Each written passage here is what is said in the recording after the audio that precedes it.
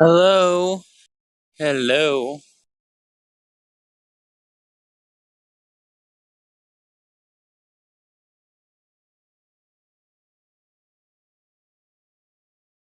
I can't believe how fucking sad this platform has become.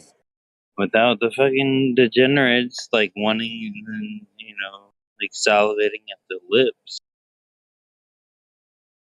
Here we are.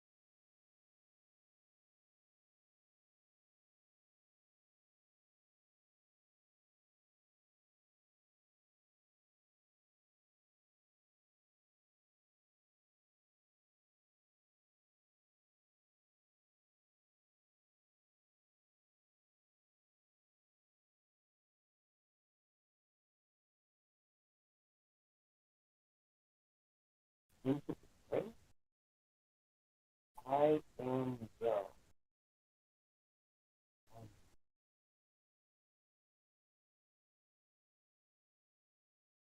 I know. Luke, I am your father. Fuck, fuck. I love Star Wars. Let's get the Star Wars started. Let's get Star Wars cracking.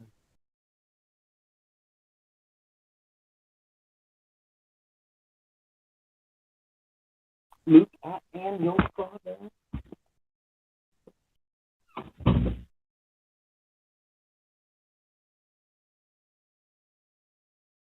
I just want to give shout out to Elon Musk. Doing a lot of great things to really help humanity out right now. Um,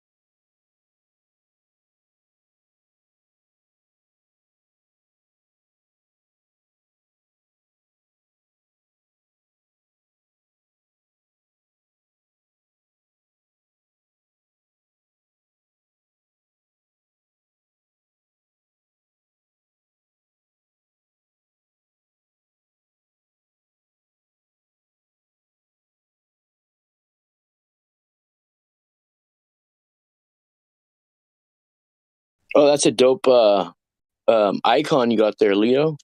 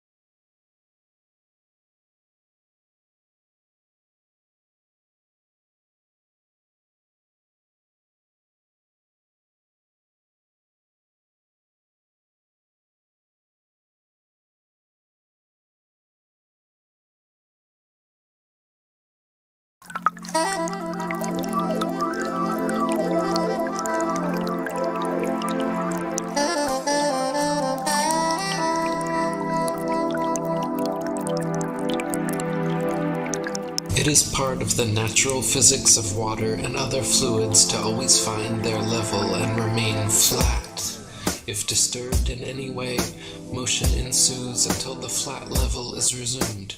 If dammed up, then released, the nature of all liquids is to quickly flood outwards, taking the easiest course towards finding its new level.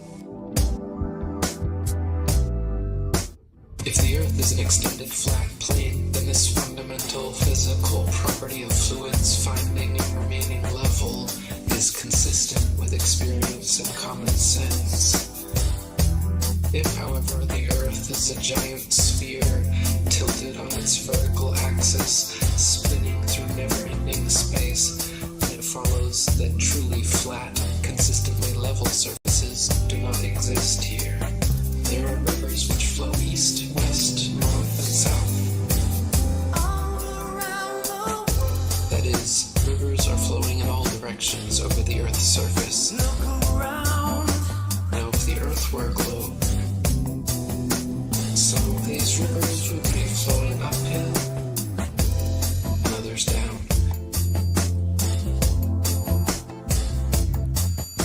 Some of these rivers would be flowing uphill,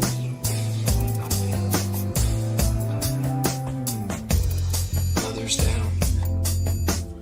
Rivers do not flow uphill. If the Earth were a globe, rolling and dashing through space at the rate of 100 miles in 5 seconds of time, the waters of seas and oceans could not, by any known law, be kept on its surface. Whenever experiments have been tried on the surface of standing water, the surface has always been found to be level. To drop the theory which supposes a curved surface to standing water is to acknowledge the facts. If the Earth were a globe, the surface of all standing water would be convex. This is an experimental proof that the Earth is not a globe. There are rivers which flow east, west, north, and south.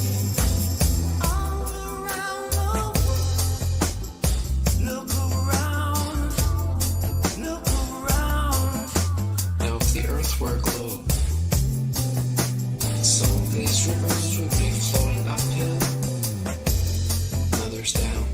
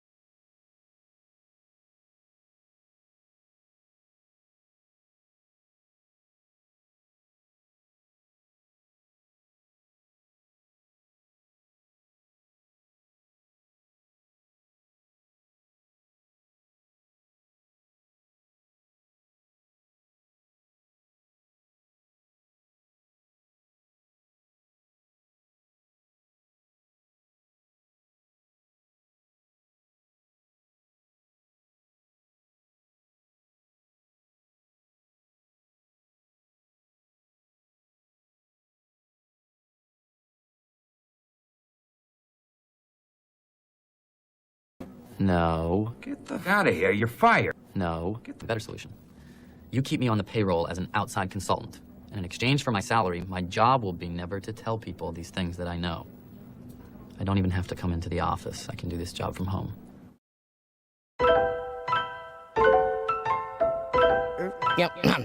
Yo, if Earth's flat, why don't you fall off the edge? I heard that Mike Collins from Apollo is dead. My girl's fat girl, let's just crawl in the bed. Don't spit if you want, just swallow instead. Swallow instead. Can you hear me, Siri? Swallow instead. Hello, Siri. Is gravity a theory or a fact? Throw my tampons in the house where my period's at. Get my rap on when I'm pissed about the serious crap. Passing so fast through space, time bends in half. If you in Savannah, Georgia, let us know don't that. listen if you don't like when I spit these raps. Rhymes are right like lightning, I write so fast. I'm like Mike Tyson, you ain't got to fight in chance. Yo, I'm going back to basics, flat smack in the faces. You can't have gas pressure without adjacent to the vacuum of space, bitch, without a container. Like paying for a lawyer.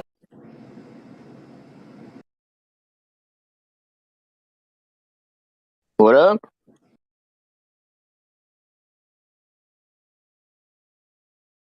You want to say something? I can't hear you. Hey, awesome! It took a second to click back on. No, yeah, I was just seeing. I was in Savannah. I know we've been talking to some people in Savannah, Georgia, and so I'm here in Savannah, Georgia, and I wanted to come do the clang clang with them. You know what I mean? No, not really, but if you'd like to elaborate. Are you in Savannah, Georgia? Savannah? Am I in? You're asking me if I'm in Savannah, Georgia? Yeah. No. Well, fuck. I mean, Why that would was you all think funny. that? I'm literally here. Well, because I'm here, and So you just because you're there, you assume that I was there? why? No, because there's some people from Savannah, Georgia, are here, and it's like, On the Discord? hey. I don't know, bro. No But anyway, Savannah, I Georgia. mean, you want to fucking put away the fucking dirty rags and fucking talk about like how the fucking reality is fucking as it I don't presents know. itself. I don't know what you mean, bro. I'm ready to do. I mean, that put away the dirty fucking rags, dude. All these fucking people put away the dirty rags. You I fucking don't know what you filthy mean. people. The earth is flat. Like All what right. you perceive the world to be is objectively flat, and then a lot of mad ass people come after that. Yep. That's what it is. It's simple. Welcome to Flat Earth, bro. It's obvious. It's easy. How long Like you been a Flat Earther for? I've been a flat earther. Well, when Eric Dubé came out with his 200 proofs in 2016, I guess it was just like I was like, "Derp, yeah." I don't know what Obviously, derp that's means, just but easy, but it was like much more before that. You know what I mean? what is derp? What does derp mean? Um, it's I've heard like that a before. friendly term for like somebody who's just takes in a lot of information, but then they don't actually apply it to their own reality. So then they like take in information and it's like, oh, like we're spiraling 1,000 miles an hour and like you're in a different dimension.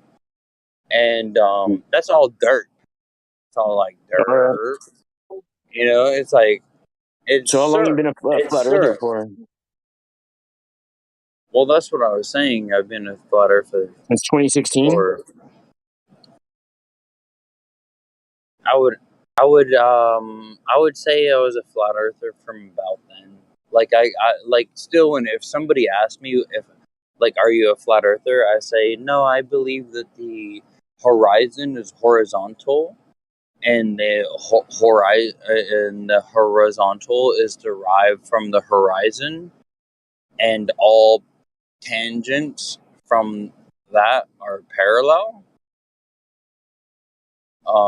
So it's like I don't want to give anybody any leads to Sounds like that. you just started flat smacking people recently. What'd you say? I said it sounds like you just recently started trying to flat smack people.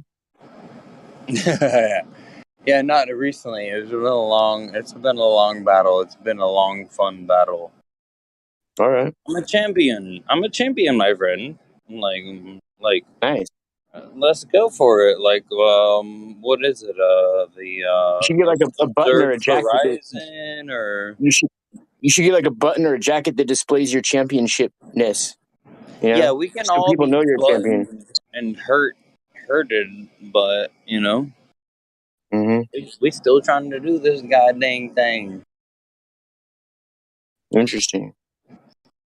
No matter what, it's a fun. It's a love. It's a love. It's a more love sort of thing. It's like I love the Is that how it works? philosophy. I love the philosophy and the psychology and the science of it. You know. Of And it's what? like, what do they got? And they say, oh, I got that too. And it's like, okay, let's talk about it. That's what I'm talking about. Present the Right. curvature and all that. Present the. Let's talk about science. Let's talk about philosophy. Let's talk about your belief that you're on a curved Earth. Yep. Probably not. Do that. Let's do that. Like, it's so fun. But that's what they count on, because they just count on fucking pathetic old me. Just, Oh, I just you have sound to like deal with it. you sound like you've had a couple tonight, huh? Well, yes, sir. That's when I come to speak on this Really? platform. You don't talk. You I, don't come just clear I, minded. I think drugs and alcohol are for losers.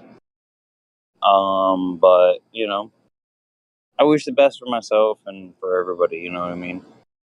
That's right, bro. Whatever it takes. You know what I mean? Sometimes you just need to talk to your homies. You're not. Hey, I bro. wish you were here. You're out there in LA. Hey, bro. Sometimes you want to go where everybody knows your name. Dun dun dun dun dun. You know what I mean? Or the opposite of that. Like, nobody knows my name, and we're Right. just talking about the reality of Then the. you be like, people are strange when you're a stranger. I went to a comedy show tonight. Oh, was Flat Um, Nasty Theo performing? Vaughn, Theo Vaughn, because I love Theo Vaughn. It's like nice and Is that just what is that a type of food or something? yeah. You would think it was like a. You would think it was, but no. It's an actual comedy actor. Oh, hmm. And Interesting. so I went to a show, and that's why I was like, "Who's in Savannah with me?" Wait, how'd you know I was in LA? Because you sound like, well, I think I've heard you before, and you Oh, sound like yeah. a person from LA. Don't I sound like a person that's like not from LA but is from LA? What? I mean, but that's not the point. The point of the discussion was like, I'm literally here in Savannah, so who is the person in Savannah? I'm gonna be here right Okay, so now. check this out. I'm in Savannah right now, bro. Turn around very, very slowly. Turn around to your right very slowly. Slow I'm down. horrified. Slower. I'm horrified. I Slower. just turned around and guess what? And you It see me, wasn't huh? you. It wasn't. Are you No, sure? I turned around. It was not you, my friend. Damn No, it. but let's talk. I Let's thought that talk. was, I I mean, swear I thought that was you. I since thought that was you. Savannah friend isn't here, let's just talk I thought, about I like thought that how was you, dog. absurd That's a trip. let's talk about how absurd the fucking globe reality is. Like the globe absurdity is. I guess we would Talk call about it. how absurd something that's absurd is. That would be absurd. I mean, that's what I tell people. It's like, well, we all live in the simulacrum of your We own. all live under the sea, bro. Uh, of course, it's a globe. Calm down, calm down, calm down. And of course, like, nobody's trying to hurt anybody's feelings over here. It's like, of Feelings have nothing to do with course, it, bro. like, you believe in a thing that isn't real, and then you find it absurd when people talk about what is real. It's just how it goes. It's a fun thing. It's a fun thing. It's a fun thing. people get real mad when you talk about it. Like, never mention this in real life. Never, ever mention this shit in real life. Oh yeah, I know, only mention it in pretend life. You know, I haven't lived real life for a long time, so. Yeah, and I wish I could pretend better, you know? And you That's know, what it's I hard, bro, like. but you just got to concentrate more and you'll be able to see objects in your mind more clearly. You know what I mean? When you're not looking at them. It just takes patience and concentration, you know? If there was I think you better can do it, though. pretend, You sound like our confident. like Disney would have convinced me better, you know? Sure. Yeah, yeah. They would have Maybe you would have, convinced me. your parents would Disney have would have joined Club convinced. 33 or I would have something. seen. Yeah, yeah, yeah, yeah. If it was better, Disney would have convinced me better, and like my parents would have, and my girlfriend, and your girlfriend, and my girlfriend, and everybody's girlfriend would have convinced me way better if the shit was like had anything to Huh. argue Well, about. But it's like, hey, thank you very you much. sound like you're still trying to convince yourself, kind of, bro. You know what I mean? You know? Don't take my Yeah, word for anything. no. I went to the beach today, and I was like driving for like a long time, and I was like, whoa, like that. I looked at this cloud at the horizon, and that cloud came up on me, and I was like, wow, that cloud came up on me, and at only like 20 miles, you know, and I was like full on thinking about it. But it's like, who else is thinking about that? But it's like, you're so stupid because the earth is obviously a globe, so obviously, like, when I was driving for 40 miles and that cloud was there, and then when it was right above me, that was just a 40-mile observation. Like, it was just confirmation of So the cloud confirmed for you or something? a flat angular assessment of the flat earth, you know, basically, you know, uh, how you want to derive the earth by basis Hmm. of a angular measurement to any star or celestial object. And so I'm full on like really kind of like, it's like I want to be a friendly friend, but I'm more sort of like, this is obviously, the earth is flat.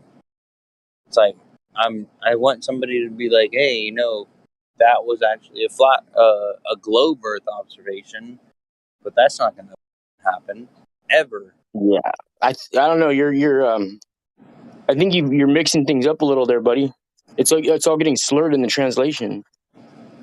Oh, it is. Well, I don't mean to. I'm sorry. There's like a vent that opened up over here. Sorry. Yeah. No, I'm just saying though. I'm just saying. Tell me, you know, what's your favorite thing about the flat Earth? Like, I know you had a flat Earth observation today. My favorite thing about the flat Earth is the same as it's always been. You know what I mean? Same since day one, dog. You know, every time I sometimes try new food and stuff like that. You know, actually, probably the best thing about it is walking barefoot. I love the way it feels underneath my feet. Earth. Yeah. People got real Yeah, that's confused probably about that. the Yeah, best the thing about Earth. flat Earth is Like, walking barefoot. that's your flat baseline right there. It's A my lot of grounding pad. okay, let's talk about that. See, a lot of people ask me like, "Oh, well, where is the edge of the Earth? Aren't you falling off the edge of the Earth?" And it's like, man, I'll put Tell my them this feet next in the time somebody dirt. asks you that. When somebody asks you that, tell them you're on edge and you're feeling edgy enough to give Reggie Bush a wedgie. No, no. What I tell them is that the triangle for celestial navigation is the edge that they're Hmm. searching for, and it Well, requires, put your feet down in there. Put them deep. Put your feet deep down in there, because what? that's what we're searching for. So it's All just right. an encouraging thing, you know, all the time. Encouraging. Meaning, like, you're giving somebody who didn't previously have the courage, you're giving them courage that they didn't have before? Yeah, they didn't have that. And it's like, maybe they thought that they were putting their feet down in there, but they were putting them on Reggie's feet. They were putting them on, like, O.J. Simpson's feet. They were putting them on fucking, like, George Bush's feet. So when did you first start coming on the server, bro?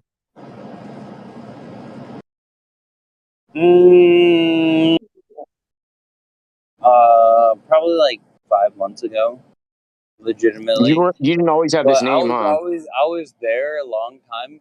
But it was like, I used to be there, and there used to be like Brenda. Brenda had her own server and stuff, and like I would listen to like Globetards, like on their 24/7 Discord server. It wasn't a Discord server, but their little chat that they had in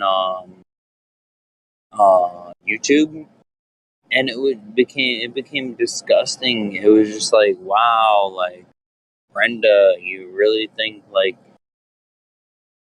donuts is space time? And it was just like weird stuff, and it's like, I was already a way flat earther and questioning everything. So it was just like sort of a fun thing, but Yeah. When did you pick this icon and this name to come on this server? How long ago? I think that was like 5 months ago. I You I haven't was had this on there. I icon was and on there this heavy name. because I'm on there heavy.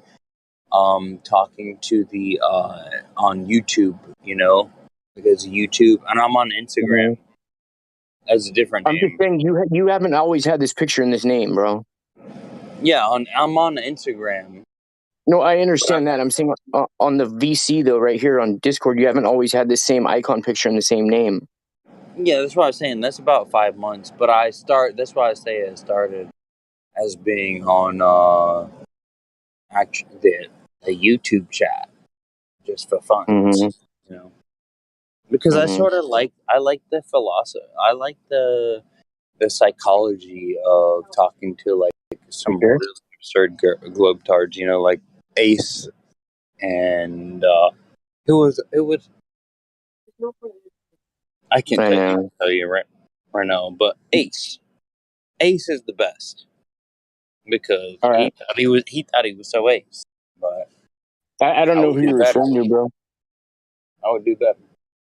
This conversation's a little one-sided. I think you've not that anything's wrong with it or anything, but it sounds like you've had a few. You know what I mean? More power to you.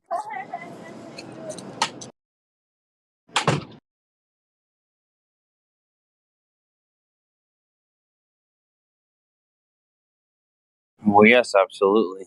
And that's why I was seeing who's around here in There's nobody on right now, though, bro. Savannah. Yeah.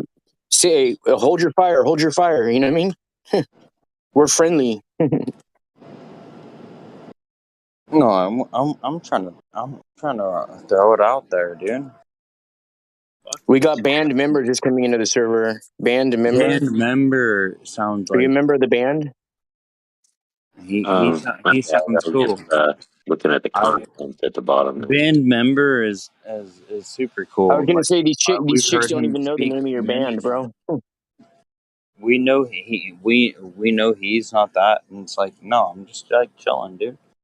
No, but I appreciate your discussion with me because yeah, I really only speak on the server like the few times that I ever drink alcohol or do whatever. I think a band member. Are you a Glober?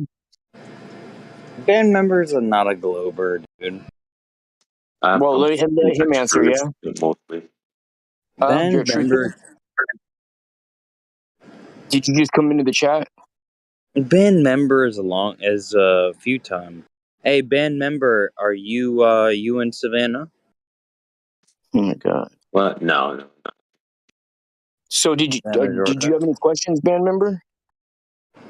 No, actually, I just wanted take a peek here because I was looking at all the content at the bottom of the. I forget who asked to look at the content at the bottom of this scroll list here. So that's what I was doing. I just decided to pop in here and see what everybody's talking about. Cool. Hey, we're Yo, just sir, talking about how cool it is that there is no observed phenomenon of the globe. And so we're just wondering why people believe that they live on a globe. That's it. Yeah. Okay. Yeah. Most of the time, I just listen to them. Still, all right, bro. trying to learn as Well, much as I if you can. have any questions, you're always welcome to speak up. If you don't have to, though, whatever you want to do, all right? All right. Thank you very much. Yeah. There's not too many people in here right now, so, you know, as long as you're Dude, hell yeah, respectful, he's bro. my homie. Hey, the homie. Right now, I'm going to exit and look at more of that content underneath on the Okay, bottom. bro. All right. Have a good You're night. the homie. Don't even Come back listen to anytime. what we're talking about. Just fucking find what's good. Do it.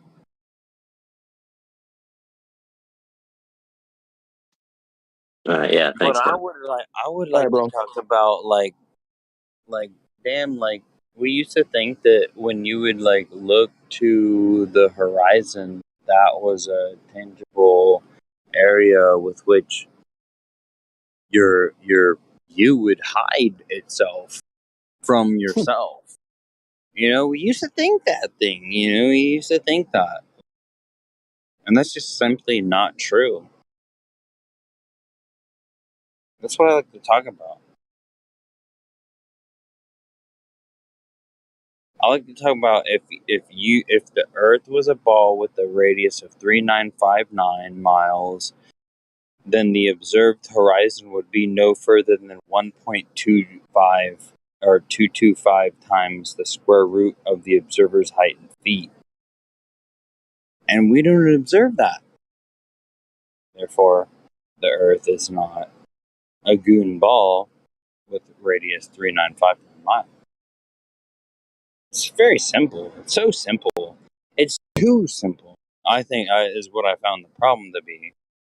The problem to be is people say, "Well, what about this one?"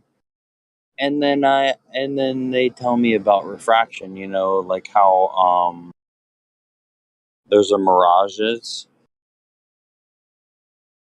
and then they ask me about refractions, and then I ask them, it's like, well, why? If so, and this is my real question. This is what I want to leave to you all. Like, if that's my refraction, why would that boat have 6 feet disappeared from the bottom of it? Wouldn't the refraction, you know, give me the whole bit? You know, like, what's the reason why I don't see that 6 foot? Why don't I see the 6 foot? Come on. That shit pops up. No, nobody wants to tell me why refraction can't be explained.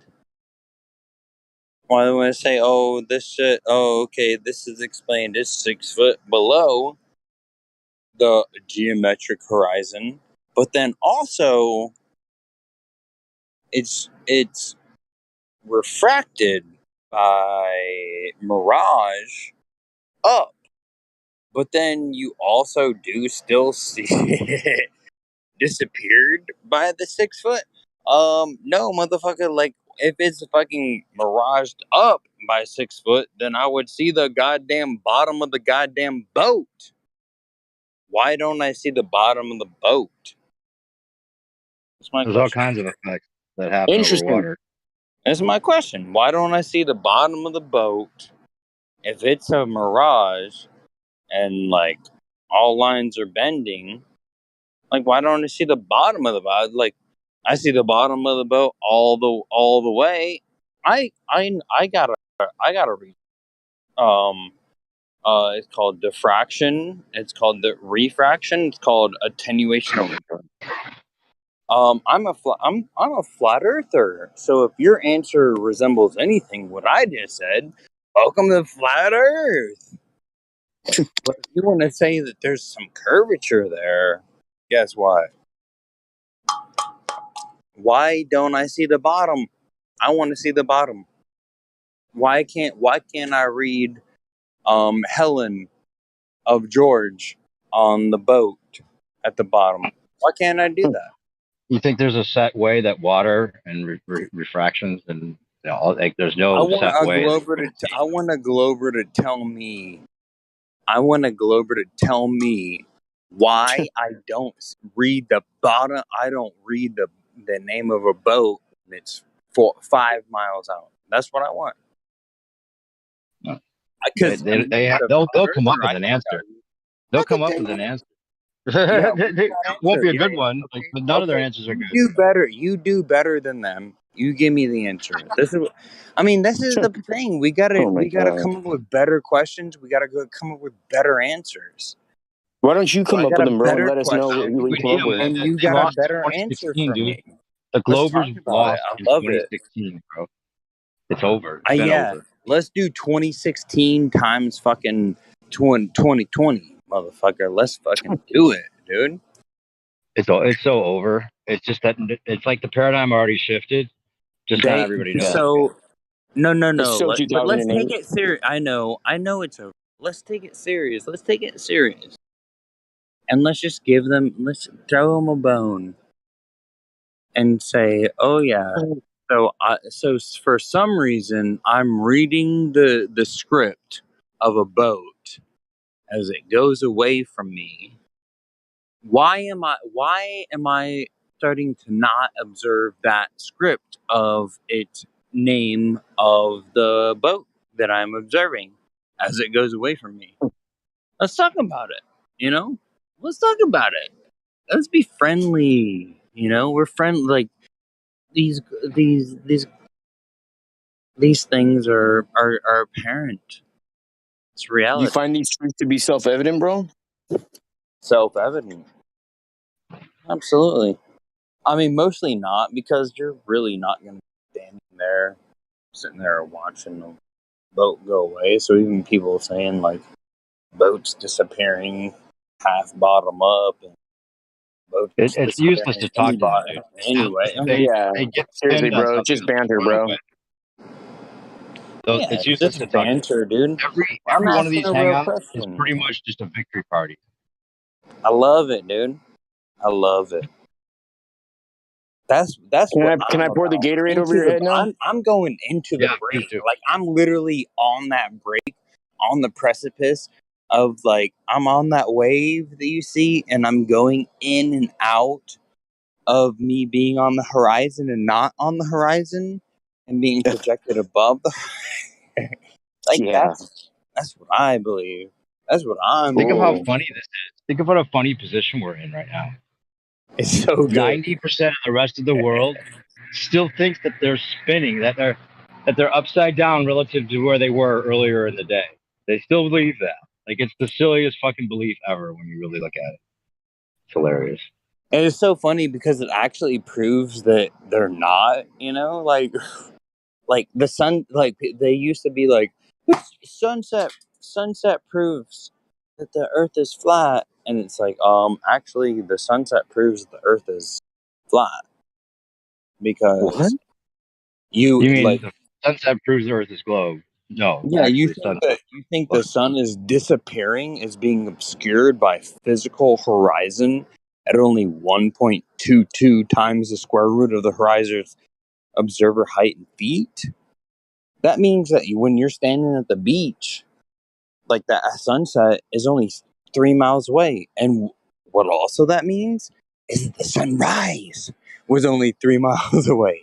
So that the sun was only 3 miles in your entire reality for that day while you're chilling at the beach.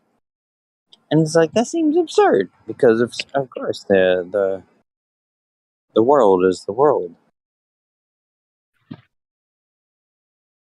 But sunsets prove that the Earth is You got any good not stock a tips or ball with anything? 3959. Got any what? Got any good stock? Not you. Yeah, I was asking this guy if he has any good stock advice for me. No, I mean you Tell me invested to in invest in. XRP. You invested in XRP like a year ago. You're good. Did I? Is that what happened? I mean, if you didn't, well, you should have. But whatever you did a year ago, it's good to go. Thank you, bro. I appreciate that. It's good to go.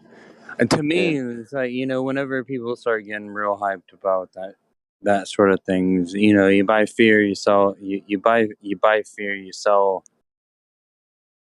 What is the other term? I don't know. Not for me. It's not for me, but I know what you're talking about. This is talking about money, what money is and stuff, and these are other discussions, and so I just want to be here. I was like looking for somebody who is here in Savannah, Georgia. Well, if you turn around real slowly, slower, bro. You got to turn around slower. I think I see you. Slowly turn around. Do you see the guy with the black hat walking behind you? Kind of making silly gestures with his hands over his head, flailing his arms about crazily. That's me. That's me. Yeah, I have a balloon in one hand. No, Yeah, I wish I was in. I wish I was in California. I used to be in California. I'm not there. That's where I was we actually are. in Savannah, But California. I'm there in spirit, so I feel I sort of felt you when you were doing that shit. I was like, holy, this dude's creeping up on my shoulders and shit. Yeah, right there, bro. Right there.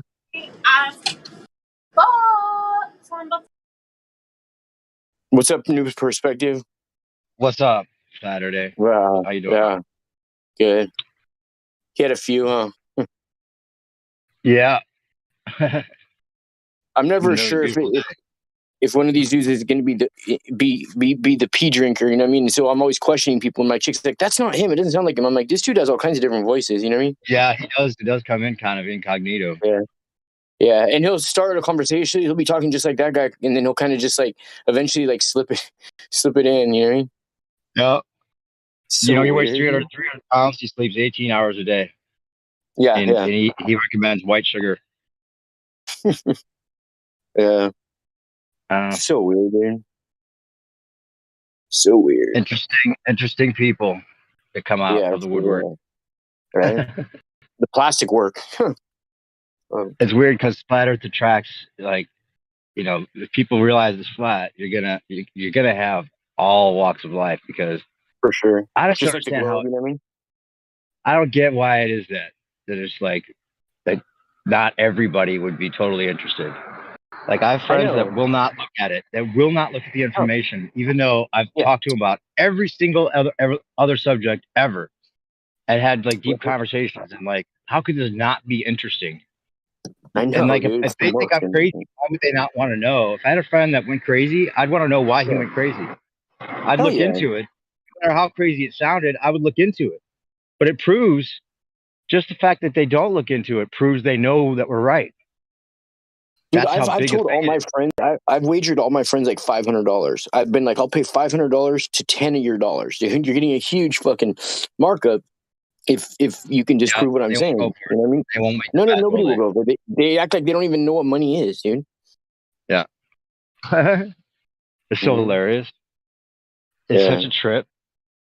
It's just like, it's like past a certain age, or past a certain, like, we have kids or something. Like, I don't know what it is. If you have like, I think it's that if you've made big decisions in your life and you're set where you are, or whatever it is, or you've never done hallucinogenics or something, or I don't know, it's some kind of standard. It's like they cannot let go, because then they'd have to rethink every big decision they ever made, because they know that they might have made a different decision having known this earlier.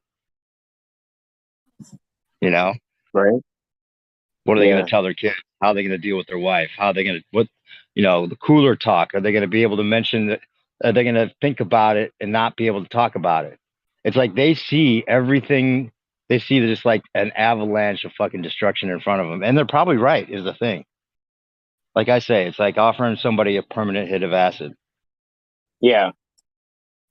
Most people won't take it. And it makes sense, because they see like, oh, I'm going to be tripping like the rest of my life. I don't want to deal with that. Right. Yeah, it kind of is, bro.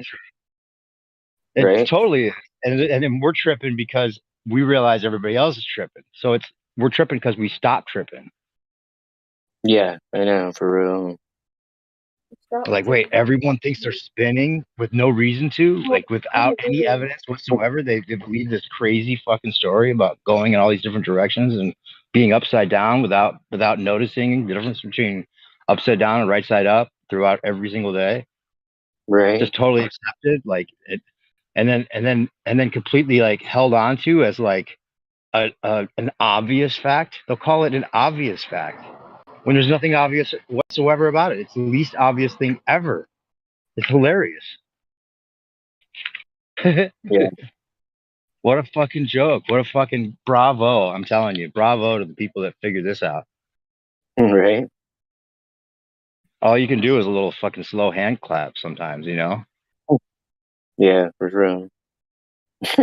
Like, It's like I have a hard time. I try to figure out what makes somebody switch, and I don't think anybody has figured it out. You know, it passes all There's no socioeconomical. that way. It's different for everybody, Right? right? Yeah, for real, man. But it seems like it seems so obvious and so in your face that like all of us at first think, oh, well then it's going to be over in a couple months. Yeah. Everyone's going to. It's like a good joke. That's the other Right. thing I always say. You know, like after a while, everyone's heard that joke. You know, Right. it's something you find out, not something you decide to believe. It's just something you find out because it's that obvious. It's that good a Right. joke. Yeah. Yeah. But I think it's going to happen though. I mean, the fact that the fucking kids are internet savvy and Yeah. they know what's going on. They know what's going on. You know, Yeah.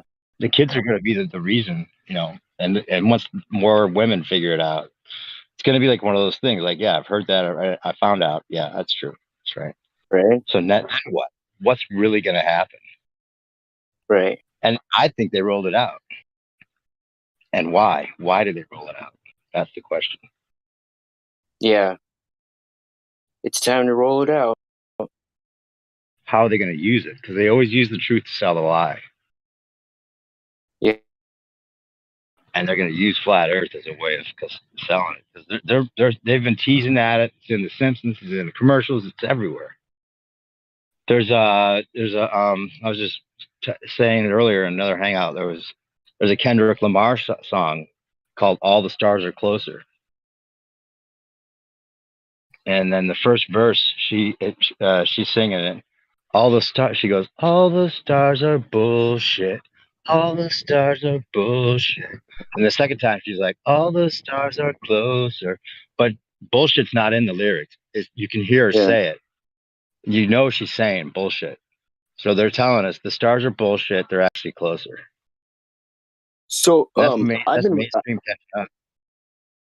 I've been reading about. It's weird that you just mentioned about when is it going to go down, because I took it back to the beginning when all this kind of started back in 1858 when they started laying the undersea cables, right? And I've been reading about it for a couple hours now, and one of the first messages from James Buchanan, the president at the time, to Her Majesty Queen Victoria of Great Britain, says the president cordially reciprocates the congratulations of Her Majesty the Queen on the success of this great international enterprise accomplished by the science, skill, and indomitable energy of the two countries. It is a triumph more glorious because far more useful to mankind than ever was won by conqueror on the field of battle.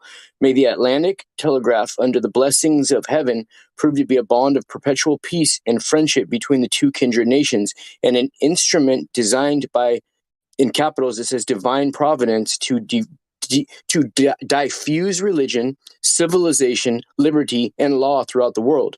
In this view, will not all the nations of Christendom spontaneously unite in the declaration that it shall be forever neutral, and that its communications shall be held sacred in passing to the place of their destination, even in the midst of hostility? Trip out on that, huh?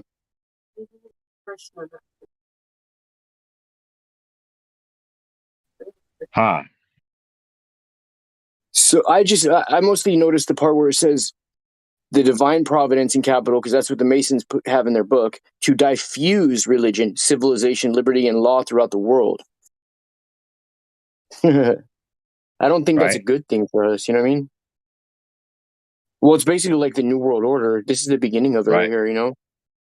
Right. And come to find out, I mean, I can't prove this is my opinion, but submarines were created right around the same time they started putting this cable in. I don't think submarines are used for any type of war, bro. It turns out that the cable where it's laid, like let's say it's laid from one part of the Atlantic to the other. Well, it's going from one continent to another, one country to another. Well, both of those lands that the cable is going to are footing the bill on that cable, right? So if this cable is going from New York to Germany before World War II, and then you really think that they're really fighting with these people, or you really think Putin's sending Russian submarines to possibly tap into our internet when we're both footing the bill on that thing? It's such a joke, dude. You know?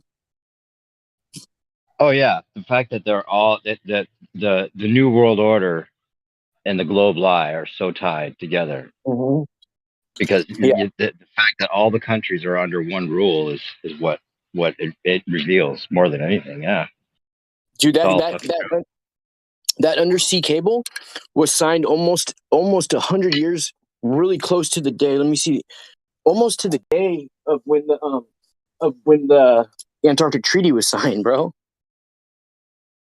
Oh, sure, makes sense. 1858 to 1958. Weird, huh? It seems like they made a deal with the Outer Ponders, I think. Right? Something. This is your little area. And Outer Ponders. Flatter, dude. Undersea cable guy. Who's the cable guy? What? No, I said undersea cable guy. Undersea cable guy. That's funny. Sorry, Jim Carrey. Right? Is that a new superhero? Undersea cable guy? No, I was just reading this gentleman right here. What Buchanan, the president at the time, sent a message to Queen Elizabeth, and what he was saying about diluting religion and law, diffusing, using it to diffuse like the undersea cable, and it was signed. They first laid it in 1858, 100 years before the Antarctic Treaty. All right. So I don't think any of the submarines, you know, they say they have submarines with like warheads on them for war. These submarines, they started using it right around the same time they started laying the undersea cable. I think the two are intrinsic together. I don't think any of these submarines have any type of weaponry on them. I think it's all cable installation stuff. Don't they got torpedoes? And that's what they say, but I don't see what would be the point of any of that, especially when the Athena laser works way better, it's way cheaper, and way less collateral damage. Interesting. I'm not going to throw it out. Yeah. So when a cable is laid, when they first started laying the cable, the land where they were laying it from, let's say New York to Germany or New York to Great Britain, both of the countries, the land that it was getting laid on are footing the bill. They're splitting the bill for that cable. Right. So makes sense. If we got cable running from New York to Germany or Russia, and they're footing the bill on that, it's kind of almost hilarious that they'd ever say that Putin's submarines are trying to tap into the cable. It's like, dude, he's got full access to that cable just like we do. We share it. You know what I mean? There's no profit in having war with them. There's only profit in peace. That's the only way you can make it work. You know? Right. As far as these missiles and warheads and stuff, I think those are just like paper mache, elaborate paper mache. Yeah.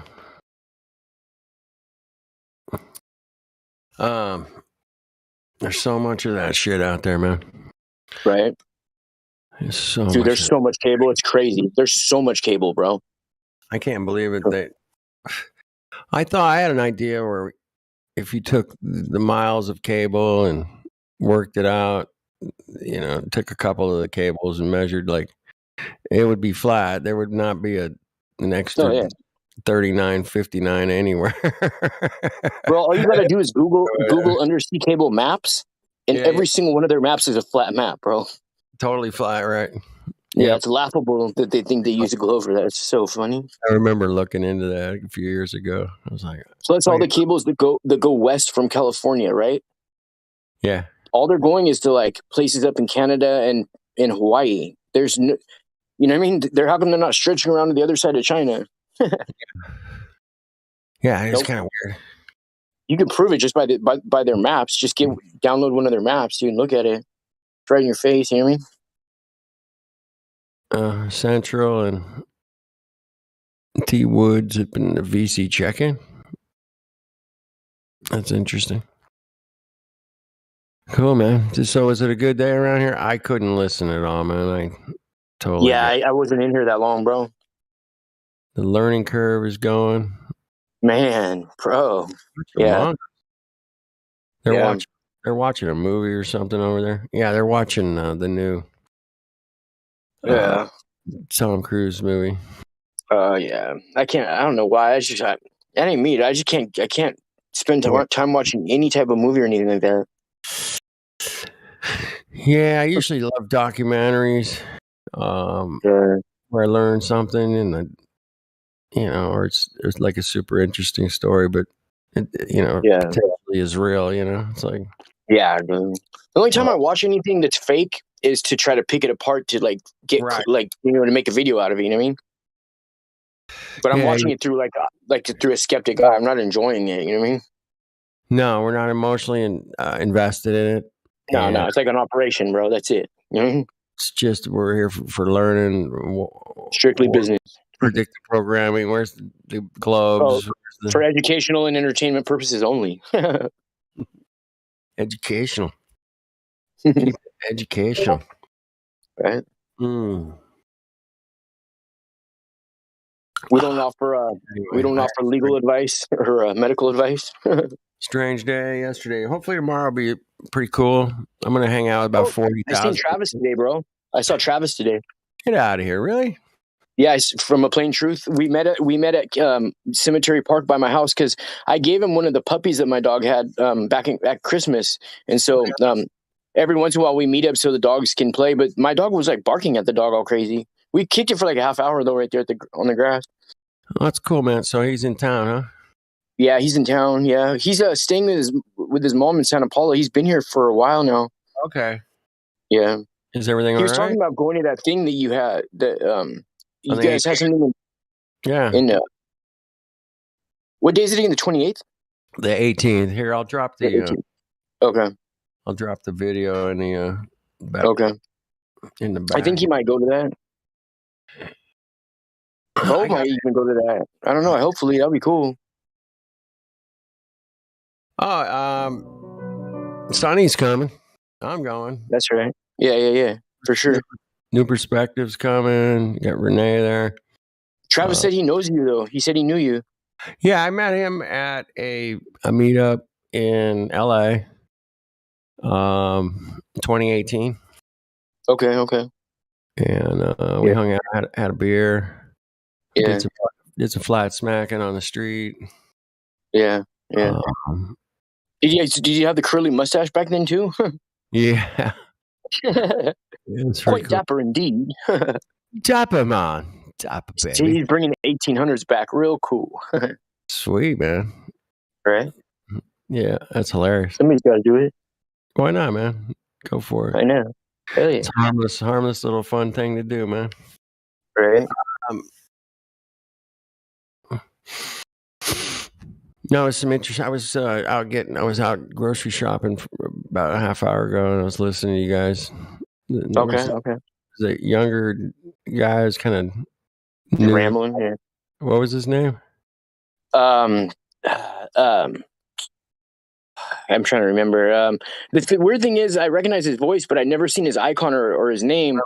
And anytime it happens, I always say something to people, I question him a little bit. You know what I mean? And he was an interesting cat. Yeah, for sure. He was a little buzzed. He was funny though. Yeah, I'll give him that. For sure. It's cool if you're buzzed and you're funny. It's when you're not buzzed and obnoxious. That's when you got to go. Yeah. Yeah, for sure. Yeah. I am a buzzed, funny one, and then when I get to that point, I'm like, "See you guys later. I gotta go." Right. Yeah. For sure. But there was another dude who came in here. His name was Band Member. Oh yeah. Mm-hmm. Yeah. Yeah, he's more of a learner right now. He says he's going to go dig into some of the other content around here. And, good for him, man. Yeah. Yeah, I hope he does. That'd be good. Yeah. All right. Well, there's the meetup. I put it in the chat, and then Okay, I'm gonna have to screenshot it then. it's got the address. Everything's on the info. It's all in the, you know, where it is. Pretty easy to find. It's a cool place, man. Right on the beach, man. Can't beat that. Yeah, I've never been there. I've only been to Orange County a few times in my life, but it's definitely not that far of a drive, really. You know what I mean? Dude, it's 150 it's like miles. a half hour past LA. Well, I mean, there's some parts of Orange County that are actually closer than LA, depending. You know what I mean? Well, not really. No. No, there are. There's parts of Orange County that's closer than LA. I don't know, man. LA's big, bro. Like, I mean, like I'm talking about like LA County. That's what I mean. Like the county of LA, like Lancaster, all that stuff. Orange County is closer than that. Oh yeah, for sure. Yeah, there you go. Yeah.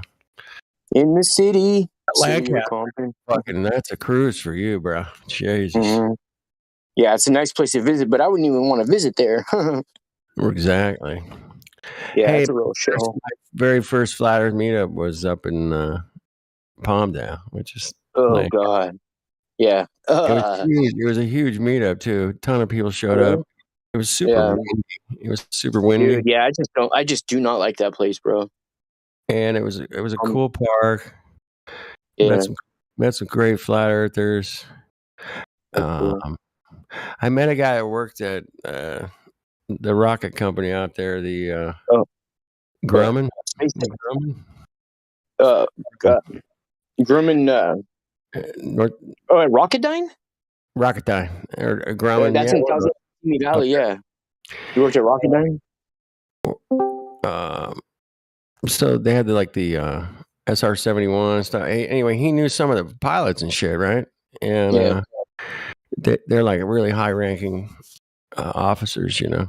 I think they have to be like a colonel or at least a colonel to fly those fucking things. Yeah. He went up. He asked 3 of them, and he goes, "I can't just go up and go, hey man, is the Earth flat?" So he came up with this really ingenious idea, like just to say, "Hey man, you know, I'm really curious on how you guys work out that math for the current Earth. You know, I'm doing a paper. I need to." Or I don't know if he said he's doing a paper or something, but he just said, hey, you know, I really was curious because trying to figure out how you guys account for the curvature, you know. And the first general he asked, he goes, "It's just like your kitchen table." Right? Yeah. And the next pilot he asked was like, you know, how do you do that? How do you get that? And I think he said, like, dude, I can't tell you that. Yeah, right. And there was another one that said, yeah, it said it's basically flat, man. You don't have to do many calculations. It's like the bottom of your kitchen table. Flip it upside down. I can't remember all the 3 answers he gave, but the dude you could tell he was pretty smart and you know, and had a bit of wit to him, and yeah, it was cool. And Jeranism was there. Lucy Lemons I met. Dan the Waterman, that's the first time I met him. That's right. I met him a couple times. He's always at every meetup down there, I think. Yeah, he's pretty consistent, like me. I'm I think I've seen you at every one too, I think. Yeah, I mean, if they're close, I got the time, man. I'll go. I think I missed. You were there when I came with Jackie that one time, right? Man, I started going to Flat Earth meetups. I was trying to get to one for like 6 or 8 months, man.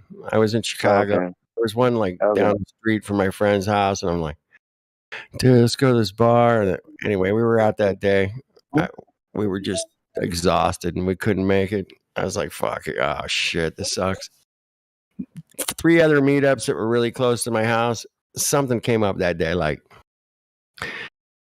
oh, you have to go pick up your niece and, you know, Palm Desert or some shit. You gotta go get the papers. I had to do something the whole day. I couldn't go to the meetup. But finally, I saw the Lancaster one, and I'm like, fuck it, I'm driving. It was 100 miles, like one way, you know, right? Yeah. but it was worth it. There was some great. It was just great. I was super excited to meet other flat earthers in person because at that point I never really met one except for my friend who was a flat earther. Yeah, that I've known for 27 years. So my friend dies on the fucking.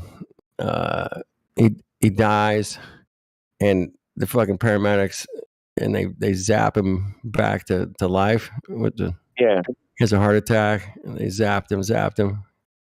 He said when he was dead, he floated up, and all he could see was flat, man. So and he was like, right?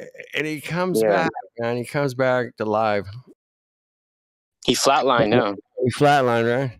And he comes back to life, and he's like, "Where's my iPad?" I gotta look something up real quick. And he looks up flat Earth, man. And sure shit, and this was like 2015, right? Oh shit! And sure shit, man. It was bumping in 2015 for flat Earth, man. It was straight bumping. You watch one flat Earth video, you get 12 more in your fucking suggested. And they were all good content. There was, Jeranism was out there. We had like RV who was doing a bunch of shit. Every day RV was putting out videos, man, right? People live streaming. It was fucking like, it was like the Wild West of flat Earth, man. It was going off. It was great, man. Anyway. Now it's like trying to go buy food at Disneyland, you know what I mean? It's like trying to buy some vegan food at Disneyland. There's a lot of energy for it, and there was, about 2016. That's when they started their anti-flat Earth campaign stuff, and they really started coming down, like with Discovery Channel and some of the bigger news outlets and stuff were all starting to like make fun of it and make it look stupid and. Yeah, they were doing their gatekeeping, you know what I mean? Shit, right? Yeah. Damage control, 1 Charlie 12. We got him at gunpoint, cover code 3. It was popping up on people talking about it on talk shows, sports people were talking about it. I mean, it was going off in 2016, man. It was a fucking wild house out here, man. A lot of hangouts. People online talking about it all the time, man. It's great. It's actually surprising that it hasn't come more to fruition. I guess because they pulled back on the recommendations, but it was over. The debate was over 2016, 2017. It was already. Yeah, it was pretty. We were pretty hammering we were hammering gas pressure back then too, man. We were hammering, where's the curvature back then, and Foucault's pendulum. Fuck you. Fuck off, pendulum. Yeah, thanks. One of the biggest turning points is when Mick West went on Nathan Oakley and totally had to admit that the radius was an assumed value. Yeah, that was. And they totally dissected the whole hijacking of perspective and showed how it was done with the orthographic view and keeping the actual distance, the actual height of a building and the distance from the perspective view, even though things get smaller as they go away from you, and all that was just totally exposed. That was it. They couldn't come in. The ballers could not come into the debate anymore with their hidden value and say that's what we expected. Yeah, they got popped. That was a really good turning point, man. I think I did a little fucking. I think I jumped up and went, yeah, oh, there you go. Oh yeah, I was like, that was huge. Stab the fucking globe, man. It's done. Stab that bitch. So no, it's just been. There's still great content out there. Still people doing stuff, but there's nothing coming along that's going to surprise us at this point and go, oh shit. I hope there is. I mean, there'll be something here or there, but not like it that was. idea I was talking to you about yesterday was just the Mercator map being like the map, and if the flights actually don't go from Alaska to Russia and they're not actually as close as even the AE map's trying to show us, and it's just like this little rectangle area that we have, and that's why all the flights go the way they do. That's an interesting idea. Yeah, I need somebody to present a video on that, man, so I can wrap my head around it. I mean, I get the concept, but I'd like to have some a little more Yeah, hard, I'll look into it. a little hard data on that. Times, flights, flight routes, distances, that kind of shit. Cool. Yeah, we know the map's fucked, and I know the map's flat. So there you go. All maps are flat. Last time I checked. Correct me if I'm wrong. Yeah, we were just talking about how funny it is, the position and that we're still in. I just can't believe that it hasn't gone. Like I said, it's a good joke, and if everyone hasn't heard the joke by now, it's surprising. Not that it's a joke, but it's the truth, and it's just so obvious. Well, it's funny. Even Flatter Day Saints is pretty good flat smacker, but he does it in a funny, fun way usually. Yeah. Might as well have some fun with it, you know what I mean? I'll have some fun with it. I try to have fun with it. There's some guys around here, man, get real serious and super serious, and it's like super serio. This is cool, man. I love it, man. Stay serious. Be the serious person, man. I am. I can get very serious if I have to. It's a nice blend of all types of different things, though. You know what I mean? If everybody was just one way about doing it, I mean, it would be, I don't know. That's what's good. It's like a whole mixture of, you know what I mean? Exactly. A whole arsenal, dude. It's a ragtag bunch, man. And awesome bunch. Right. Anyway, I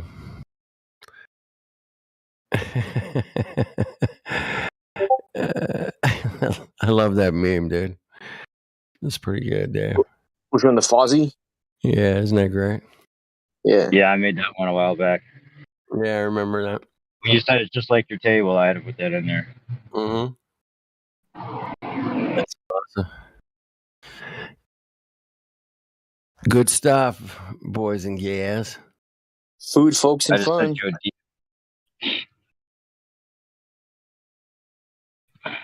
You what? I just sent you a DM. A DM? DM, y'all. You sent on me the DL. Why'd you send me? DM on the DL. Think about it. The concept I was just talking about. Okay. There it is. Awesome, man. Check it out. Hey, Truth War. Who that? We are live. Can All right. It's an hour and 37 minutes.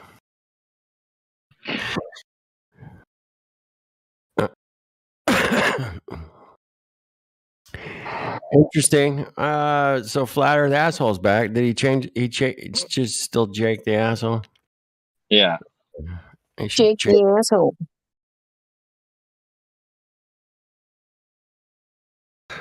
Excuse me? I just said Jake the Asshole. Jake the Asshole.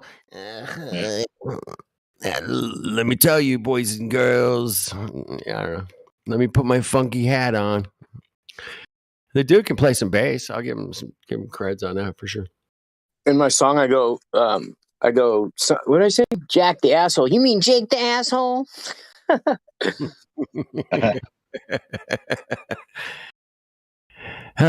Shit, you put out two Saints. You put out 2 videos in the last week, and I haven't watched either one of them, man. So I feel kind of bad. Oh shit, I don't think I have either. I suck, dude. I totally suck. Fuck. Okay, dog. The last one I put out is about how they've named the thing in Russia. You know, the thing we can't talk about. They've named it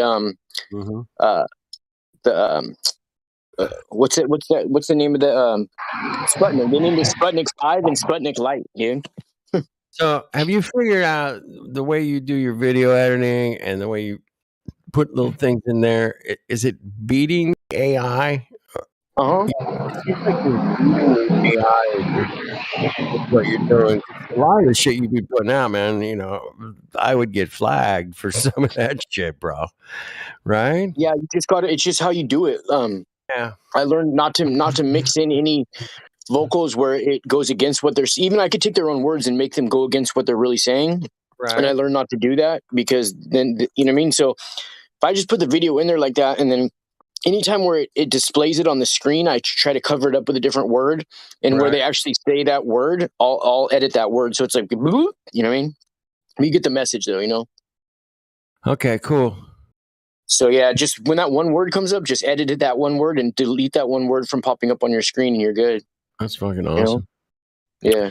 So, what software are you using to edit? Dude, I'm just using this thing. Damn. There's a little app that I got at the Play Store, you know, on my phone. Video Maker and X Recorder. I just use I made all my videos on my phone, you know. Man, I don't know how the fuck you. It's just so impressive, man. Fuck. Yeah, on your phone, that is crazy. That's pretty good. Yeah. I've seen other guys that say they do it that way too. What's And I'm the like, app that you're using? Which one? Which what? Which app? What's the app called? Oh, so to record it is. Oh, he keeps cutting out right as soon as he's going to tell us. Mm-hmm. Oh, I'm sorry. Okay, so X Recorder to record this stuff, and then Video Maker to edit the video and download it onto YouTube. And both of them are free? No, they're not free apps, are they? No, it was like $10.99 or something like that for like a year, like 15 for like a year. Recorder. What's the other one? Video Maker. Video Maker. So you gotta record the video you want to clip, bring it into your video editor, and then you know, timeline, A/B roll, and all that. You're all set. Do I what? A/B roll. You got a little timeline with the A/B roll, and you're all set, right? What do you mean? I don't even know what the A/B roll is. A roll is like, you know, you can overlap the top strip with the bottom strip and make them like cut to each other. Oh yeah. On this, there's not even a top strip and a bottom strip. You can just overlap them by splicing them together, and then you have editing tools like mix or blackout or whiteout or like swirl. You know. Right on. Good. Impressed. You hit a I pretty much just taught myself how to do it, like, because I was tired of not being able to record stuff and make all my videos were like me doing dumb stuff out on the streets. So I was like, I want to start making content, you know. So I just got this stuff and like started messing around with it. You know what I mean? Good job, man. That's good. I'll watch your too soon, man. Hey, I'm gonna hang out with 40,000 musicians tomorrow, man. Is that cool or what? 40,000? 40,000, yeah. What? All musicians. On Zoom or in real life? In person, man. In person. Where is it? An orchestra? You gonna take a live stream with you again? I'm gonna do a live stream. At least I'm gonna do the drum circle tomorrow night for sure. Or no, wait, that's Saturday night. I'll do that. Tomorrow night, I got something else going on. Yeah, I'll do a quick live stream tomorrow if I see something good. There's about 1,000 bands. There's close to like, I don't know how many performances, man. Probably like 8,000 or 9,000 of them. Damn, dude. Yeah. They're happening all over the place, man. People are it's for that Jubilee, huh? It's called NAMM Show, man. It's been going on for 100 and something years, but it's only for people in the music business that make musical instruments or play musical instruments. Or record music or sing live on stage or play a guitar or a keyboard or a piano. All these people that make all those instruments put all their shit on display, and like 40, 50,000 people show up every day for like 4 days. And it just goes on and on all day and all night. It goes to midnight every night and starts at like 9 in.the morning. It's a different date this year, though, huh? It is usually in January, but since COVID, they had to switch. They missed last year. They had one in 2020 because January there was no COVID in America or anywhere else except China. And then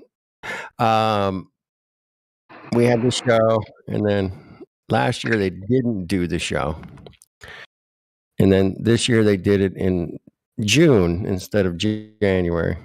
And it's really weird to go to NAMM Show in June in where I live, because it's just down the street, man. It's like, 20-minute drive.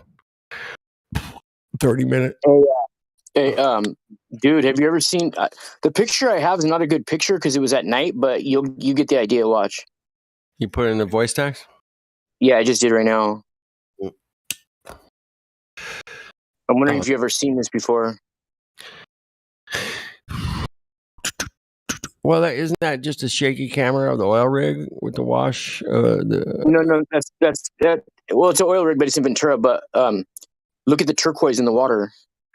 Oh, that's the that thing last year or the year before. The waves. What do they call that? Like transluminescent waves or something. It's a trick. Yeah, luminescent. Bioluminescent. Bioluminescent. Yeah, that's what that is. You ever actually been to one? Yeah, a long time ago when I was younger.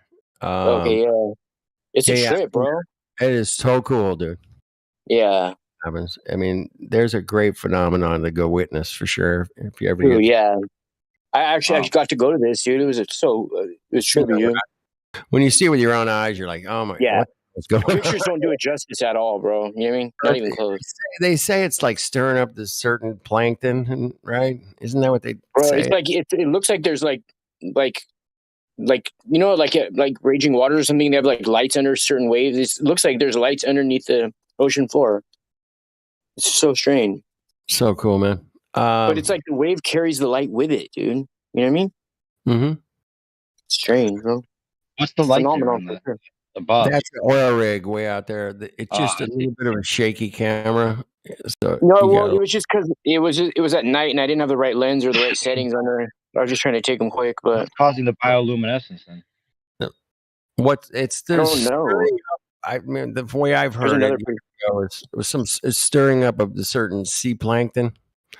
Mm-hmm. Oh, okay. At a certain time of year, and it does this every year, man. It's not like it's just this is very. I don't think they do it every year, bro. Well, it does, but different places. It doesn't always happen. Okay, yeah. You're probably right. Where in California you can find this phenomenon every year. Yeah. But it's only like for like 2 hours or something for one night though. Or something it's a quick thing, man. You gotta smooch it while you can, and you gotta be ready. But there's plenty of videos and shit out there, pictures.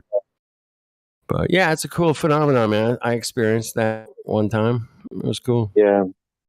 But dude, I was for sure. young, you know, I thought the world was a fucking spinning. I thought the world was the 80s, man. Yeah.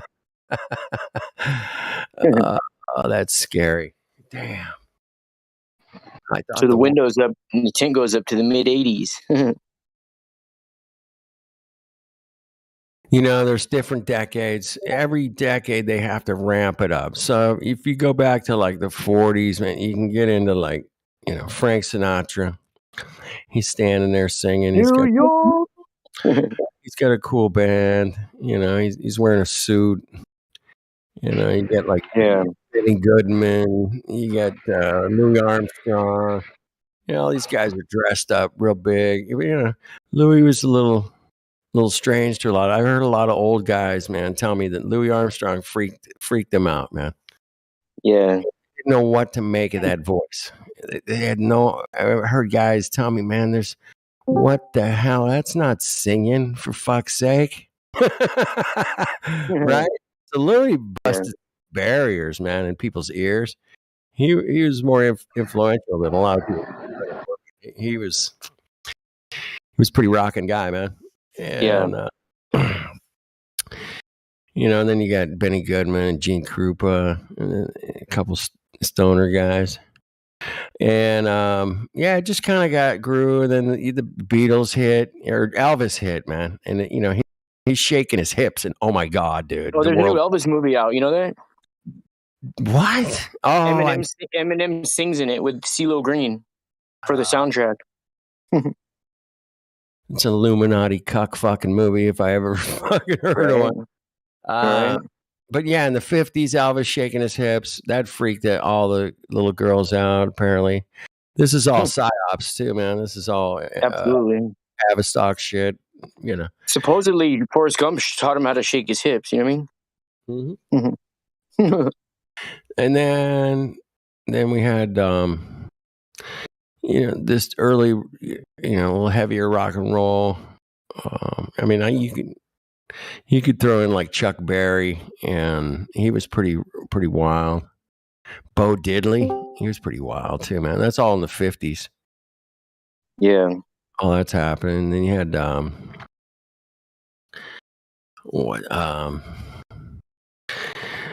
yeah, then the Beatles. Bo Jackson. You had Bo Jackson. There was the Beatles were hitting. That changed everything again. That's the next generation, right? And then they got kind of wild and weird and into the long hair and hippie shit, and they went cruising into the 60s all hippied out, and then landed on the moon a bunch of times. Yeah. And then the 70s hit, man. Hey, I might be back in a little bit. So they ramp it up to the 70s, man. Now we're starting to get into some real funk, man. And it's getting funky, bro. Right. Funky hair, funky shoes. Yeah. And rock was still kind of crazy. But the 80s hit, they totally like punked it out and kind of new aged it with some really weird clothing and shit. Yeah. And then the 90s was like, fuck you all. This is grunge time, bitches. Right? And it was like heavy fucking deep dark shit going down, right in the 90s. Yeah. Now, man, it just keeps progressing every year, every decade. It's all bad, bro. To some degree of like the next level. Now, they got fireworks shows and lights and people fucking on stage. It's like, oh my God. Is anybody just playing music for fuck's sake? No. It's a clusterfuck of Buster Douglas's, bro. You know what I mean? Clusterfucks of Buster Douglas. Yeah. Dude, I'll never forget that fight, man. I watched it live. I'm like, oh, here Tyson's gonna clobber this manga. Yeah. Mm-hmm. It's all rigged, you know what I mean? Man, yeah, he beat Tyson's ass, and I was like, what? No, the king's gone down, man. Usually a Mike Tyson fight would last about 3 rounds, you'd be done. Yeah, right. It was just one after another, dude. It wasn't even close, bro. I mean, it was just like a beatdown, and you just expect that every time. And then when Buster Douglas came along, beat him, man, that shook, that Tavistock the fuck out of the whole situation. Right? Yeah. Tavistock. Every time I hear that word, I always think of Aflac. Aflac. Tavistock. Tavistock. We should rip that off. Tavistock. Right? Dude, I see ideas. I get ideas every day when I'm looking at stuff, bro. It's crazy. You get more ideas than anybody I know, man. You have a great intuition, not an imagination. You have a great intuition for reality, and you do. And that's because you're fucking shoes, man. You're grounded as fuck. For real. I feel like it's made a difference, bro. It really has, bro. It's made a difference in my life, you being grounded. Yeah. That's me, bro. Exponential. Have you been going barefoot, though? Yeah, I love barefoot, man. I owned a sailboat. That's the way to be, dude. The guy had taught me how to sail, man. Didn't wear shoes. You have a decent sailboat? No, I had one. Oh, you had one? Long gone. But no. I said I had a sailboat, but no, the guy who taught me how to sail, man, he didn't wear shoes, and anywhere he went, man, I mean, he hated fucking shoes. He was on the boat, man. He just especially, man. Anyway, so there. Yep. He hated underwear too. He didn't like that shit. Fuck that. Dude, I haven't worn underwear in years either, bro. I just don't wear it. Mm-hmm. Well, I just throw in my pants. I like to keep the junk fucking from banging around down there too much. That's what I used to think, bro. I just hate the way underwear, anything like, I don't know, I just don't like the way it feels. I used to wear boxers, but I just don't even. Yeah, I might have one pair somewhere in the drawer. I don't even know where they're at. Anyway, Keep the junk in the trunk, man. Fuck. My boxes, right? That's where junk goes, man. I saw junk today, man. Made my head spin. Let me grab a beer. I'll be right. Hold on. I saw the junk. When I opened up my eyes, I saw the crunk.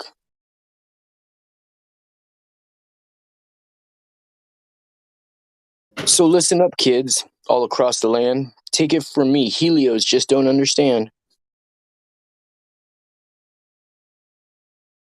Hey, I haven't talked to Helio in a minute, man. Is he all right?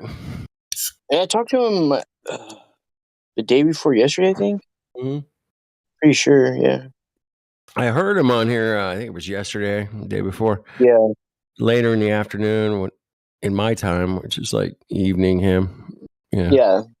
Sometimes there's just so many people on at once. You're just like, yeah, you know what I mean? Mm-hmm. Mm-hmm. Yeah. Well, dude, that's why I come late at night. I'd like to just kick it with you guys and talk about stupid shit like bioluminescence of the ocean waves. That's a pretty cool subject, man. Yeah. It's a sight to see, bro. If you've never seen it before, dude. Not a bad sight. You appreciate it, man.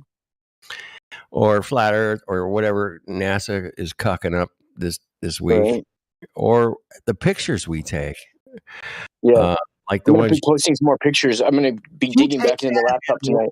Posted that at 11:11. The sun picture. Oh, okay. You took that picture. Oh yeah. I took that one. Yeah, I took that one while I was driving on the freeway. Dude, that was an excellent catch, man. Yeah. I'm calling it. The sun's almost like hexagon shape. You know what I mean? Yeah. It's really interesting, man. I like the way you caught the oil rig right there in the middle of the sun, man. That's the key to that picture, man. You know what I mean? Yeah. Really is. Now we know the distance to that little bitch, don't we? I don't know. From where I was, I don't know the distance, but I'm going to look it up though, because I'm going to actually be doing what I'm going to be doing soon is I'm going to be showing something nobody's ever showed before. And it's actually, if you're going north on the freeway, there's actually a bike lane between the freeway and the cliff where the beach is. And if you could see it from the car, but it's real shaky. So I'm going to have to actually park my car near there and get on the bike or walk right there. And as you're going northbound, remember I told you about how it turns into it looks like Santa Claus's sleigh at night. Yep. Yeah, bro, it's a trip, bro. You gotta go get some pictures of that shit, man. Yeah, it would have to be a video, but yeah, dude, I'm gonna have to because video would be great. Yeah, if you can do that. Yeah, most people even who live here don't even know about that. That's interesting, man. Yeah, you need to make a video on that one, bro. Come on. Yeah, across the freeway, there's a flame that was always burning at this refinery field, right? And right after the Thomas fire, they got rid of the flame. But before the Thomas fire, me and my chick used to drive. We'd come back late almost every night, and we'd see it. Well, when you're in the far southbound lane, closest to the ocean, away from the cliff, and we only saw it when we were in my lifted Suburban because it's got a big ass lift on it. We were able to see it, but the way the shadows that flicker from that flame onto the mountainside's all carved, man-made carvings all up on the mountain, like little roads that go to nowhere and everything, right? Well, when the light's hitting it just right, it's a freaking pentagram, bro. I'm not even kidding you. I was like, wow, the people in airplanes can see this for sure. You know what I mean? Yeah, it's a trip, bro. I gotta come up there and cuck out on this shit. Fuck yeah. Dude, okay, so trip on this. Santa Barbara was in the summer of 78 or 79, one of those years, the Church of Set was consecrated here in Santa Barbara. I don't know if you've ever heard of the Church of Set, but it's run by Michael Aquinos. Back up. What? Say that again. Just say that the whole thing again, man. I was looking at man. Oh, it's all good. So I don't know if you've ever heard of the Church of Set, S-E-T. No. So it's like the Church of Satan, but they branched off from them, and it's more of a more military organized law enforcement type of deal. Anyways, Michael Aquinos runs it, and he's actually from Santa Barbara. Mm-hmm. All you do is look up him and see. Just look him up if you ever get the chance. All right. I'll just put that in. You know, send me a DM or something. Yeah, I will. I got a shout out to Jim. Jim 777, no relation to Rose. That meme is ridiculous, and somebody just blew up a half a stick of dynamite in my neighborhood. I'll be right back. All right. Yeah.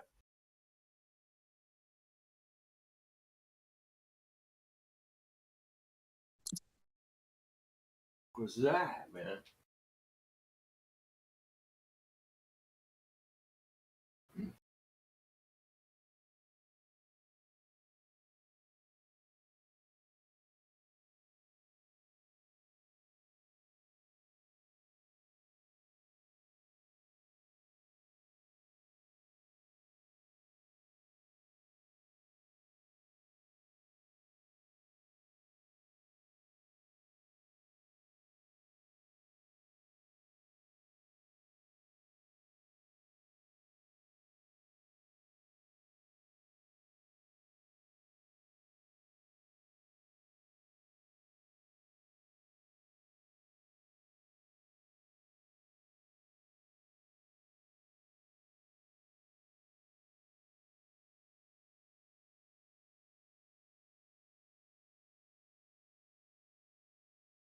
Hey, the kids are out of school, man.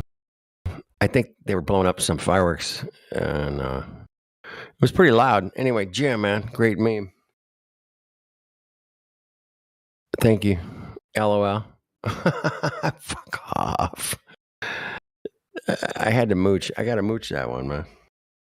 That was ace. I lose you guys? I lost you guys. Cool. That's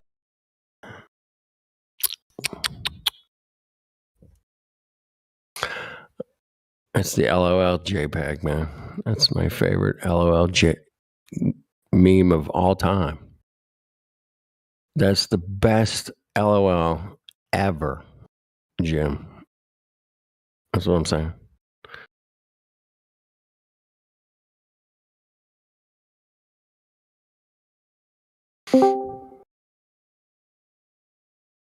Best LOL ever. It's the greatest LOL. I'm gonna post you in your thing right now, bro. What's that? It's just one of the. There's many videos on him. But I just found one and posted it on your thing. All right, right on, man. Thanks. You're awesome. Yep. You're fucking awesome. Yeah, once you start reading into this dude, you're gonna be like, "Whoa, man." Well, maybe I don't know if you're into. Dude, I'm into whatever I can get into, man. Whatever. This dude specializes in using electromagnetic frequencies as a mind control on prisoners and stuff like that. Yeah, I've seen some papers on that years ago. Yeah. Yeah. A thing. This is the dude who runs that stuff. Excellent. Yeah, I'll check it out. Yep.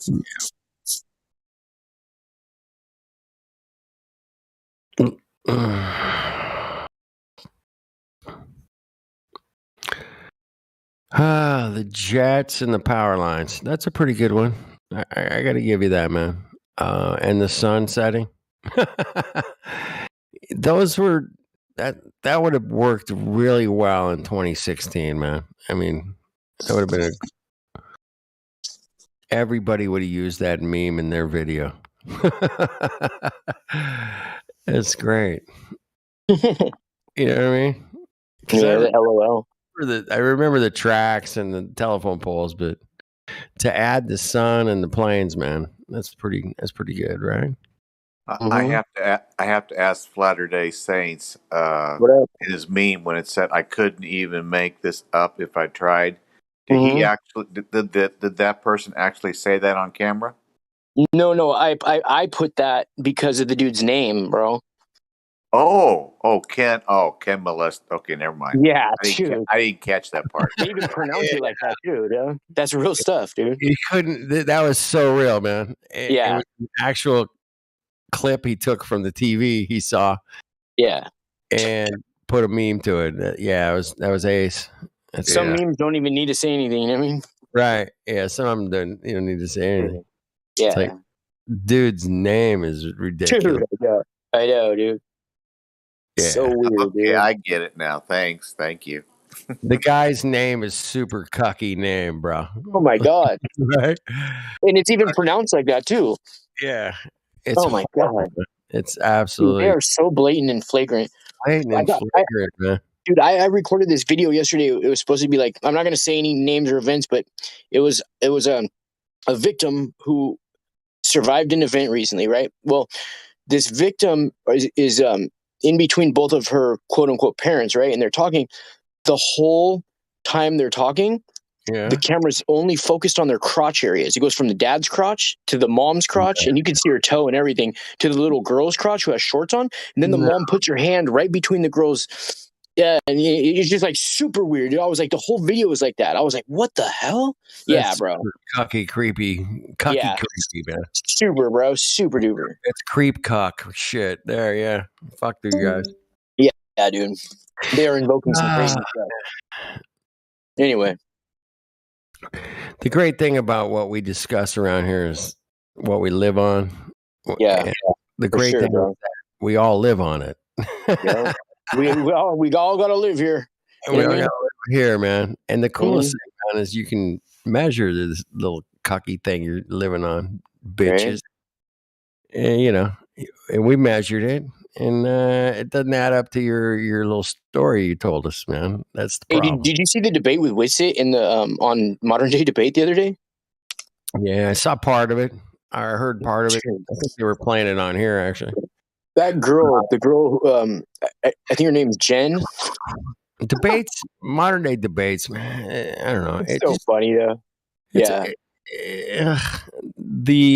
You don't understand. You're lying. You're a liar. You're a liar. With you're a liar. He kept calling Witsit a liar, and I was like, "No, dude." So that dude didn't even know what he was talking about. It was so hilarious, dude. It was ridiculous, man. But when the girl talked, that was classic, bro. That was classic. Yeah, she was a bit like, yeah, whatever.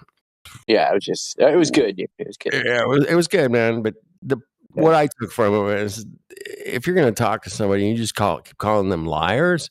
I know. I mean, that's your only defense. Yeah, it's weak, man. It's really weak. So weak, yeah. It's weak sauce, man. It's weak salsa, bro. This is some weak salsa. It's just tomato sauce. What the fuck? They took a squirt gun to a army tank fight. Mm-hmm. Kid had like a squirt gun at an army tank fight, pretty much. They were playing it on here and commenting at the same time, which was pretty cool, man. I like that because it added a lot of our opinions into the mix, and it was good. Yeah, there was some good heads in here at that time, man. I'm the late night head. Just we're gonna make fun of this shit because it is funny. Right? It's so ridiculous. It's funny. It's the most ridiculous thing to see somebody try to defend a globe at this point in my life. It's so fun. Even the best of them. You bring in, the best of the best. Yeah. And they ain't got nothing. They're just cucking. The best thing that they have, like the head ones at their services, they can like, I don't know if you call it an effect or what, an M effect, but they have the ability to like quickly add or delete stuff off YouTube, like fact finding stuff. Yeah, really quick. They might even be able to do it while they're debating. That's why they don't really debate, though. The head people, they're just science communicators. That's all they're supposed to do, communicate. Yeah, they're just supposed to put out the message and in a way people can understand it and like it. Putting out the message, man. Somebody knocked me up my red pill the other day and said, "Hey, man, the messaging they did with the Coco-19 thing, man, the way they rolled it out and the way they messaged everything everywhere you went, whether you went to a restaurant or the grocery store, you got gas or you touched a toilet. I mean, it was everywhere. Wonderful advertising, huh? And it was on the floor and they put dots everywhere, on the floor, and they told you to stand here. And then the marketing that went into this fucking talk show was an absolute fucking onslaught of information. And we can't compete against that, boys and girls, man. No. We can't drop flat earth stickers on every one of those. Stay 6 feet apart because you're on a flat earth and there's no curvature. Dude, I was going out around that time acting like none of that stuff was happening. I was like, yeah, me too, man. I was like, what are you talking about? Yeah. But I think the one thing, amount of onslaught of information was absolutely over the top, right, Jim? Yeah. It was total psychological warfare on the human mind. Total. I went and to the point where you still have to be careful what you say about it, like big time on these kind of things, you know? I went into Denny's one time because I like to go there every once in a while. And I went to Denny's and I went to the restroom after I got done eating, and they literally told me between the two mirrors to wash my hands twice. Yeah. Hey, unbelievable.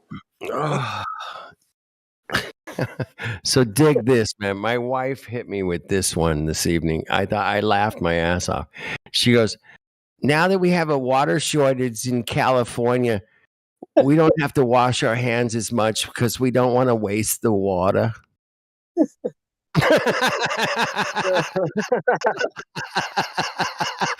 Right? They're gonna flip it, man. Now you're not supposed to wash your hands. Yeah, just right. take a piss and get the fuck out. Don't be washing your hands. We have to save water. Come on, Saints. They're gonna just have buckets of sanitizer everywhere for us. Just sanitize your hands. You know what I mean? Sanitizer. Yeah, use this instead of water to your hands. Dude, I wouldn't be surprised. I wouldn't be surprised in the future if it gets to the point where like showers are only allowed once a week, and like they have some type of like ultraviolet ray that they place in people's homes to just walk through naked, and it like sterilizes you. You know what I mean? I could totally see that happening, bro. My wife hit it out of the park with that one. I was like, oh my god, that's so good. Right? Yeah, you're only allowed to wash your hands after you poop. That's it. Oh my god. Something, you know. I'm taking it to the next level, but yeah, basically that's what she said. Which means curve. Gotta love a woke wife, man. Yeah. A woke girlfriend. A woke. Mine's always sleeping, bro. Partner, a woke friend, man. It's how they've hijacked the word woke. Have you noticed that? Yeah, right? I hate it. It really makes me so sad, bro. What the hell did they do there, man? They cucked up the word woke. They did, bro. Yeah. And they fucking jacked it into this. You're a fucking it's twisted. Phobic, they basically did what they did to the rainbow. You know what I mean? If you're woke, you know, fuck off. Oh, I hate it that they hijacked our fucking word, man. Damn. Pisses me off. I'm telling you, Jim. Fuck. Jimbo. We had a Jimbo in here. We had Jimbo, man. Jimbo is a legend in Flat Earth, man. Still is. Still a legend, man. I just don't like the psychological warfare thing because half my family fell, relatives and people that I know that used to be family, but now because of the divorce of somebody else, half of them fell for it, and they're all conservative, conservative Christians, evangelicals, and half of them fell for it, and I'm dumbfounded by the whole thing. Yeah, well. I was helping out a friend today, man, and he's like, hey, man, do me a solid. He's kind of laid out on his back, and he couldn't move. He's like, hey, man, grab my insurance card out of my wallet there, man. I'm like, all right, okay, cool. And I'm like, I'm flipping through this wallet. There's his Vax card, man. Oh, shit, man. Oh, can I ask how many have you had? He had 3 on the little card, man. I looked at. Hey, my mom carries one, and she got a fake one, so it could have been fake. I'm just saying, maybe. It looks wishful thinking. He's laid out. He can't move. He's having problems. And yeah, he's all chewed up. Yeah. Cherry on top, baby. Little cocoa with the cocoa cream. Yeah. Right. And yeah, so he's not doing well. And it was just like, oh, what a interesting coincidence. Maybe. I could be. Mm-hmm. Man. Anyway, it was one of those days, man, where I just had to suck it up. I didn't say shit. Didn't hammer it down his throat. I did tell him that belief was the enemy of knowing. I'm like, dude, it's one of the greatest statements of all time, man. Shout out Crow 777, man, for laying that one on me, man. But it really is, man. Knowing shit and believing shit, two different things, Mongos. Get that through your skull. If you got that, you're good, man. Promise you. I promise you, man. That's all you got to have. Pinky swear. Hey, Jake, I know how to string a piano. I know how to string a guitar or violin or fucking harpsichord or whatever. I know shit, man. I don't have to fucking think about it. I don't have to guess. There's no belief. It's like, where's the wire? Where's the fucking instrument? Here. Spin the wire, pluck. Yeah, done. Next. Knowing shit is a beautiful place, man. And when you know that you've gone out and measured what you live on and it measures pretty much flat, then there's a problem, man. There's a huge problem here that it's not going away anytime soon either. This huge problem with this bendy, spinny water thing. Right. Yeah, it's not going anywhere. Yeah, it's here to stay. And we'll have to keep pointing out that it's flawed. As long as you can, man. I don't expect everybody to stick it out long term, but people that can put the energy in and kick it out, do it now. There'll be a point, man, where I'm not going to be able to kick it out, and you Mongos are going to have to back me up, and I know you will. And we will just keep trying to point out the obvious. And that's what makes it funny and fun, is pointing out the obvious, that they don't know fuck all. And they have not gone out and did the homework to see too far. How far can you see, Captain? Tell me. How far can you see on the ocean? How far? Well, there is log reports in different captains' logs that say that they've seen islands 100 miles away. There were like little teeny islands, man. It wasn't like some big fucking 10,000 foot mountain on the island. No, it's kind of like just, maybe 300-400 foot. But they seen it from 100 miles away. And I was like, damn. Well, that's you can't see that far on a globe. I'm sorry, man. No. And that's the funny thing. I think they know it. And deep down, they know it. I know that. I think Matthew deep down knows it somewhere. Jim, you've heard my explanation of Matthew. Yep. He's here to help us. He's not here to hurt us. And he's doing it in his manner, which is what the Globies would say. And I've told this to his face, man, and he hasn't denied it. So he says he loves to teach. That was his answer. And I'm like, thank you. I love that you love to teach, because I love to learn. And as far as mathematics goes, man, I can learn some shit from Matthew Learnings.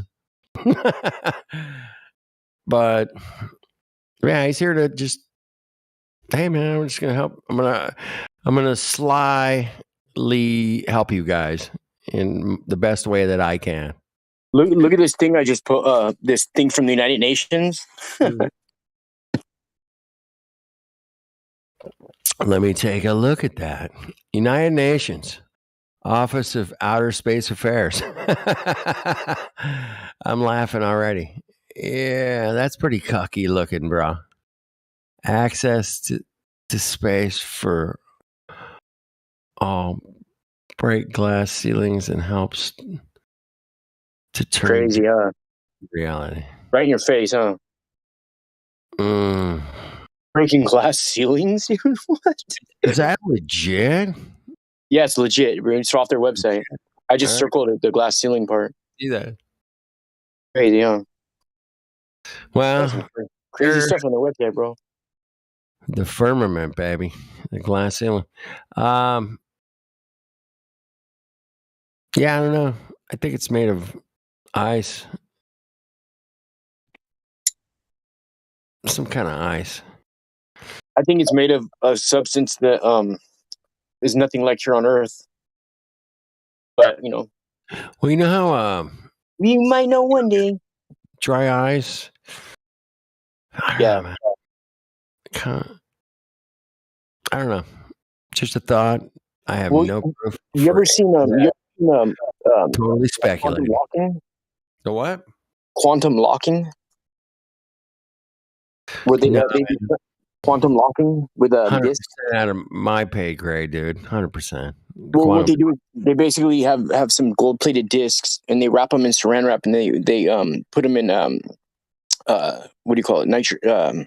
Liquid nitrogen, and then they put them on top of this giant flat table that's got a track around it, and these things hover like about 2 inches above. Not hover, they just, you've seen it, right?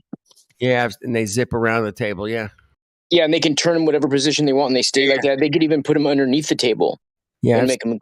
Yeah. So if they could put them underneath the table and have them quantum locked like that, I mean, it's not too far fetched to think that they could have some type of track that they're using, like, to make things go around. Where do you know what I'm talking about? Like on some type of like quantum locking, like how they do it on a smaller scale with things above us that could be, you know, aerosoling, whatever. I'm just saying, like, it's not, they might not be using fuel in the way that we think it's doing it for certain things that they have up there. It could be on type of quantum locking track, you know? Yeah. From what I understand, on the track, man, it has to be like an extremely low temperature for the magnets to react the way that they do to manipulate them.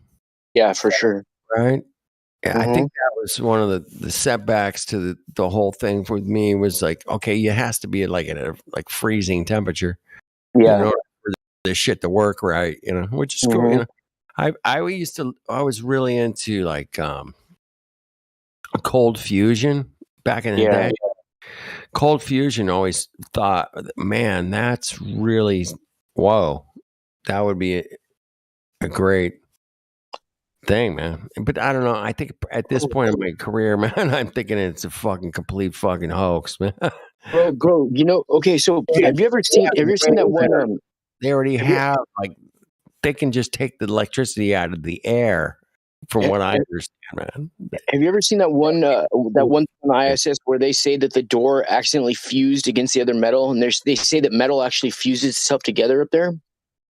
Did not hear that one, bro. Never I'm gonna heard. have to find that one, post it. You gotta find that one. Yeah, I do. You find it. I'm gonna grab a beer.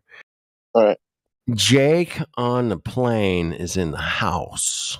Jake on the plane. Oh wow. On the plane. Yeah, what up? Oh, Jake. Is this Jake? What are you wearing, Jake from State Farm? Jake.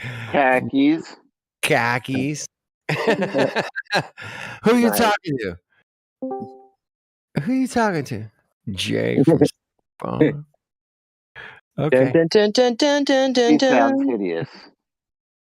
So the plane of Jake is on the plane, right?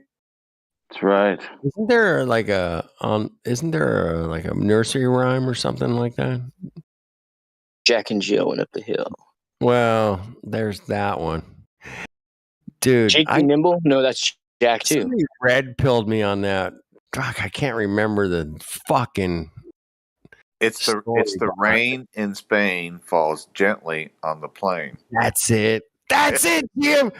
Fucking A, you nailed it. That's it. That's it. That was it. That was it.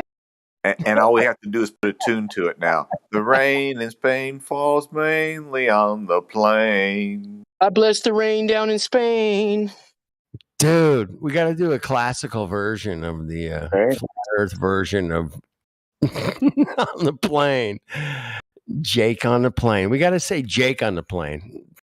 Yeah, right. Now, is it Jake in an airplane or is it Jake as in the shape of the ground he walks on? Exactly. Jake is on the plane of the earth, bro. Okay, that's good. That's good. He ain't on the plane of an airplane. No. This is although airplanes do fly flat and level, last time I checked. Anybody's got any information different than that, please DM me or anybody on the panel. They would be happily accept your airplanes fly around a ball measurements any time of the week, man. So bring them. We're here 24/7. Bring the planes fly on a ball telemetry. It would be great. Thanks. We'll be here all week. Check it out. Act quickly because participation in different stores may vary. Supplies are limited. Batteries not included. Void were prohibited. Each sold separately. Airplanes always fly 3 degrees nose up. That's all. That's what they always do.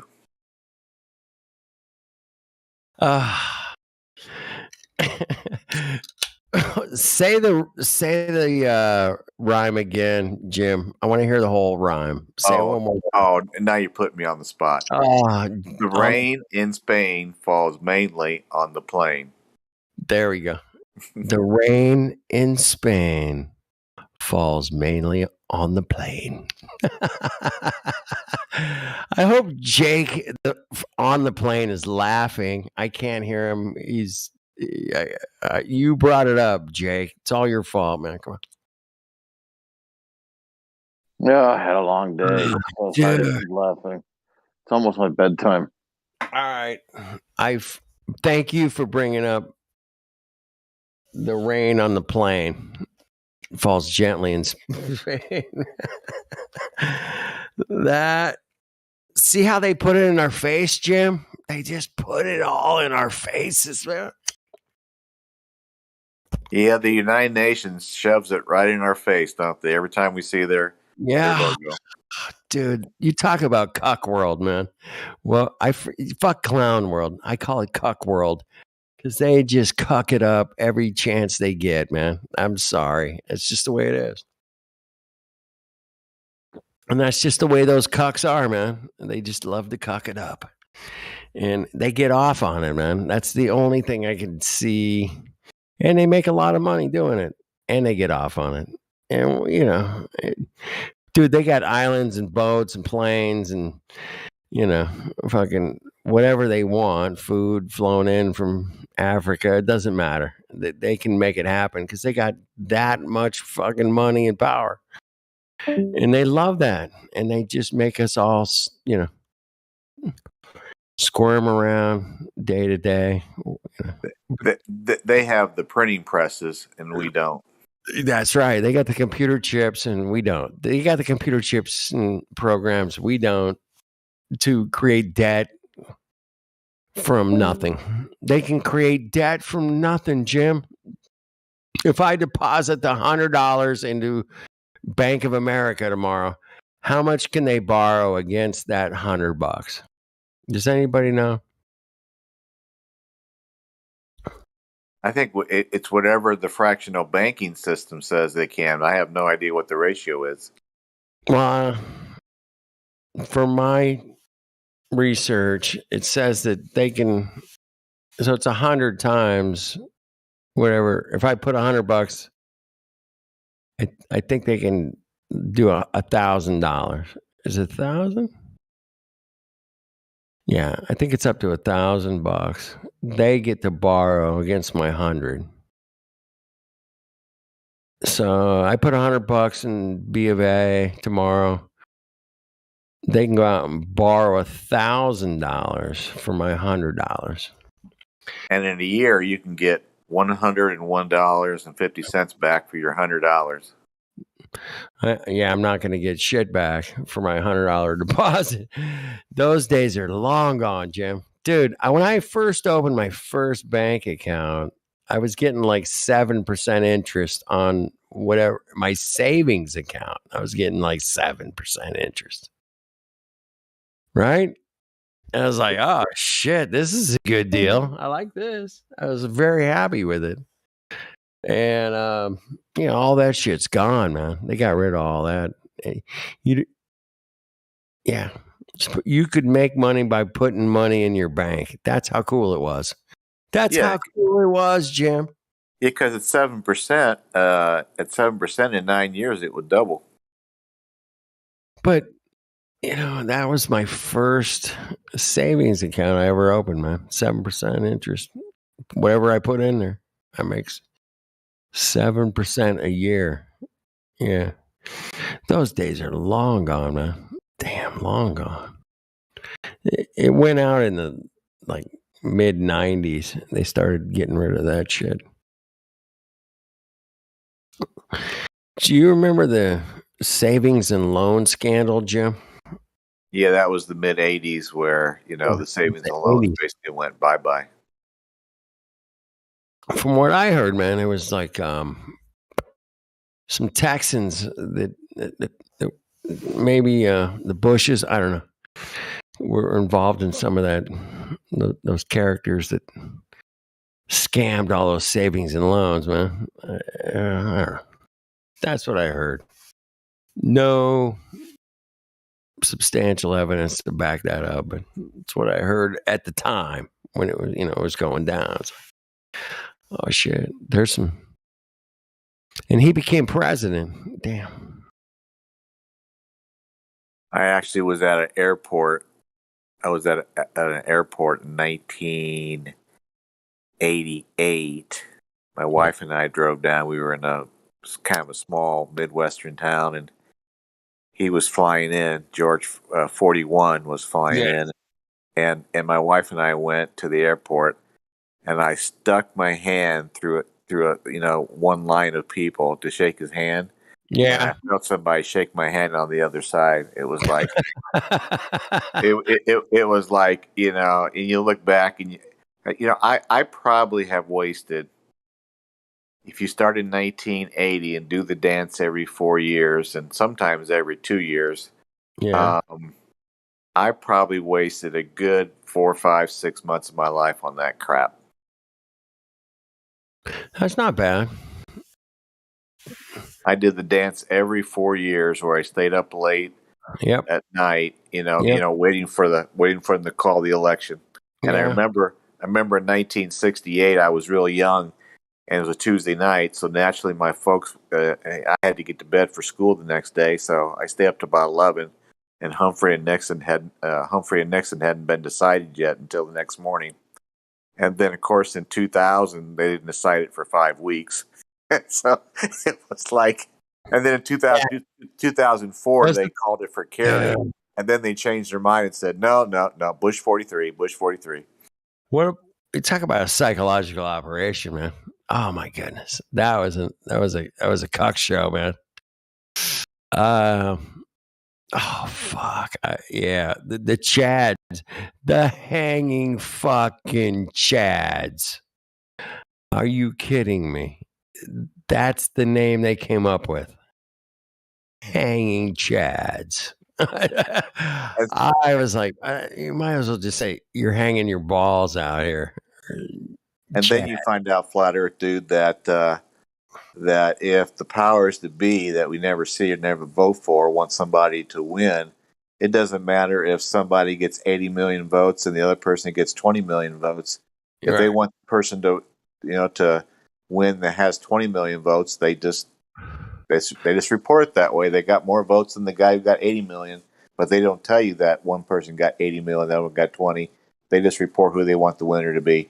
Everything is rigged. Everything's been pre-selected. And it just makes me sick that I fell for it until 2020. Yep. Here's the answer to that voting problem that we it's been debated up and down a million hours of video you could go watch of how the voting system sucks. Here's the answer to the voting problem, man. Everybody has an open vote, man. You get to see who everybody voted for, period. And if you go down the list and everybody and everybody I know check and say, make sure that your vote counted for this candidate every time, man. You could check yours. I can check you can check mine.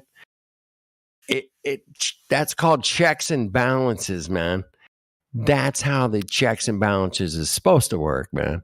Is everybody's open on their vote so you can see who everybody voted for, man. It's that simple, man.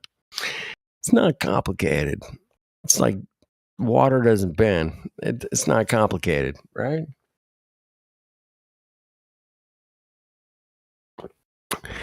So if we had, this secret ballot shit, man, total cuck job, man. Fuck the secret ballot, man. I'm voting for this guy because, he wants to give our city a new park and a recreation center. Like, cool, man. All right. That could help. Maybe. I don't know. Anyway, voting is a complete fucking ridiculous situation the way it is now. The only solution I can see is open voting. I don't have any other. Yeah. Well, they fooled us. They fooled us our entire life and our parents' entire life and maybe their parents' entire life of the shape of the ground we walk on. So we shouldn't be surprised that they lie the hell out of elections too. Mm-hmm. Here's the funny thing, Jim. Back in '92, man, when Bill Clinton was running for president, I don't know. I did a little road trip through Hot Springs, Arkansas, man. Like apparently that's where he's from, right? Yeah. Actually, I think he's from Hope, Arkansas, and he spent his childhood in Hope Springs. Anyway, there are always big signs over there, man, about this guy, like Bill Clinton. There was, big banners all over the fucking city. Anyway, I mean, I had a fucking kind of a meltdown. I'm like, this guy is evil. I know it. This guy's fucked. I'm in his fucking hometown, and it didn't feel right, man. And the intuition was working, and like, this guy is not good. He's not a good guy, man. And that's the only vibe I got, man. The whole fucking political system is a bad vibe, man. Really. It really is. It's just a bad headspace. I was 2.5 hours from Chicago, so I got to witness Barry Obama in 2004 and 2006 and 2008. So I got to witness how he actually got to be U.S. senator and then eventually elected puppet. But it's just really hilarious how he got to be elected senator in Illinois. So I watched a video years ago, man. Probably way before I was a flat earther, and it was talking about this cat Obama and how some guy that met him when he was really young was introduced to him as, here's a future president of the United States. And that's how he was introduced. And Obama was still in college when this guy met him. And I was like, whoa, man, that's trippy. Yeah, little things come along in our. That's how planned it is, dude. What was that? That's how planned out it is. Yeah, it's super planned out. That's the point. Yeah, exactly. It's 100% planned out. This stuff's so planned in advance. It's Tavistocked. It's fucking every kind of organization you can think of has been working at this, and it is without COVID-19. We wouldn't have been able to see it as immensely obvious to what the hell's going on. I disagree a little bit, Flat Earth Dude. I would say it makes the one world system more obvious, though. I mean, they have to come out straight out in everybody's face, man, and show them their cards. They have to show their cards. I think that's part of the deal. Maybe I'm wrong. Yeah, could be wrong, part of their philosophy is to let the cattle know what's happening in one way or another. Right. Yeah, just let everybody know. Here it is. It's in your face. If you don't see it, you're a fucking Mongo. And move along. I mean, it's usually, in supposed fantasy films, or it's in the fiction. They put the truth in the fiction. Yeah, they lie on the news, so it's inverted. Well, it is inverted. Everything's inverted. That's the way the devil works. The upside down, backwards, man. Yeah. Even our language, potentially. Right? Backwards. Yep. So now, men can breastfeed and have babies, and we're all supposed to just go, oh, yeah, that's right. But yeah, even the syllables we use and the inflections of our English language, we're contributing to their creation, It's like, fuck. We all cooperate. Yeah, it's like these cuck motherfuckers. Anyway, I have to they call got it all figured out, man. But I can say a word like I could say a word like motherfucker, and you guys know what I mean, because I'm pissed off. This guy's a word like that isn't even close to being bad enough for these people. It isn't even close. You're right, man. But that's all I can do, man. I mean, I can't go out and I'm not going to chop heads off and fucking guillotine people. They've got you, so you can't do shit. I'm not going to do that. But I all I can do is tell them to fuck off, and you guys suck, and I see through your bullshit, and you're all cucks, and fuck off, and that's all you can do, boys and girls, man. You got 100 million people doing that. We're good to go. Exactly right. Exactly. I'll get a bunch of people just thinking the same thing, man. Like, oh, no, you're wrong. Use your sanitizer, cuck. Well, now when they come back with these new mandates and all that, we definitely have to say, you know what? Fuck off. We fell for this bullshit once. That's all we can do, man. I mean, we can.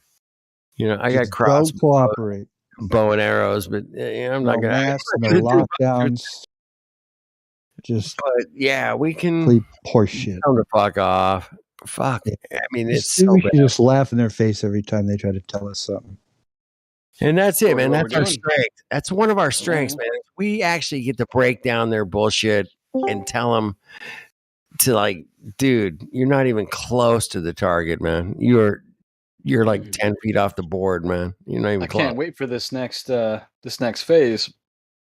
There's no way they're going to be able to bring back diapers and juice and all this kind of shit. Good luck. Oh, yes, we are. Hey, Storm, dude. Yeah, we're going to be. I mean, I'm going to look at it and be like, "You're fucking crazy." I know, but look, they could actually release something actually deadly anytime they want to. So don't forget that. If you're not scared enough of what they have, just go ahead and hit you with something real. Those pussies won't do it. I want to get hit with something real, man. And I got hit with something real this morning, man. Have you guys ever had to deal with a human being that you know that has gone through what they call hospice care? No, I haven't. Is that any of you guys? That's the end of life care. Yeah, that's right. That's right. Captain Dan. Captain Dan's here on Speaking of board. Captain Dan, you guys see I am Captain Mickey. Caveman. Captain Caveman's got that sick. He's got one of the best avatar picture things. Avatar picture thing. I know Caveman.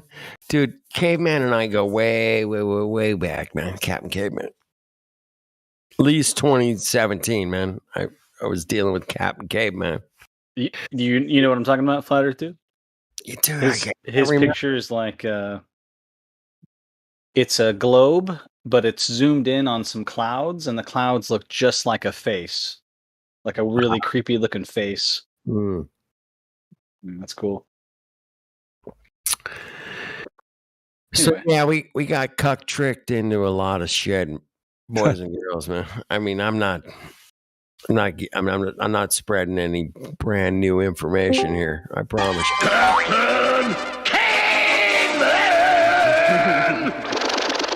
Goodness. Nice. Where did that come from? That was ace, man. Good timing. Captain Caveman. That's funny. So I think we're good through a summer. So I want you guys to enjoy your summer. I am a person of the belief that summer is to be celebrated. Well, even the elite will go ahead and take their summer vacations and then come back and hit us with something in the fall. Oh, wait. Yeah, you just wait, Captain. Yeah, right after summer, man. I think something really stupid's coming. I'll say that, man. But CNN, I think CNN told us. CNN Don Lemon. I'm sorry to interrupt. CNN Don Lemon told us last night that they're worried about rolling blackouts for this summer, and whatever CNN predicts usually comes true. So basically, they're gonna blame cyber attacks from Russia for blacking out parts of the country or parts of the world in the middle of the summer, where 88% of the people live in the northern latitude. So I would like to think that we have till fall, till we have Labor Day, but I have a feeling they're going to heat us up big time this summer with no air conditioning and no TV and no telephone. Hey, That's just you will go crazy CNN fast. kind of told us last night. Nah, they're not going to cut the internet off, man. It's too good a tool for Flat them. Earth Dude's house is the California meetup zone. Yes, it is. Guaranteed. Hell yeah. I went through about 3-4 hours. I was in the middle of the summer. He's on the 33rd parallel? It was hot as fuck. I'm on the 32nd parallel. Come on. All of a sudden, the fans shut off and there was no power. And I go, okay, I'm going to go up to the corner and go to the Circle K because it's got nice air conditioning. I went up there. It was closed because there was no power. No power. And I sat down just feeling like, holy shit, I am so vulnerable. Without power, I feel like I want to die right now. I mean, there's no relief.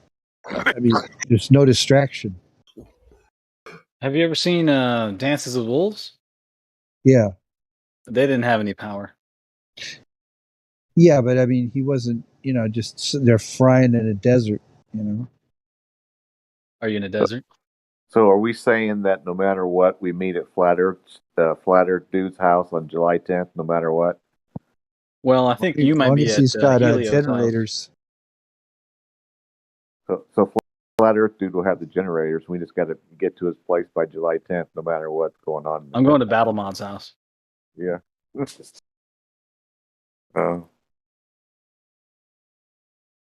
just saw that Beavis and Butthead are doing a movie about going into outer space this summer.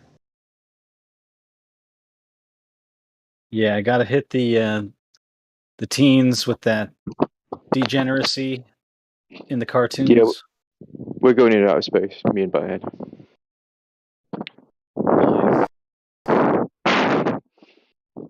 Yeah, I'm guilty, folks. I watch CNN just to see what the enemy is planning for us in 3 to 6 months or a year out. Jim, Your gut hurts from laughter. It's Jim. hard to watch, isn't it? Jim, you watch CNN? No, I'm kidding. I watch the Comedy News Network, often just to see what they're planning. Comedy Network. You gotta watch the Comedy Nitro Network, CNN. Comedy. I call him the Slayer, Jim the Slayer. He's a flat Earth warrior, man. He's like the Braveheart of flat Earth. Yes, you are the brave heart of flat Earth. Freedom. Did William Wallace actually live? I don't know.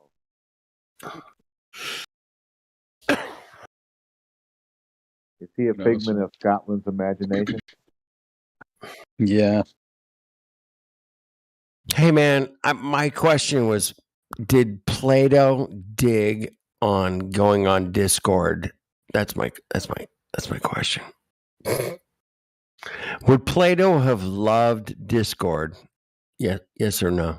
Plato, the Greek philosopher? Yes, the philosopher, yes. Thou sayest a sphere. Have you no brain at all? Imagine that, those cucks on Discord. Oh, it would have been great. It would have been great. That's what, back then you go down to the town square and the wise people sit around and philosophize about what's going on. Captain, isn't PhD a doctorate of philosophy? Isn't that what PhD stands for? No, that's a good question. I'm not real sure now. Just Liz said it's pretty huge dick. Pretty huge dick. Yeah. I like that. That's even better. PhD. Yeah, what does PhD actually stand for? It's a philosopher. It's for philosophy, man. Philosophy is what we do here 24/7, 365, man. PhD, philosophy degree. There you go. Even more than flat Earth, I think we talk about philosophy more on this channel than... It's sort of, the whole cosmology discussion gets philosophical because... If you think about it, that's all anyone's ever has talked about. It gets super philosophical. It gets to the point where they can't prove fucking the moon exists with dust on it. They don't have fuck. Yeah. They don't have nothing, man. They think they got figured out millions of planets, billions and trillions and fucking zillions miles away. They ain't got fuck all, man. They ain't got shit, man. That's what I'm saying. And they think I saw dirt on a planet. It was only like 12 light years away. Like, what? Yeah. No, you ain't got it. NASA has just discovered another inhabitable planet just like Earth. It's 18 trillion light years away, and we hope to go there by 2030. Might as well be 18 trillion light years. It's the same number, man. It doesn't matter, man. It's like a billion, trillion, gazillion. Yeah. Fuck off. It gets to the point where it's like meant to overwhelm you. Exactly. That's why they call it astronomical numbers because they're astronomically impossible. You fucking mongos. So yeah, you can't argue with our math. They always show the guy in front of a chalkboard with this equation that fills up the entire chalkboard, and that intimidates people not to argue with them. Like, oh my God, they know that kind of math. I mean, they must be geniuses. It's an intimidation bullshit factor that I'll even come out to Matthew Learns and say, hey, man, dude, it's just an equation, right? I know. And what he'll say is, you can't prove gravity. You can't find one object pulling another object anywhere on the Earth, but this math equation proves it. Hey, Dan, when I don't know, I started waking up. I'm like 2012, 13, man. I was out at this job site, man, with this guy named Eric, man. He was knocking me in the head with gravity, bro. He's like, dude, if gravity was real, man, I mean, like, the butterfly wouldn't land on the car, He was dude. philosophizing. He was starting to like. It was like that was my initial like really super waking up. I'm like, oh fuck, man. Yeah, gravity. I convinced you there was no gravity. What the hell's this gravity? Yeah, what the fuck is gravity? And I started thinking about it. It's like 2012. That's when the Mayan calendar was supposed to like fucking end, and World the was whole supposed world to end. and then 2012 was a Mayan. Yeah, I was looking out for Nibiru. Yeah, and there was a bunch of kooks out there going, Nibiru's gonna like show its, like, I don't know, man. I mean, people still think it is. Gonna it's make coming next week. You're gonna see its fiery every flames. 3,600 years it comes around. It's Are on you this ready big for elliptical pole shift. It's gonna pole flip. shift. That was another one. The See, whole we here thing's on gonna Flat flip. Earth, we could finally go, you know what? Forget pole shift. There are no poles, so we're not worried about that. Yeah. Well, they have pole shifts and they have light shifts, man. They have light shifts that this is their evidence for things that are coming closer to Earth and things that are expanding away from Earth. We have nothing's. I mean, a red light or it's a blue light, and I can guarantee you that light, whatever direction it's going, I know what color it is, guaranteed. No, What? I've never seen anything hit the Earth my whole life. Oh, that's it, Dan. Those cocks, man, they came up with this red shit, bullshit, blue shit, whatever shit it is. It's like, yeah, well, we can observe this on Earth, therefore it's true all the way out there 20 trillion miles away. I guarantee it. Yeah. I can guarantee you that the light shift of that object is 20 trillion miles away. They can tell by the color of, oh, it's shift red. That means it's X amount of trillion light years. I mean, it's just horseshit, complete horseshit. And I would go into a university right now and go, fuck off, professor. There ain't no fucking blue shift, light shift. Fuck off. Yeah, they're pretty good at talking all that There nonsense. might be something, colors might shift a little bit, but it doesn't mean anything they're saying. It Right. They just make up, oh, it's going away or it's coming closer to us. That's the blue shit, red shift, light shit. Have you heard theoretical astrophysicists talk about stuff? Yes. It's just pure nonsense. You might as well be on like LSD and just say whatever nonsense you can. That's all it is. If the molecule of your brain doesn't equate to the molecule of the atom, he did admit it. Inside your molecular structure of the outer verse of the quantum eraser element, then it doesn't. Yeah, you could actually learn to talk in a fashion that sounds like you know a ton of shit, but just, it could be just word salad. It is word salad, man. It's cucky word salad, man. I'm going to call it. It's so bad. I could make up shit all night long.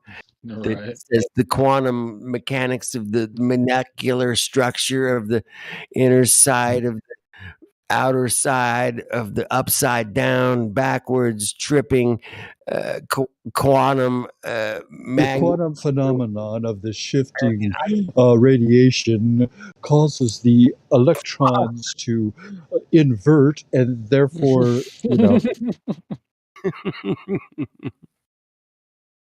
Yeah, I can make that shit up all night long. And by the way, I got Matthew Learns to laugh at some of my stupid equations sometimes, man. Have you guys heard DMOC getting into subatomic particles lately. He's been hitting it hard every day. It's so good. Oh shit! I love it, man. Democ's my brother, man. Him and I go way back, man. He's triggering people so bad. Oh, it's great. So good, man. Love it. Yeah, he has his. Democ has his beautiful place in this flat Earth, man, and he's not taking this shit, man. He's like me, man. I'm not gonna take it laying down, man. I'm gonna take it on. Say no. Listen, Mongo. Let's you and I go out there and measure it ourselves, bro. Come on, let's go. Oh, that Mitchell Kako said something like, I don't know anybody in my field that uses empirical science. Just it's non-existent. Because we throw out stuff that's like off to the 1 in 100 zeros after it. That much wrong. I don't know how he said it. He's saying it with so much confidence. Oh man, he's just saying, "Hey, our field is total horse shit. We're pulling it out of our ass." I think he even said they're, flying by the seat of their pants or something like that. See, he's got some conscience about him. Like he doesn't want to, live his entire life lying to people. So he just goes ahead and tells you, yes, this theoretical science isn't even science. That's right. Yeah, he can't lie to everybody his whole life, man. He has to drop it. It's like when Bill Nye says, listen, I want everybody to understand something. The Earth is a closed system. Nobody's, and you're like, what? He's actually telling the truth.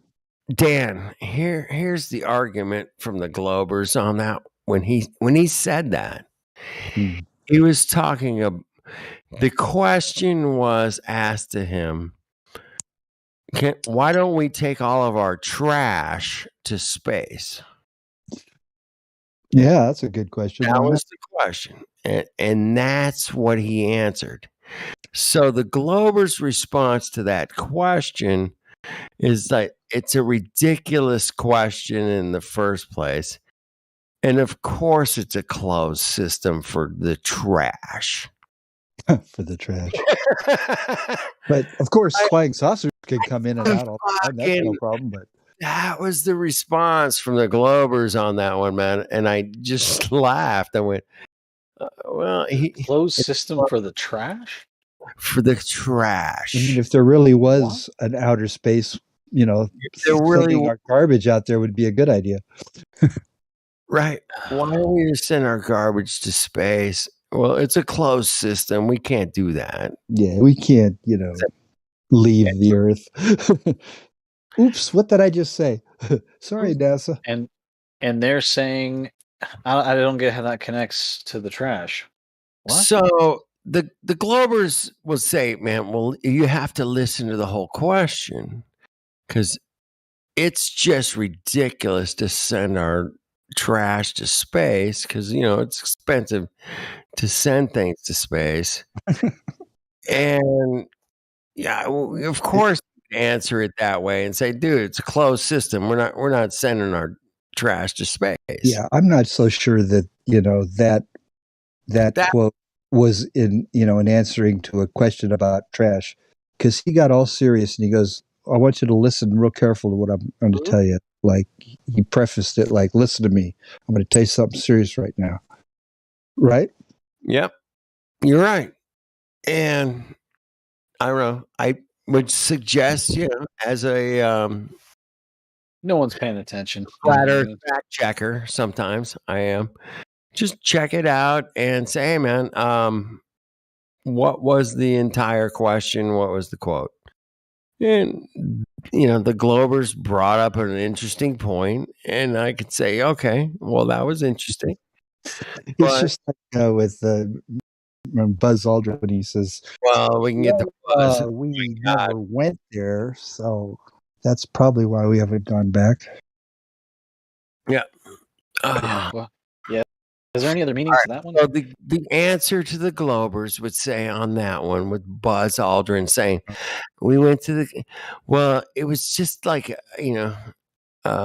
He didn't mean we never went to the moon, of course. He meant something else. Little simple 7th grader, you know, asking a question. Of course he would answer. I think he's getting old and he knows he's going to face God, and he doesn't want to lie every single day of his life till he's dead. And this little girl asked an innocent question, and he just sort of, you know, had an epiphany, man. Moment. I call it an epiphany. He had a piff.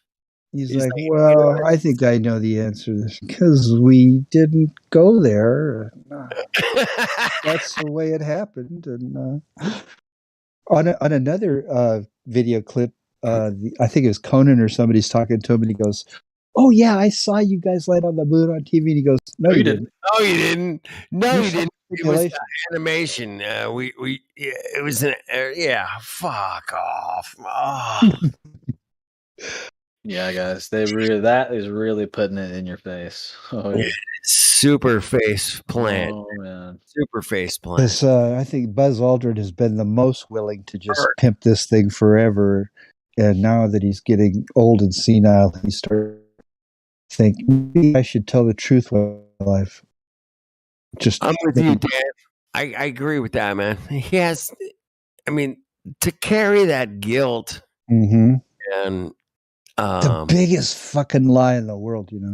Yeah, I went to the moon. Yeah, I landed on the moon, walked around on the moon. I mean, and that was the beginning of, you know, some manipulation of the media. And for him to, you know, go through all that in 69 and 70s. And I mean, that first press conference, they really were in a shit mood. Here they just came back from the successful mission to the moon. They're the biggest rock stars in the world. They've just accomplished, you know, the greatest thing ever. And they're just looking down at the floor and, you know. And, okay, I went to the moon, came back. I would have been like, hey, Jimmy in the control room, bro. Those data points that you gave me, those calculations were so sweet, bro. Kick ass, man. Hey, Jenny, you guys crunched those numbers. Thank you. That's the greatest thing I would have been very specific about some information of the people that helped me get there, bro. They didn't want to mention any names. These are all criminals. Because like, hey man, thank you, Jim77, bro. You fucking parked that fucking telemetry, bro. Thank you. Oh, I know. If it was real, they would have been doing that. You know, they would have been high fiving. Yeah, they would have been doing that. Went to the moon. And then when they ask them a question, they'd be like, the Patriots are going to the Super Bowl again. Shut up and go sit down on the couch. I mean, you know, the guy asked Neil Armstrong about, you know, if he could see the stars due to the glare of the sun or something like that. And he's like, well, I don't recall seeing any stars. He can't remember. He just moved like 2 days ago. But he can't remember if he saw any stars or not. I don't remember seeing any. Yeah. I love those pictures. That's the other guy like leaned over and goes, "Hey, fix me on the stars. You know, we didn't see no stars. You get it?" Because they knew all the pictures had 0 stars. I forgot. I don't remember seeing any. Yeah. Oh yeah, you wouldn't see stars real bright or nothing out in outer space. No. You could see the gut wrenching in Neil Armstrong at that point. I know. I don't know if you guys noticed that, but I was like, you watch him and he's like, I mean, they threw these guys a ticker tape parade. Did you just say this shit? They're going to be, you know, treated like the greatest heroes ever for, you know, and what, you faked it? Now you got to just be this big bullshit thing your whole life? Yep. That's the arrangement that those cucks make, man. And I've never been willing to make those contracts, man.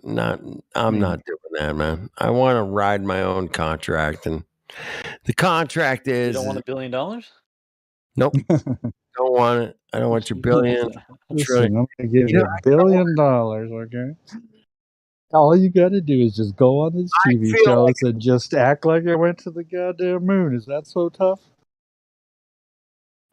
I hope you guys do the same, man. I feel like I'm worth billions of dollars because of what I know and the way that I can look at the world now.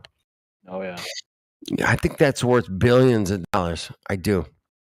Just to know truth. Yes.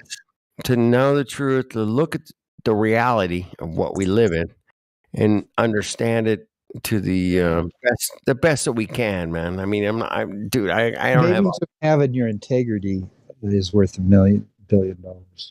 It's an integrity. It's a place of careful. The peacefulness. I think it's a peacefulness. Illuminati are going to study you, man.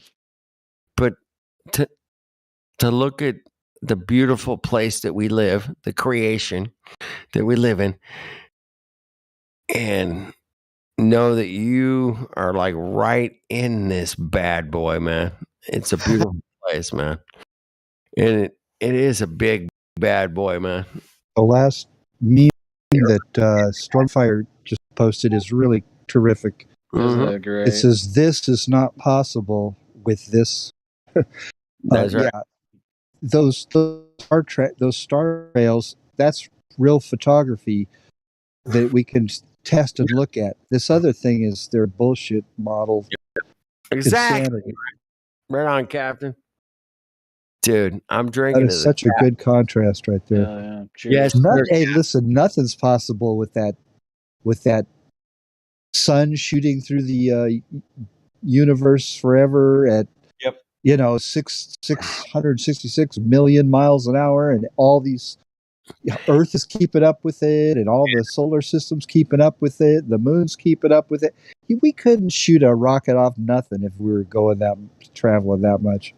Dude, you couldn't function whatsoever. Yeah. You just burn up, I mean, the ridiculous speeds they claim is just too much. I mean, all that stuff is all Hollywood. Burning up, freezing, eyes popping out, you name it. Yeah, I know. Who could get anything done if all that was going on? Well, Hollywood's an important cog in the system, man. It literally work magic. Hey, man, when we bring up the point that the movie Gravity was filmed on so good, I love that. On a green screen, right? And she's hanging from harnesses, and then we show that side by side with these cocks in the space station. It's pretty funny, man. That's pretty funny. William Shatner said it. Science fiction's all the same fucking thing. He knows. He knows. The science is just bad actors, on a set somewhere, being directed and, making movies. Well, there are people that are motivated by money, and I mean, I might have got sucked into something like that too. If I was, trying to achieve. Because, they're like, hey, we're NASA. We're the government. You're going to be rich. Everything's going to be wonderful. Your wife's going to be happy. You're going to go buy a new mansion. And who wouldn't like, yeah, I guess so. I'll sign up for that, These brain dead people will come in here. I think I heard it today. It was talking about Nazis and someone I can't remember who it was, but they were totally brain dead. Couldn't see the connection at all. Like how strange it would be to have Nazis running your rocket programs and this kind of thing. That's insane, exactly what we got.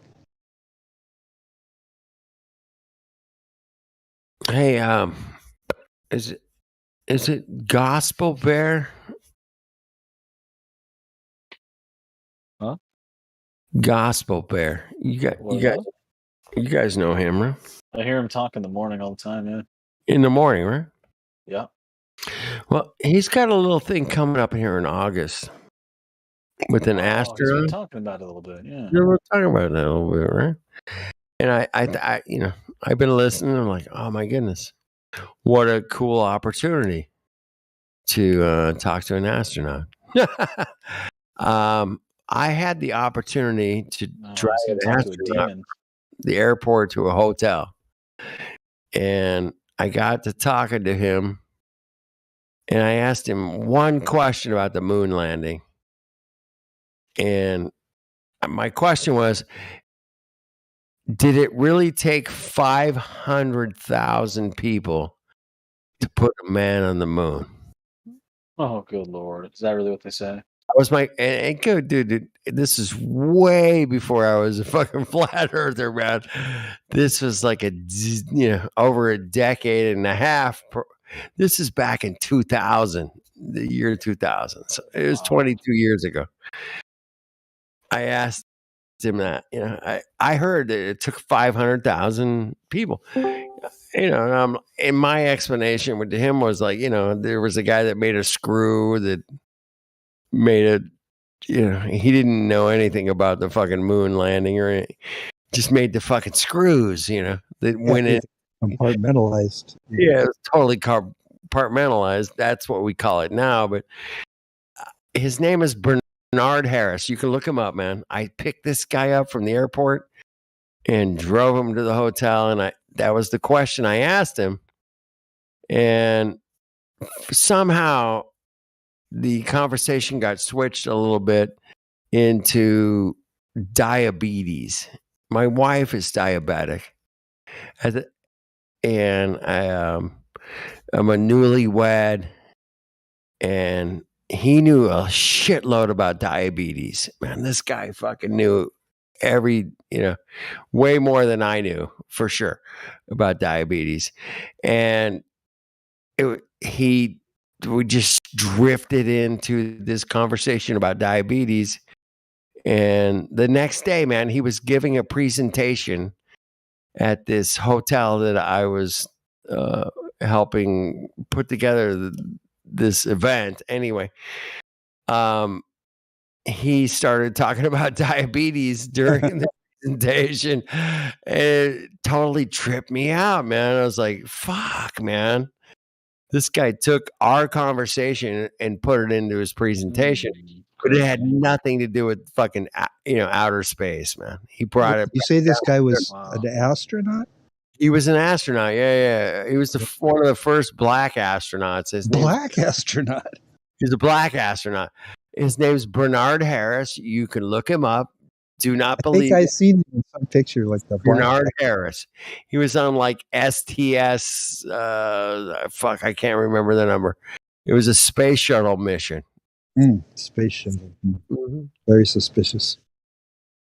Yeah, it was an interesting, but from me just asking, I go, dude, man, I know you get a lot of fucking space ass questions, but the only one I got, man, did it really take 500,000 people to put a man on the moon?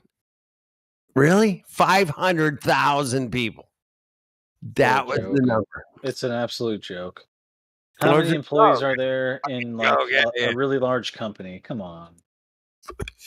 500,000 people were involved in the moon landings, okay? Is there even 500,000 Walmart employees? Yeah, I think they have more than that. I do. Yeah. Yeah, there's more than, I think there's like 1 million Walmart employees. I don't know. That's my guess. 1 million? Probably a decent guess, but this is saying 2.3 million. But just, 500,000 people. But either way, I mean, they're running stores everywhere. I mean, you're talking like one rocket or whatever. I mean, where are you going to put these people? No, I mean, no, they're contractors. They they're all contractors, right? Team over here to design some special titanium screws and yeah. Spacesuit. They had the spacesuit sewing team Yeah, spacesuit team. Fucking spacesuits. And it was like a group of 12 women that knew really how to So you could have teams of 12 for 50 different things.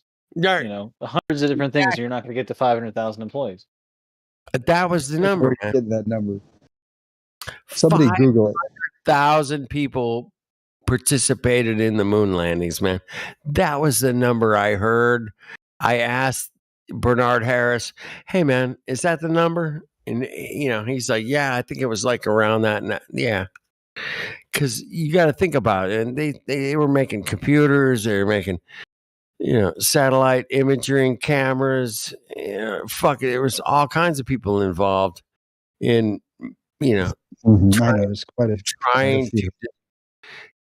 It's like a work program, man. They figure, it's like they give these people fake jobs, and then exactly. They don't realize that nobody's actually going to, it's going to be a big hoax at the end. But they just buy into it. Dude, know that, man. They're just going to work every day, trying to engineer something that might be vacuum proof. Gary, You heard that guy talk about the Hubble? It was this guy that worked for the Hubble telescope. Oh, I heard a guy called this dude up and grilled him for answers about that, and he was starting to say that it was just some airplane flying around or something. He didn't even know. He didn't even know anything after 20 years. Never even seen it or anything. Never. You're talking about the Robert Bassano interview with the guy that was the Hubble. He called a bunch of space places, and he finally got an answer. He was the Hubble Space Telescope director for 20 years or something, right? Right. Yeah. It's a hilarious conversation. And Bassano's asking him, have you ever seen it live? No. What? He goes, dude, even the simplest remote controlled vehicles have a camera on them to know, Look, if we actually had a Hubble, telescope, it could do all that crap, we would at least have a shot of the Earth, from that thing, if it existed, right? It's so true. Yeah. At least you'd have a shot of the telescope in case it had some solar panel damage or something, You would have a camera on the fucking telescope looking at the telescope. Well, that's what they do show you. They show you it out there in space, and you're going, well, who took a picture of the damn thing? Well, and the guy that runs the fucking program says, no, we don't have any cameras on the looking at the telescope itself. No, we don't have those. We didn't think of that. Those are missing. Only a $87 trillion piece of equipment, but we didn't think about putting cameras to see what's going on the outside or anything. The greatest part of that interview was I was actually a different interview. It was the Sophia 747 telescope that fits on the back of the 747. He got a hold of the guy that run that program. I think that's what I heard this conversation. It was a real technical conversation, but super technical, right? Yeah. Deep stuff, talking about, and Robert Bassano kind of nailed him and said, hey, man, I noticed that the picture you took on the Sophia was the exact same picture of the Hubble telescope. How do you explain that? And it was you could hear a fucking boulder drop. It was like the fucking bomb when you could hear the guy going, oh, really? Yeah. He just happened to find that the Hubble telescope in outer space took the exact same picture as the telescope in the 747 called Sophia. And it, by the way, the telescope that's in the Sophia is the exact same specifications as the Hubble. Exact.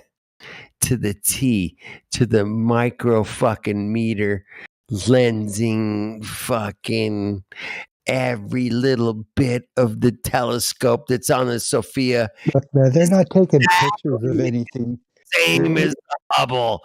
What's the chances of that happening? What's the chance? All they do is they say, "Oh, here's something from the Hubble," and it's just CGI off a computer. You know, a space ball with all these amazing colors, and you know, that's all. Just they have the biggest art department in the world at NASA.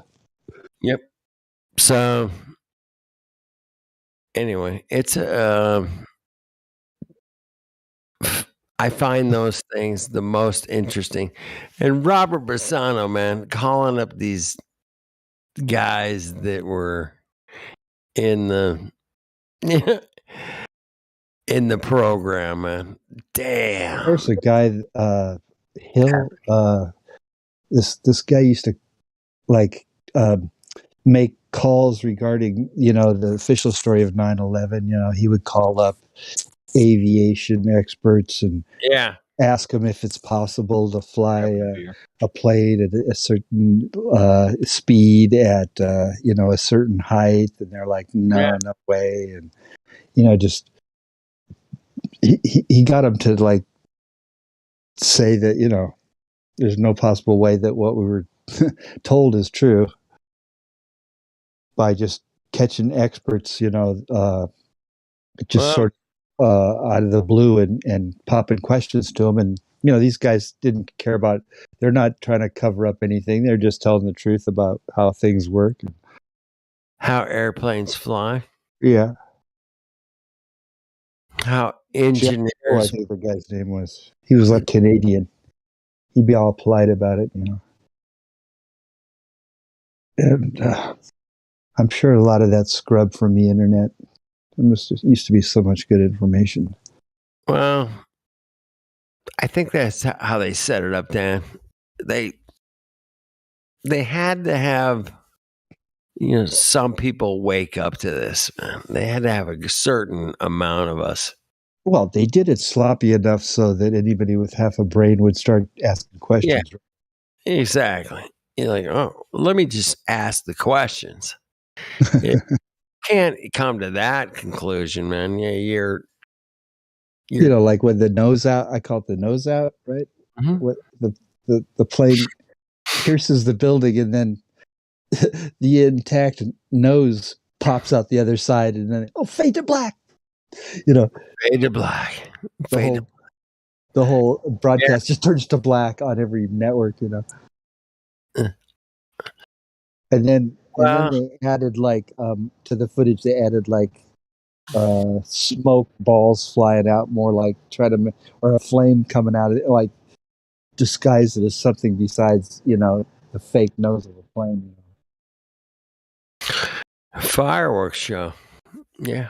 But, you know, it works. If you fool, you know, 80% of the people, it don't matter if 20% totally know it's fake.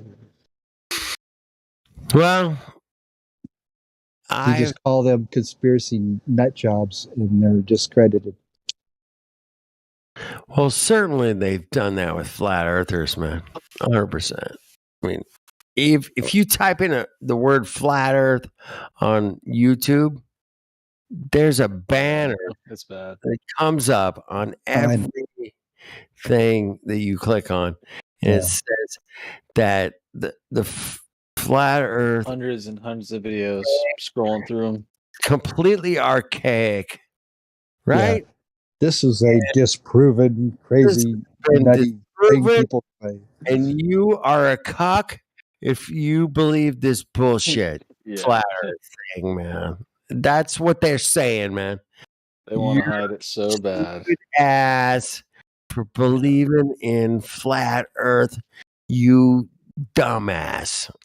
Don't click on this video that says the space station is a hoax, you know. Yeah, thanks. you fucks. Yeah. They put that on every single flat earth search in the world. You on YouTube, you will get the fucking banner.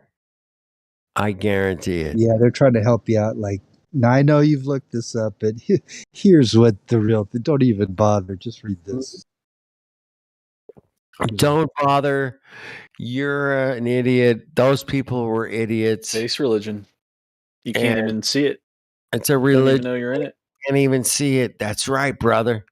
They can't even fucking see their own religion, man. I hit somebody with that today, man. I'm like, it's so intense, man. How it works. I'm like, dude, Big Bang is a religion, bro. Yeah. You want me to explain that to you? You got priests. You got laws, rules. You got rules. You got it all, man. You got beliefs, bro. Beliefs. Yeah. That's the key of all things, man, is beliefs. You got tons of books, right? It's documented everywhere. Books and books on the shit. But I got Scrolls, beliefs. I got tomes. beliefs. I believe I can fly. Yeah. And then you got multiple gods like gravity and oh my god, matter or whatever it is. Gravity god. Gravity. Black holes. I hope you guys are laughing. I think the heliocentric nonsense god is black holes and gravity.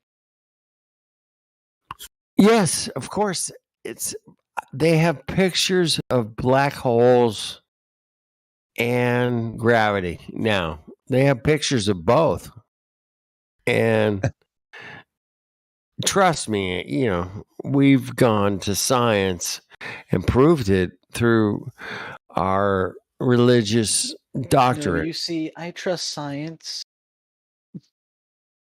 I trust science. Oh my god! See those posters? It's like, oh well. See those posters? I think we know it's a religion now. Those cocks are so desperate.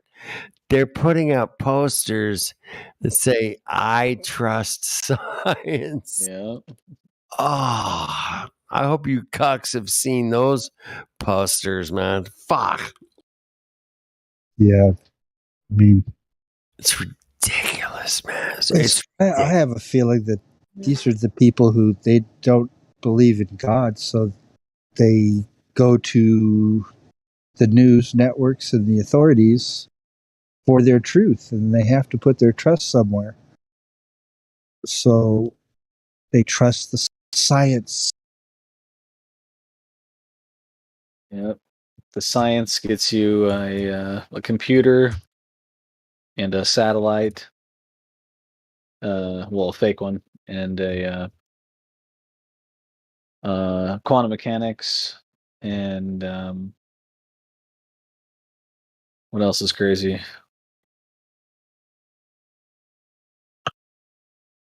Airplanes flying all around the world. Science. Globe. I knew after 9/11 that if they got away with that bullshit, the sky's the limit.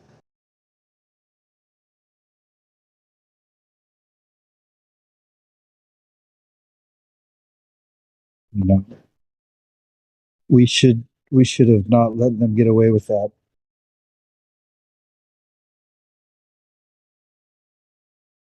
Well, what's next? 2030, right? Is that the next? They have until then to do whatever they're gonna do.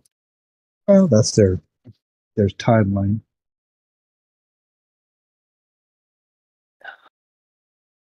They'll have everything ruined, and all of us poor are dead by then. Well, I guess you got to make what you think wealth is count.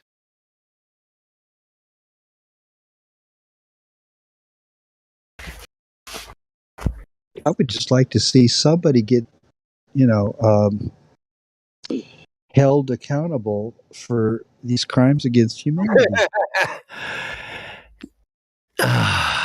Hey, the Nuremberg trials by now on these people.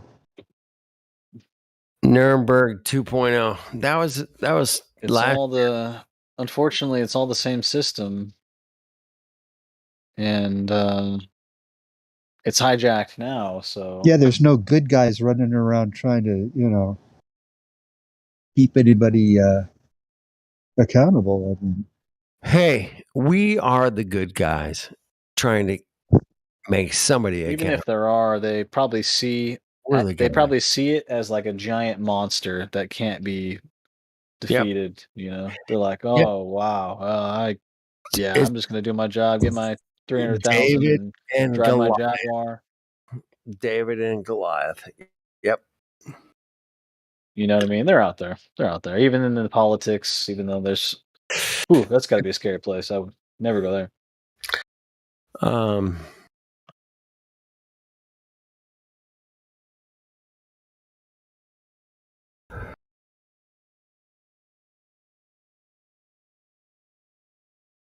Plus, there's always, man, I guarantee there's always some like vigilante truther that digs in and what's it called? Not invade. What's the word? If you're like a spy, infiltrate. Right? Infiltrate, man. I bet there's some super vigilante truthers out there that are like going hard on like acting like they're part of the cog, they're part of the system, they're one of the cogs. Yeah, and then they'll get make it to the 33 and all that kind of stuff. Yep, but the problem is they don't have the beautiful reality of truth behind them, man.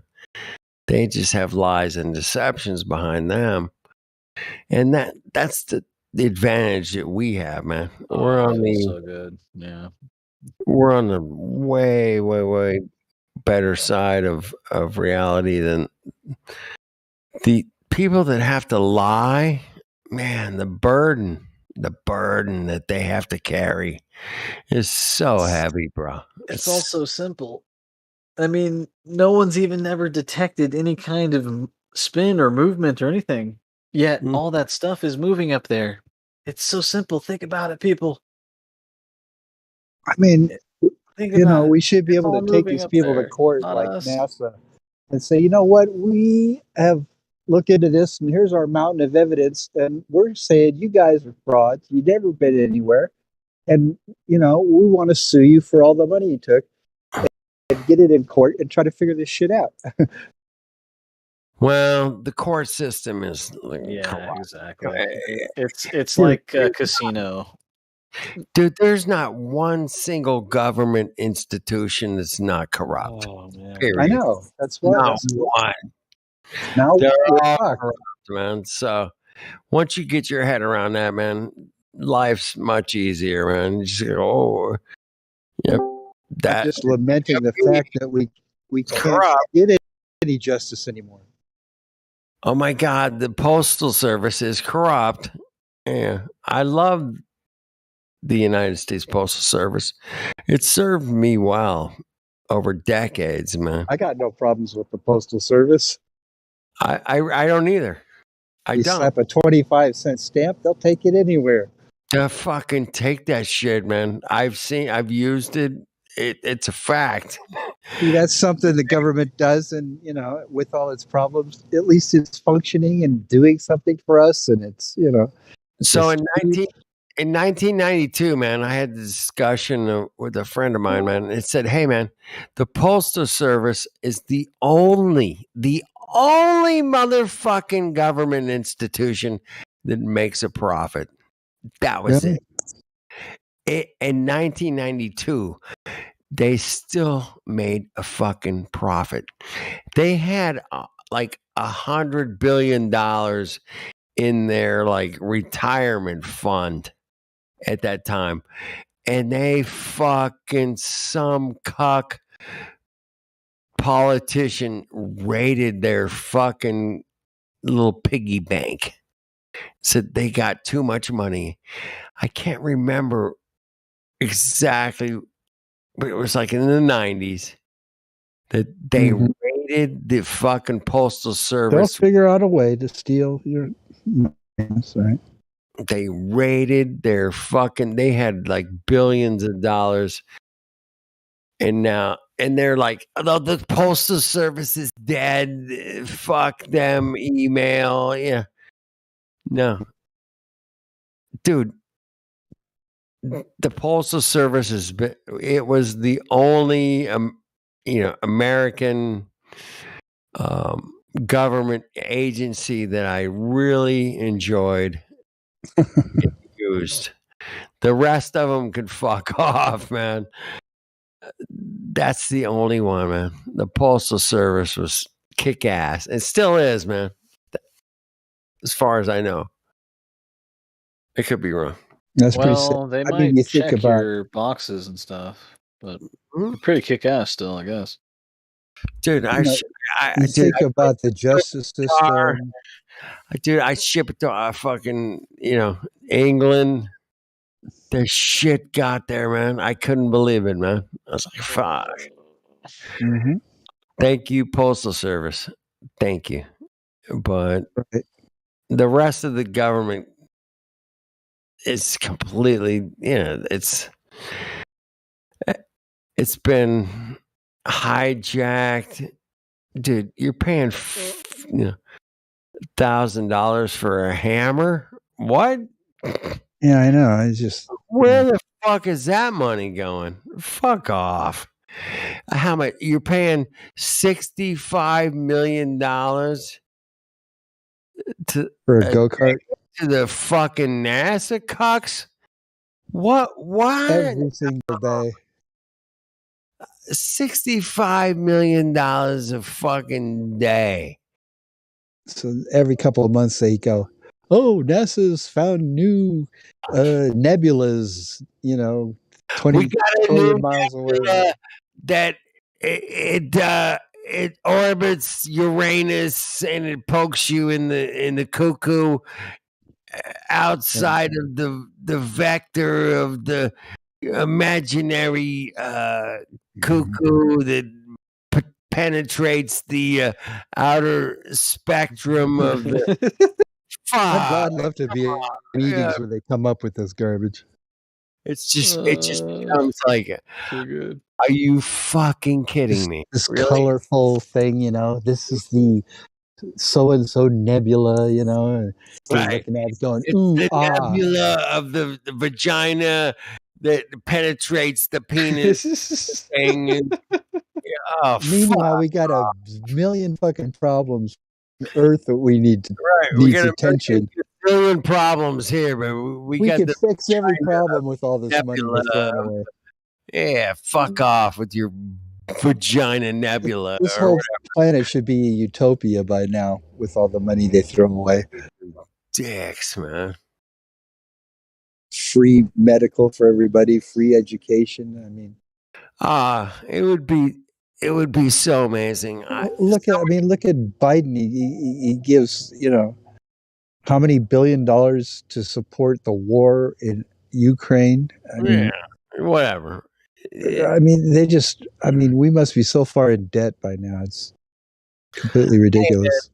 I want you guys to understand something, and I laid this on a friend of mine today, man, is the fact that United States of America is still paying interest debt on World War I. Yeah. I think we've been broke ever since. You guys can check me on this shit, but we are still paying. All the income tax they collect goes just to pay the interest on this debt we have. It's 103 years ago was World War I, and they're still paying the fucking interest. I mean, we shouldn't have even gotten involved in fucking World War I. It was none of our business. We should have just minded our own fucking business and just what? Have yourself a war. How it works. That's not how it works, man. That's not how the system works. Exactly. No. Oh, an archduke got assassinated. Let's just flip out and send millions of people to die. Archduke, he got his head blown off. and his wife. Ugh. Let's start a world war. That sounds good. Okay. That's why when World War II came around, America's like, you know what? No, thank you. We're not interested. And it went on for a few years, and FDR was pressured to get America in, so he taunted and barricaded and did all this crap to Japan until they finally flipped out and attacked. And then he got word they were coming to attack, so he just had to stand down, let them blow up Pearl Harbor. And then, of course, stand down. Stand Japs down. have attacked us. Everybody joins the army and goes nuts. It works every time. What was fascinating about World War I is it started in 1914, and the USA didn't send troops over until 1918. That's right. Until they went, and all of the troops had to go through Riley, Kansas, and Frederick Gates and get something before they went over to Europe, because it was our first time we sent people overseas. And whatever they got when they went through Riley, Kansas, got them a little bit, not feeling so good, and not feeling so good. And then that happened over in Europe, and the rest is history. So 9 million people supposedly died. Excuse me, 9 million people died in World War I in the fighting. But depending on who you believe, 20 to 50 to 70 million people died of the Spanish flu. The Cocoa 18. Where are we? Where are we? That's the great question, man. Oh man. Where are we? I told a guy today, man, I'm like, dude, we are the center of the universe. Yep. This is it, bro. This is it. It's a sweet place, bro. We got palm trees and oceans and rivers, and these maniacs are just spraying toxins on it every day forever. Oh man. Wow. So nuts. Killing insects and animals and us, and yeah. I mean, they just never stop trying to destroy this place. We got to get rid of these people, man. They absolutely hate it. It's a bit of a destruction party that they've been putting on. They're probably stuck here. They probably hate it. They hate us and they hate it. Yeah, that's it, man. They hate us and they hate life, man. I don't know. Yeah, they do. Sucks, man. Sucks that those people. Aliens are running this. Those cocks have to live with themselves. Remember that, man.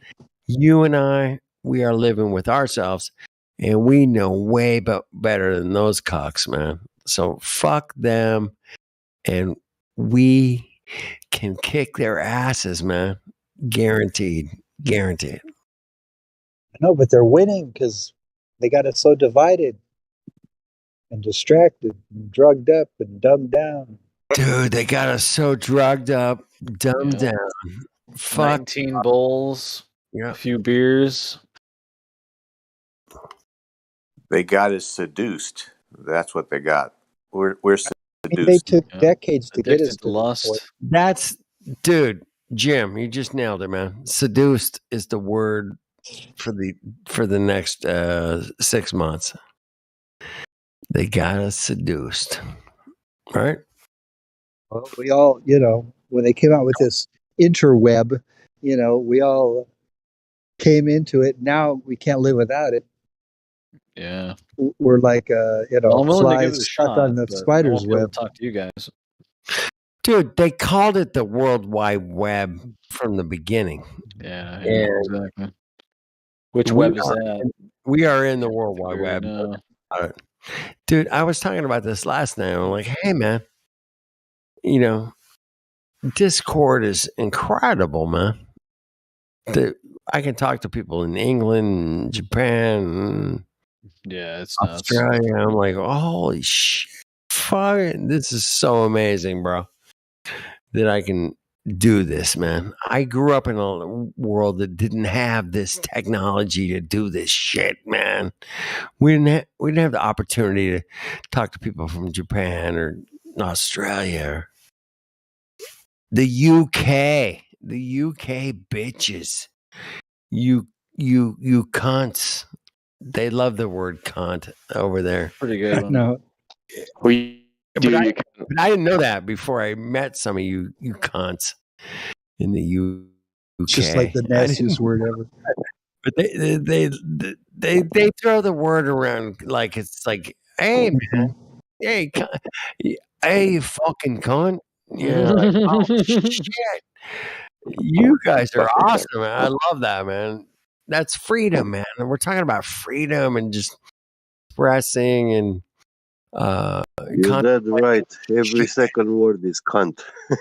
yeah, yeah, Oh, exactly. there he is. Haven't heard him in a while. What's going on? So it's a beautiful thing, man. It adds to our collective energy. It brings a little flair to the cockiness of the reality that which we find ourselves. But it's a beautiful place, this Discord, and for us to get together through technology is pretty cool, man. Thank you, you cocks that invented technology that makes us all talk. Yeah. Yeah, those planes. The age of Aquarius. It was Planes inevitable. they showed you on 9/11, they're just shitty computer graphics. The towers obviously are real, but they just put a layer over it and added, graphic planes. You can see this one that's going through the whole building. That I've seen that. It's nuts. Yeah, that's the nose that I was talking about. Yeah, those buildings. Thank God, for decades nobody drank beer in those buildings. Imagine what aluminum will do to them. God! Oh my God! It would have been amazing. I'm telling you. Hey, it was only there for 33 years. Yeah.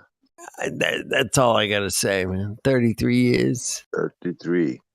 Yeah. Nothing to see here, folks. The leaseholder, like a couple of months before the event, he goes out and buys all this insurance against planes hitting these buildings. Oh, shit. That Jew bag. Fucking Silverstein, man. Silver. Oh, that mother. Then he admitted that they pulled Tower 7.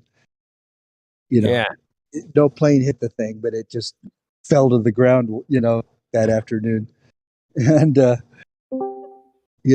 pressed him on it. He just said, I got a phone call from the fire chief, and he said, well, there's been so much loss of life, well, might as well just pull it. So we pulled it. We watched it collapse. We're just going to pull the building 7. Nothing here, folks. Hey, this is the lady from the building 7 fell down. It's bad. Oh, yeah. Then that one newscaster in England's talking about the Salmon Brothers building has just collapsed. It's behind her in a picture.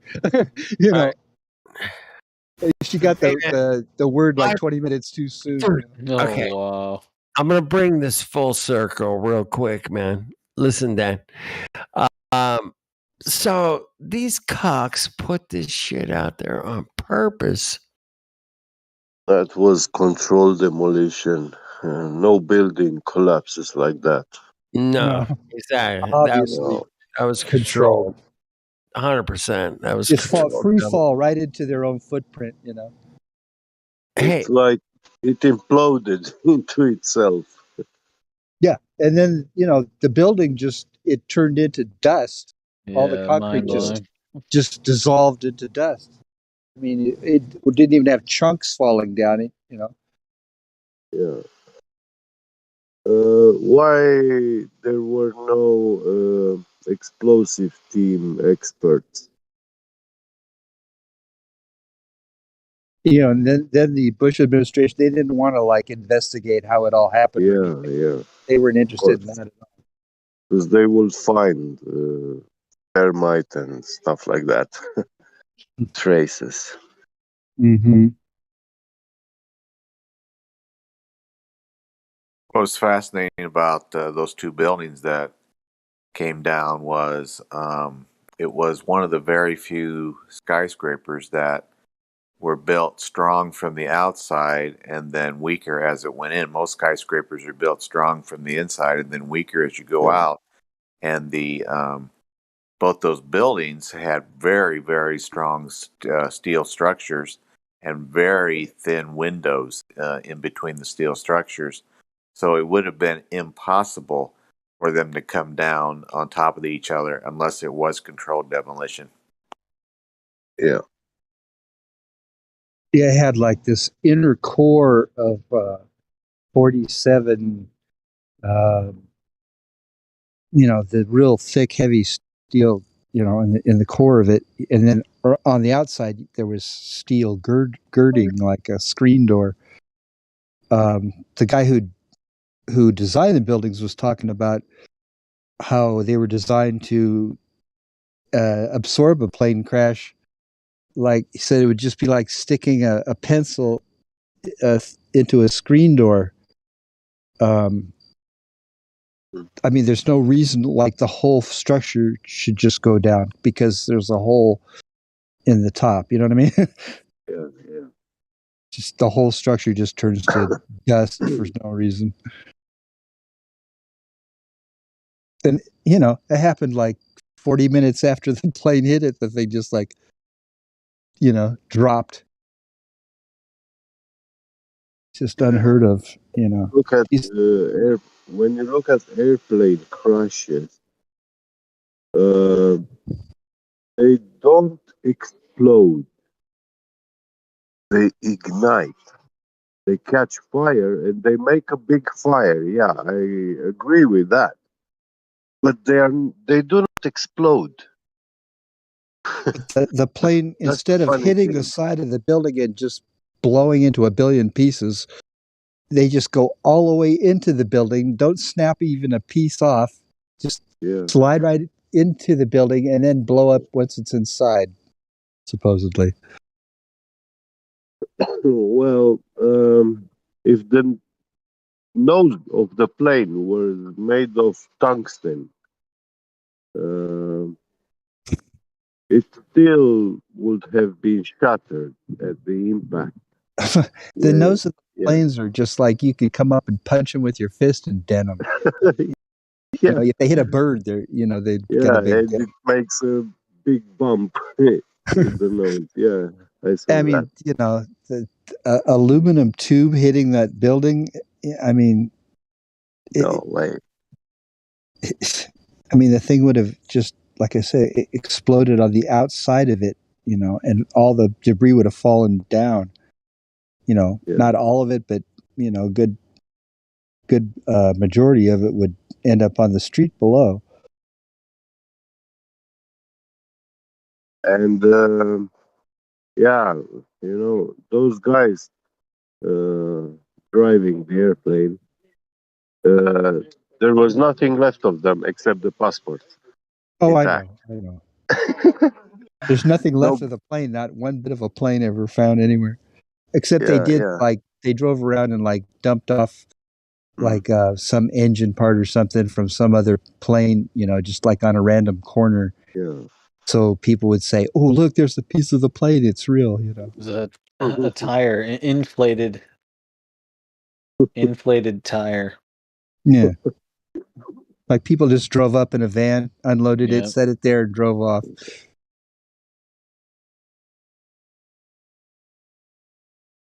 I mean, the most ridiculous was that crash in a field in Pennsylvania. The crash site is like, oh yeah, a commercial airliner just crashed in the field. Really, where is it?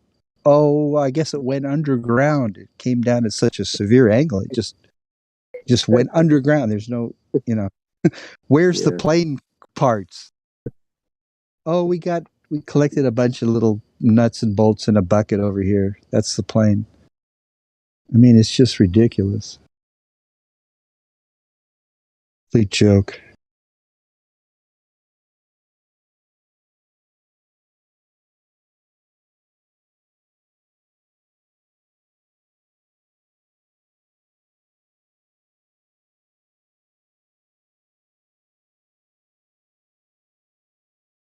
Can you guys hear me? Yes, sir. Oh. Yeah. I think they flew over the night before and like dumped out like what they were finding was just like a little piece of a seat belt and a little chunk of a screw and just stuff you pick up with your hands. They just like flew over and dumped a bunch of debris, plane debris type stuff. No fuselage, no tail section, no wings, no engines, just little garbage. And then they said, "Oh yeah, this is all we could recover." And it's just so dumb.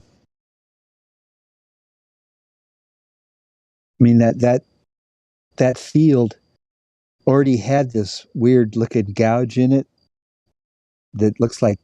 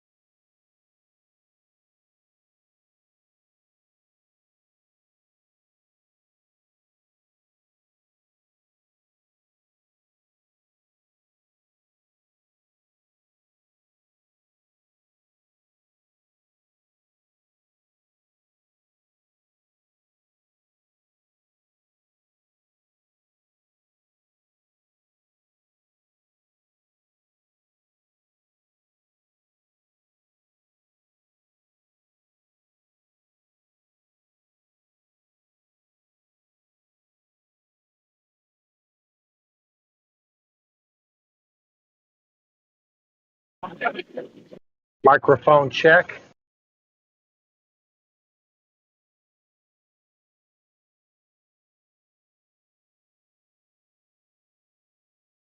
Loud and clear.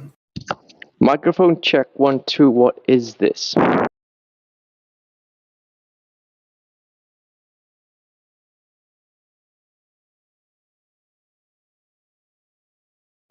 We hear you. What do you want? What do you want to say? What's up? Speak up. Nothing. Shit. Ain't nobody saying anything.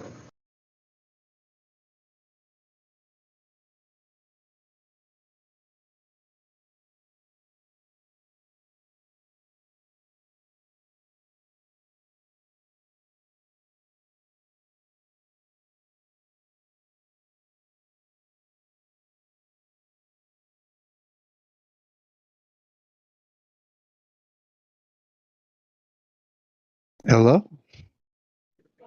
Hey, Captain Dan. Yeah, my iPad ran out of juice. You guys hear me? We can hear you. Keep it rolling. I don't know. I was just offline here for like 3 or 4 minutes. Forgot what I was talking about. There was a hole in the field in some plane parts. Oh. Damn, that drove off. In Pennsylvania, in that field where that giant gouge was. Right. Have you guys seen this footage? You familiar? Oh, I know about it. You know, you look at it and it's just like it's kind of some smoke kind of coming up out of this little hole. And, of course, no wreckage. And then, to me, it looks like The plane came down at such high speeds that it just incinerated. Yeah, for the first time in history.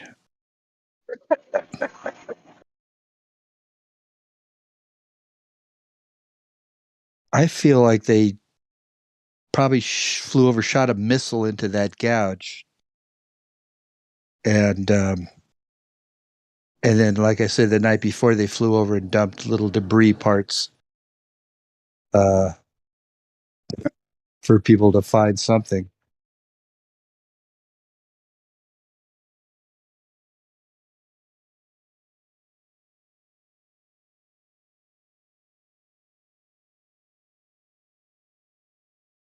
The same thing at the Pentagon. No crashed plane. Disappeared again.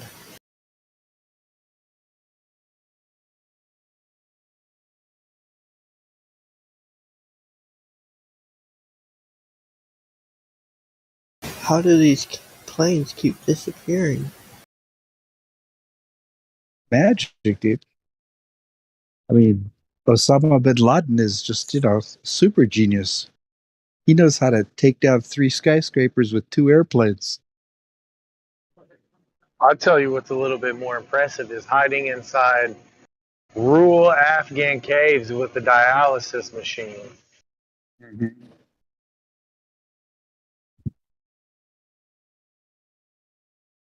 Talk about a patsy. What about him getting interviewed by CNN in his cave? Yeah.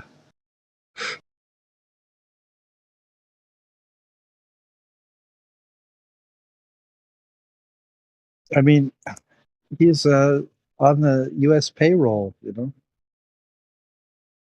working for the USA for a while. I mean, Well, they were all business partners, weren't they? The Bushes and the Bin Ladens. right, exactly. It's completely ridiculous. I mean, when this thing happened, all air flight was shut down in the country except for like these special flights for the Bin Laden family to get the hell out of Dodge. Yeah, after their business meeting. Yeah. That George H.W. Bush and his business partners were in a building, in a position to watch the whole event as it went. Have you seen the footage when Bush was in that classroom with them kids? And he was that's what a strange story he's reading. He had the kids saying, plane crashed, or something like that. Well, yeah, they were showing off their kids' reading abilities, and the words that they were spelling was like hit, plane, steal, crash, Yeah. Oh, that's interesting. Yeah. It's just everything was so surreal about that whole deal. Bush is sitting there with his head up his ass, like holding the book upside down, and guy came up and said, the country's under attack. He's like, well, I gotta finish my little thing with the school kids here, just looking like, what the fuck am I supposed to do?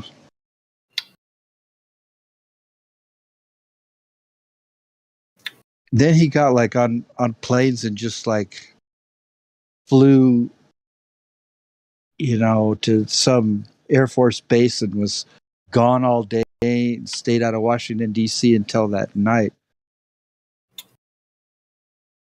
they just wanted him to just be out of the way and not be saying dumb shit until he was fully briefed.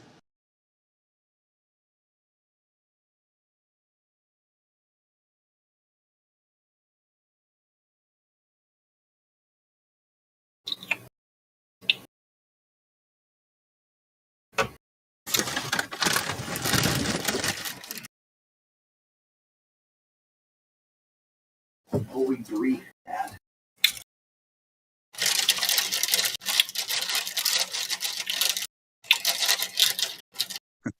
Sounds like somebody's lifting the blinds up. No, I'm eating soup. Sorry, that was my crackers. Huh. What kind of soup?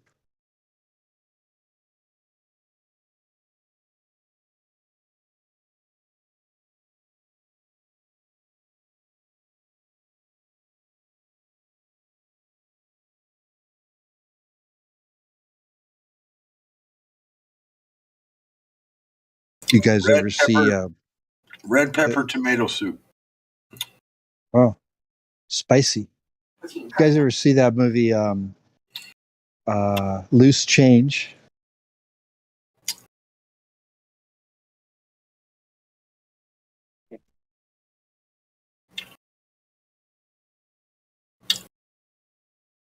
Tell us about it.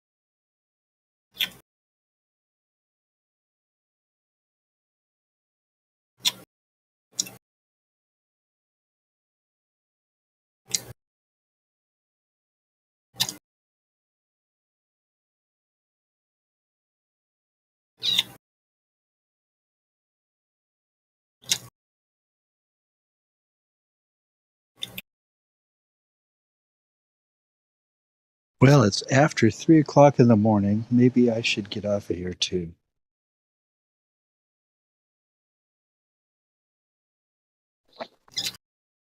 Good morning, early bird. Insomniacs. Yeah. Well, it's only 6:30 in the evening here, so I'm just getting started. Oh, you is from Australia. These Australian people, they're on different time. Yeah, we're ahead in the future. What do you mean? Australia doesn't exist, so the flat earthers say. Yeah, I've heard that one as well. Well, you never know where we are, actually. So you jump on a plane, you arrive here, you don't know where it is. That's right. Where you're at. You just get off the plane and they say, "Welcome to Australia," and you go, "I guess I must be in Australia."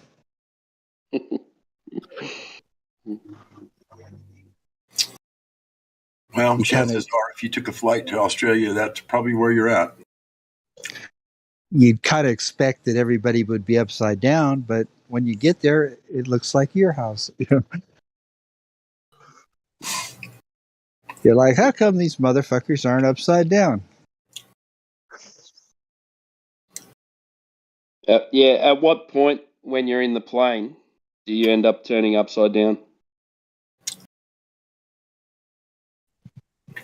No point. You pass the curvature.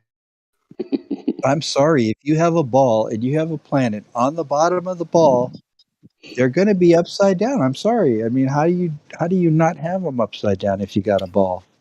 Well, you can get upside down if you go to the circus. The circus. You know? Yeah. That's what I like to get upside down. This acrobacy. Gravity. Yeah. They're dumb, gravity. Yeah, okay. Gravity's holding you on the ball upside down, but you're gonna still be sticking. Your head's gonna be, going downwards. I don't know. I could never. I mean, that's the one thing when I was a little kid they told me, and I'm like, what? Yeah, but that's the thing. Like if you believe you're on a ball, you don't really think about it that much. All three.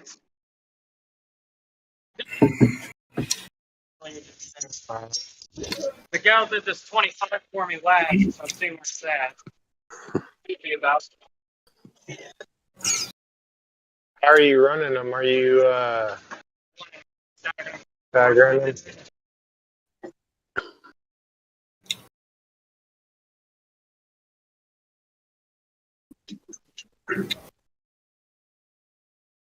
Overall, faster dump times doing it that way. How do they even explain that when you say, "Hey, how come we're not upside down if we're in Australia?" I haven't looked at a clock while I was doing it yet. But not specifically dumping. Since we're going back and forth between the two, it's got me a little on edge. Flowers, you're hot micing. Oh, I'm sorry, guys. Go ahead and mute me. I'm at work. I'm not next to my phone. Sorry, guys. No.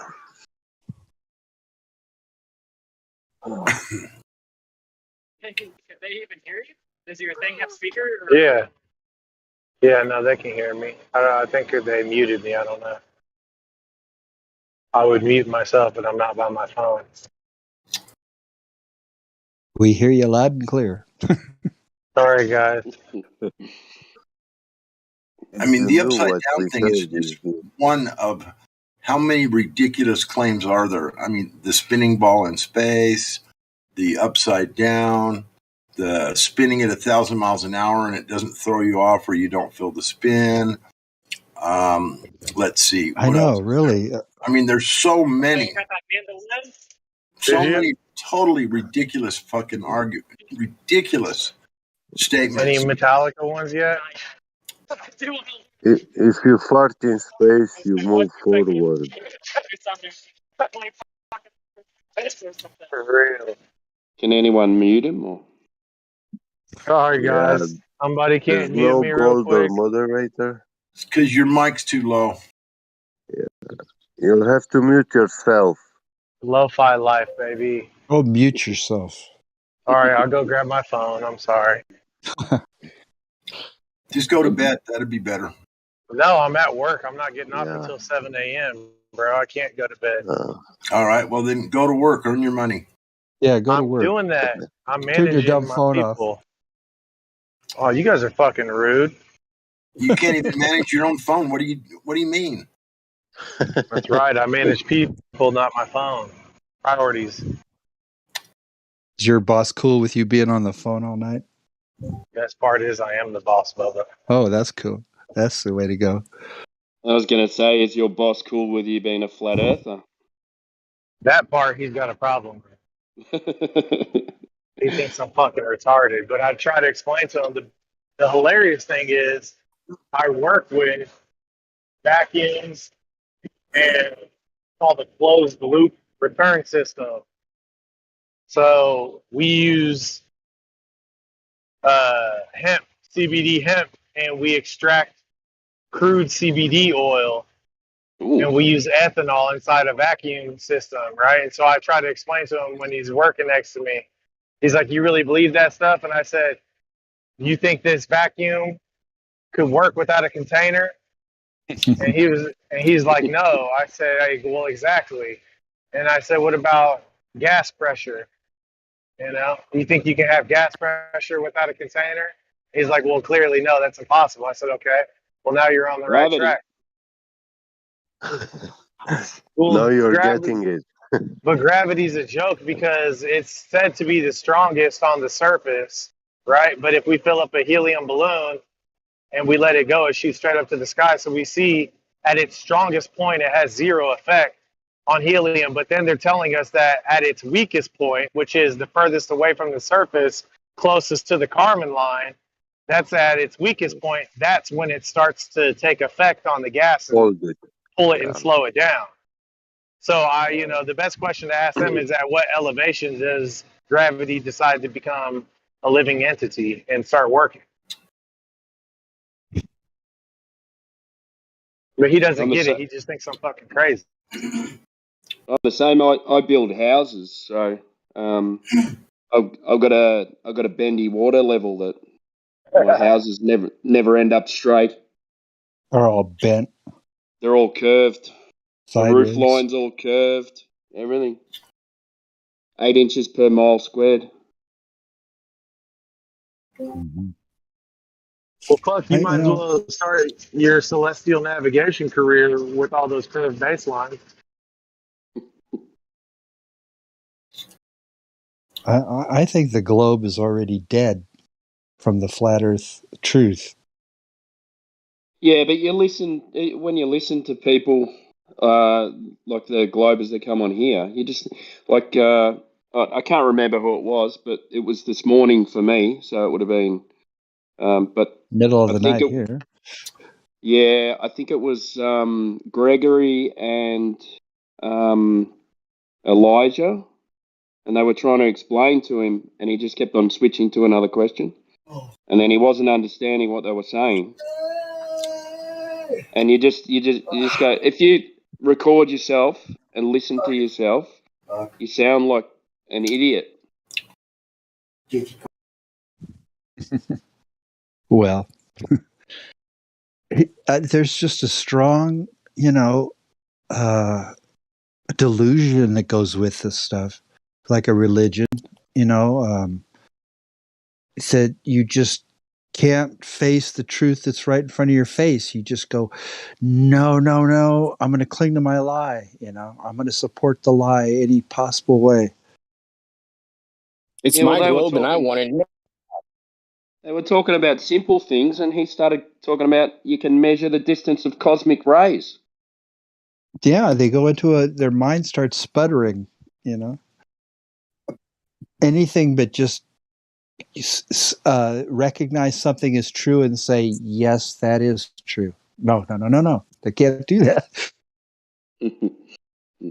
But what about this? But what about that? Yeah. Well, it's okay to say, well, what about this and that? Just go one issue at a time. You got to listen as well, though. You can't just. Yeah, they're doing it just to think they're throwing you off. Yeah. They're not there to really. What about when you see water in a drop, bro? When water is a drop, it bends. That's pretty good proof right there for the bro. There's your bendy water. I think you guys were talking about that. Were you talking about the Witsit and Kai debate before? Anyone talking about that? Yeah. No, what is it? A debate? That lady. So they were on. Yeah, the chick, the Jen, that lady Jen. Yeah, and she said, "Oh, this is going to be so stupid that I didn't even prepare for it." And she ended up sounding like a dickhead. Did you see when she was holding that glass ball in her hand and she was? Oh no! Oh my god! I had it on audio. I wasn't watching it. Yeah, but I listened when she was talking about this the glass sphere. Yeah, because it takes the least energy to turn into a sphere. The universe works in least energy. And how her eye was like a sphere too. Her eye was like a sphere, and it was so funny, dude. That was like the funniest part of the whole thing.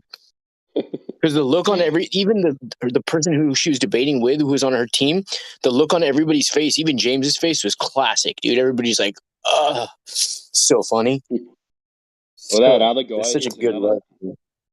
But you're a liar. My God, you're a liar. I just looked at my eyeball in the mirror, and you've got your North Pole is your pupil in the middle, and then you got your continents and your water in the colored part, and then it comes to the ice wall, and then it's white going out from there. You know what I mean?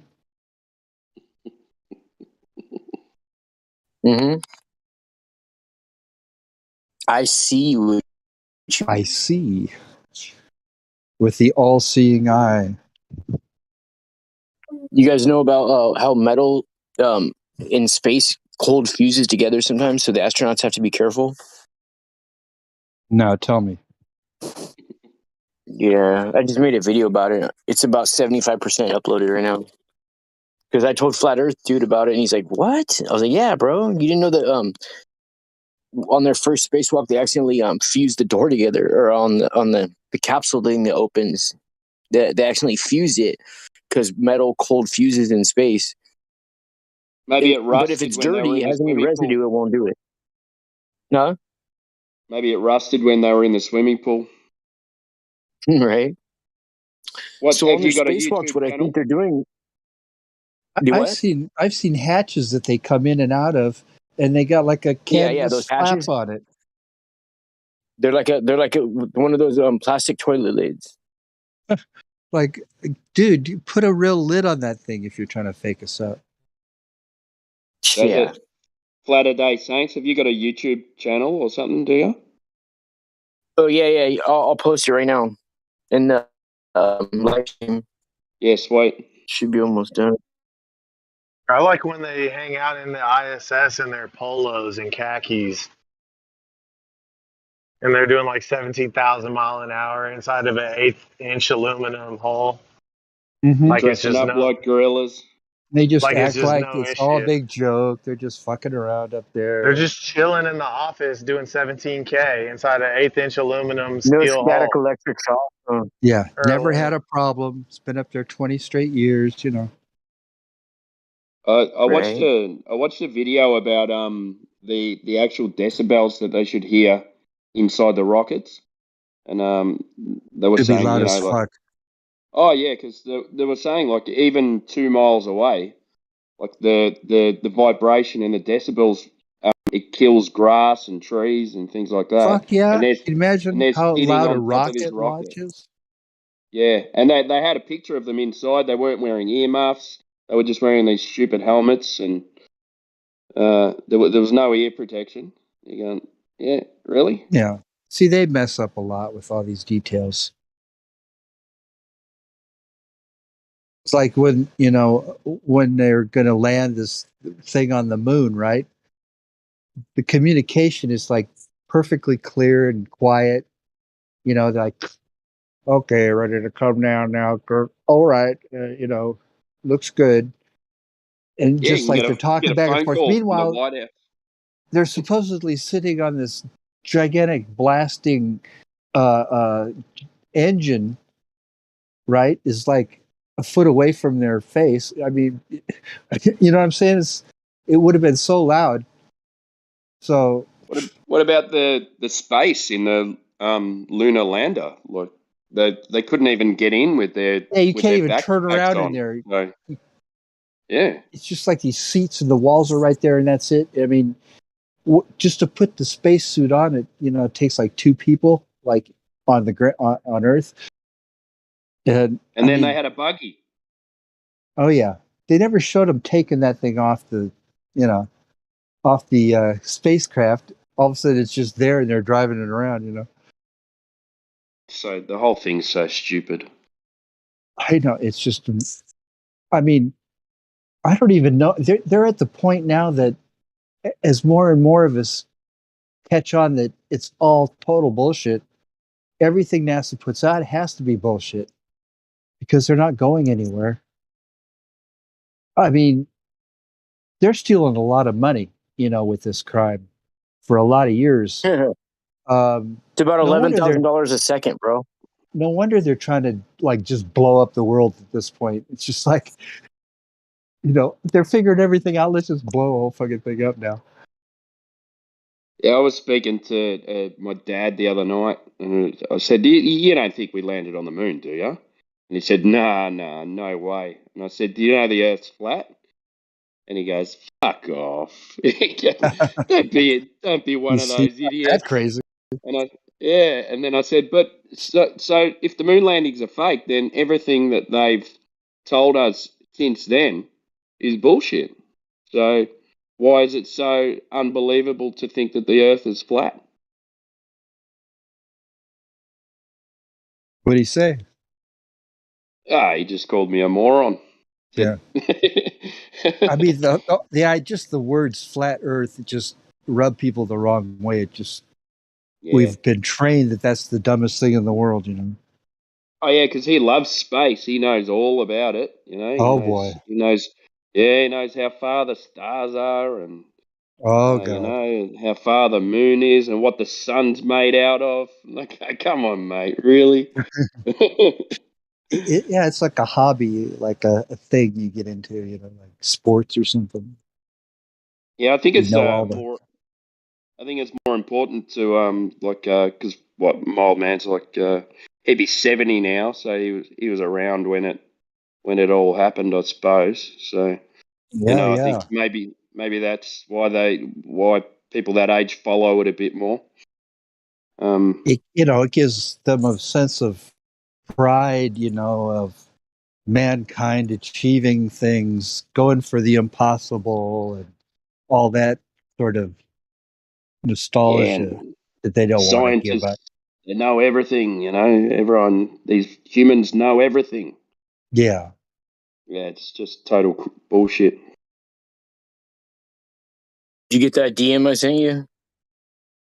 Who, me? Yeah. I'll have a look. I'm surprised you were the one people. asking about my channel, right? Yeah, that's right. Yeah, awesome, mate. I'll So have I a sent look you a at it. playlist. I sent you the song playlist for my channel. Awesome. I'll have a look at it. Cool. What's your channel about? Just like I make like flat Earth rap songs and just like I don't know, like conspiracy videos, I guess. Mm-hmm. What's it called? Latter-day Saints. I put it in the live stream. Okay. Latter-day Saints. I'll check you out. Are you a musician?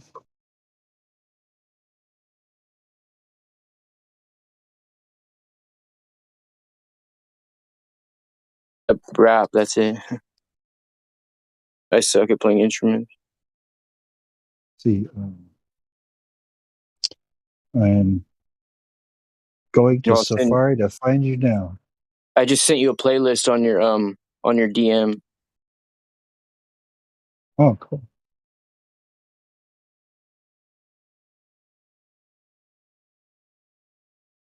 So I don't know how you guys started in this, but I was watching YouTube one day and I fell asleep to It what's his thinks name? I want Latter-day Saints. It's just giving me Latter-day Saints stuff. Oh yeah, if you type it in, if you just click on the thing, it'll go to it. But yeah, if you try to type it in, it tries to redirect you to Latter-day Saints, dude. Yeah. Yep, they're good. Yeah, they're liars like NASA. I know. The whole Joseph Smith's original stories and all that. Yeah, I have a bunch of videos where I up. run up on them in my neighborhood and I flat smack them. Who, the Mormons? Yeah, anytime they won't even walk by my house, I run up on them. They think you're the devil. Yeah, well, they don't do whatever they do in front of my house. I mean, I feel bad for the rank and file. They just think they're finding God. But I mean, the origins of this thing is totally bogus as hell. Yeah, it's really weird, isn't it? You know, he was the only one that could speak to God, and then he said, "Oh, he told me I need to take more wives." Oh yeah, of course. Yeah. God told me I got to start raping everybody in town.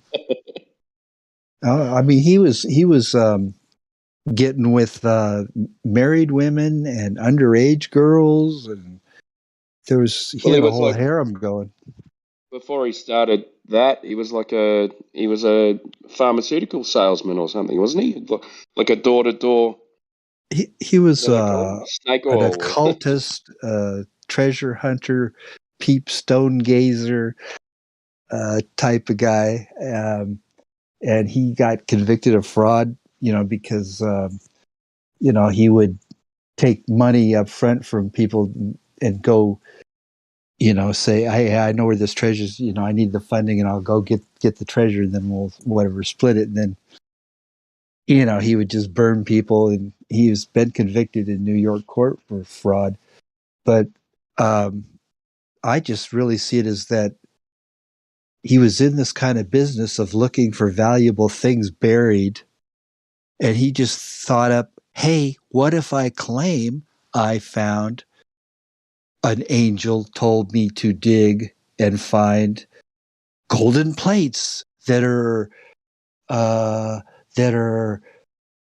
some strange language called some kind of Egyptian, and and I'll find the plates, but I'll say the angel told me not to show the plates to anybody, and then I'll translate the plates into English, and then I'll give the plates back to the angel, and he'll take them up to heaven, and then no one will ever have to see the plates, but now I got a holy book.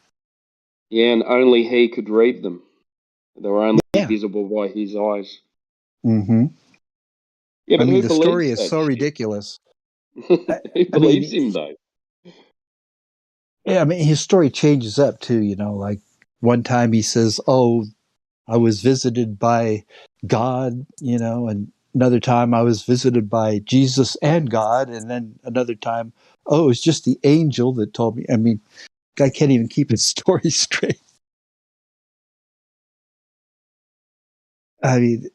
Just like, hey, what if this happened, And he thought it over. He goes, I could make this work.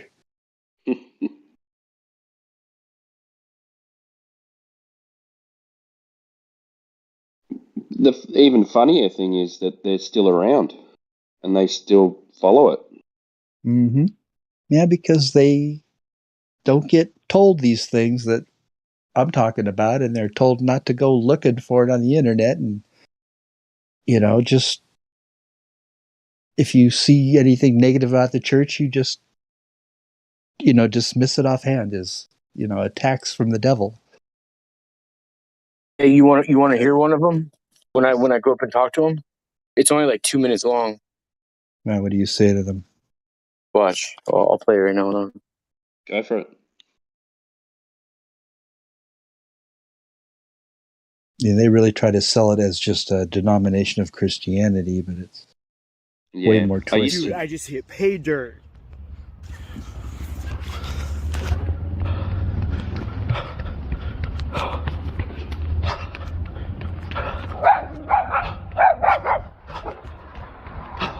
Excuse me. Hey guys.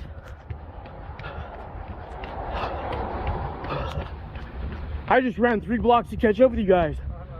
How you guys doing? Nice to meet you. They call me Flatter-day Saint, and I'm here to bring you. So, contrary to what you guys have been told, the Earth is not a spinning cartoon ball, but it's flat and stationary. Have you guys read Genesis, the first chapter? Here's a flat Earth flyer for you, and one for you too. Wow. So I know you guys are walking around here preaching the Book of Mormon.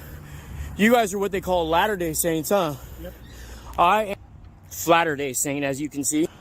So, I don't know about your guys' doctrine, but apparently it has some flaws in it. The first flaw would be that we don't live on a cartoon spinning ball, brought to you by Jesuit Luciferian priests. We've been lied to in school. Do you guys believe in the Big Bang? Yeah. You believe in the Big Bang. So, the Big Bang would dictate that everything came out of nothing, right? So, in your Bible, do you believe the book of Genesis that God created everything? Yeah. You believe that? We believe that God organized the earth as we now live on today. Yeah, okay. That's very good. So that is in direct contrast to the Big Bang. Those two ideas are opposite of each other. Do you see where the flaw comes in? Think about this. Okay, so ever since you were born, ever since you were a little kid, if nobody ever told you live on a cartoon spinning ball, you'd think everything's flat and stationary. Water, when placed in any container, always finds its true level, right? When you look at the horizon, that means flat. So think about this. If everything you ever saw is always flat, but then you start school and you're told you live on this cartoon spinning ball, traveling at like 10, 15 times the speed of a bullet, then that means that your senses, you can no longer trust them. Because your senses, the senses that Yeshua, our Father, gave us, straight up, it would indicate that we live on a non-moving flat surface. but then your teachers are telling you live on a spinning ball. So already you're not trusting your senses that our Creator gave us. Does that make sense to you? It doesn't make any sense. No. Okay. An organic what? I'm good, bro. Do you want to know some truth about the flat Earth? Anyway, so I love you guys walking around the neighborhood, and I love to run after you guys and come and tell you the truth, because you guys go door to door looking for people to talk to about your religion, right? Well, I go looking for you guys. Oh, really? Wow. Yeah. Like I said, I'm Latter-day Saints, bro, and I'm flattered that you guys gave me the time of day. Oh yeah, for sure. So, does anything I say make any sense to you? A little bit. Okay, so when you look around, doesn't it look like we live on a flat plane that's non-moving? No, because we got mountains over there. Okay, so how about when you go to the beach? Wait, so the mountains look like we live on a curved surface like a ball? Oh, it doesn't look mountains. It doesn't look flat, but does it look like we live on a ball? No, when I look through the horizon, though, yeah, because it looks flat, right? It looks a little curved. Oh, really? So you see the curve on the ocean? Yeah. Okay, so even though it's called sea level and horizon, which means horizontal, you see a curve. Mm-hmm. Really? Yep. Okay, that's really interesting. Yeah, we have a lesson to go to in a bit, so. You have what? A lesson. What do you mean a lesson for what? Like someone we're teaching. A Bible teaching? Yeah. Can I go with you guys? I mean, can you speak Spanish? No, but I can speak flat Earth. That's okay. I can speak truth. The truth is that the Earth is flat and stationary. And if you guys are teaching that we live on a cartoon spinning ball, or you believe we live on a cartoon spinning ball, check this out. You ever heard of the book of John? Yeah. Right here, John 3:12. If I have told you earthly things and you do not believe, how can you believe if I tell you heavenly things? Yeah. Doesn't that make sense? So if you guys are talking to people about heavenly things and you think we live on a cartoon spinning ball brought to you by a Jesuit Luciferian priest, then your whole doctrine's flawed. First of all, you have to start off with the ground that we're stepping on right now, and then you get to heaven. You can't just overlook the whole fact that the Earth isn't a spinning ball. Do you see what I'm saying? Does that make sense to you guys? A little bit. Yeah? In the scripture you quoted, Jesus is teaching Nicodemus. Okay. Nicodemus couldn't understand his parable. Yeah. Because Jesus was comparing it to things he already knew. Yeah. So theoretically, if Jesus was talking and using things he already knew, and Nicodemus still wasn't understanding, that's what Jesus was talking about. That scripture, that if Nicodemus didn't understand what he already had, then Jesus can't teach him anything new, because he has to teach him things he already knew first, right? Kind of like me talking to you guys. You guys don't really understand the shape of the Earth, so I'm talking to you guys in parables. I guess so. Does that make sense to you guys? A little bit. Well, Yeah? we have to go, but... Why, you guys don't want to talk to me anymore? No, but we have to go, though. Okay. It was nice meeting you. Hey, they call me Latter-day Saint. I'm out here spreading the truth to everybody. Oh, yeah. Walking through this neighborhood fearless like a lion. Will you please read that? Yeah, we'll read All right, thank you guys. Have a good one. All right. Latter-day Saint. I'm just saying, though.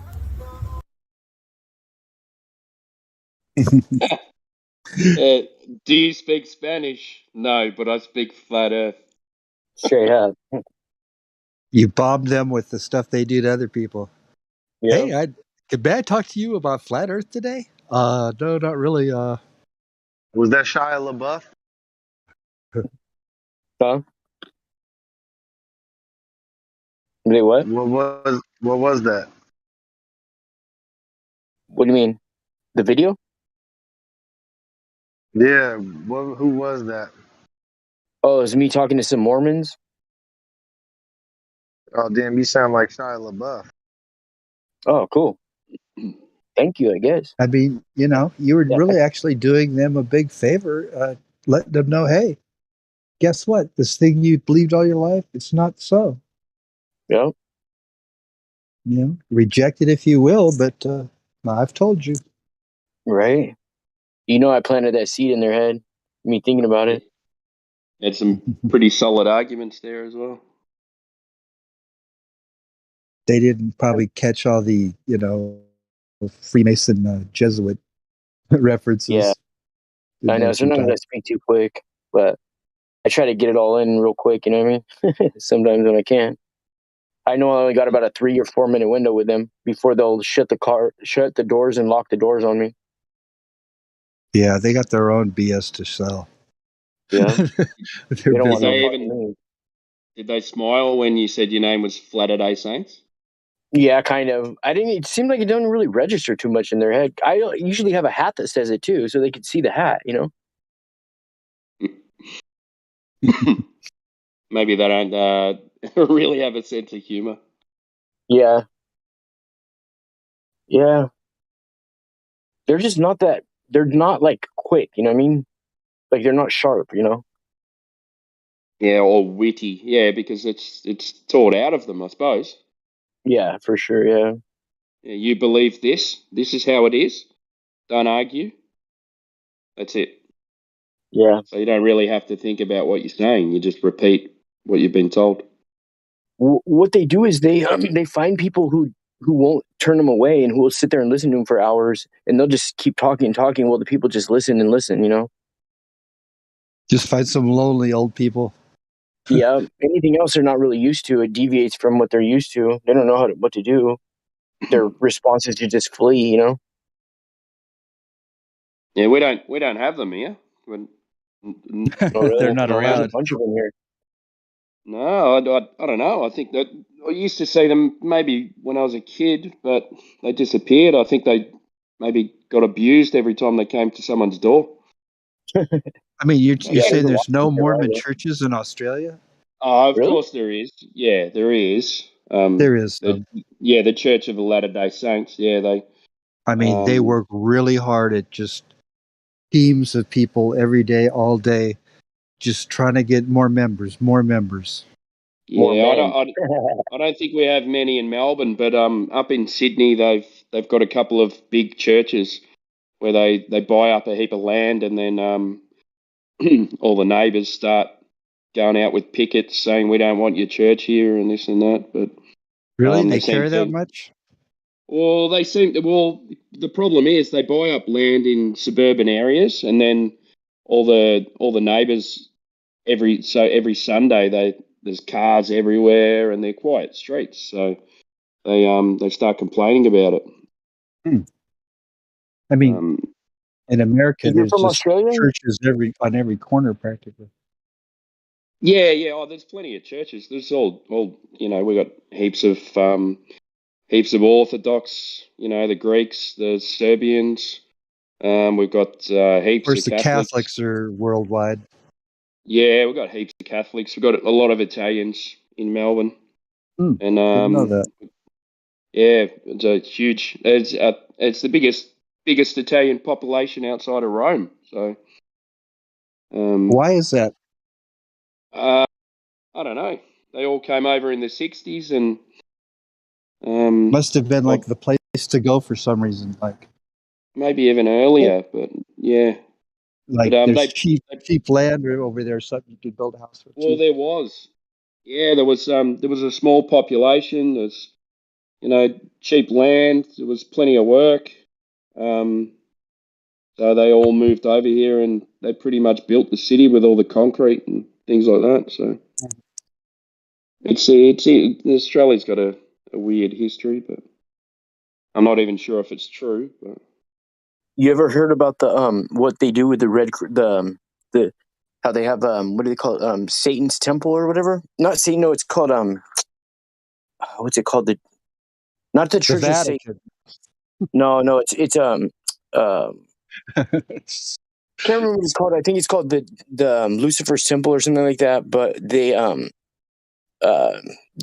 teamed up with Red Cross over there in New Zealand, and they were doing blood drives. You ever hear about that? yeah, I saw something about it. Like yeah, they. You try to look it up now, do. you won't be able to find it. The Satanists were doing blood drives. Well, they do with Red Cross. There's a big thing where they ask you to donate blood. Mm-hmm. So it's supposed to be for operations and things like that. But I watched a video about something that maybe they were using it for adrenochrome. Yeah, I didn't want to say anything because it's not that server, but Yeah. I Anyway, understand it's the most expensive drug in the world. Allegedly. Yeah, but I wouldn't think that you'd get it from donating blood because don't you have to torture someone so the adrenaline goes up? Or yeah, that's for the top shelf stuff. Reason. Are we talking about something taboo or? No, I mean I'm saying to get what they're the doing. most I'm just potent. saying they don't. You can't look it up anymore. What they were doing in Australia? You try to look it up, it's gone. Yeah, no, they have blood drives here every year. Yeah. Yeah, but they They won't. do that everywhere. They won't accept my blood because I used to live in the UK, and there was a time where there was this thing called mad cow disease. So we immigrated over here, and at the time that I lived in the UK, they had mad cow disease. So they won't, like, you can't donate blood. They won't accept your blood just in case you've got mad cow disease. I don't know how that works, but whatever. I wasn't going to donate it anyway. I wonder if they care if you're vaxxed or not when they take bloods and give blood. Well, here is we got pretty much forced to do it. I'm not. I work for myself, so I didn't have to do it. Oh, good for you. But Try not to say that V word, bro. Yeah, everyone who wanted to do it.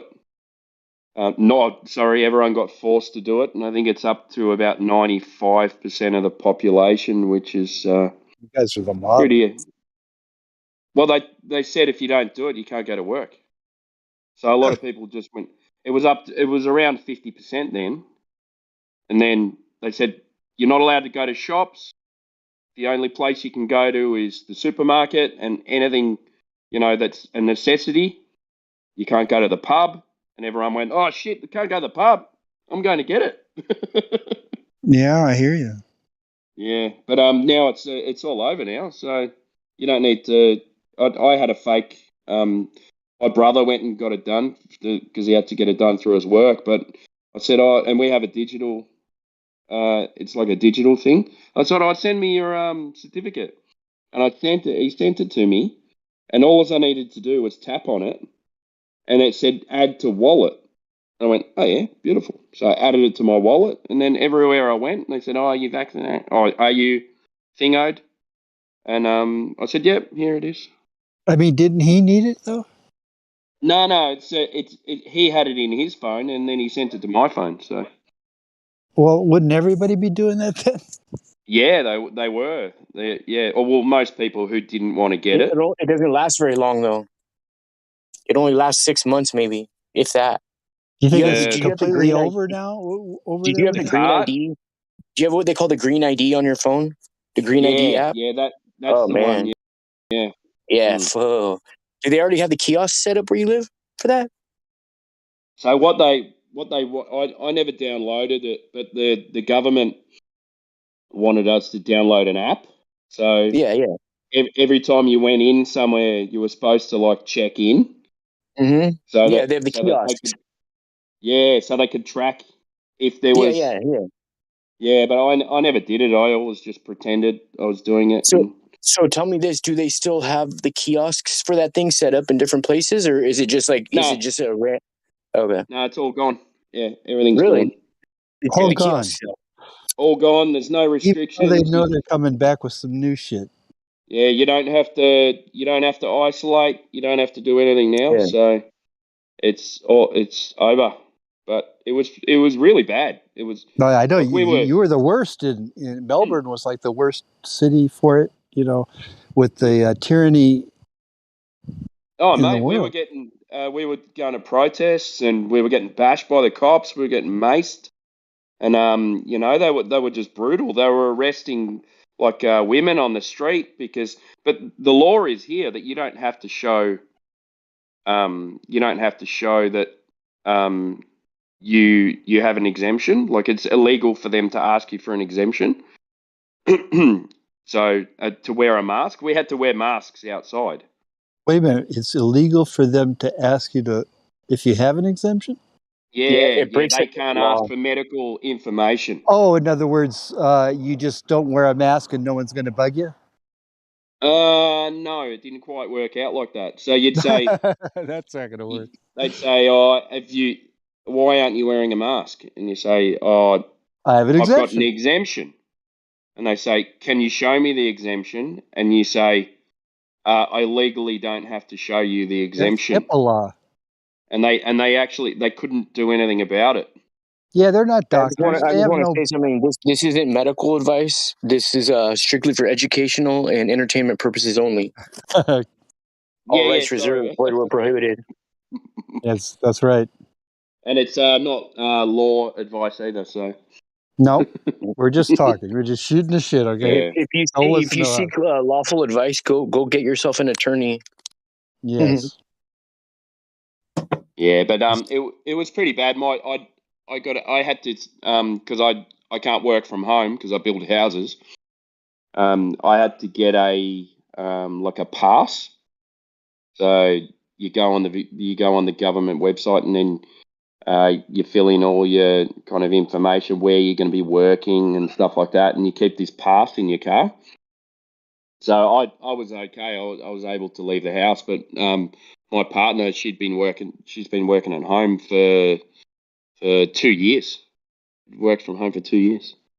And now they're struggling, like they're asking everyone to go back to the office, and people are just going, "No, I don't want to go back to the office."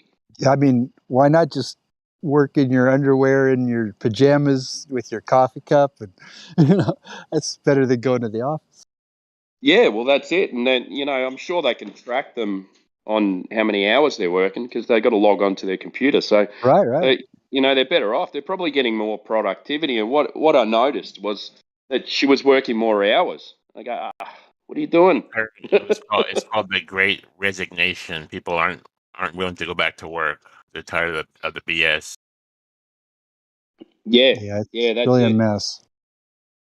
And a lot of the office buildings in the city, they're all kind of well, I think they were saying they're 60% full, so 40% empty. So all these commercial real estate people that they own all these office buildings, they're all they're all going broke because everyone's ending their leases and saying we don't need the building anymore. They're paying more rent, but their places aren't full. And then Bill Gates will come and buy up the whole town, at dirt cheap. That should bring a drop to real estate, but real estate's kind of going up, especially family homes. Yeah, that's still a big problem. Ours is going down. Just seen the biggest downturn I think in 10 years. So, but it's so expensive over here. It's ridiculous. Where are you? Where's that? In Melbourne, Australia. Australia. Yeah, it's so expensive to live here. You guys still have mandates, lockdowns? No, that's what I was explaining before. There's absolutely nothing anymore. So, you think they're coming back with them in the future? I don't know. We're in winter now, so they're advertising on the TV that come and get your free flu shot, and this and that. Fuck that. And, everyone's going, nah, mate. You just made us get those stupid things. We're not getting you anything. just about ruined our lives with these try other not to say that word, bro. Stupid things. So what did I say? Yeah. They'll wait for the weather to warm up and then they'll hit you with a monkeypox or something.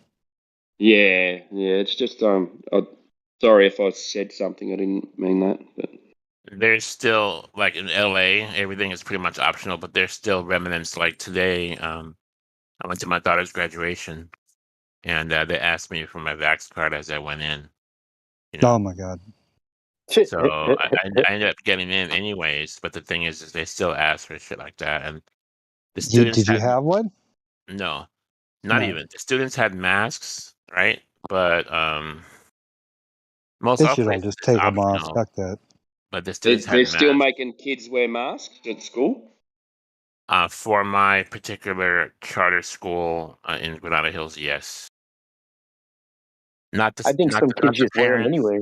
Students all had masks for graduation. Oh man, at graduation, that's when you tell them to go fuck themselves. Throw that mask away. Imagine the photos at graduation. Be like, hey, who's that? Who's that? Who's that? Take them off for the photo. We did get to take them off for the photo, so that was good. But they came in with them all in line, with them all on. God, man, we all got to just say no to these things, and it'll be over. Just nobody do it. You know, You don't it's really like, what are you going to do? Arrest bro. us all? You don't really need to say anything. You just need to do what you do, and Yeah, don't you let it do what you tell you do, what to and do. You just know. like someone comes up and tries, could you put on it? No, I'm not talking to you. No, thank you. Okay. What I like to do is just look at the people as if they're a crazy person who just came up and said some random stuff to me. I don't even acknowledge them, bro. Yeah, that's the best way. They'll just give up too because they're not the masked police. Let's change. Yeah, or you just imagine people just go, "Can you please put on your mask?" And you go, "I'm a flat earther." Of course you are. And they'll leave you alone. I know one place that doesn't work to defy is on the bus. You know, they're just totally strict about it. And if they see you not have a mask on the bus, they'll tell you once. Second time, they'll just pull that thing over and tell you get the fuck off. Yeah, we still have to have masks on public transport. That's the only place that you have to have it. But it's weird. There was a time where we had to have them, and then so we've got a game here called Australian Rules Football, and we go to these stadiums. There's like 100,000 people in a stadium, and they're saying, "Oh, you need to socially distance," and then we'd have this big game at the stadium where 80,000 people would be there, and no one's wearing masks, and and you go, well, this is a bit of hypocrisy, isn't it? You know? Yeah, it's all nonsense. Yeah, none of it. It doesn't make sense. It's all theater. Is this control. flat Earth or something else? Something else right now. I just look at it like it's a truth channel. We're just talking about the truth. Yeah, there's some interesting conversations that come through here. I listen to it all day while I'm at work. It goes a bit quiet sometimes, but someone always pipes up and starts chatting about something. It was a really deep conversation today. I think it was Gregory and someone else. They started getting into a really religious conversation, and then it went for about an hour. And then Gregory said, "Oh, do you want to join me in the religious bit? Let's go and continue this somewhere else." Because I think they started talking about demons or something. So he goes, "Let's continue this somewhere else." Yeah, they'll stop you if you talk about religion on here. I think there's everything to do with the subject kind of intertwines. So. They do intertwine, but I can understand it. Rubs some people the wrong way, and it's it is about flat Earth over here, and might have Globers come listen, and they don't want to hear about religious discussions. Yeah, of course, because they're spinning on a ball in outer space, made from nothing. Actually, I see that ballers are either they're lukewarm Christians or they're just agnostic or atheists. Yeah, there are some. They'll tell you that the those? Bible is symbolic and it's parables and symbolism, nothing real. Well, some of it is. Some of it's supposed to be taken literally, and other parts are not. What do you mean? Like, what are they saying? Stories to explain things, or? Right, we're showing them the text that shows a flat, immovable Earth, and they're saying, "Oh no, symbolism." It says the angels, so there are no angels, so it doesn't really, not literal. Yeah, they're just saying it's flat and immovable because it feels flat and immovable, but it's not. Goat herders back then, so they didn't know. Yeah, they were dumb back then when they wrote the Bible. Yeah, so dumb, but look at all the buildings they built. You couldn't find me one verse that says it's a spinning space ball, whether it's figurative or literal. Oh, but that's because they haven't been there before. They never went there. They didn't have spaceships.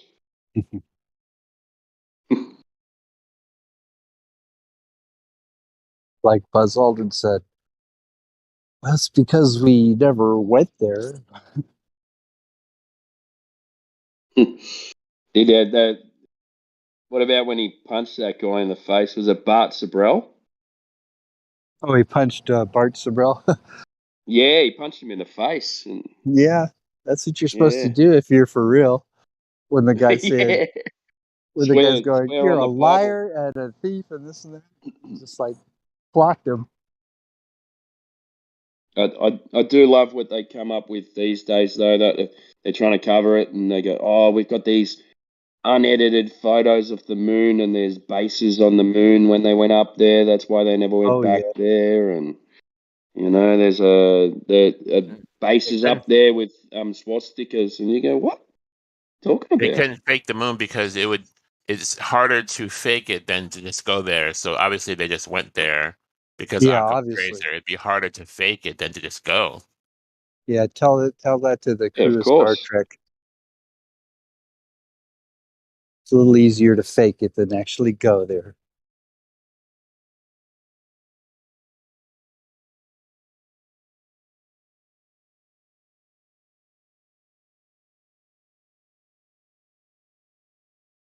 I love that.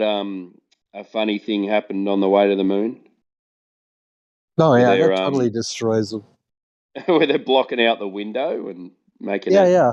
And then he takes And then that the film lights over turn to on. the astronaut's house. He's like, "Yeah, I'd like to show you this film. I got a few questions." They're like, "Film? What film?" "Oh, it's some film from your mission." He's like, "Well, I don't know what's on there. I don't know if I should let you show that." Yeah. What about the one of them? He goes, "Oh, he got really violent, and his son was there, and he goes, yeah, but get out of here! I'm going to shoot you or something." He goes, "Should we have him whacked by the CIA, Dad?" I know, it's so it's golden.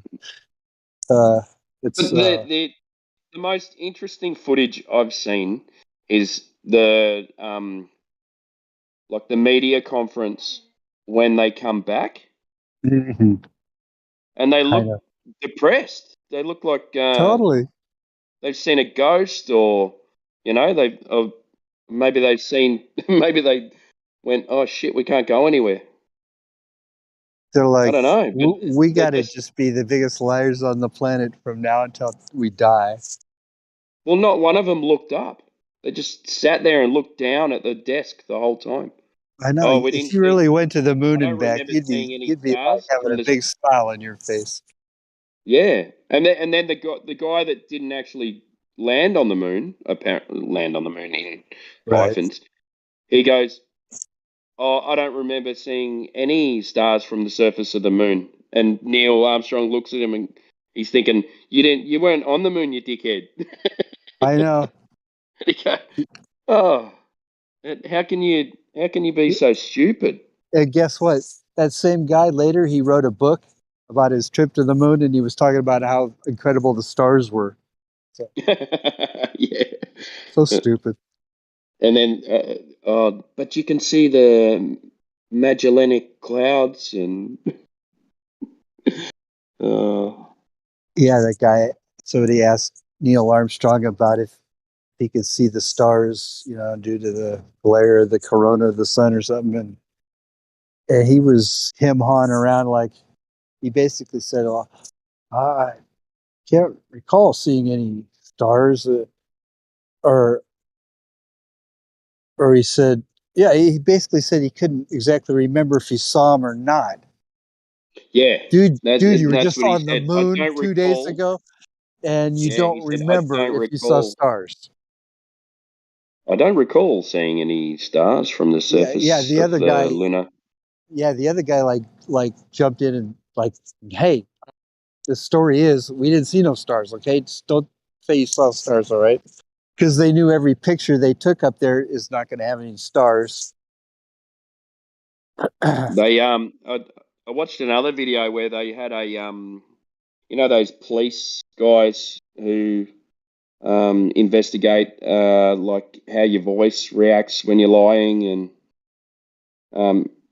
and you know when you the type of words you use when you're making up a story.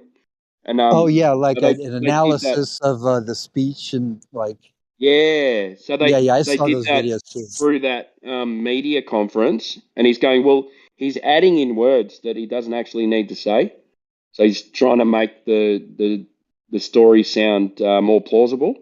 Yeah, and and you it'll know, this even guy like was an they'll look. expert for like 50 years. So They say like liars will tend left or whatever left, if they're lying, yeah, and right if they're just like trying to pull a memory out of their head for real yeah, and stuff like that. Yeah, I mean, or, he was or down blowing at the all the. table when you're feeling guilty.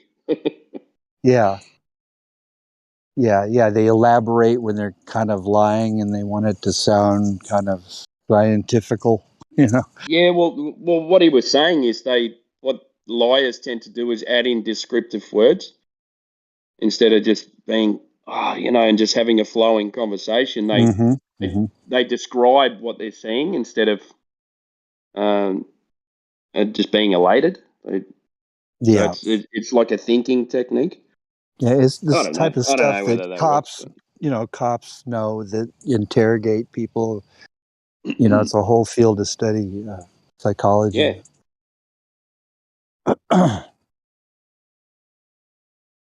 So, I mean, I just, it's hard to wrap your head around how big a lie NASA is and how it just keeps existing and it's just so fake and so bad. Talking And it's about just allowed to exist, and just suck in we all were this talking money. about magic spells earlier, and I'm just going on from what you're saying about it's just a big lie, and we were discussing if there's a spiritual or dark magic um elements in this deception. I believe so. In what way? Do you know about spells and black magic and this kind of thing, satanic rituals? Yeah, I've looked into it a little bit, and the I've looked into how the English language works as kind of a spell, but I haven't really looked any further into it. We can get results from casting magic and spells.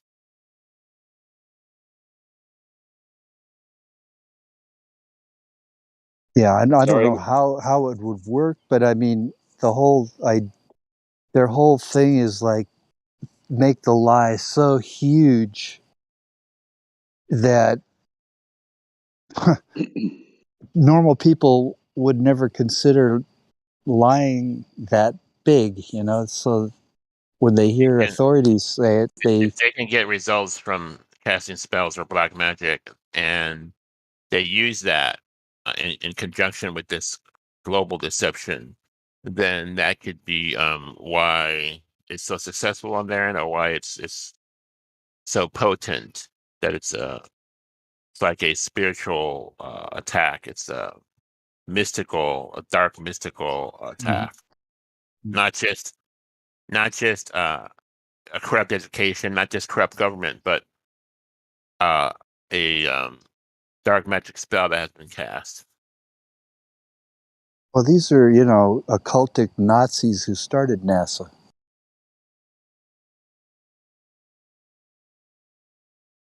The Vril Society and whatnot. That's right. And they deal in the occult, right? Yeah. So, Godric. Yes. Did you come to like any conclusions about or theories on how they do it or what Well, words they use? this is just talking, right? I mean, Yeah, of course. Yeah, we're it's just having a all chat. just theories, but the point is, like, if you use logic, right, it would be. I mean, and we don't know how deep it goes. We just know that it's a lie, right? So at least some of us, not all of us. So that's a problem, that a lot of us don't believe in magic. They just think it's hooey, you know. But some of us do. And like my father was a religious man, and he always taught me to pray, and he always told me to stay away from the occult and spells because, well, one is that they're true. You know, people do get results from doing that. But two, you're selling your soul. You're paying attention to the devil and other spirits and not God, right? Mm-hmm.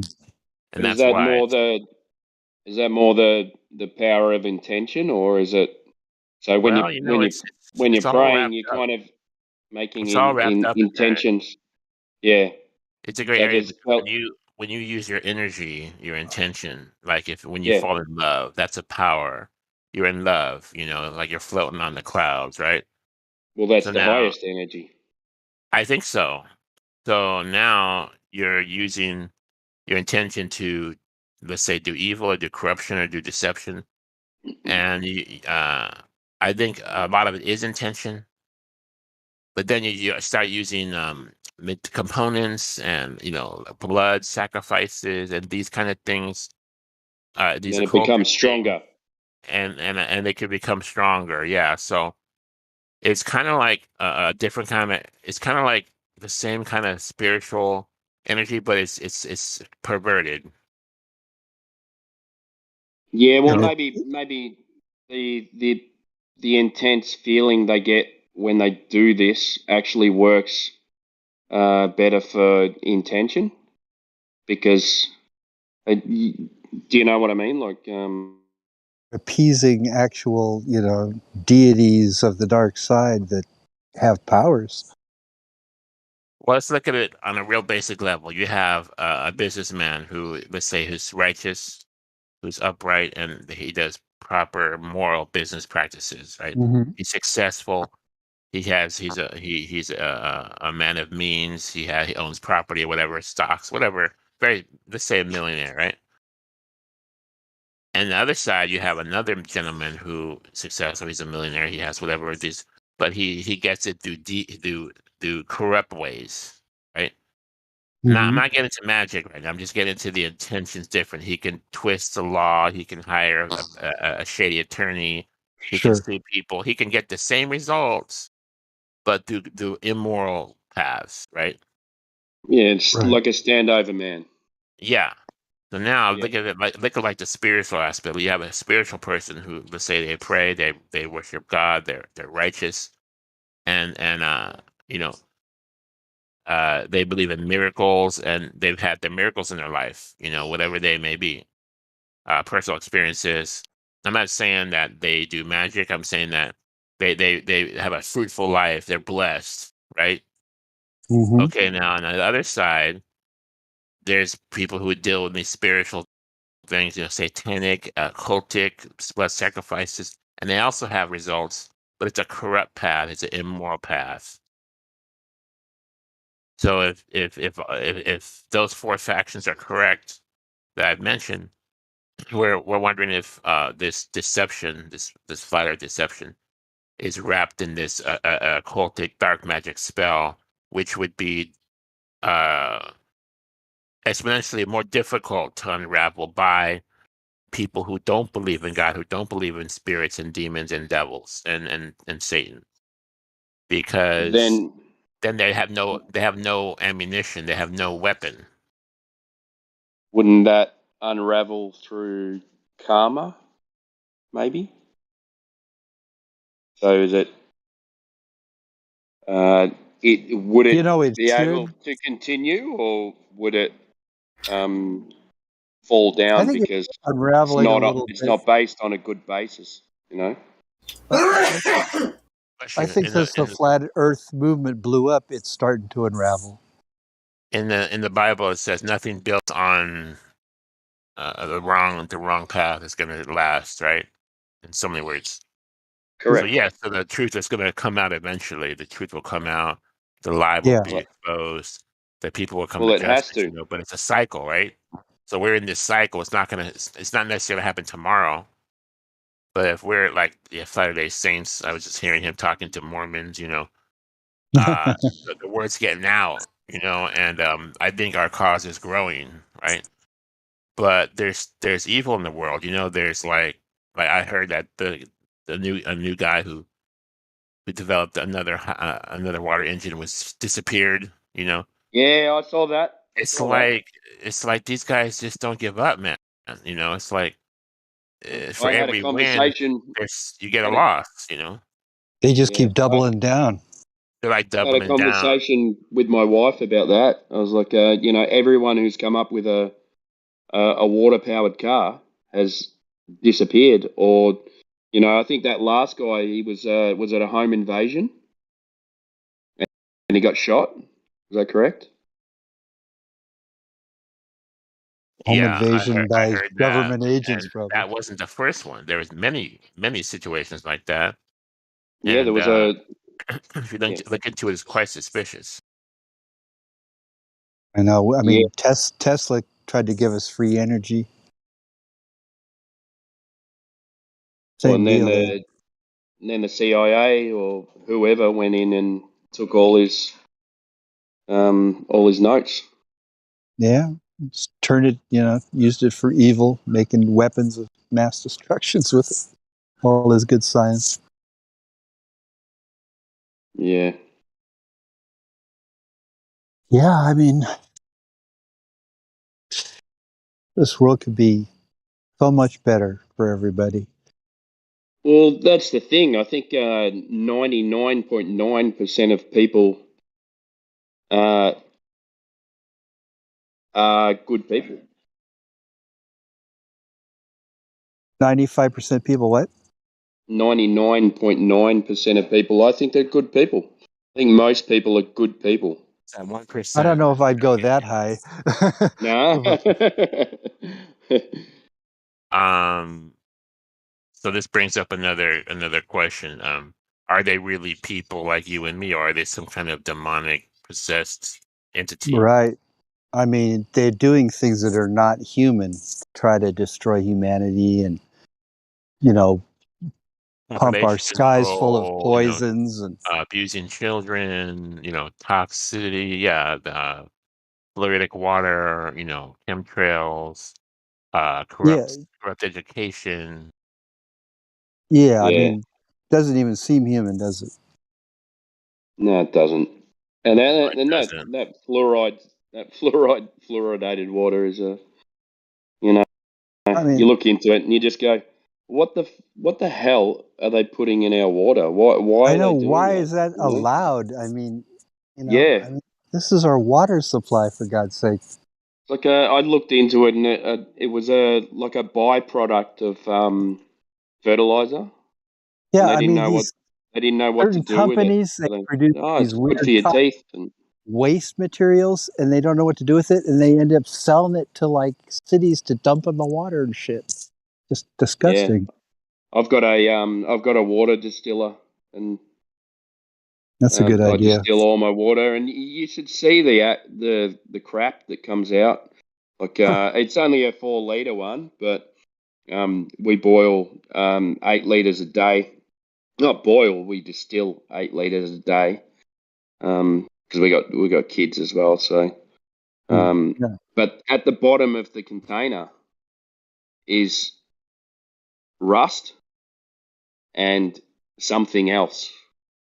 There's like this white crystal, and every time, like I have to descale the water distiller every 3 or 4 days, Mm-hmm.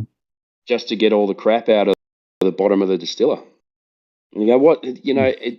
I've been, for most of my life, I was drinking that, Sure.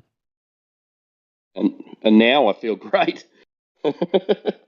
I'm 40 years old and I feel great, just from not drinking tap water.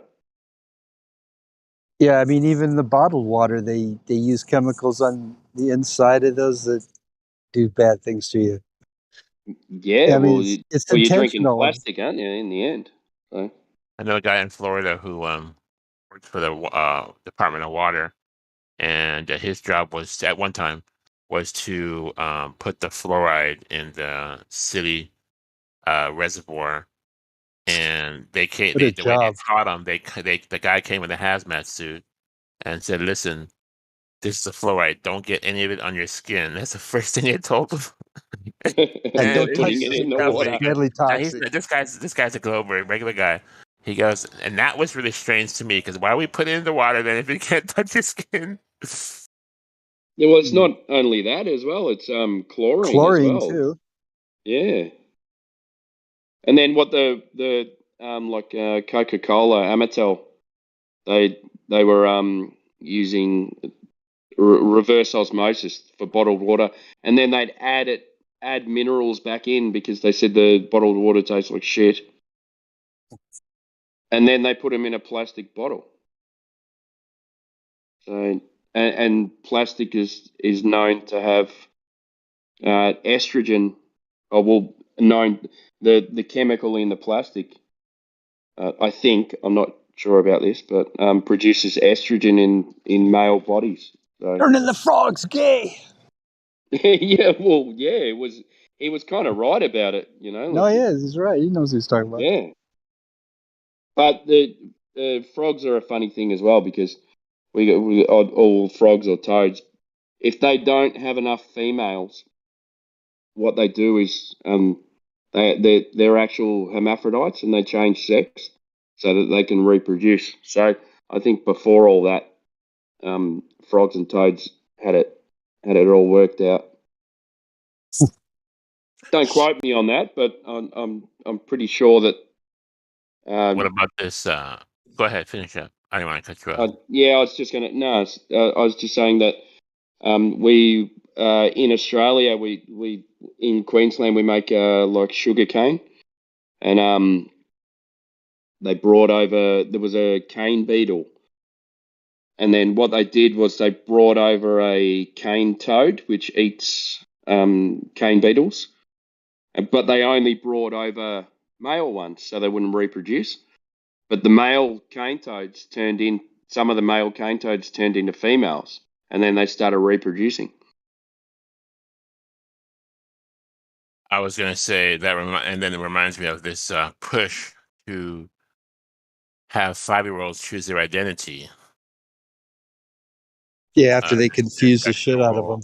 Their sexual identity at 5 years old. Well, as if there's more than a male and female. Now there's different things.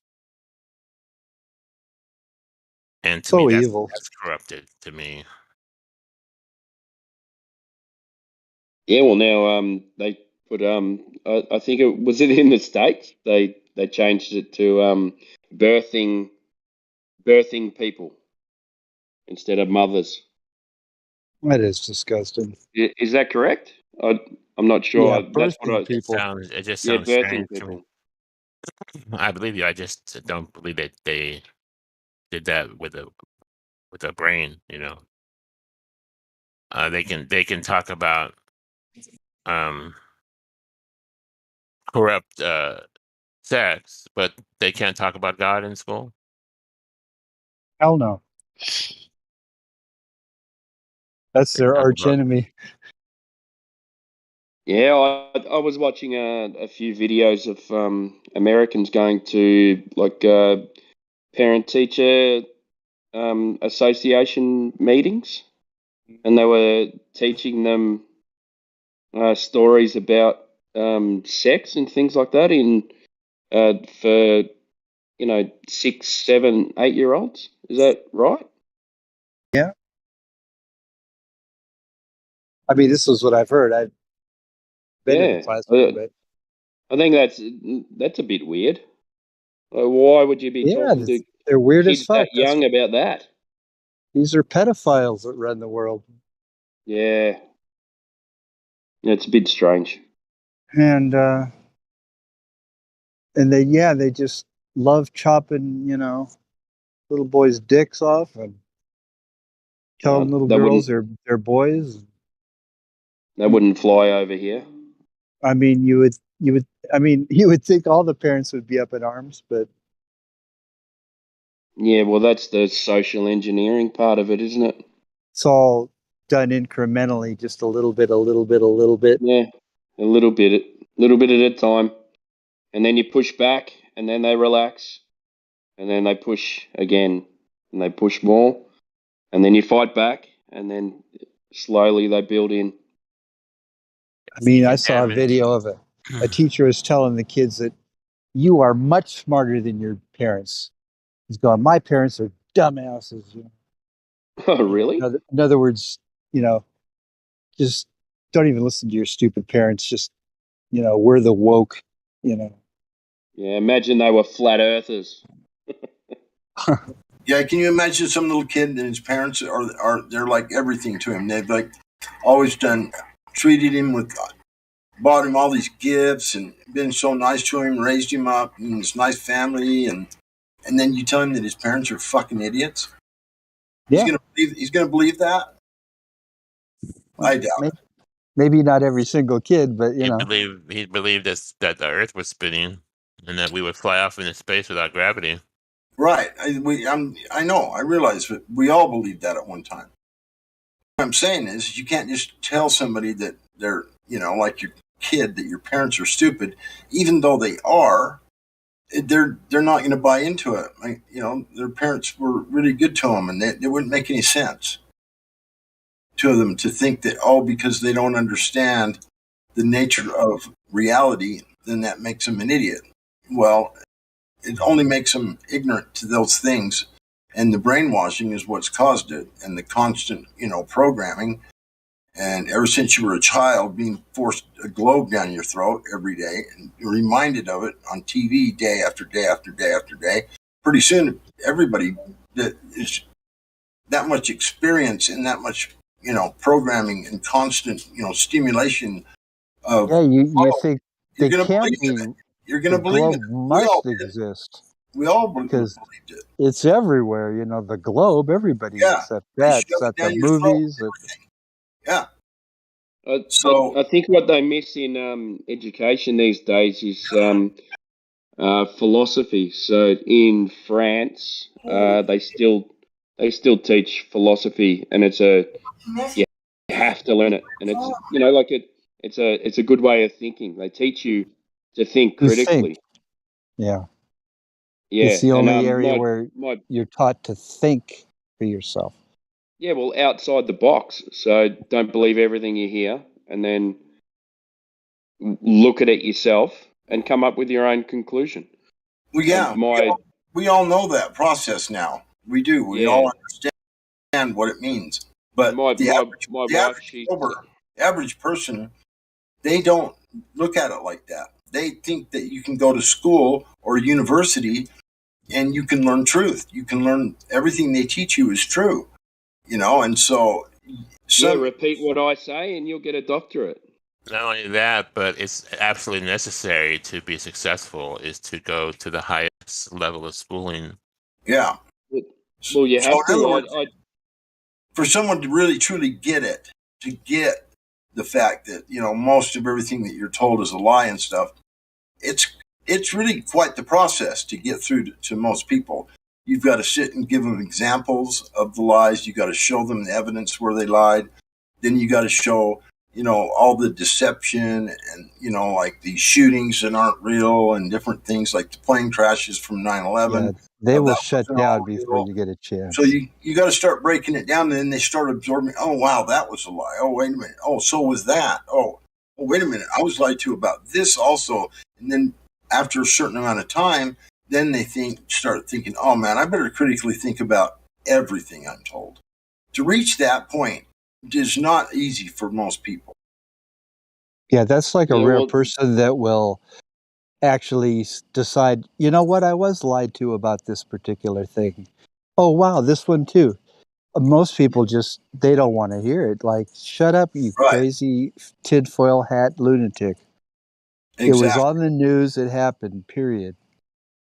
Right. So it's really quite the process to get through to people to the level that you really need to get through to them on for them to actually critically think about everything they're told and, give it some thought and look into it, and, you can pretty much determine, like certain things probably aren't a lie, like, how deep the water is in a lake or, stuff like that. But when it comes to the deceptions that they're all in, that they've got us us all believing in, or they used to have all of us believing in, or still have millions upon millions of people believing in.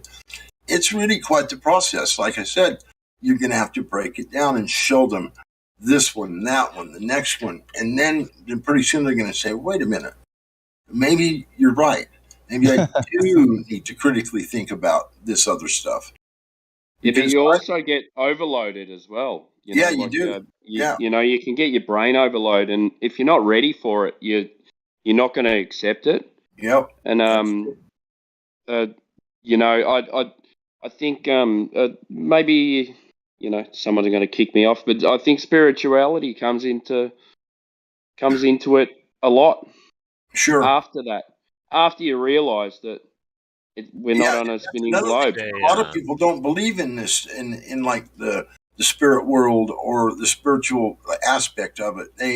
They're like, they don't believe in God. So many people these days, they always, you know, so many of the young kids I've talked to, I ask them, do you believe in God? No, that's just a bunch of bullshit and this and that. But because they've been told that by numerous. Well, they get taught it out of them.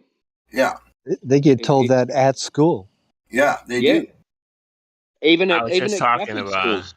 My kids go to Catholic school, and you know, they get 1 minute they're in church, and the next minute they're learning about the Big Bang, and you go, what's going on there? Right. Why am I paying for this education when they're teaching you? Okay, it's always good to learn two sides of the story, but you're evolution. Teaching God, then it doesn't make sense what you're teaching in science. Then right, but that's still a little bit tricky, even though still the evolution thing, because a lot of people still believe in God, and they just think that God created the universe the way He created it, and that's why things just turned out the way they did, because He had it all planned out for each step to take place. He knew what would happen in the future when these certain things came in contact with one another. They would form together, and they would form a planet, or they would form this and that, and things would just happen naturally. I suppose that might be possible for the omnipotent, all-knowing God could possibly create things in that manner. But I don't believe that's how it took place at all. And I just don't believe that. But because of course not. Too much intelligent design and everything. But there's no evidence for species changing into another species. No, you're absolutely right. I agree there with is you. no evidence for it whatsoever. We're just talking about how these globe defenders of the globe are basically, I see them as lukewarm Christians or atheist agnostic. Defenders of the globe? Yeah. What do you think? What do you mean by agnostic though? Because that's kind of either agnostic or atheist, or they're lukewarm Christians, thinking the Bible is symbolism and colorful parables. They're just like stormtroopers from Star Wars. Just do as you're told. Yeah. Well, they've been taught to believe the science, and you know. Yeah. It doesn't seem contrary to their religion, because the religion tells them to obey the authorities and listen to your teachers and whatnot. It's funny you use stormtroopers, because they were a clone of that bounty hunter. Yeah. I mean, seriously. I mean, in a lot of ways, they are like a stormtrooper. They're worker bees. They're worker bees. Yeah. That's exactly what they've created. The human race has become a lot like a stormtrooper, believe it or not. I mean, Ripley's, trust me. I think it was not in the physical manner, but in the way they react and the way they act and the way they believe, and that sort of thing. Like a stormtrooper, which is just programmed, and he would just go with whatever he was programmed with in all cases. But sometimes so do the Globers. I'll tell you, there isn't. You couldn't find one highly intelligent stormtrooper in all those movies. Probably not. Well, they don't talk either, so they don't need to be intelligent. They're supposed to just follow orders. Sometimes they talk, but they're not very bright. Stop. Hey, you there? Hey, you there? Come over here. That's why they like 19-year-old soldiers to join the army because they're totally they could be molded into anything, you know. These aren't the droids you're looking for. These aren't the droids we're looking for. These aren't the droids you're looking for. Oh, okay. the Jedi mind trick may be intention. This isn't the. This is the reality you're looking for. This is the globe. This is true. The reality you're looking for is over here. It's called Earth globe. Yeah, I don't think you should use truth and globe in the same sentence. I don't think so either, but I'm just saying. They do all the time. They believe that shit. They believe that what they taught. Well, I learned it in school. What do you mean, you dumbass? Yeah, that's why your parents are dumb. You're telling me my teacher lied to me? Well, yeah, in a sense, I guess so, because no, she believed it too. He didn't know any better. He believed it too. Yeah. Yeah. Yep. He wasn't. Well, they started off with Santa Claus, didn't they? So.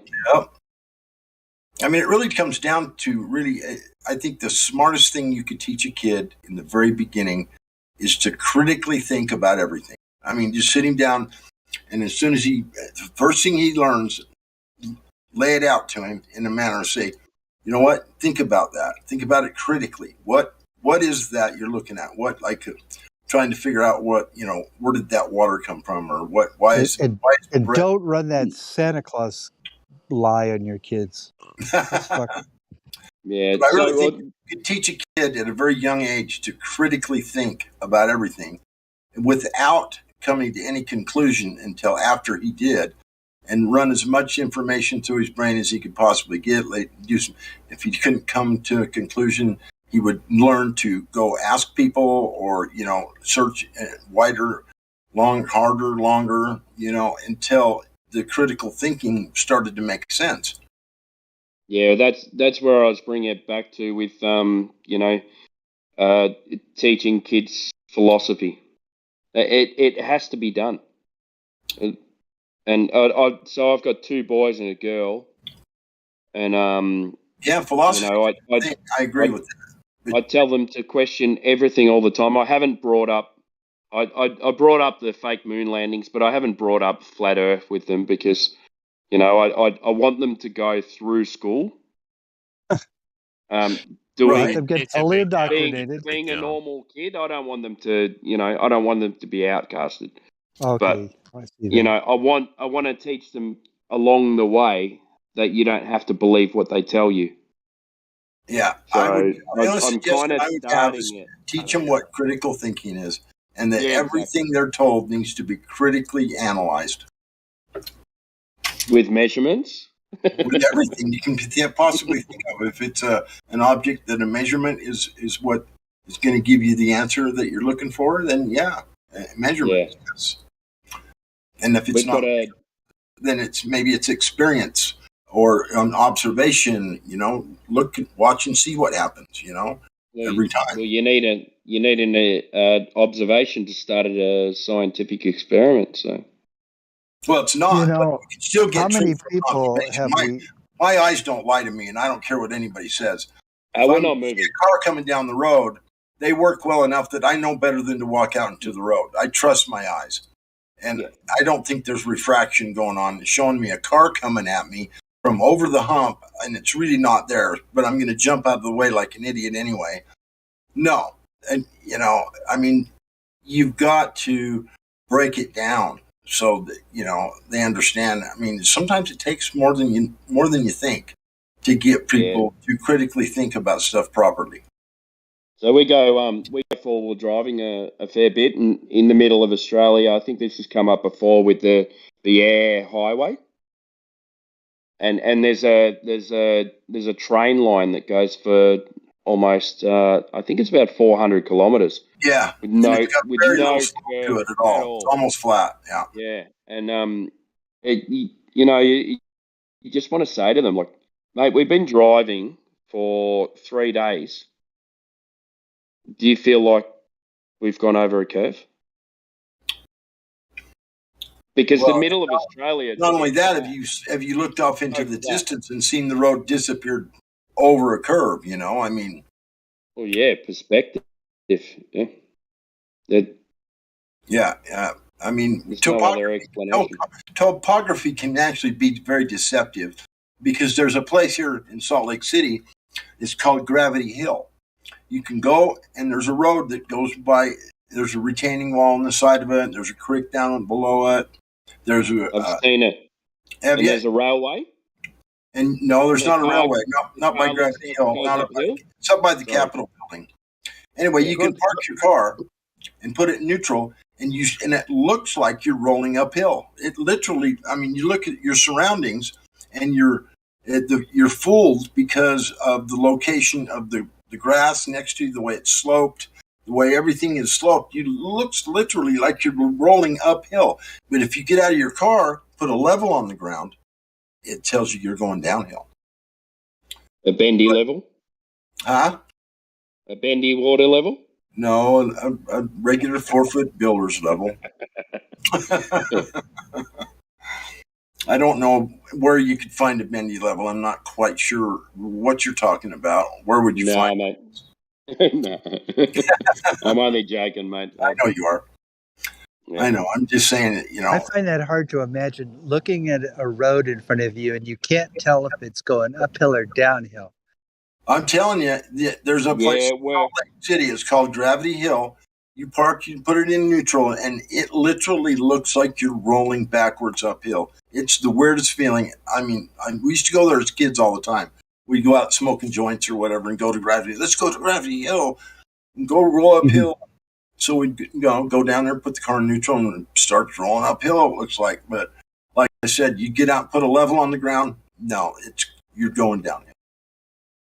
But for some reason, the surroundings around you, the retaining wall on the right of you, and the creek to the right, down the hill, and just the surroundings. For some reason, it literally looks like you're rolling uphill. It's weird. I mean, it's just deceptive. It's just a deception, a natural. I know. I think gravity is as big an idea as the globe Earth as being a lie. Like it's a gigantic, huge lie. Oh, sure. Well, you need a radius for gravity, don't you? Well, they use it in the calculations and all that but radius is not. That's not even that's kind of deceptive when people say those kinds of things. It is in the calculation, in certain different calculations, just like the calculation to the sun and the different things, the distances and whatnot, and the radius is in there. But that's because it's hard to explain. It's because it's a deception for one thing. But you take the radius of a ball, and that radius can tell you, with that, you can figure out the circumference, and you can figure out the diameter, and you can figure out all these things from just like one of those numbers. You can divide it by pi if it's the circumference and times it by 2 or whatever the formula is, get the radius or the diameter. And once you get those couple of those things, then you can figure out volume, surface area. You can, geometry, you can figure out all of these things to do that. And that's when you're using the radius for these distances to planets and all these other things. It's because somewhere in the formula, they've started off with radius is part of it. It's part of the formula.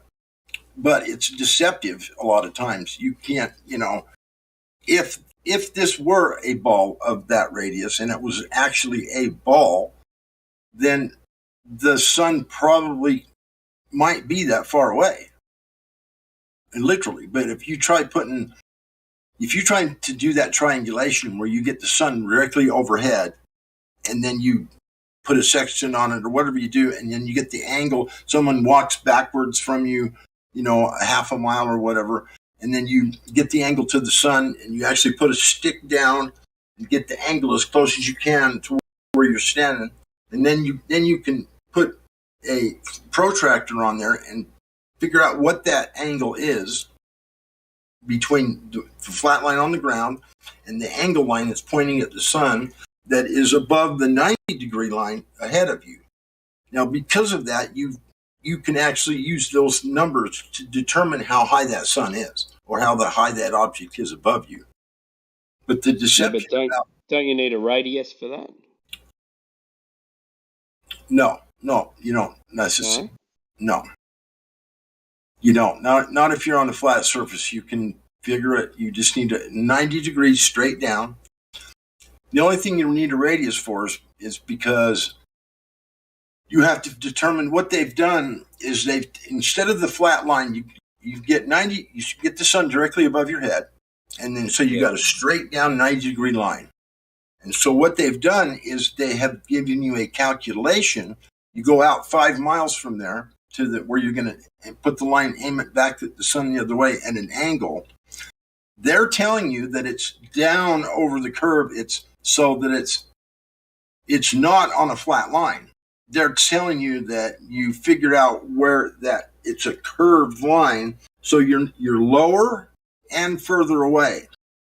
And then because of the curve of the ground, that angle to the sun, that when you put a protractor on that one that you're aiming back at the sun and the curved line on the ground, you get this really weird degrees between the two lines. And when you do the math on that, it suddenly boosts the sun, 93 million miles away, because they're using that radius because they're saying that they're using a fictitious place rather than an actual measurement, an actual location on the Earth with a straight line. They're not going out on a straight line. They're using a fictitious point that is down over the curve, and they're saying that's where the line is, and they add that extra depth. And when that angle's coming back at the sun, the degrees between that line and the curved line that goes down is a really strange degree. It's a weird angle. So, but when you do that, when you place that in those locations, which you can't find in nature, but they tell you it's a calculation. They say, okay, you're so many miles out, so you're going to be so many feet down, and then you're going to put the angle back toward the sun. So you're actually using a fictitious location for that second place to aim back at the sun at an angle. It's not up on a flat line, see? So that's where the discrepancy comes in. Right, I've got a question. So have they back engineered what they think is a horizon point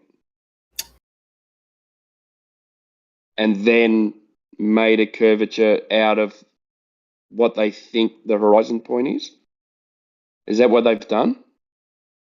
I don't know where they got the radius number because... I know sticks and shadows, yeah, like Aristophanes or whatever his name is, but that works any other way. Yeah, it works on a flat Earth if it's closer. Isn't the radius from the center of the Earth out to the equator? Yes. It's from the core. It's from the center of the core of the ball. It's from the core of the ball in the middle of the Earth, right in the very middle in the Earth at the core to the equator. That's the radius. Now, how in the world could you ever get that measurement? That's even if it was a ball. Yeah, how do you get that?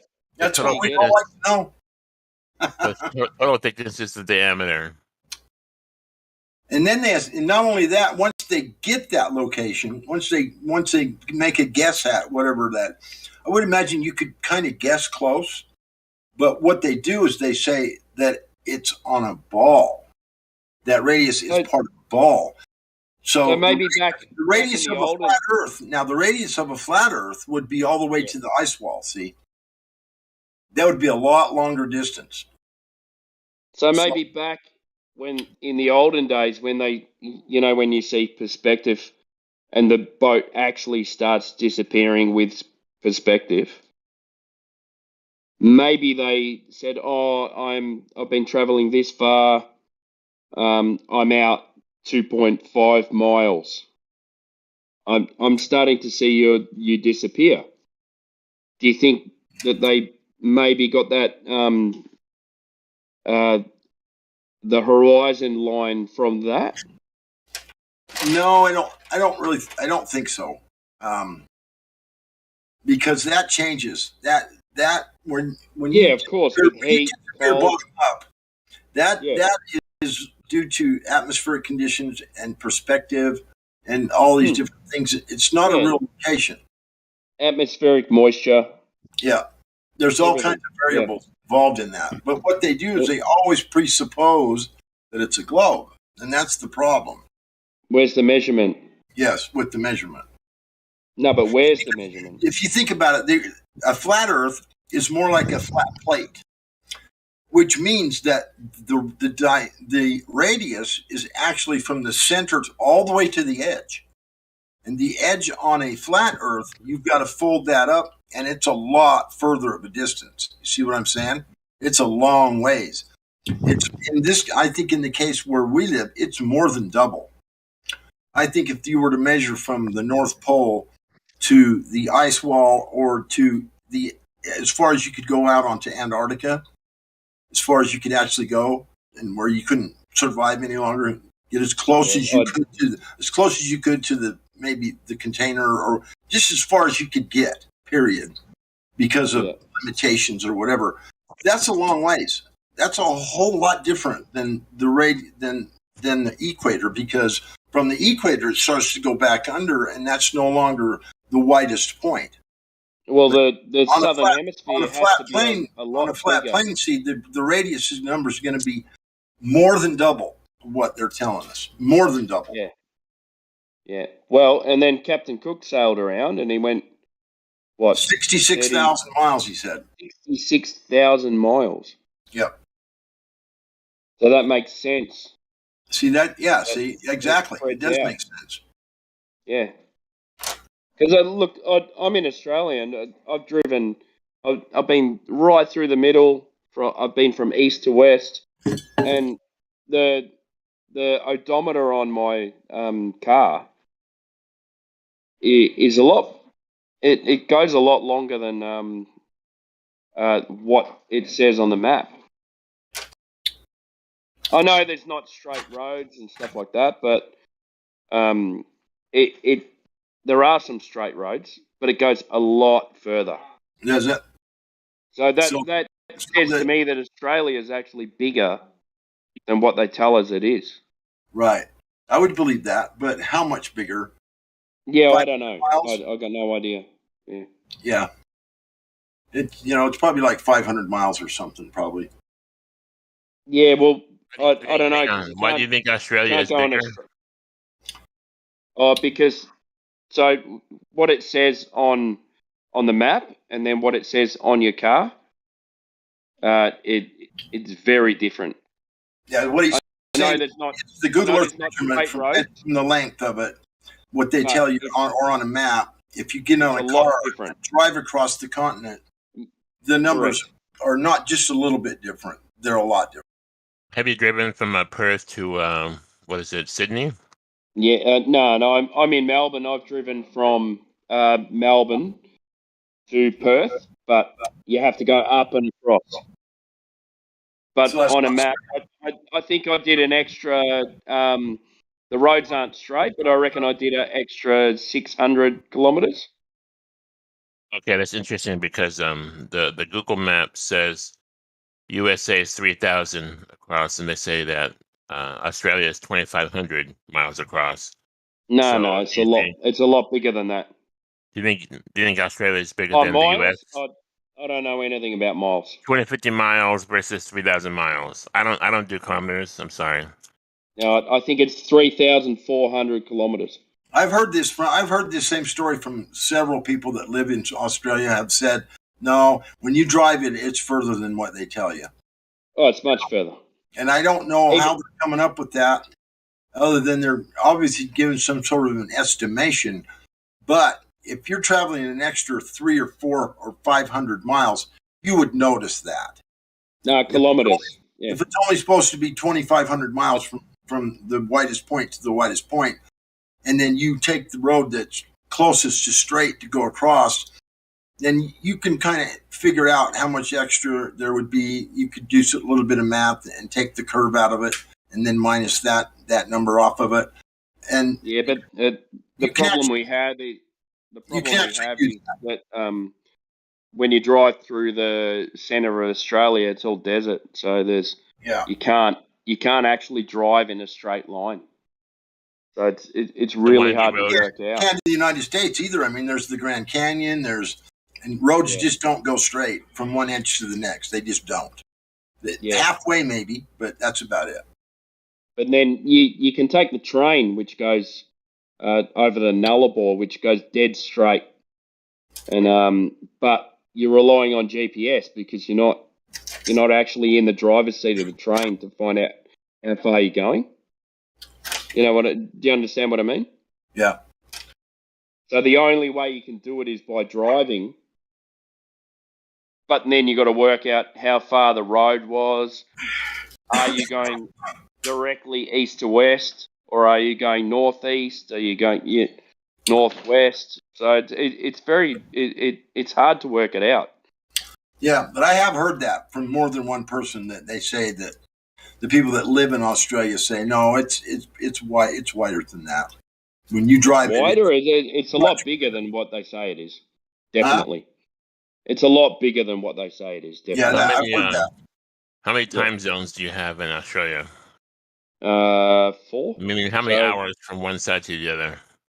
So we're on the east coast, and then Perth is so Western Australia. The outer edge of Western Australia is Perth, so they're 3 hours behind. Okay, California to New York is also 3 hours, but if you include Hawaii, which is in the ocean, it's 5 hours across. So if Australia and the U.S. are both 3 hours, makes me think that they're the same size. Yeah, but then you're presupposing Australia's more than 5 hours across. You can't drive 2,500 miles in 3 hours. That's impossible. No. The time zone.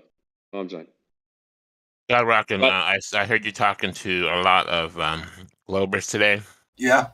Good job, man. Thank you. So the funny thing is that the flight from Melbourne to Perth is 3 hours. I've been listening to the arguments for like 4 years now, bro. And I've been trying to figure out a better way to try and communicate some of this stuff to some of these people. And I think that a lot of times you have to explain it in a lot more simpler terms. And you have to kind of go the extra mile a little bit to get them to understand what you're talking about. So I've tried to refine my argument a little bit in that way so that there's no way that they're confused about what I'm telling them, basically. I try to go the extra mile. Instead of using these big words that some of these guys use, I'll just use real simple terms and explain it, and like you're talking to a child or something almost. Because I think sometimes it takes that for them to get it. And I think, I don't know, I think it's helped my arguments, basically. And you don't attack him and beat him up like Huey? Try not to. God Rockin', right before you got here, we were talking about the possibility that this whole deception, this whole corruption is more than just on the physical plane. It could be wrapped in what I call black magic spell, which is to say that it's not only like evil governments and corrupt education that's and military secrets, but it's more on the akin to some kind of spiritual attack, some kind of black magic spell has been cast to make it. I think there's a lot of validity in that. I really do. I agree with that. You know, you hear about all these professional actors and rock stars, and they all say they sold their soul to the devil, and that's how they got all this money, and they were gifted certain opportunities and different things or whatever, and things just come to them after they sell their soul. Well, this is a common story that's told, and even musicians, magician, they could do a magician does deception on stage, like Chris Angel. He's even admitted that he has sold his soul and he gets help from the spiritual side for some of his deceptions. And so I think there's some serious validity in that. I do believe that. I saw Chris Angel walk on water on Lake Mead. He walked all the way across it. Okay, so if it is a black magic that's happening In real life? Yeah, You saw that? One of his shows. I'm not saying it wasn't a stunt. I'm just saying it looked like he walked on water. Yeah, I understand that. I watched him float Shaquille O'Neal over his house. With all these people standing around and watching it, and he floated over his house and then over the other side of it and down on the ground again. And I don't know how he did that. And there was cables and all this kind of shit, and it was all set up, and everybody there was actors, and who knows. But Chris Angel actually admits that he gets help from demons and people that are like non-physical. Would you include David Blaine in that same group? I would put if it's true, if that is an actual truth, I would put practically every magician in that. If they're beyond smoke and mirrors, then they're Satanists. I just believe it's. I believe you're right. I believe there's a metaphysical entity, or if there's a metaphysical entity wrapped up in this flat Earth deception, then the problem is, don't we have to use spiritual weapons because there's no, if it is a magic spell, there's no amount of science we can show somebody that's going to make an impact. It's deeper than that. Right. Well, I think that you might be right, but I think that if you stick to straight truths and only truths, like empirical truths, those things can't be disputed. And so I don't know that I think he would be hard pressed to get that kind of help from let's say the demons or whatever they are, if they do exist. I don't know that you would gain that access. I'm saying use prayer. Yeah, maybe you could. Yes. Maybe you could use the Creator in prayer and faith in Him that you're going to be able to communicate the truth.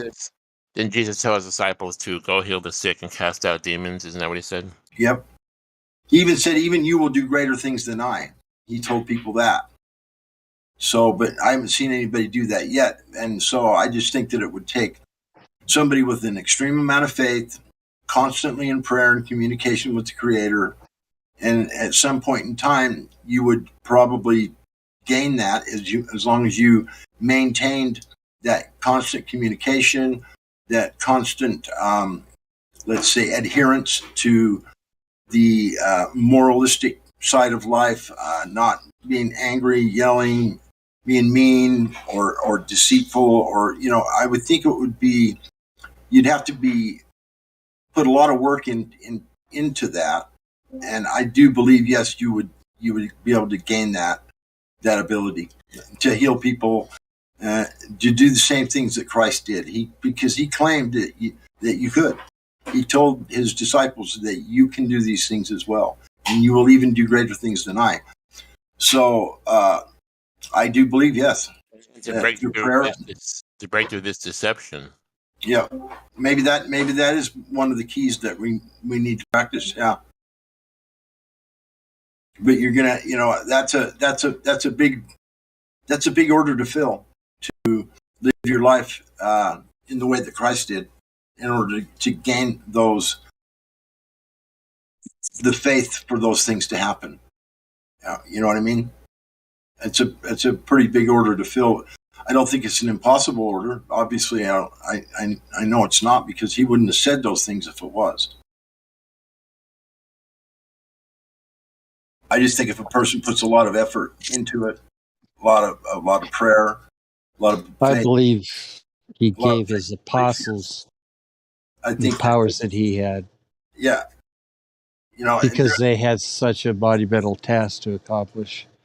I mean, there's even things in the scriptures about people that claim they moved a mountain. That is what do you would call it? Hyperbolic, exaggerated language. Well, whatever it was, I'm just saying, you know, maybe things like that are possible with enough faith and enough people involved, as long as they're, you know, every one of them are complete believers. I'm serious. I believe that, you know, there's possibly those things could be done. I mean, you want to laugh, go ahead, but, you know, how much effort have you put into becoming that kind of person and that type of just good, it's just super good enough, and I never ever sin. And you spend all your time trying to do good things for other people. It's about using the Lord's gifts. Yeah, I think you would. I think there would be. I think he would be gifted. Yes, I do believe that.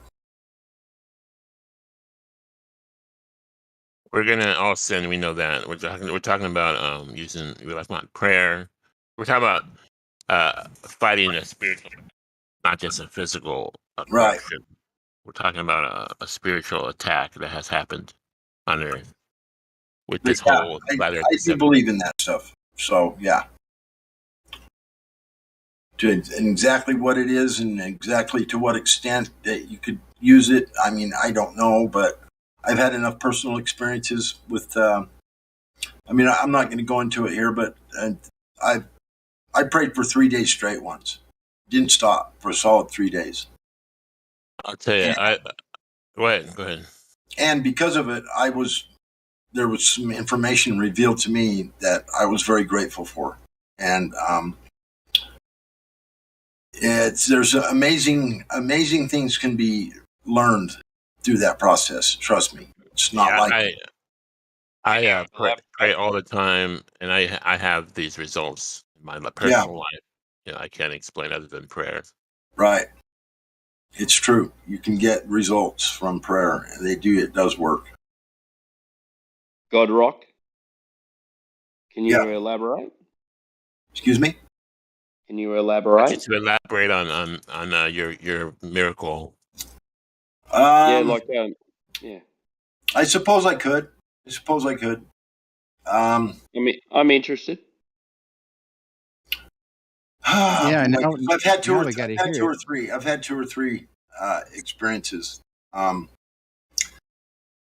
There was a time in my life, and I still pray every day a lot, and I need to get back into doing what I was doing because I had some marvelous things that were revealed to me. Oh boy, this is going to be. How many people are here? Oh boy. Who cares? I guess who cares? You're right. Put it out there. Okay, so I was praying. I'd been praying for many years for some resources and some different things to accomplish some goals that I wanted to do, which has to do with teaching people what a righteous man really is, what the 10 Commandments really mean, and to what depth they go to. And I'll give you one example. Like, you never want to bear false witness against your neighbor. It's not because your neighbor's not the only one that's going to be affected if you do that. The reason that's such a powerful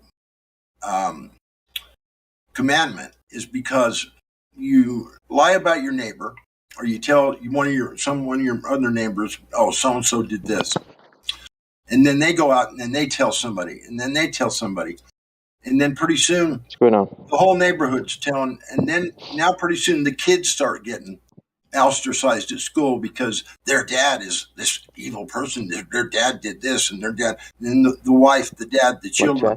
Thank you, everyone. It just goes on and on and on. And so I think that most of the commandments they're far-reaching in those ways. So when he says you don't bear false witness against your neighbor, it's not just because you don't lie about your neighbor, because if you do, the ramifications can stretch out wide and far for that entire family. Not only that, with people that do the lie, that continue with the lie, they also will be affected. And it's a super nasty thing. It's just a horrible thing to do. Yes. Yeah, 100%. Yeah. So because you're lying about someone. Yeah. Yeah. And it can affect not just them. Pretty soon their kids can be affected, and then they're ostracized, and then it changes their life. They get to where they don't want to go to school. Then they're scared, and it changes their behavior, and then it may affect them throughout their whole life. I mean, this is a far-reaching thing that it can cause. And so people need to be really careful about doing those kinds of things. Just take my word for it. On your prayer coming to pass, coming true. Right. So anyway, this is difficult. I was praying for some resources. That's all right. I was praying for some resources and stuff. And I don't know if you guys know this, but I'm going to have to do a little bit of explanation here. The earth is made, and the stone on this earth is made of silicon. Now, silicon is used not only just by man for all the reasons I'm going to tell you, that they use them in computers. They store information on thin sheets of silica on stone. You can store information, video, audio. You can broadcast radio frequencies over the air by sending a carrier wave to two crystals sandwiched together, changes it to a frequency wave, then you send it out over the air, and then you receive it. That's how all these transmissions over the air take place. You have to use silica to do it. Silicon is one of the main elements that are used to create these frequency waves, okay? They're in telephones. It's how TVs receive radio frequencies and television frequencies over the air. It's because they were produced by the vibration of silicon. Now, and you can store information on it, okay? You can actually put information. That's what in RAM chips is silicon. And so silicon chips. Yes. Silicon Valley, yeah. Yes. And so I also believe that the silicon on this earth, which I mean all of this silica, the stones, that's why I think crystals have healing powers. That's why I think that there is actually words there's actually communication, there's information in the stone that the creator left there for man. As a matter of fact, I can even show it to you. I spent 10 years researching this. I've got a stack full of magnifying lenses that I've used to magnify them and stimulate the stone with certain frequency waves and light and heat and all kinds of different things in order for them to become active in a way that they produce some sort of a reaction. Something happens, like a frequency wave is generated or an image is produced or various different things happen when you stimulate silica, even if you just go pick it up off the ground. And I'm telling you, I didn't tell you the truth because I spent 10 years doing this.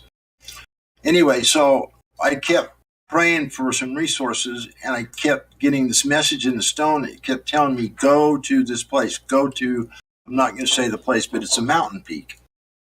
Go to here, go to here, go to here. Now, this went on for over a year. And I kept asking, I'd ask all my friends, what is this? What is this? What is this? It was a little short word. Does anybody know what this means? Does anybody know what this means? And I literally asked everybody I knew for like a year. And then all of a sudden, one day, my wife's friend pipes up and says, oh, I know what that is. That's a mountain peak right up here. And I'm like, are you shitting me? She says, no, it's one right up here. So I went and got a topog map. Pulled out the topog map. I found an old one in a supermarket. Sure enough, there it was. The exact place that I kept seeing in the stone, go, and it kept saying, go here, go there, go to this place. That is, that there's something there for you, basically. And then I was up on the mountain one day, and I was praying. And you know how if you're at the base of the mountain and the moon comes up, it was a full moon, and it comes up over the mountain, and when it first comes over the mountain, it's really huge. It's some sort of a phenomenon where it looks bigger. I was up on the mountain. I knelt down and prayed. the moon had just come up over the mountain, and I stood there and I was looking up at the moon. And there wasn't a cloud in the sky. It was the perfectest, clearest, calmest night, and it was dark, but it was pretty bright because the moon was right above me, and it was bright as hell. It was a full moon. Right out of the mountain, all of a sudden, all of this cloud material, all of this cloud just poured out of the mountain, right at the top of the mountain, poured out of the mountain, and it formed this image of like a ghostly image right between me and the moon. And the next thing I know, this thing comes screaming down the mountain at about 80 miles an hour or whatever. And it was about 40 feet tall, maybe 6 or 8 feet wide. And it was a clump of cloud that had just poured out of the mountain and formed into this image. And it was on top of the mountain. And it came screaming down the mountain, and it stopped right above me. And then on my left side, its right side, a real thick part of the cloud got really thick. And it formed an arrow, a rounded arrow. It was like a half a circle, and it had a point on it, and it pointed. And as soon as it formed that arrow and that point, that cloud took off across the mountain about 2 miles up, and it settled right on that peak where I kept getting this message, where to go. And I'm thinking, oh my gosh, what was that? It just happened. And I'm sitting there looking up at the cloud. And then it happened again. The exact same thing, and I mean the exact same thing. All this cloud material pours out of the mountain, forms the exact same image. It comes down the mountain, stops right above me. The arrow gets formed, and it screams off up to this mountain peak, and then settles over it, and then just disappears. And it just happened to be that peak that I was getting messages in the stone to go to. And it was the peak that was verified by that friend of my wife. Said, oh, I know where that is. It's just right up here. And so that was all from prayer. And it was all because I was asking for some resources and some ability for some stuff, so I could do some things for the Lord. And so basically, I believe that he showed me there's just no way that could just happen, and it happened twice. It just didn't happen just once. It happened exactly the same way, 2 times in a row, and it went straight to that peak and laid over the top of it, and then disappeared. So now, it can't be random. Huh? Can't be random. Yeah. Well, I don't know. I don't think that's a random event. I think that was done very purposefully by someone. By the Creator, by the Lord himself or whoever, because that's who I was praying to. And so... And this was just after the 3 days of you praying? No. That was probably a couple of years after that. Okay. This is something I've been doing for a long time, by the way. Yeah. Anyway, so yeah. Now... I know there's something up there, and I haven't gone up there yet because I don't feel like it's the right time, but I feel like it's close. I'm going to go up there, and I know within my heart that when I get up there, I'm going to find what's up there for me, whatever it is. Well, maybe that's what they found up there when they went up there, and then they came back. Who's they? Said, when they were in that news conference, and they said maybe they found something up there. Yeah, but do you even know where I'm talking? And what news conference? Sorry, I thought you were talking. No. What news conference are you talking about? No. Forget about it. Yeah. No, that's fucking weird. What news conference are you fucking talking about? What other fucking reality are you in? That's my son. Anyway. So that's not the only experience I've had that's similar to that, where I've had things where mighty prayer has brought something to happen that has basically shown me that the Creator exists. I know he's real, or that wouldn't have happened. That would never have happened if there wasn't something to it. If you'd been there to see it, it would have blown your mind just as bad as it did mine. I mean, it did it 2 times in a row. It was confirmation. And if it had just happened one time, I would have thought, well, maybe that's just a freak accident, or, that whatever. But the exact, and I mean the exact same thing happened 2 times in a row. That cloud poured out of the mountain, formed an image, came down, streamed up the side of the mountain, and laid over that peak, the one that I've been being told to go to for over a year. I think you better get your ass up that mountain.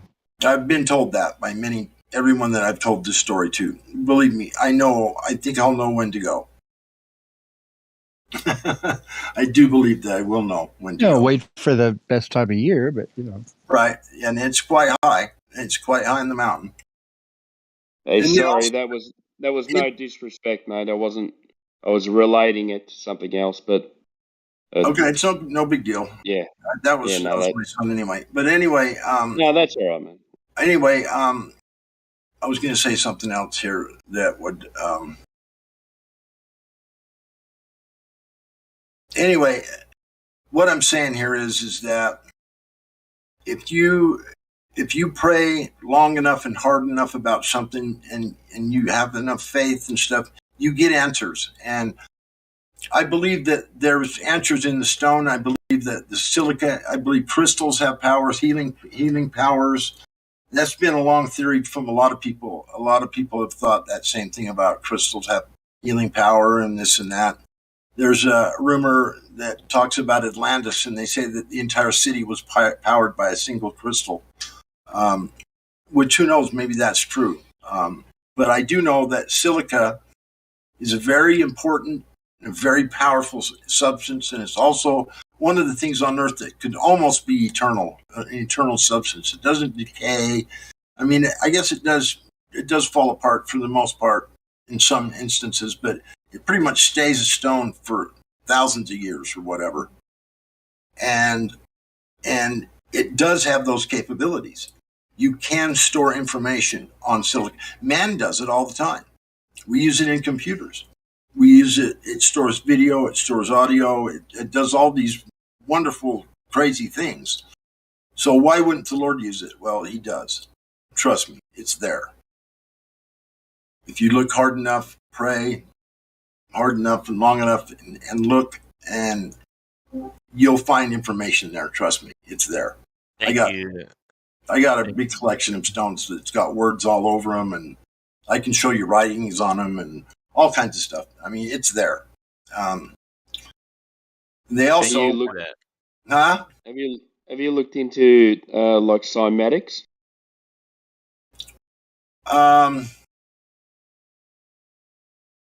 Elaborate. What do you mean by look into it? Oh, just with frequencies on when they put it on a plate. Have you guys seen that? Where they put a certain vibration through like a plate, and it creates it creates like a really nice patterns. Yeah, of and course. And then you change the frequency, and it'll change the pattern. And it just makes it automatically switches to a different pattern, like a geometric type pattern. Yeah. Yeah, 100%. Yeah. I've looked at all that. Sure. Do you think that when we maybe pray or things like that I think you create a pattern? I think everything you think, say, and do leaves your mind and your body in the form of some kind of a frequency. I think that it is absorbed by the earth, and it is stored in there, just like it's stored on the silicon chips in the computer. And I think that's how, there's a scripture that says that in the end, you can laugh if you want. It's one of Joseph Smith's things that he said. He said that in the end, this earth will be used and studied by all of humanity to know the truth of all things. They will use the earth to study, to get the knowledge from. And I do believe that because it's in the stone. And I think it records everything that takes place on this planet or on this plane takes place in any form of In the frequency silica. or whatever is absorbed. Even Christ says that he had secret recording sites. That's one of his statements also, that he has these secret places where secret recording sites or something like that, where things, everything that happens is stored. And so there's just a lot of reasons why I believe in this, because not only can I show it to you, not only can I prove to you that it exists, but mankind uses it all the time for whatever they use it for. Yeah, because there's also that water retains memory. Water has a memory as well. Yeah. Yeah. Yep. You're absolutely correct. And your body is what, 70% water, or? Mm-hmm. Yeah. When if you're giving off the wrong signal in your body, then you're not. It's not a good thing. The Lord talks about he reads your heart, because what's in your heart is what you truly believe. I mean, the heart can't lie. Yeah. And supposedly and when the heart beats, there can be monitored with certain equipment and aura and a magnetic field of some sort that is generated by the heart of a human that encompasses the whole body. And it's always around you at all times because it's produced by your heart. And you can actually view it with certain types of equipment. Does that go into the 7 chakra, or am I getting beyond it? And so I've had at least 4 or 5 experiences similar to the one I just explained to you a minute ago. I've had 4 or 5.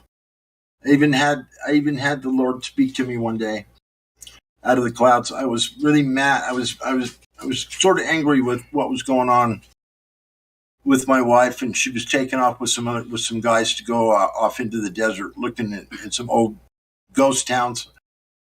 And I was angry because they didn't include me in it. They were just taking off with him and her girlfriend. And I was walking back to the house, and I'm going, rain down your wrath on these people, Lord. I don't deserve this. And then all of a sudden, it was real cloudy, right out of the clouds, this big, strong voice comes, John, those things are for signs. And then it started raining like you've never seen before. It rained cats and dogs. I walked half a mile back to the motel from this farmhouse that I was living in. And so, he spoke to me very firmly that you don't ask for things like that. You don't ask for what don't you ask for? I asked him to rain down his wrath on these people that were doing this, taking off with my wife, going. And I was just being bitter, and he pretty much just like, John, those things are for signs. And it was loud, and I jumped, and I looked up at the clouds, and whoa, this big, strong, big voice just pounded down on me with that, telling me that. And then it started raining. So, so what you're saying is, maybe if you want someone to be I was asking for him to rain his wrath down, and he said those things are for signs. And so that made a lot of sense to me, that when he does those kinds of things, it's for the signs of the times. It's for the signs of the latter days and stuff. Like when his wrath rains down on the earth, it will be not for the purpose of something I want done. It's my petty bullshit. Yeah. Those are for signs that he's. Don't pray for somebody to get punished. Right. Yeah, because you're putting on a negative thought to someone else. He's pretty much stole it pretty hard, because I had to walk a half a mile in the heaviest rainstorm I've ever seen in my life. Because I asked him to rain down his wrath on these people. So he rained down on me really hard. Yeah. So that's that another makes sense, another little brief one I had, But I've had several experiences like this, and it's all due to prayer. I pray every night. I pray every day, several times. I speak to him. I know he knows me, and I know him. It's like I know I have this relationship, It's the funniest. It's hard to explain, but I literally have a real relationship with him. Everyone has their personal relationship with God. Yeah. Yes. Personal relationship. Yes, I do, and I do have that. I guarantee you, I do. And everyone can have that if you want it. Everyone that wants that can have it. Of course. Thank you for sharing that, Guy Rockin. You're welcome. I'll share my miracle with you guys if you'll listen. If you I'm listening, mate. One of them. I don't mean they're my miracles. It's my experience I've had. So, with our second child, my wife was pregnant, and she started bleeding after 3 months, and I didn't know what that was about. You know, we basically pray for everything that's out of our control, and we started praying, and the neighbor, who I consider like an atheist, she said, "Oh, yeah, she's going to lose the baby right away." So that's not something you want to hear, when you're hoping for your first child, right? Your second child. And so then we went to the doctors, and they set up a meeting with us. The meeting was the kind of meeting that they give options for abortion. And the doctor did the sonogram, did the looking at the baby in the uterus, in the womb. Yeah. And with the ultrasound, ultrasound. Yeah, the way they do it. Yeah. And they said they found calcium in the heart, and which was a bad sign. And we had a meeting with one of the specialist doctors at Kaiser. Yeah. And she said that the calcium in the heart is a sign of Down syndrome. And we had another, I guess, sonogram, and this one detected a cleft palate. Right. And this is another sign of Down syndrome. So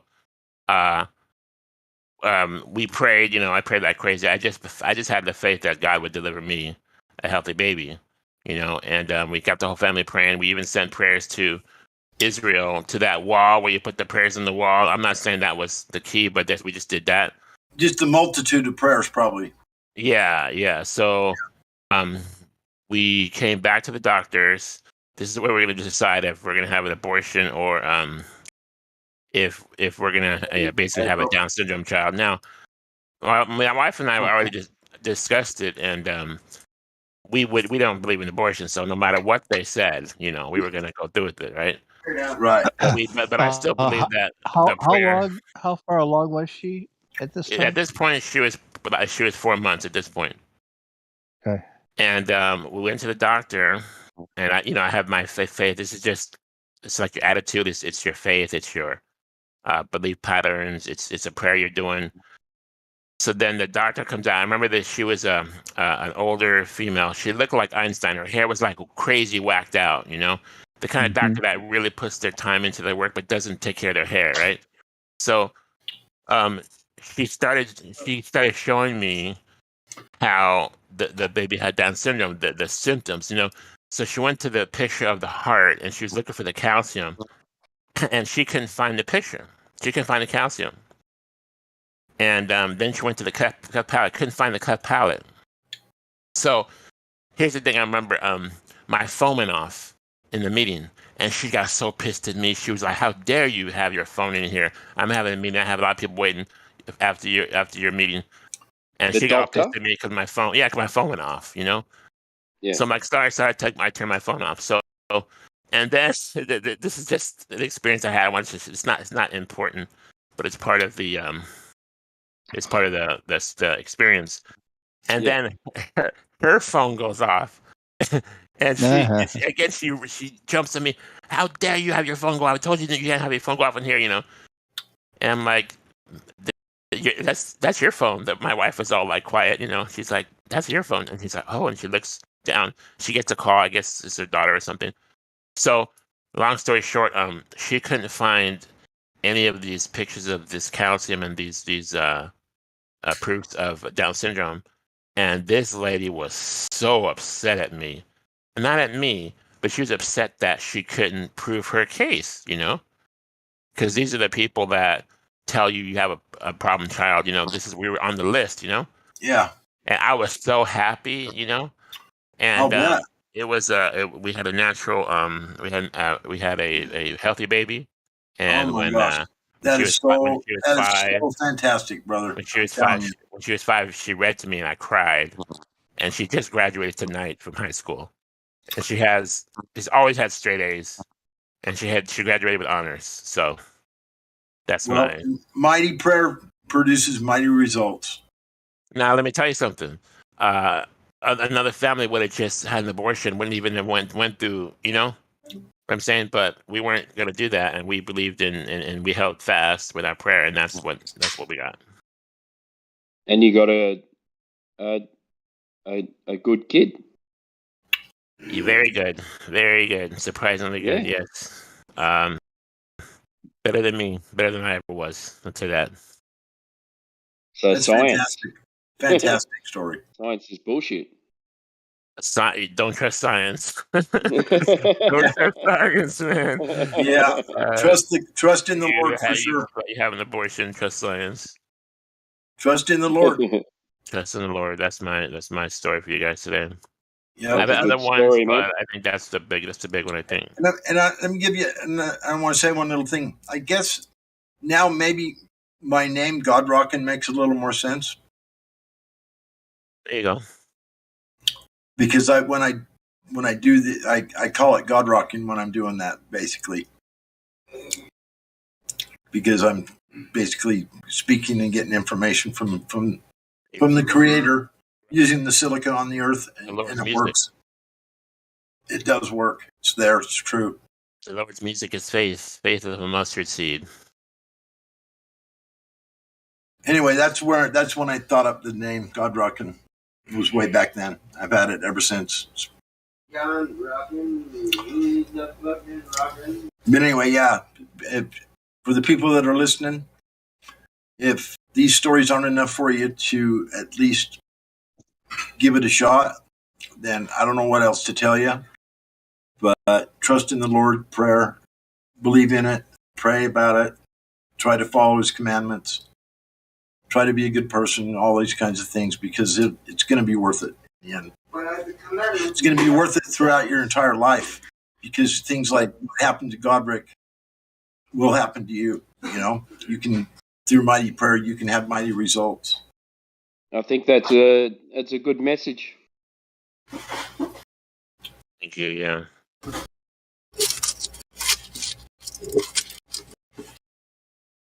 And the thing of it is, I can actually show you some of these things I'm talking about. I've got them in my hand.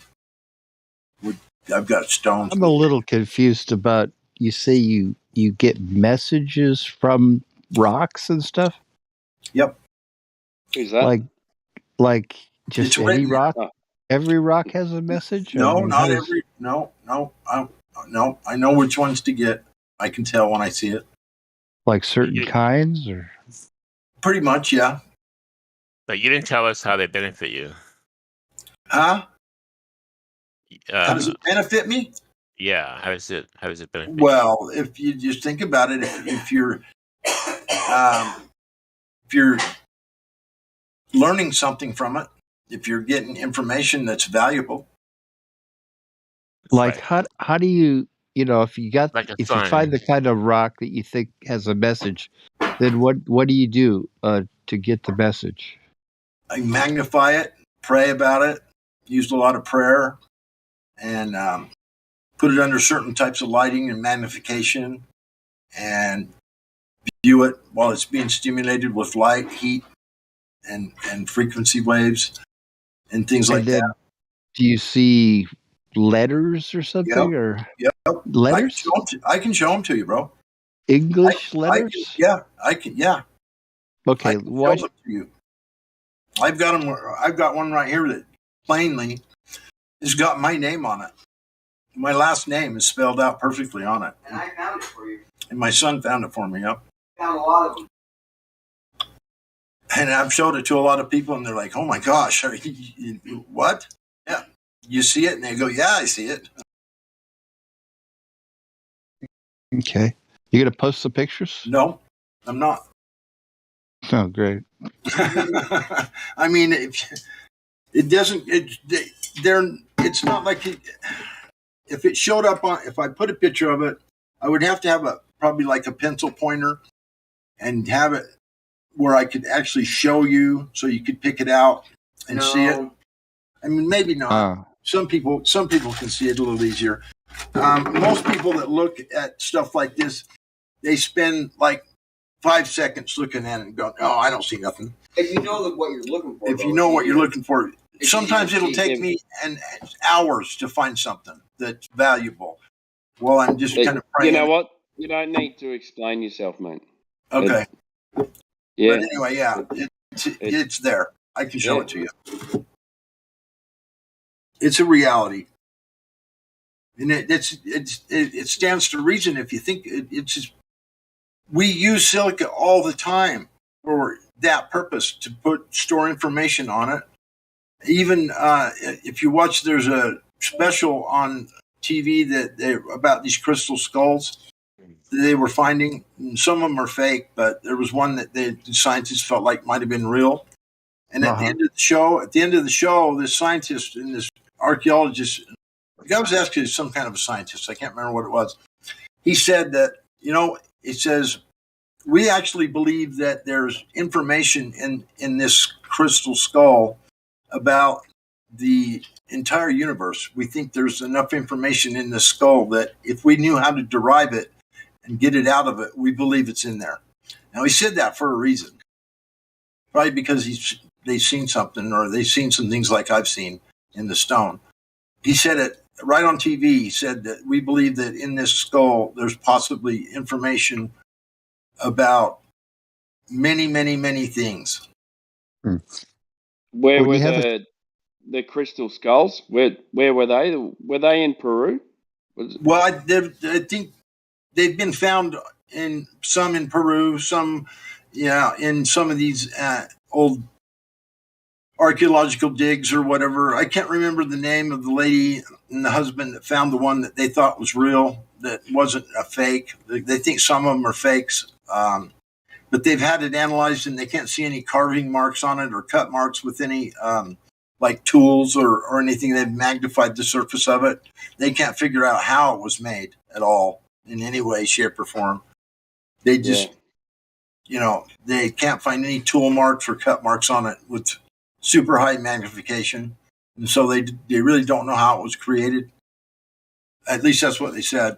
And so, silica is just used for so many things. I mean, there's just so many examples I could give you that it's used for in electronics, and you make glass out of it. That's magnifying glasses, or is pure glass, is pure silica, pure silicon.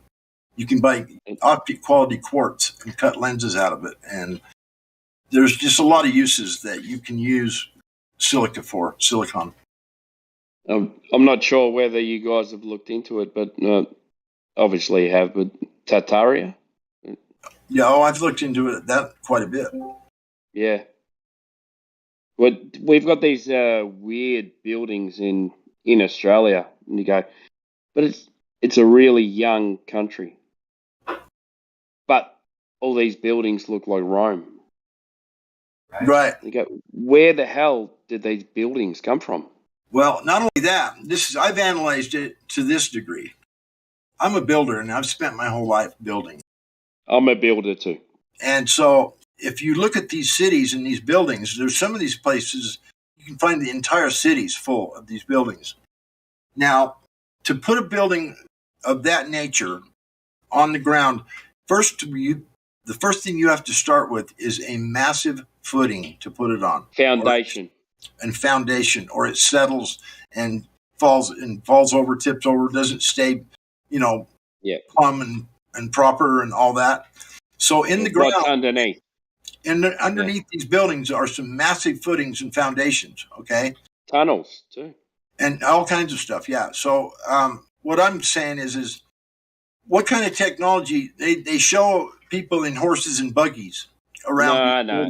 Yeah, it doesn't work, does it? Doesn't work. You don't build fittings in the ground with horses and buggies, and where's the concrete batch plant? Well, you need an excavator. You need an excavator. You need all kinds of equipment, very similar or exactly like the equipment we use today, or you could not build those buildings. Well, we can't build those buildings. Well, we could probably come close, but what I'm saying, you're probably right. There's someone we probably can't build them. Some of them are so perfect and they're built to would perfection. take years. Yeah, they're built to perfection, and so they had some equipment and some knowledge that we don't possess today. Apparently, obviously, or they could never have built those buildings, and they're on some massive footings in the ground, or those things would tip over. They wouldn't have lasted as long as they do. Well, they haven't moved. Yeah, exactly. That's what I'm saying. Yeah. And so they had to have some pretty heavy duty equipment to accomplish that job. And where did all the material come from? No, it doesn't work. There's railroads. It doesn't work. Did you know when they found these buildings, they found railroads also? There was railroads all over this country. Found is the word, I think, as well. Yeah, underground railroads all over the place. So I'm assuming that they delivered most of this material probably on railways to these cities. That would be my guess. Yeah, and then we just took over the railroads. Yes, then we claimed we put them in, just like they claimed they built some of these buildings. Yeah, same old story, exactly. Yep. Yeah. Yep. Yeah, it's really strange that we have these buildings in Australia that look like Rome. Yeah. Why the hell would we have? Because it was a one world. It was a worldwide civilization, is what it was. It has Whoever to be. built these buildings, they were on every continent. Did you know that they're on every continent on the plane? Well, they're in Japan, and they're on every continent, bro. Yeah, every single continent they're found. Australia, you look at South everywhere. America, South everywhere. America, Australia, Asia, everywhere. All over Europe, everything. Yep. All the buildings are all the same. Yep. And it doesn't make sense.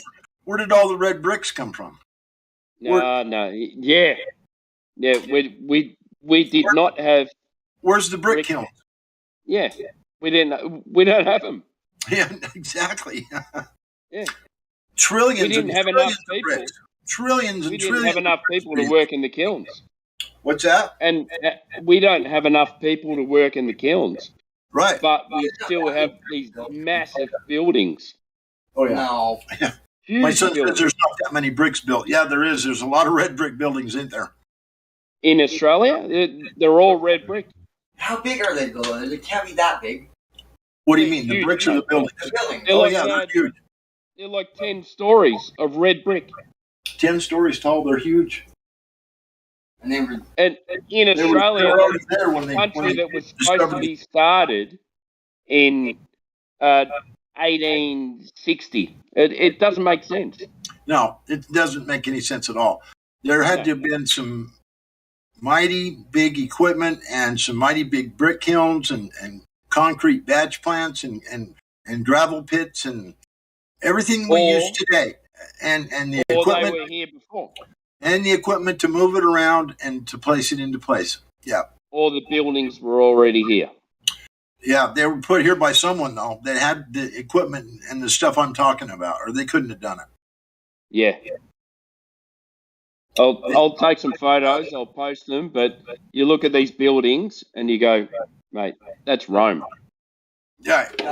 Yeah, I've looked into, we spent, me and Jason, Curb spent about a year and a half down in the learning curve doing nothing but looking at. Son? No, that's a guy that's on this server who used to be. Some of these people probably know who he is. We spent about a year and a half in the learning curve, day after day after day, watching nothing but Tartaria, history, stolen history videos by John Levi, Autodidactic, Martin Leidick. He's on and on and on. We watched everything we could find for a solid year and a half. Yeah. So yeah, I know the subject pretty good. Yeah, the whole history of Australia does not make sense. Right. The whole history of the United States doesn't make any sense. Yeah, it doesn't. Yeah, they dug it out. It seems like they dug it out. Look at Penn Station, I think it was. What a building! How do you get a building like that? That's and right. Then just demolish it. Why? And have it be in such good shape all these years and massive foundation and footings underneath them. Every time they dig down, they just find more. Because it was buried. Yeah.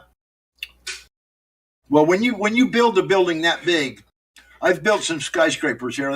I used to build I built the Mormon Conference Center here in Utah. It's over $100 million building. I worked on it for 9 months. And you're in Utah. Yeah. And so what I'm saying is these buildings have got spot footers and footings in them that are the size of houses, bro. Just the footings. Yeah. To hold these buildings up, to keep them from tipping over and whatever else. To. Yeah, you have to. And so, and the same with those buildings that you're talking about. And you can't build, and they show that these people in horses and buggies, it's laughable, dude. And they show these cities populated with people running around in horses and buggies and dirt streets, and come on. But that's the funny thing, though. When they show the photos, there's no one in the photo. Some of the cities are empty. Yeah, completely. Yeah. They're gone. What happened to them? Yeah, where are the people? Yeah. There are good logical explanations if you look into the camera world of why that is. As far as the missing people and things in the background, is because of the light exposure. Who's that? Oh, I don't know about all that. Come on. I'm not defending globe antics in any way, shape, or form, but I am saying that it has been noted due to the technology and the way things were, people had to stand still for a long time in order to get a picture. So anything that wasn't perfectly still that was moving around just blurred in with the background. Well, I'm going to tell you this right now. If they had the technology to build those buildings, they had the technology to take photographs maybe better than we can today. 100%. I agree with you. I'm just letting you know what the rebuttal will be from the community. Camera's been around a long time, my friend. That's just the rebuttal from the community. It's not my statement. Okay, well, I'm just giving you the truth of the matter, I think. They've had the ability for photographs for a very, very long time. Hey, big Paul Daddy's in the house. I'm going to ask a question. You know what's up. So why do all these every country in the world has exactly the same architecture? Because it was a one world civilization. They were all the same people. That's why. No, yeah, I like that answer.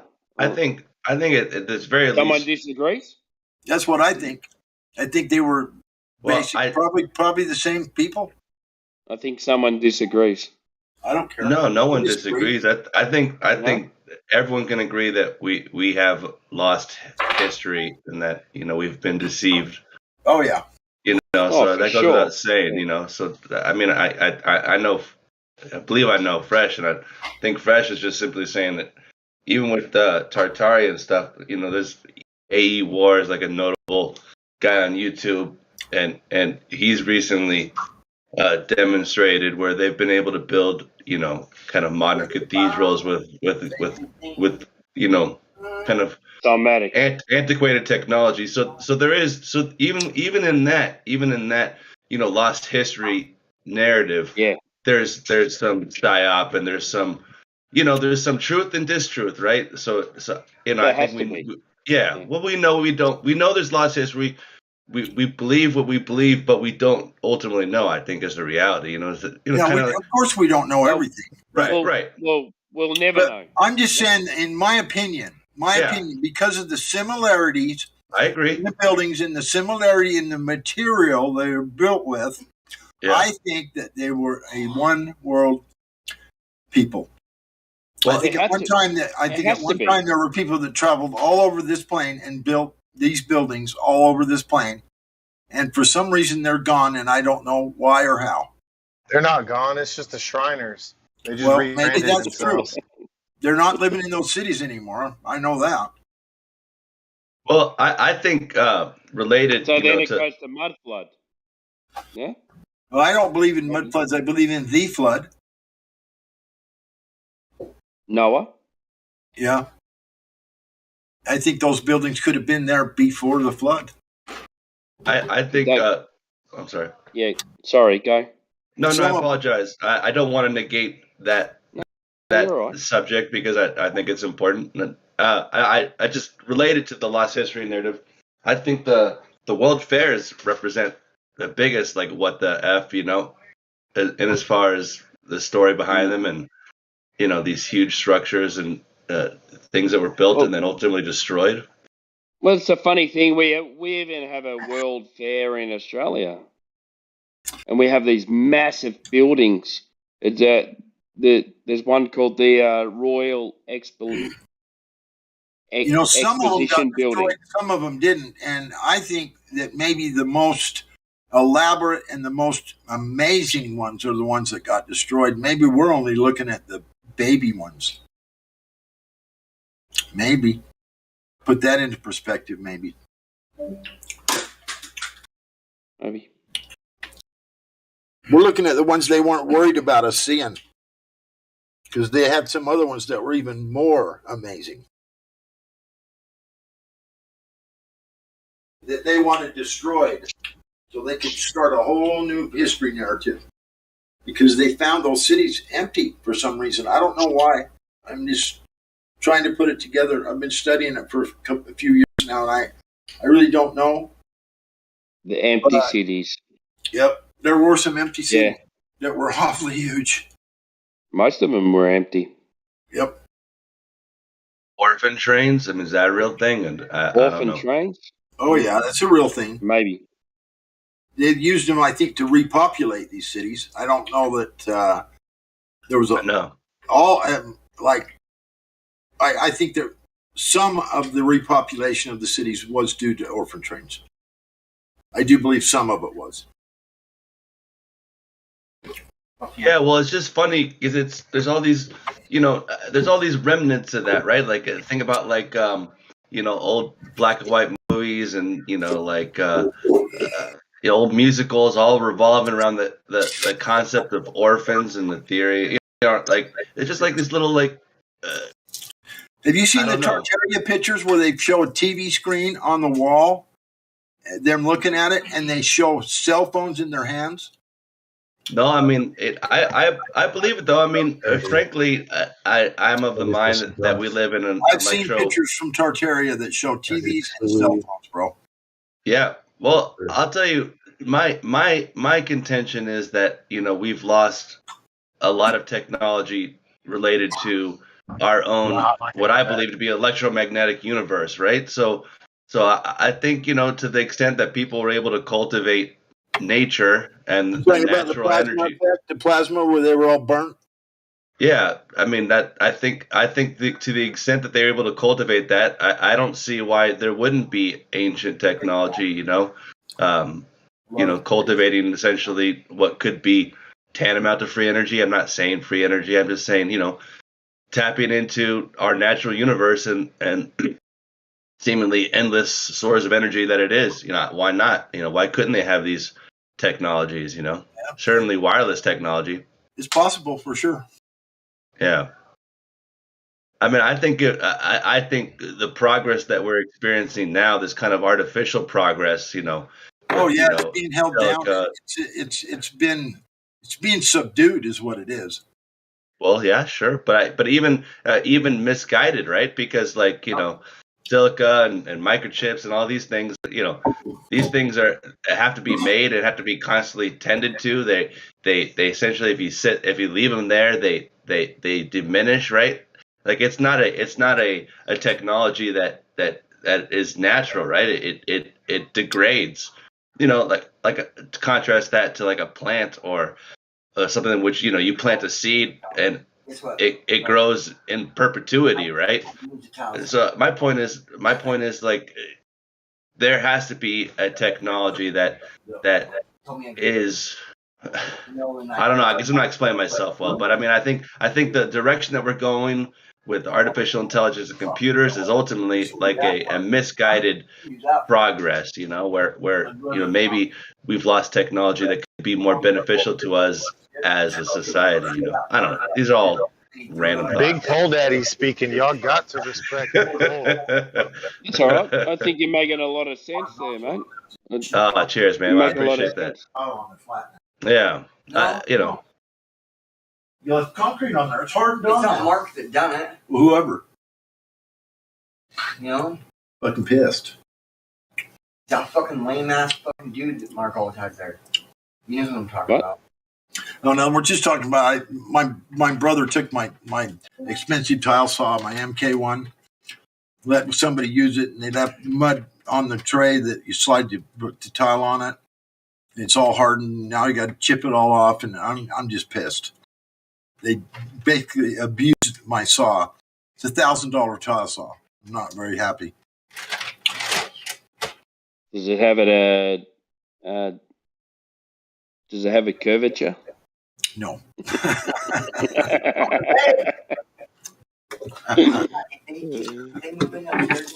Anyway, we were going to use it to cut some rocks. Me and my son, we do some rock art. My son does rock art. Yeah. How old's your son? He's 35. 35. 35, yeah. I'm 66, by the way. Does he believe in flat Earth? Of course. Oh, good man. He sure does.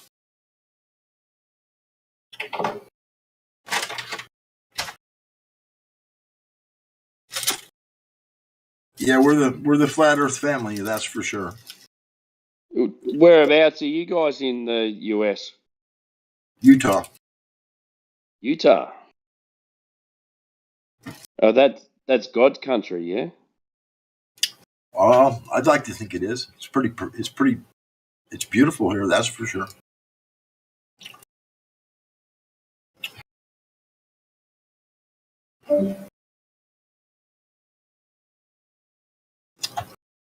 I posted a picture in here earlier tonight, basically from where I live, out looking out over the valley toward the Great Salt Lake at sunset. It's a really cool picture. Is this in the God Rocky, you drink how many? About 4 or 5 cups of coffee a day. How many, bro? Try 15. I knew he was a coffee head. I could hear it. Yeah, I love coffee. That's all he drinks. He don't drink nothing else. That's fucking. Wait, hold on. Yeah, I've been drinking coffee, man. I got that coffee voice or what? No, I haven't picked up on it yet on you, Pole Daddy. But God Rocking is he puts it. He puts it on the table. You hear me? it takes a mud head. It takes a mud head to know one, and I can hear a mud head. Right on. Oh, that's great. I'm not going to deny it. That's for sure. No, coffee's where it's at, man. I do like my coffee, but I like it fancy. I don't drink just regular coffee. It's got to be the French vanilla, cappuccinos, all that kind of, like candy. It's got to be like, yeah. You like that straight black coffee, huh? Huh? You like The that flat straight black coffee? Oh, it's flat before I drink it for sure.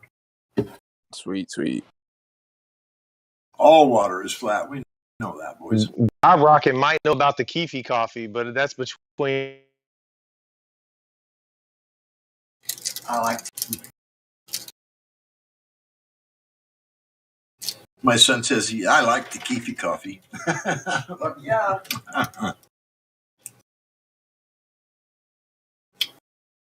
How old's your son? God Rocking. 35. Can he jump on? Huh? Can he jump on? Jump on what? The microphone. On what? On the microphone. Oh, yeah, he's right here. Right here. Hello. His name's JJ. Say hi to him. Hello. JJ. Nice to meet you, mate. I'm Timo. What's up? How are you, buddy? I'm doing all right. How are you? Good, mate.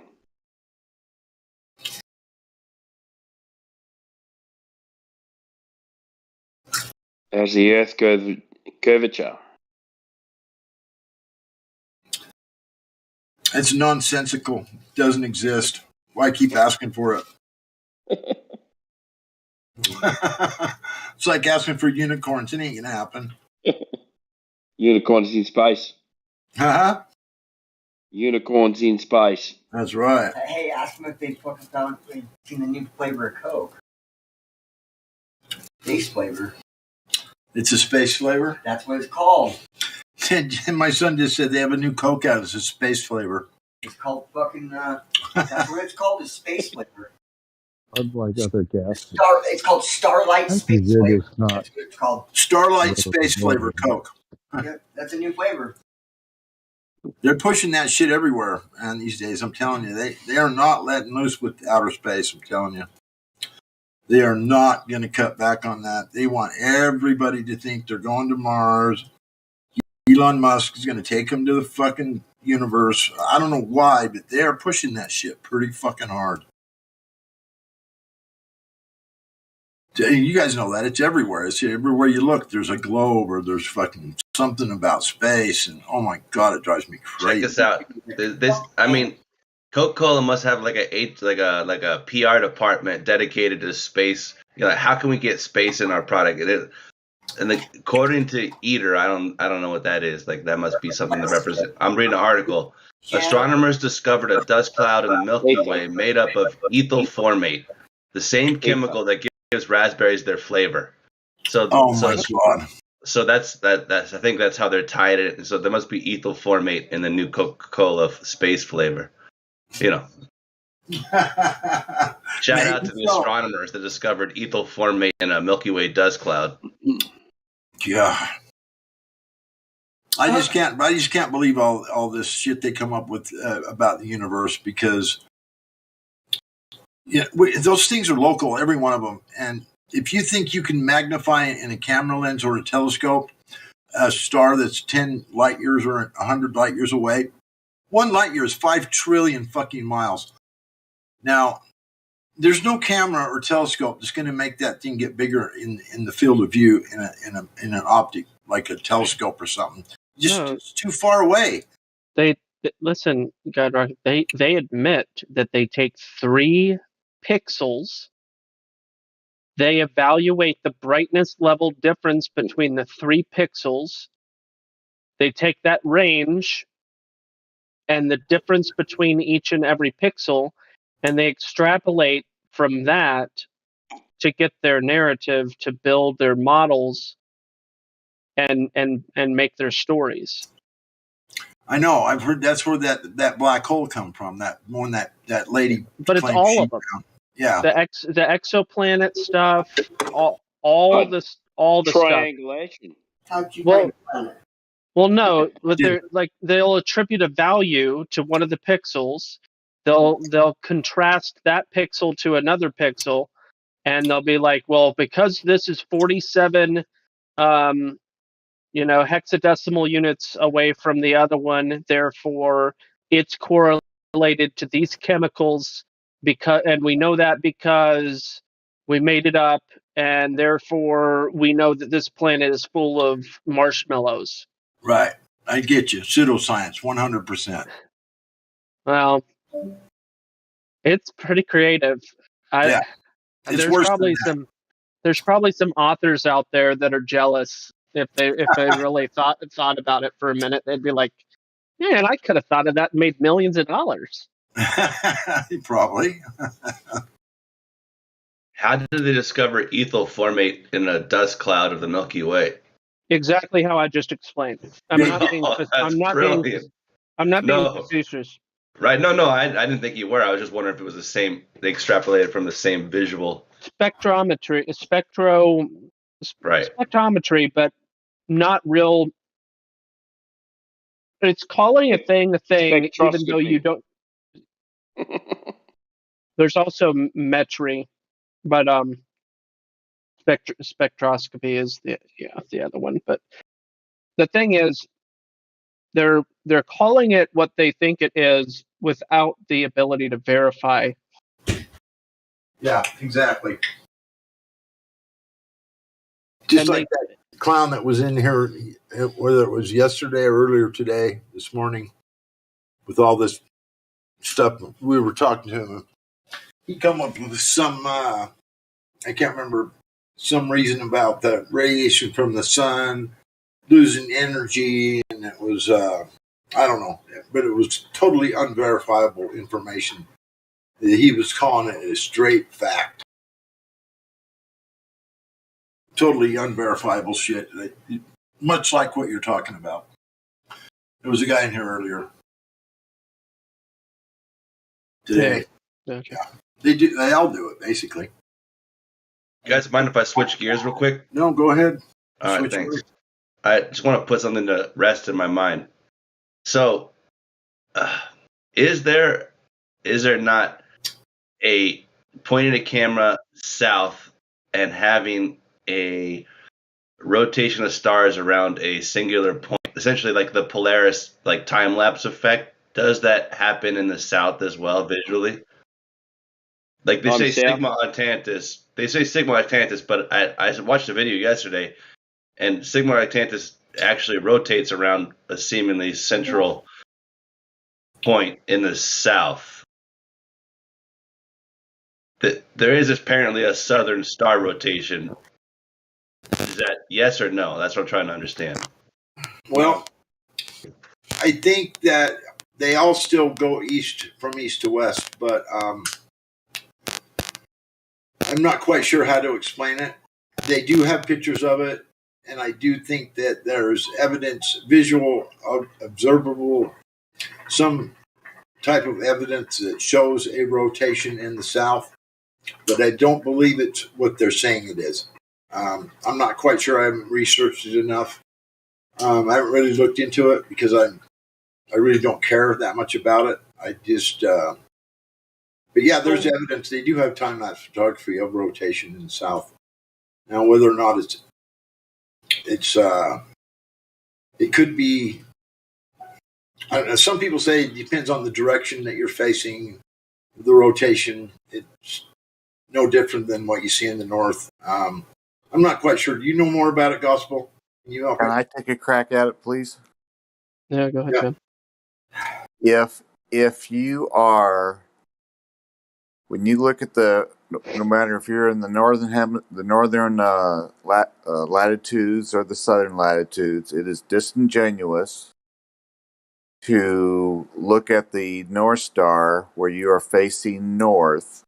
Your east is to your right, your west is to your left, and then to all of a sudden turn around and face south where the east is on your left and the west is on your right. It is disingenuous to do that. You have to stay looking north to get the proper appearance of east to west rotation or around the North Star. Yeah. If you turn around, think about this for just a second. If you think that some place is going in one direction and the other one's going in an entirely different direction, then you are looking up in the sky and you are saying there is some place where the stars start going in one direction and the intersect stars going in the other direction. That is impossible. It cannot happen. You are being disingenuous if you are looking north and all of a sudden you decide to look south. It does not work that way. You have to keep looking north all the way as you go in the southern latitudes. You have to have the east. You have to have east on your right and west on your left. You cannot turn around. That is a globe lie, deception, whatever you want to call it. You cannot do that. Do not listen to liars, make-believers, and deceivers who want you to believe you live on a globe or a spinning, watery, curvy, bendy ball. Yeah, well, that's what I meant. I still think they all rotate the same direction. I get that. I understand. I understand the cardinal direction. Doesn't work. If I could just clarify my point. like I get the cardinal direction. I've listened to QE discuss this, and I get it. What I'm saying is there's seemingly a star time lapse that can be done around a point that is not Polaris. That's what I'm trying to understand, I guess. And maybe you guys are explaining it to me, and I apologize if I'm being thick, because I'm not trying to be contentious. I'm just trying to understand. Actually, I think it's a lack of stars that rotates around. There's no central southern star. I watched a guy do it, and he identifies like a couple different stars. Sigma Octantis is actually off center, but seemingly in or around that central point. But it is not Polaris, or seemingly a group of stars that it's a point that these stars rotate, but it's not Polaris. Basically, that's what I'm trying to understand. And I apologize if I'm being thick. Your big word is seemingly. Seemingly. Sure. That's why I'm trying to put this to rest in my head, because I'm trying to understand how there may be visually two places. Well, Dodge, what you need to remember and understand is that the three people that claim to have made these observations were all north of the equator. So yes, these claims have been made, but the observers were all in positions to where it wouldn't even make sense anyway. Okay, fair enough. I haven't looked at. I mean, I have not looked. I just watched a guy, kind of explain it live. I could post that video. It was kind of interesting. It's like a tutorial on how to do it. Anyways, whatever. I still, even if that were the case, I still believe, it would fit into one of the electromagnetic, the toroidal concepts. So it wouldn't change the shape of the Earth in my head. I'm just trying to understand, because I understand that I might not understand exactly the world we live in. Like I certainly know it's not a globe. It's not a spinning globe. That much I know. I'm just trying to understand more. If possible. You have to face north at all occasions. You cannot turn around and say, I see something different. You cannot do that. You have to keep the same position all the way to observe what's above you. You have to, and you cannot take the opinion. I can go outside at 33 degrees north latitude, and I can see the sky revolving around Polaris. I can see it. It's not seemingly. It's not, I've been told or read or saw it somewhere. I can actually see it. So when you listen to people who are trying to deceive you, lie to you, make believe to you, you need to use your discernment skills and go, hey, maybe I'm trying to be deceived. Somebody's trying to deceive me. It's not that you're thick or you don't get it or whatever. All of us have encountered that lie. We need to refuse these lies into our head and know who they're coming from. Thanks for listening. Hey, Dodge, posted a couple of videos in the text chat. One of the simple explanations would be the personal dome. Or have you heard of this? You got an iPhone charger, do you? A new one? I understand that we don't in fact experience the realm as it is, but rather our own physical sight limitations create a sphere. I'm familiar. Yeah, the personal dome. Basically, you don't see the entirety of the sky all at once from your position. That's quite obvious because you see different things from different places. And how much you see is relevant too.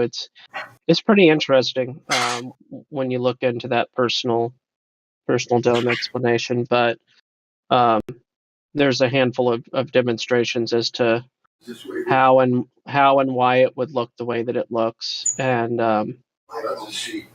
yeah, here anyway, there are a lot of videos on this answering this specific question, so I'm just posting them in the chat for you. Yeah, no, cheers, man. I appreciate that. Yeah. I mean, here's the thing. everything everything about the heliocentric model is a parlor trick or a reification. I mean, I understand that goes without saying. That what I trying to understand was, is it possible that the realm works slightly different than I would have imagined? So fair enough that it may not, and I will look into those videos. I appreciate it.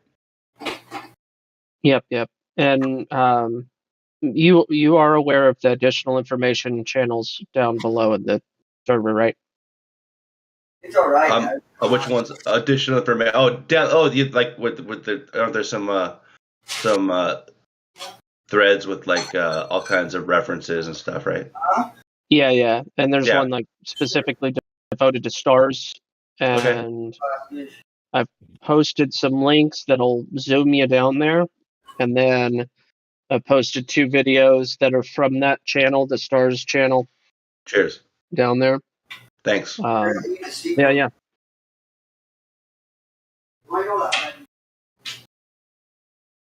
Yeah, thanks for posting that, Gospel. Thank you. Mm-hmm.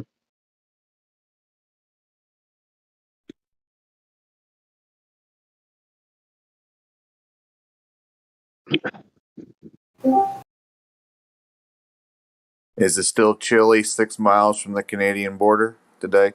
Yeah, this is the coldest birthday morning I've ever had. It was 39 degrees a few minutes ago, and apparently now it's 40. It's your birthday? Yeah, that happens every now and then. Birthday, man. Happy birthday to you. One rotation Happy around the sun. To you. Happy birthday, dear Gospel. Happy birthday to you.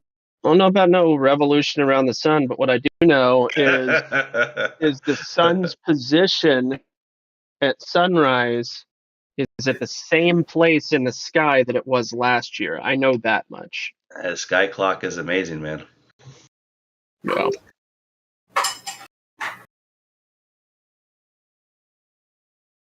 What? Did I hear my name?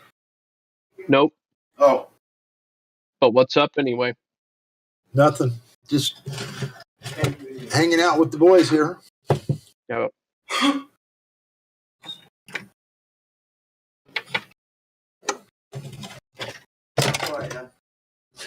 That's okay. All right. Yep. I swore I had an iPhone charger cord though. Could have swore.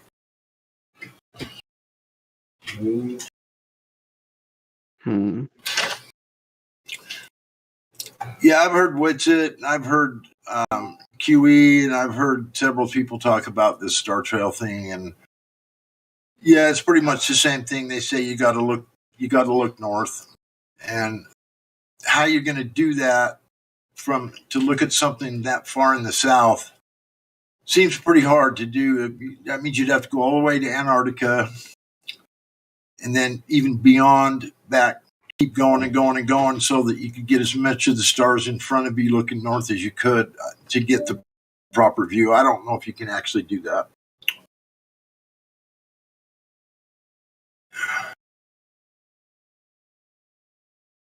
So there's going to be this illusion of some sort going on. I mean, I do find it interesting that you can demonstrate it with the lens, like he does in that video. That sort of stuff is fascinating, but I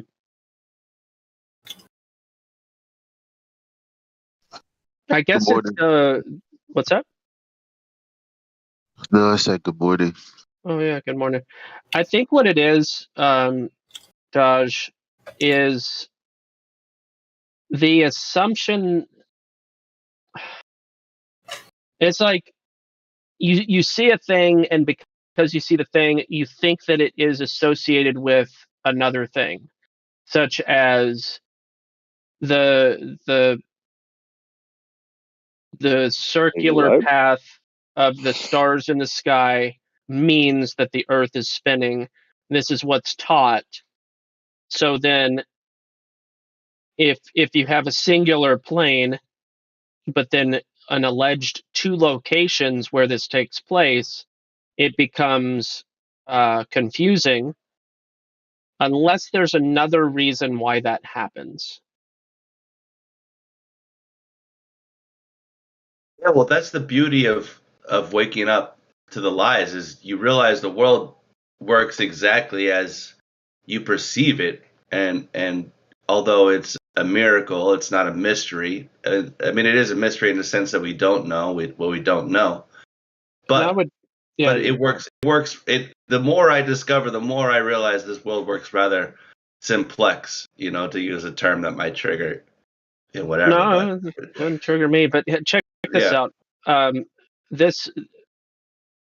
The stars aren't used. Somebody said the sky clock. I'm not sure if it was you, but consider that for a moment and how important that is, and interesting that is. That there's a clock in the sky for everybody. Oh, forget about it, man. I'm a weirdo. I watch Vibes of the Cosmos, and he's got a running theory that the moon is plasmatic map of our realm, right? Yeah, and I've heard that. Well, fine, whatever. Okay, fine. I told you I'm a weirdo.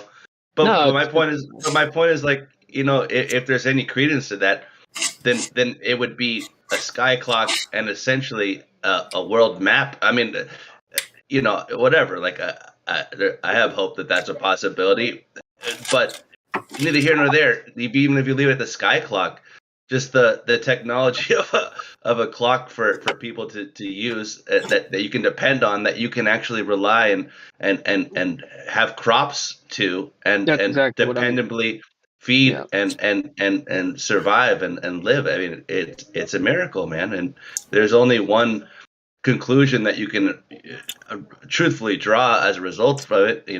I won't draw it here, but yeah, of course, I ponder that, and I'm grateful for that every day, man.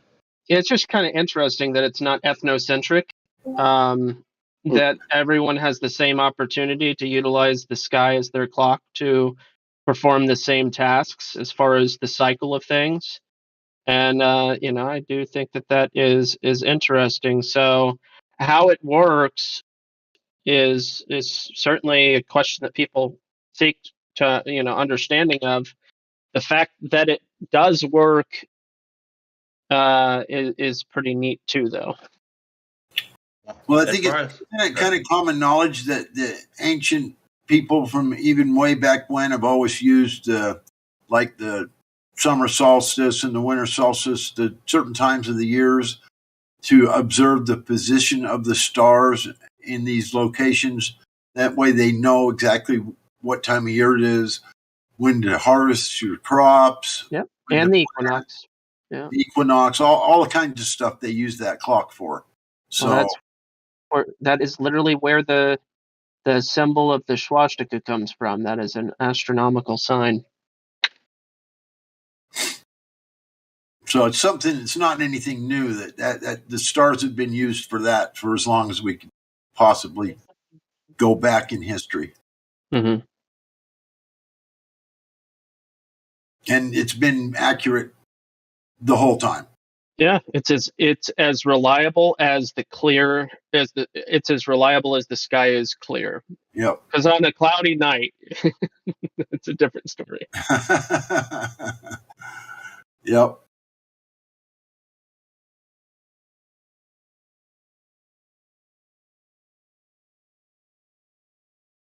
So it's been being used for a long time for a clock and to know certain times of the years and different things. And so, all I can say is if that's not proof enough to know that we're not moving anywhere, because if we were moving, those stars would not be in the same location every year at the same time, year after year after year after year. That would be a complete impossibility to think that we were moving anywhere for that to happen. And the stars were rotating above us, around a central point above us. That's why they stay where they're at. It's part of our system. It's part of our realm. It's part of where we live. And it's not part of anything else. It's part of where we live. I think it's deeper than that. my contention is that we live in a post flat Earth debate world. Like, frankly, if you're still deliberating over that, like, I'm happy leaving you behind, because frankly, I contend that our future's in our past. Like, the sky clock is deeper than just proof, right? Like, the sky clock itself is a tool that we should be learning more about and utilizing on a day-to-day basis, right? Like what a technology we have where we can reliably depend on the sky to farm, or we make a lot of decisions, right? I mean, that are relevant to our life. They've been doing that for thousands of years. Well, sure, but I'm not doing that right now. Not me personally. Like, right. I got a farmer's almanac on my, and then on my coffee table, but that's not me doing it. My point is like it more than proof to me. Like, it's a technology that we need to be discussing, utilizing, taking advantage of. Our futures and our past, and what I mean by that is, these are the things. These are the true technology of nature, right? Like, all this other nonsense, of course, maybe good from a communication standpoint. I can get on the internet, I can talk to you guys, that's relevant, but it's not real. I mean, the sky clock's real, my garden's real, like, these things are the technologies that I personally, want to take advantage of. So what you got in your garden? I mean, look, for everything, man. I mean, trying to grow some corn this year. Got, tomatoes. I got some strawberries, like all kinds of herbs. Like, I'm not that far along from a gardening perspective, but I'm doing my damnedest, man. Cool. Strawberries. Yeah, oh yeah. And I mean, I don't know what it is about this year, but it's seemingly, and seems like a lot of people are having success with gardens this year. So maybe it's. Do you know Bufu? Nope, doesn't sound familiar. He's in the server. He just only pops in every now and again. But he's Canadian, and he's got he's done strawberries up in Canada. I was like, what? You gotta be kidding me. He's in one of the southern parts of Canada, but anyway, loamy soil, loamy, sandy, well draining soil is. Yeah, we got some places here in Utah where raspberries grow. They're huge, big raspberry patches and stuff, and they grow almost wild. It's like you plant raspberries here, and they just spread and keep spreading and grow, kind of like a grapevine. It just keeps getting bigger and bigger and bigger every year. It's kind of cool. Yeah, tricky one to harvest. Yeah, gotta have delicate fingers. Yeah, they are. It's almost like they grow wild here, though. I mean, big, huge patches of them. It's crazy. Plant them in your backyard, and they take over a section of it and just keep spreading. It's really cool. I mean, I love raspberries. They're a good fruit. Yeah.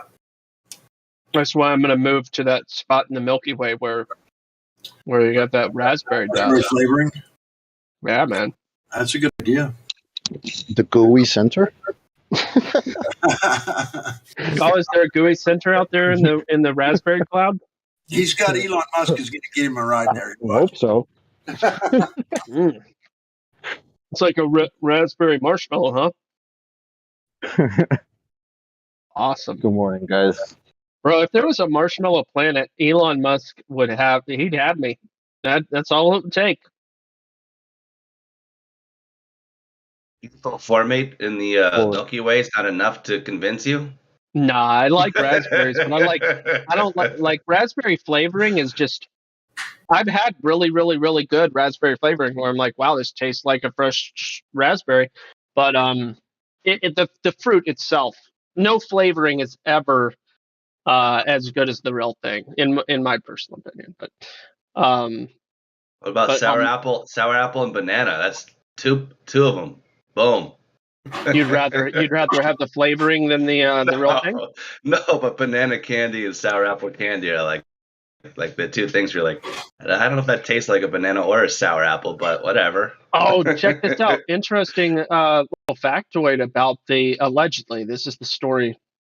Story has it that the banana flavor is a carryover from an extinct banana that apparently caught a disease. Now, this could all be propaganda.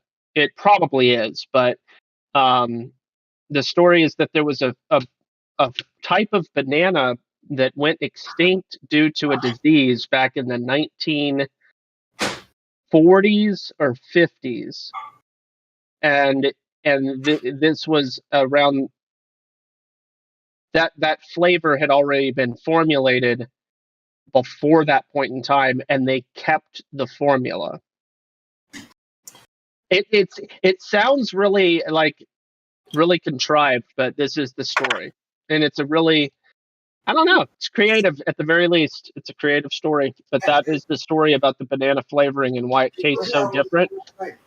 And technically, what that means is anybody born in the 1920s or 30s likely had the opportunity to taste this banana that was thicker and shorter than our modern bananas, and more strong in flavor, much stronger in flavor. I don't know. How could I confirm?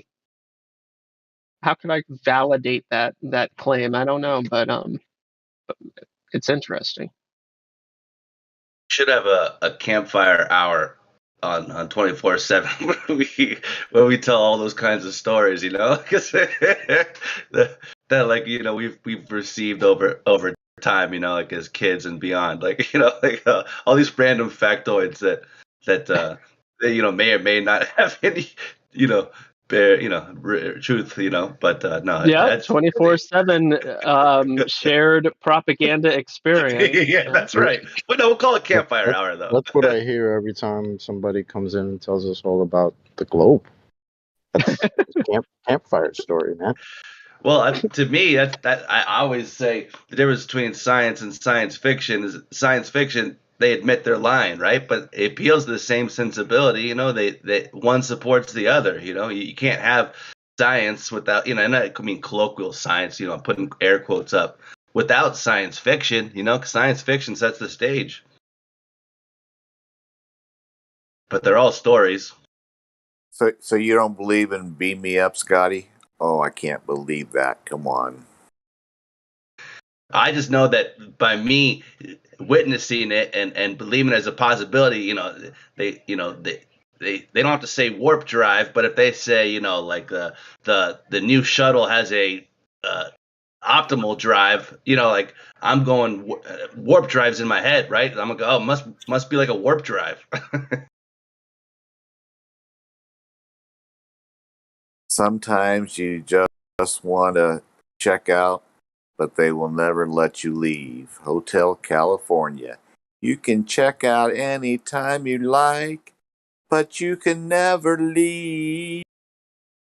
That's what I feel like the last That's the 28 months. Right there. You definitely can't leave. That's for sure. And I've heard that a couple people on here, they want to, like Glatt Flobe was saying the other day about, he just doesn't understand why the creator would create a prison for us to be in. And I said, well, you're just looking at it the wrong way, buddy. This is a paradise to me. Yeah, it's really fallacious reasoning. The only prison's in our mind, man. I mean, that's where the prison is, right? It's Plato's cave. That's the prison. This is a paradise to me. Yeah, this 100%. Realm is. Yeah, absolutely. Everything we need, man. I think Corpus Christi, Texas would be a nice paradise, but that's 450 miles away.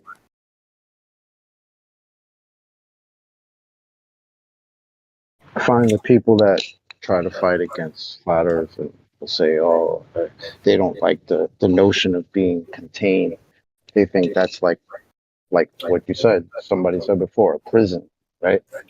But it's weird because the other narrative has you on a flying prison that's floating around in a vacuum that you can't leave.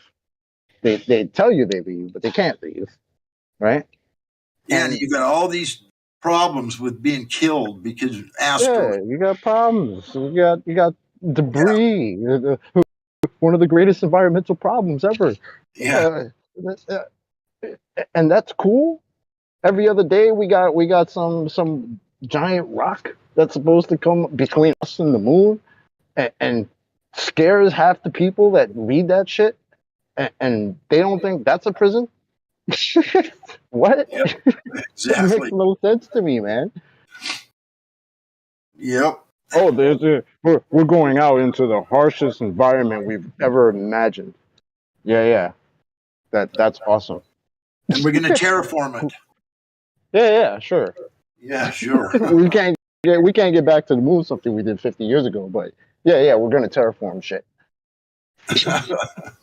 That's so ridiculous. God, are you kidding me? Such a joke. I mean, there's people that believe that shit. Someday they're going to terraform Mars and whatnot. It's just they're just waiting, man. Just any day now. Any day now. Fucking blows my mind, man. Oh my god.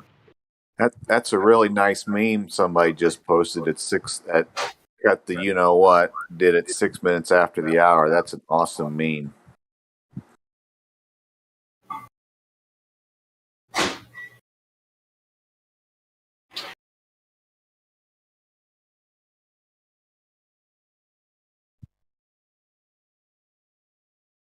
That's facts, man.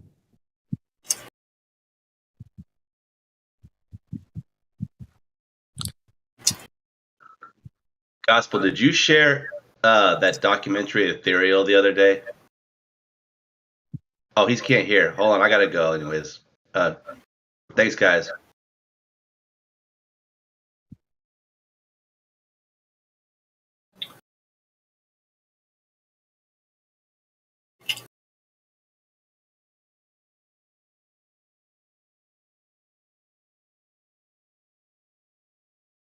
Another damn all-nighter.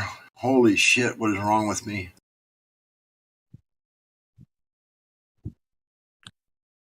I left about 3 hours ago when you and the new gentleman, the flower guy, were on here. So you're still on. Been on here all night, off and on. It's another all-nighter. I keep doing these things, and I'm just like, wow, I'm not getting my sleep right. I end up having to sleep till 1 or 2 in the afternoon just to get a few hours of sleep. And I gotta change something because it's not good for me at this point. I've taken it just a little bit too far. You were on, and Fresh Grown Flowers was on at 3 a.m. when I signed off. Today? Yeah, 4 hours ago you were on. Yeah. I'm sure I was. What's going on? Off of work, boys. I heard my name. What's going on? It is a happy Flat Earth Friday in Central Texas. We're in Kansas City, Missouri. You are a Mahomes, my man Mahomes quarterback. Are you a fan of Patrick, my man Mahomes? I don't do the Roman sectors.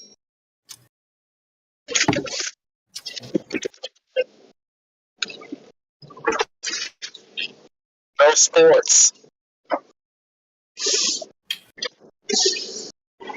I guess it's the variety of conversation when you have so many, you get 10 different subject matters that you end up discussing with intelligent people about it, and they become very intriguing.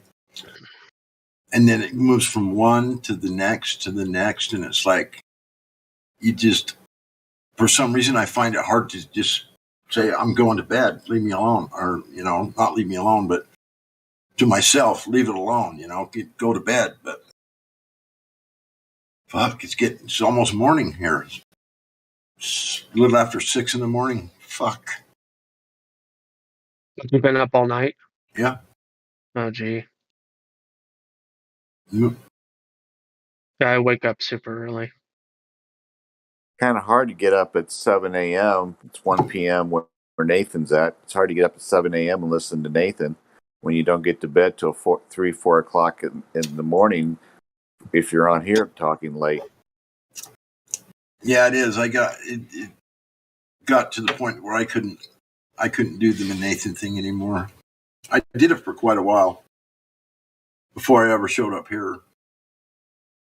I still haven't listened to Nathan for any more than 15 minutes at a time.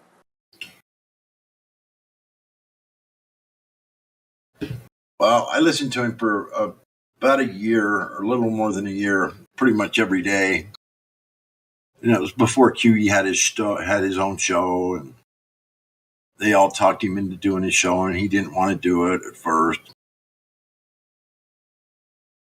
And whatever. But I'm just, the thing I like about Nathan's show that I did like was that if you spend a year there and watch every episode or every show, with QE being there and Nathan and some of the other guys that are there, they're extremely knowledgeable as well.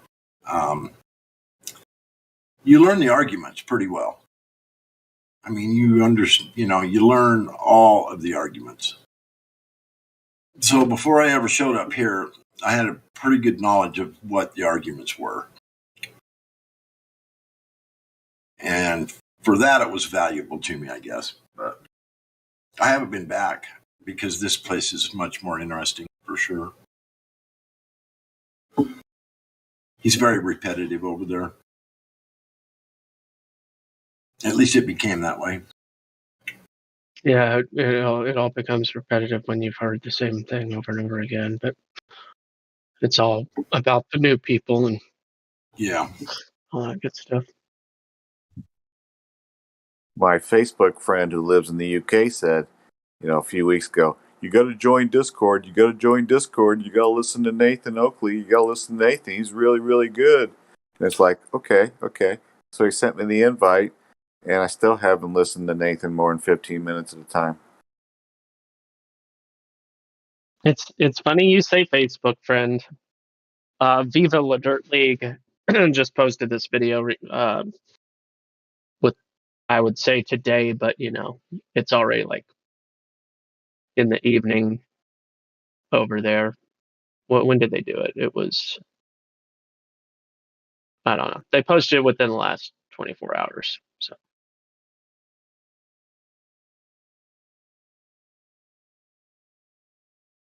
pretty funny YouTube channel.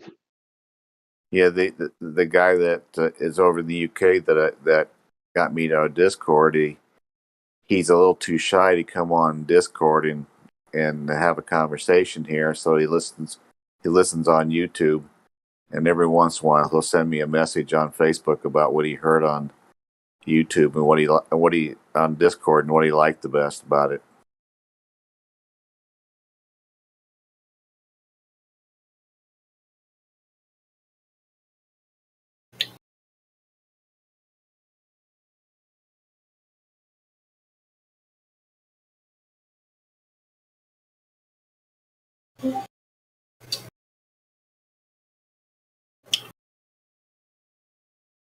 He likes to make memes up, so I share quite a few of his memes on Discord. Yeah, when I started listening to Nathan, that's when I just barely first had become a flat earther. And we're talking like over 4 years ago. And it just barely decided that the earth was flat. I mean, it only took me a day or so to figure that out. But so when you first become a flat earther and you don't know all the arguments and you don't know really what's going on with it, but you do know, I mean, you do come to the realization that it's flat. and there's a lot more to learn about it. And being brand new like I was, I just feel like after it's all behind me now, the year I spent there was pretty good for me because, like I said, it taught me the arguments. You know, listening to QE and Nathan for a solid year every day. Yeah, and you know what's really cool? You didn't pick up any bad habits of communication. Any bad habits of what? Of communication. Oh yeah, they do have some bad ones there. On one of the things that when you become a flat and stationary flat earther, that the other side will throw a lot of crap at you, either verbally or with information that they want you to question your flat earth beliefs, and they'll just throw stuff at you. And if you don't have an answer for it, they call you names. And I've kind of found just to ignore them, because that's all they're wanting to do is to throw stuff at you and waste your time. So it's like, it's just like, leave this stuff alone, understand what they're doing, and move on, because they are deceivers, they are make believers, and they are liars, and that's what I've come to understand. And half the time they don't even know it, and that just means they're just complete zealots. You know, just total zealotry. I mean, just over the top. You know, they should just accept that as a concession, right? Yeah, because pretty much. If they had an argument, they'd just make the argument. They wouldn't need to insult you. They wouldn't need to degrade you or anything.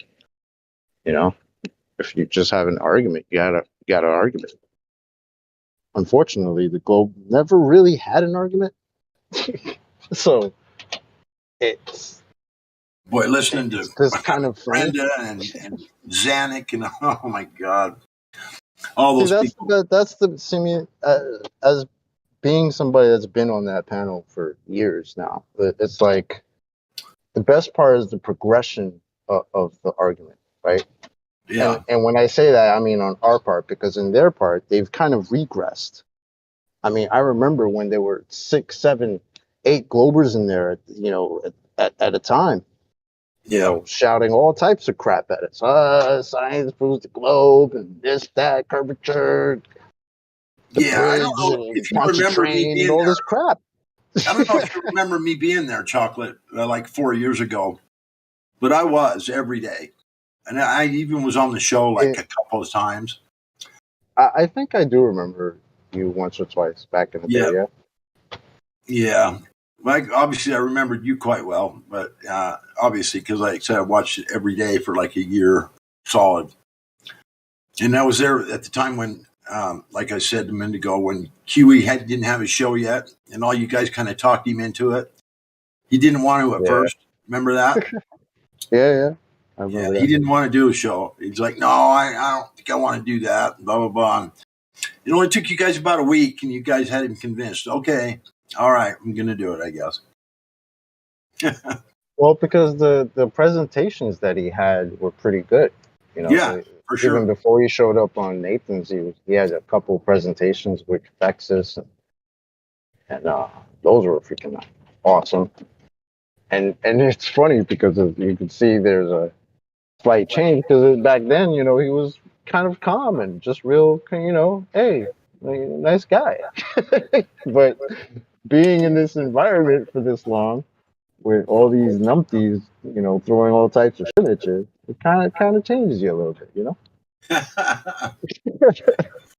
So now you don't get Mr. Nice Guy. So people think that, you know, Nathan and QE, they're just crazy. They just shout and scream, and it's like, nah, not really. You guys kind of created that. You know, you created those monsters. So yep. You didn't have to come in. I mean, there were times we would spend 40 minutes just trying to get the show going because we were getting sniped. The whole panel would get sniped. We would get corn bombed.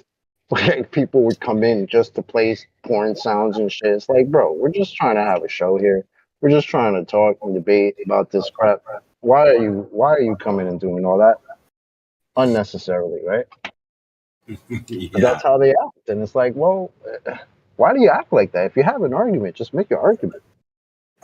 You know, there's no need for all that shit. You know, it is what it is. People they show themselves. So now I just laugh. It's funny because the same people that told us, "Hey, science nerds, we got all this science that proves the globe." 6 years later, science doesn't prove things. Yeah. Why would you expect to see the geometric horizon? Why would you expect to see the rotation of the Earth? Oh, so why would we expect to see all the claims that you make that we should expect to see? Okay, that's where we're at this stage of the debate. Okay. So just take that as a concession, man. Thanks. Welcome to Flat Earth. Snacks in the back. It's a concession. Why would you expect to confirm any of our claims? Exactly. I used to be like, am I crazy? Maybe it's loud in my job and I can't hear it really well.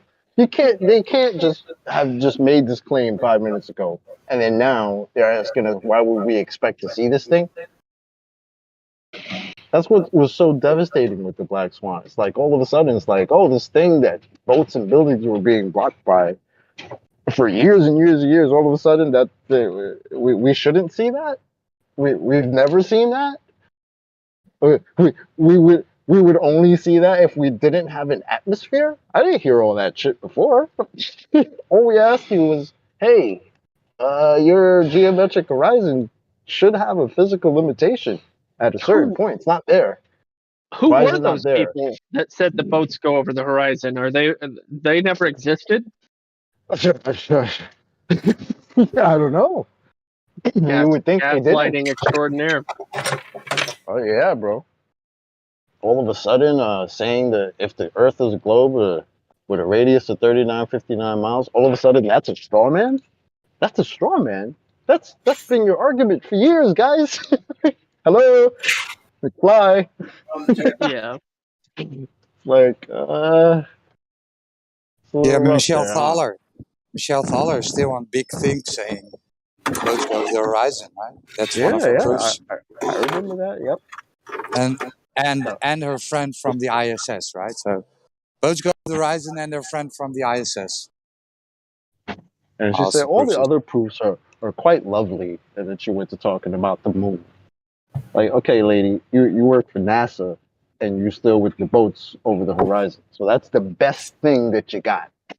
And now the people that have assigned themselves the position of defenders of this crap are telling us, why would we expect to see this thing that everyone supposes that we see, which is a physical limitation to a boat that's being cut off from the bottom up. Now we've never seen that. Now we shouldn't even expect to see that. Then we'll have Rumpus tell us, oh, that only exists in the map. Well, thanks. I guess that's that. I don't know, man. It's a funny place we've reached in this debate that I always say it wasn't really a debate in the first place. It's, you can't. The very fact that there is a quote unquote debate should tell people something immediately. Yeah, that's why I looked into it, man. I was like, how can it be that? And it's not a small group; it's a pretty big group. Is questioning this. How? What's up with this? Then you realize that these people aren't joking, and they have truth. Yeah, it's funny you say that, Chocolate, that it's really never been a debate. They don't have anything to debate about. They don't have any evidence. They don't have any real thing that would fall into the criteria of actual debate knowledge or debate material. It's all just made up, fantasy shit. It's how do you debate with something like that? Seriously. I mean, how do you debate with someone that's they're not allowed to debating think about for a themselves. fantasy story? They're kind of not allowed to think for themselves, right? When you're defending that narrative, because they've been given the narrative, Yeah. right? It's like they were given a story, and their job is now to defend the story and present that story to other people who at one time believed the story but no longer do. So what do? You just repeat the same story again and again and again until those people will believe you again. Unfortunately, the story doesn't come with any new. There's no new additions to the stories. There's no new chapters. Well, there's Right? nothing that As a matter validates of fact, chapters get erased when you think about it in that respect, because we had a whole chapter of, oh, we walked on the moon. That's the greatest achievement of humankind. Now that's pretty much erased. Now we don't do that. We can't do that. So what now? And they destroyed the technology, chocolate. It's a painful process to build back. So they erased that too. So what they've left people to do now is to try to remix the story in the best way that they can to try to make their argument sound coherent. Because that's all they're doing. I turned this on yesterday and I was listening to some guy, I don't know, was trying to argue about subatomic particles. Didn't want to talk about freaking curvature or anything like that. Stayed on subatomic particles. And it's like, bro. And he was talking about his degree and this and that and the third. And I'm like, bro, you have a degree in what? Memorization? They gave you a story and you can regurgitate the story back to us? And that qualifies you to be some kind of superior, negative. You know the nature. Sorry, go ahead. No, it's fine. You know how people get PhDs? Memorization. No. It's not memorization. In order to get a PhD, you have to formulate a new concept. Basically, you have to, like your doctoral. It's not a thesis. Your dissertation has to be a new subcategory within your field of research. When you're getting your master's degree, you do a baby version of that. It's referred to as a master's thesis.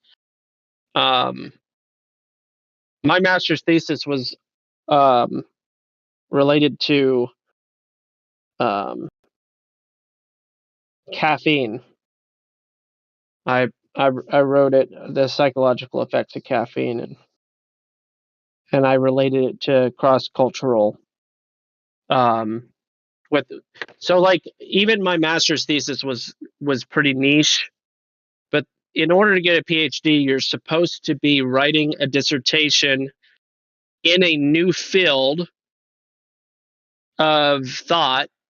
You're supposed to be making up a new thing, basically. So there are certain fields that are notoriously difficult to get PhDs in, and mathematics would be one of them. Because in math, you have to formulate in order to get a PhD. Supposedly, I don't know if it's 100% the case, but it's supposed to be this way. You're supposed to be formulating an entirely new mathematical theorem if you're getting a PhD in math. But anyway, that's it's not just memorization. Now, could it all still be nonsense and completely contrived and ridiculous? Sure. But PhD is definitely not chalked up to exclusively memorization. Yeah, I get what you're saying. I do understand what you're saying. They do want you to come up with your own possible theory, so to speak. And yeah, it depends on the field. Yeah, elaborate on that. That kind of goes into my point. That's what I was wondering when I was listening to the guy talking about his degrees. Like, okay, what does that mean? Because you're not presenting anything new. Yeah, right? Precisely. You know, so you've been given a story that you were pretty much given to memorize, and now you're regurgitating that same story back to other people. I did know that when you said that. I just thought, why did I say just memorization? Because I knew that the PhD thing did require a last paper that basically put you in the field of a real PhD that actually thought up his own like theory of something, and then had some way to formulate. The guy that I'm specifically speaking about, he didn't sound. I don't think he was a PhD. He was I don't just either. talking about a degree in university or whatever. You know, I don't think he was at quote unquote PhD level. But, I don't either. Yeah, I was there talking to him too. Yeah. And then at some point, I mean, he came to the concession pretty much that he didn't know what he was talking about. He had no proof for what he was saying. Like, it was a great story. He that's thought pretty he much did. it. He sure thought he did at first. That's it. They all think they do until they realize, well, my narrative has not provided me the actual evidence to make this case. So what do? That's when you start making shit up. That's when they start sounding crazy. You know, because now this is the part where you got to remix, right? You got to play a DJ. You got to remix the story to make it sound good. Because when you don't have an argument and you're not willing to concede, what you're going to do is try to put the certain words in a certain order in order to make your argument sound better. Because that's all you're left with. Because what else are they left with? I mean, when the same people told us that science proves the globe, now science doesn't prove shit. Well, something's changed. Was it us?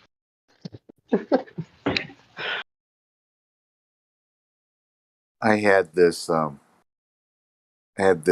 guy I knew on Telegram on a different subject that the world's been dealing with for the last 27 months, and he was so detailed about everything. He'd get into the weeds and talk about all kinds of things, and he was very, very deep on the subject, and he was even asked to make presentations in front of other people about the subject. Something, along the areas that Gospel and I were talking about a couple days ago. And I brought up, the group kind of segued into Flat Earth. The owner of the creator of the Telegram channel talked about Flat Earth one time, so it kind of gave us permission to go away from that one subject into Flat Earth, so we did. And this guy who was so good and so deep on this one subject and so right, the only reason he gave that the Earth was a globe, the only reason that he said Earth was a globe, and he would never, ever change his mind, was because he read somewhere that the stars in the southern latitudes rotated in a different direction than they did in the north. And because he read it, he would never change his mind, even though he was so right on one thing, he was so wrong on the other, just because he read that stars rotated in a different direction. So I do apologize for coming across a little too strong a few minutes ago about that, that southern star, question that we had. I apologize, but Star it just trails. What are that? But whenever I hear that, I always remember about this guy last October and November on a Telegram channel that he would never change his mind just because of that. Hey Jim, what is star trails? What did they have to do with the shape of the Earth? Like, what was so significant about star trails? What up, bruh? What's good, my guy? What's up, man? What's good, my guy? Chilling, bro. Yeah. I just want to know why star trails were significant to the shape of the. No, you missed the conversation. Probably he's just telling you that he was somewhere. The guy seemed really prolific, and then when the shape of the Earth came up, he said he would never change his mind because of star trails. That's what. Yeah. That's this guy's story. It's not him. I could more or less guess. I know it's not Jim, but I'm saying I could more or less guess what it was about. But I'm asking Jim, why were star trails so significant to this gentleman that he was speaking to? Oh, I don't. Why did he not? Why was he not convinced that when you talked to him, it had nothing to do with the shape of the Earth? You didn't hear him because the guy read an article about it, and for some people, that's enough. Yeah. Also, he read somebody came in yesterday was asking for an article. Yep. That's literally enough for some people. Just give me some words written by somebody who thinks the same thing that I do, and everything will be gravy. Okay. I took the 2 pills out of that pill bottle. God, Rockin', you're hot micing, bro. And kept that bottle for my pop. Oh, Here. Change his name to Mike Rockin'. God Rockin' been hot micing for fucking years, bro. It's great. Gotta love it. I one time read an article of a guy that claims that boats go over the horizon. So Earth is a ball, right? Must be true. That's Jim. That's what he told you. He said he read an article, and then for Star Trails, what convinced him that what you were saying was not. Miggy, he said it was a telegram. Like that, the app. It was on Telegram, the social platform. Yeah, so he told you that he read something on Telegram. No. It's an No? art. No, he read an article. Yeah, he read an article. He was a real big, advocate for something else, that we've been facing for the last 27 months. He was right on target with that, but he couldn't get over the fact that he read somewhere that the stars moved in the opposite direction in the southern latitudes, which he'd never been to, and that convinced him that the Earth was a globe, and he would never change his mind because of that knowledge. Wow. Yeah. Well, I mean, a lot of people do the same thing with the lunar eclipse. They're like, well, because lunar eclipse, therefore. Yep. You are. Yeah, that's you are exactly right. Because that's pretty sunrise weak. I mean, and for him to say sunset, that, therefore. or no. So, what was the other one that I've heard of? Remember, in a debate, one of the guys was saying that because of the path of the sun during the equinox. So the equinox was the reason why they could only believe it's a globe, because they said, and here's where flat Earth got it. Here's what I was saying about flat Earth when they started talking about the sun spiraling in and out to the Tropic of Cancer and Capricorn. That when they keep using this argument, they get shot down by the globalist who says, "Well, the equinox can tear your theory apart. What are you going to do about that?" And then the flat earther is like, "Well, it still goes in a circle. You see it going in a straight line, but it does. You can't perceive it going in a spiral." And it's like, you can't say that. Once you're proven wrong, they got something, right? But it's not because it's a globe. It's because your argument fails to convince, because it's that you can't support it. You can't support the claim that it spirals in and out to the Tropic of Cancer to Capricorn, because at one point there's gonna be the shadows on those sticks are gonna go straight in a straight line. They're not gonna curve from northeast to northwest. It's not gonna happen. So you start to lose traction or lose ground whenever you commit to a claim that you can't verify. That was like part of the reason I think Star Trails was another hit and miss. It had legs, dude. It had legs. It's like 2015. That argument was knocking some flat earthers down because they didn't know how to rebuttal that, and it was a big deal because a lot of people were going back to the globe because of that. They couldn't. They didn't. Flat Earth was saying one thing, and then whenever they came to the Star Trails or like Equinox, they lost. They're like, well, they can't explain it because obviously Flat Earth was saying spiraling in and spiraling out, like in the spiral motion. So it was terrible for flat earthers to take information that they can't support in a claim, and then try to use it in an argument. That's where it goes wrong. Is that what it's called, Star Trails? When somebody says Star Trails, that's what they mean. Yeah, the southern pole and this northern pole, and the direction of because of the direction of the Star Trail movement. Like, because if you use like a time lapse photography, you'd be able to see the stars like actually going in a spiral motion, and depending on whatever motion they're going in, clockwise or counterclockwise, that would depict that the Earth can only be a globe to have this kind of precession, that you see in the heavens. The funniest part about that, though, is that even in their narrative, all the stars are going from east to west. Yeah, they're going from east to west. Everything except for Polaris going east to west. So let me explain a little. Yeah, let me explain a little something about that. What they haven't realized, right? Those guys who claim that, Jim, they haven't seen the night sky in its entirety. Like, go to a place where you can see the whole night sky, like, somewhere dark. Like, maybe there's some places in Arizona, like where there's no light pollution.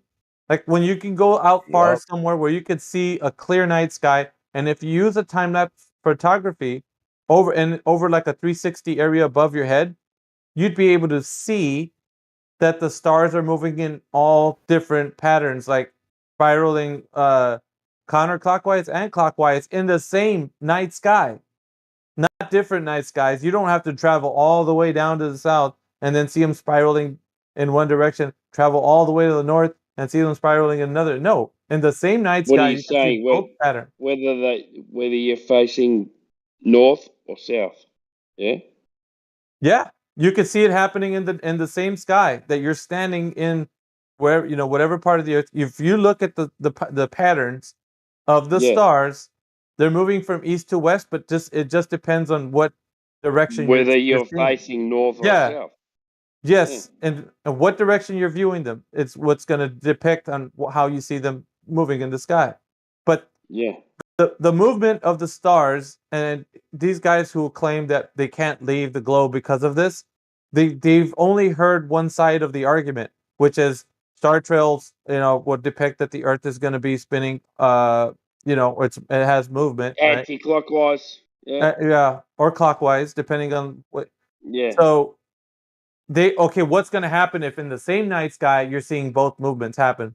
How can the Earth be spinning in both directions while you're in the same night sky watching it, both patterns in the same night sky? Think about this logically. You can't. You can't. Right. It could either be one or the other, right? It has to be one or the other, right? Yeah. Like, if you're in the south, it would have to only be spiraling in one direction. If you're in the north, it'd have to be spiraling in one direction. But if you're in the night, on which way you're facing. Right. So thank you, Roger, for the image. This is what I'm talking about. Look at the live stream voice text. Check this out. Jim, if you want to maybe take this to your friend. Okay, so your friend might think, well, if I'm looking at the spiraling happening in the night sky, well, Earth is spinning. But then you can say, okay, if in the same night sky, I can show you that the star trails are spinning in different directions in the same night sky. What does that mean? The Earth is it's twisting itself like in two different directions? No. No, it means the sky is spinning. Yeah? Well, yeah, it would only be that the sky is moving and not the Earth, because if there's clockwise and anti-clockwise in the same night sky, how could the Earth be doing that simultaneously?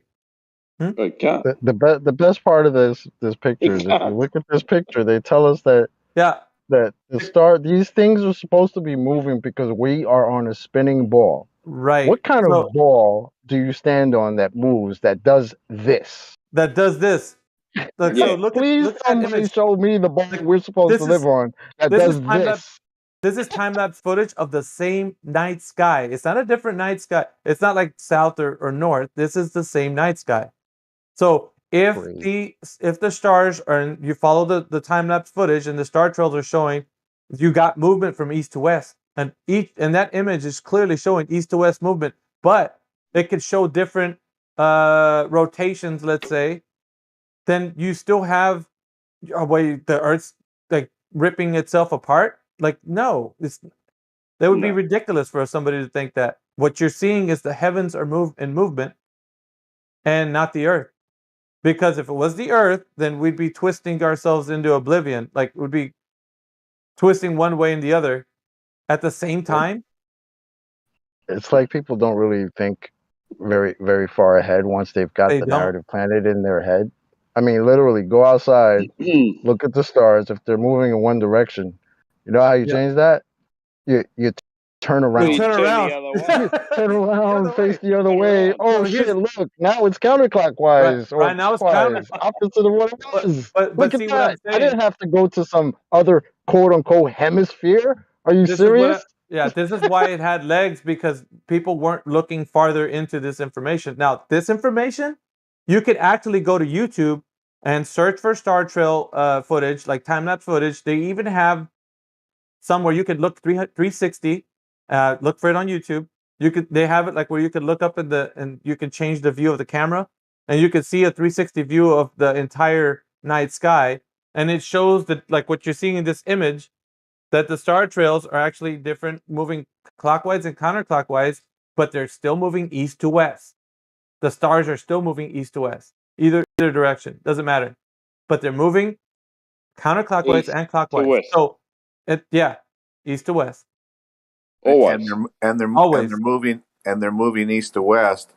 And the only reason that looks like this is you've changed your direction from north to south, right? That's right. That's right. And then this, Jim, this happens in the same night sky. It's not, you don't have to drive to like the southern point of Chile or the northern point of Alaska, like to see this. Like doesn't matter where you're at on Earth. You're going to see this pattern depicting itself in whatever part of the Earth you're on, and you could see that's not, because if it was, let's say it was the case that the Earth was in movement, but then how are you going to reconcile that you have two different movements in the same night sky? You just can't do it. Look at this pattern right here, the one that was put up. So yeah, this is how are you something going to to be. know that the Earth is moving? No, I know, but what I'm saying is the people are saying they're using this as a crutch to lean on, so they can advocate for the globe. But what I'm saying is that if they're using this and saying, okay, well, wait, I just can't know about flat Earth because the star trails or the rotation, it's got to do the Earth is moving, and you're like, okay, so what are you saying then? I got anti-clockwise and clockwise motion in the same night sky. Are we spinning up ourselves apart? Like, because that's the only thing I can think of if you're saying that the Earth is a movement. Because you got rotation, you know what I mean, happening going one direction, and then the other one's going the opposite way. That's 1,000 miles an hour. So in essence, Jim, tell your man with the article, right? It's a very nice article, very nice. Go outside, actually look at the stars, take note of what direction they're moving, and then turn around. East to west.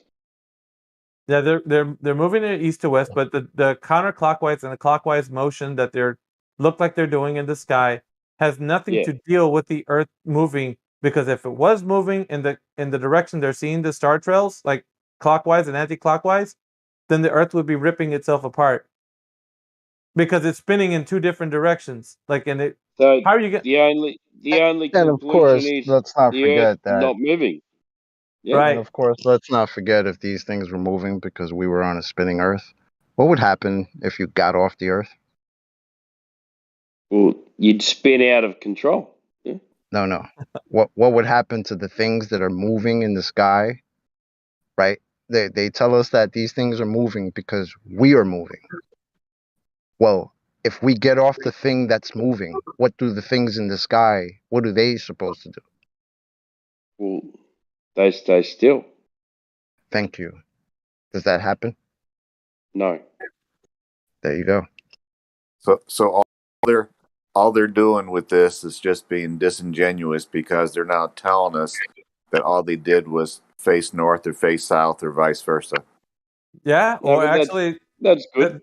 Yeah, the argument, I guess, on their side, or when it had legs at the time that it did, was because people didn't look into this far enough to actually say, okay, has anybody went and actually seen star trails happen like in their own location? Like, let's do some time-lapse footage where you're at, and let's figure this out, because nobody's ever done it. We're just actually saying, well, that seems like a great that's good catch that the star trails are going in one direction and then in the south, and they're going another direction in the north. Yeah, you're like, okay, so I'm in Texas or I'm in Arizona. Like, I'm gonna go outside tomorrow and take my camera and do a time lapse study of a 360 view of my night sky, and then I'm going to see if this isn't the case. And when you do, like I said, you're gonna see these images like you see that are popping up in Livestream, and you're gonna see rotation both on clockwise and anti-clockwise. But the stars are going to be moving from east to west, save the wandering stars, which of course have retro motion, as you guys may or may not know. So the key is east to west. Right. Yeah. But like I said, retro motion and the wandering stars is what might throw this a little bit off. And see that's even gonna throw a bigger wrench in it. But like we won't get into like what they think the planets are. So sticking to stars and their precession gives us a better way that we can advance the argument. You know, so we're gonna thank you, Roger, for that. I'm not Okay, so arguing, mate. Roger's putting the precession of the wandering stars, so like they have a specific pattern that they all go through in the time Yeah, of I've year seen they it. see 'em. It So goes there's around and around and around and around. yeah, the wandering stars have retrograde Yeah. motions, so they move from east to west that sometimes revert back to from west to east and then go back to east to west. Like so, they have retrograde motion. So their wandering stars are a bit of an anomaly when it comes to like just the normal precession of the stars, which would say that are fixed and have a fixed motion. But the ones who are what kind of deviate from that are the wandering stars. But like the star troll argument is really not an argument for the globe. It's more an argument for flat Earth, because we were saying that the sky is in motion and not the Earth. But if you see the night sky, you'd be able to take time-lapse footage and then bring it to somebody who thinks that thank you for that as well, Roger. They would say that star trails are what give us the understanding the Earth is in motion. And then I'm like, you guys, you're actually giving yourself self-defeating arguments, because we don't have to defeat you guys. This argument will. Because you're going to see two different anti-clockwise and clockwise motions in the sky when you take time-lapse footage. Then how are you going to reconcile that? You can't. It's either going to be moving one way or the other, and that's it. That would be the end of it. You know, where are you going to go from there? You know, so it's not going to be. Thank you for your explanation. Appreciate it. Well done. Yeah, no problem, Jim. Good explanation. Yeah, we've addressed this, I would say, back in 2017. The argument went on for a while because of the fact that we didn't have, like, people really don't have, and I'll say this kind of briefly, we don't have normally the equipment to do time-lapse footage. Like this average Joe doesn't carry that kind of equipment. But the information, however, it can be known. Like you can research this anywhere and find out that in the same night sky, you can see the two motions are happening, and it's beautiful. The way it depends on where you're at on Earth, you'll see different movements in the heavens, but of course, it's still not the evidence that they need to solidify the Earth moving in Nah, this is just something they hold on to. It's just like the boats going over the horizon. It's the same thing. Yeah, I've crushed this argument many times over, and with the evidence that we have, we could provide this evidence. I don't ever talk about the sun moving in a pattern. Like this is something you will never hear from me. The sun doesn't move in a spiral pattern from the Tropic of Capricorn to the Tropic of Cancer. That's another thing that flat earthers used to get incorrectly. And when they use this argument, they defeat themselves because it's not what can be noticed from the pattern of the sun. The sun's movement is from northeast to northwest in the summertime if you're in the north, and the sun moves across the sky on the equinox. You know what? I can tell you, I'm in Australia, and it's winter at the moment, and it's fucking freezing. Freezing. Yep. That's great. Okay, so the pattern. But during summer, so we have summer, and then we have it's 40 degrees. But I don't know if you know what that means, though. But because you guys have Fahrenheit and this and that, but. Yeah, Timbo. Yeah, it's just like the explanation is that, the sun's farther away from your location. I understand. Let me just get through what I was saying. So the equinox, what happens is the sun moves straight across the sky from east to west, and it doesn't have a deviated motion from northeast to northwest. It just moves straight east to west, and then as it passes the equinox, It goes from actually southeast to southwest. So as it passes the equinox. So if it was to go in a spiral pattern, it would deviate from that spiral pattern just visibly from us following the sun's motion in the sky. So it couldn't go. It couldn't go like. It couldn't go. Only It in the couldn't. northern Yeah, hemisphere. one second, Yeah. Timbo. It Sorry, couldn't. mate. It couldn't go. It couldn't go in the spiral pattern as the Yeah. flat earther would depict it to go. And there's some illustrations, right? Some you can see some gifs of the sun moving like in a spiral pattern, moving out to the Tropic of Capricorn and Cancer. But if we were to put that to the test, we wouldn't be able to notice that by way of observing the sun actually doing these motions.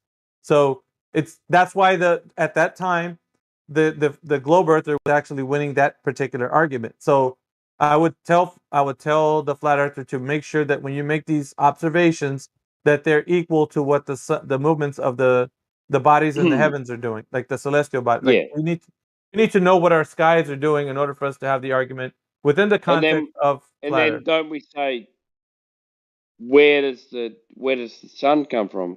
Yeah. What? Do we say is that the no? question? No, that's not the question. No, that's not Maggie, the question. I do have a question. You keep on saying that the east to west thing. Yeah. During the equinox. Yeah. Wouldn't that only? Sorry, I'm talking to Maggie. Oh, sorry. Wouldn't that only be the case for people on the equator? That's Maggie? people on the equator. Yeah, wouldn't it only be east to west, perfectly east to west, if you're on the equator? I wouldn't say perfectly because that's not. There's still a small amount of deviation, but it's not. It's going to look like a straight line. The sun is in motion like throughout the day.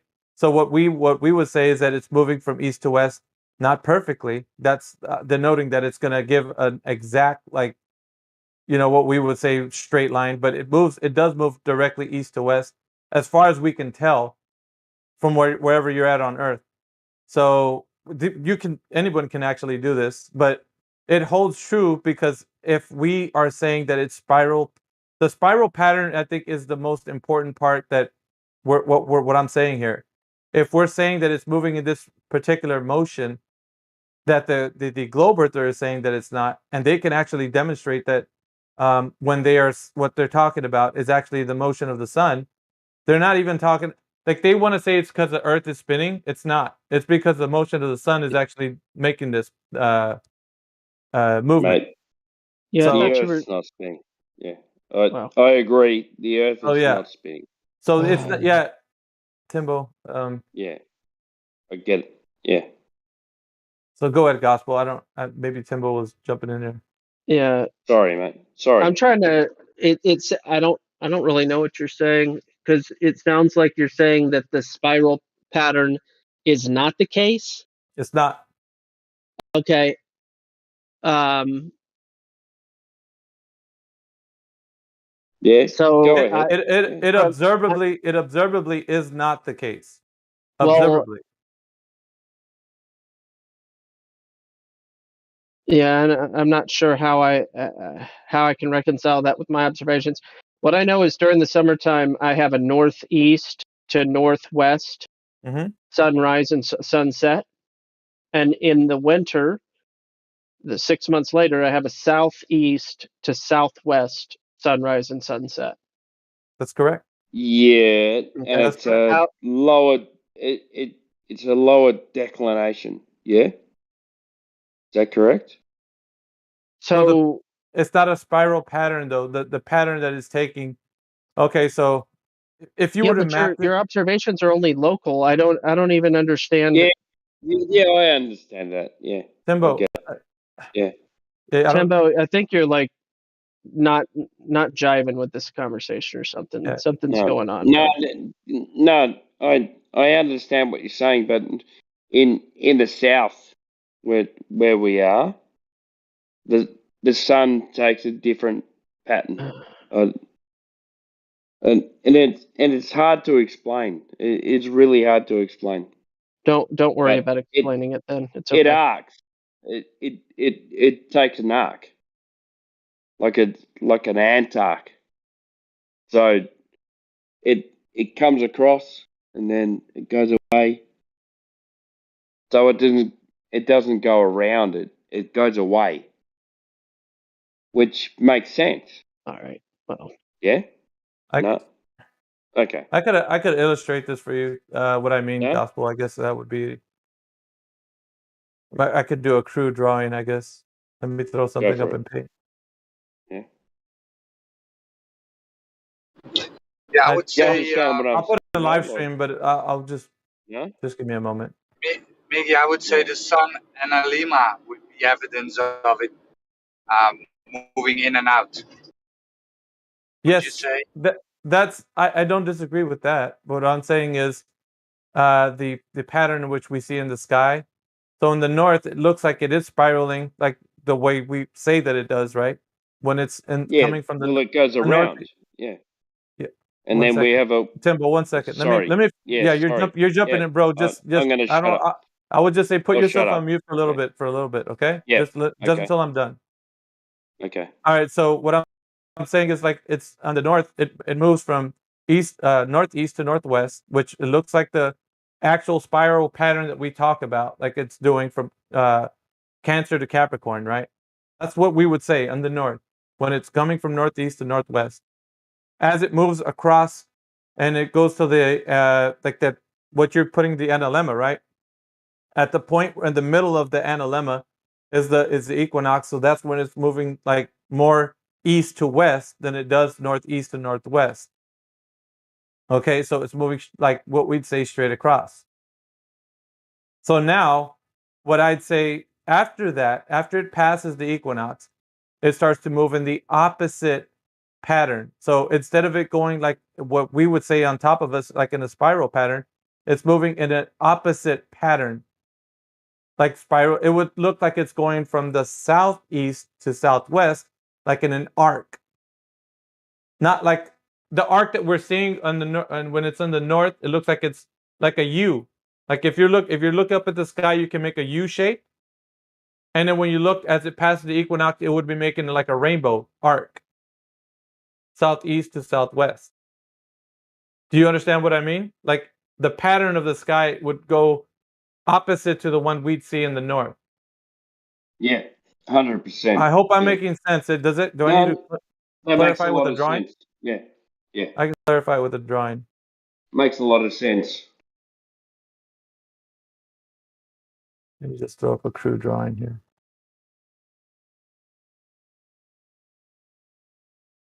Yeah. It makes sense.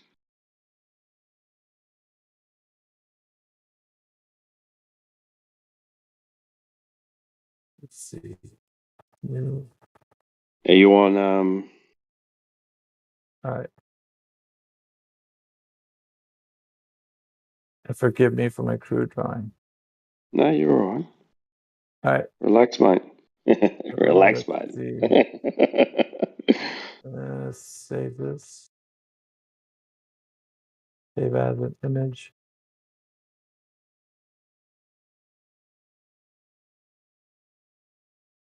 Pictures.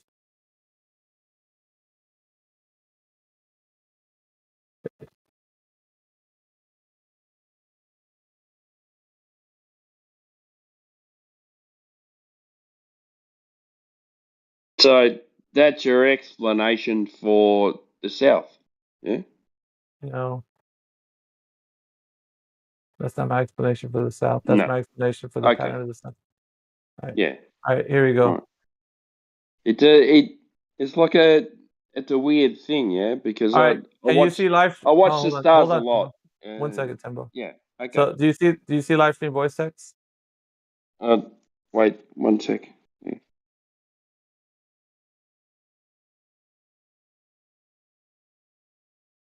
Yeah. Miggy? Yeah, can you guys see? Yeah, I can see that. But what does that mean? All right, so in the summertime in the north, it looks like it's making a pattern from northeast to northwest.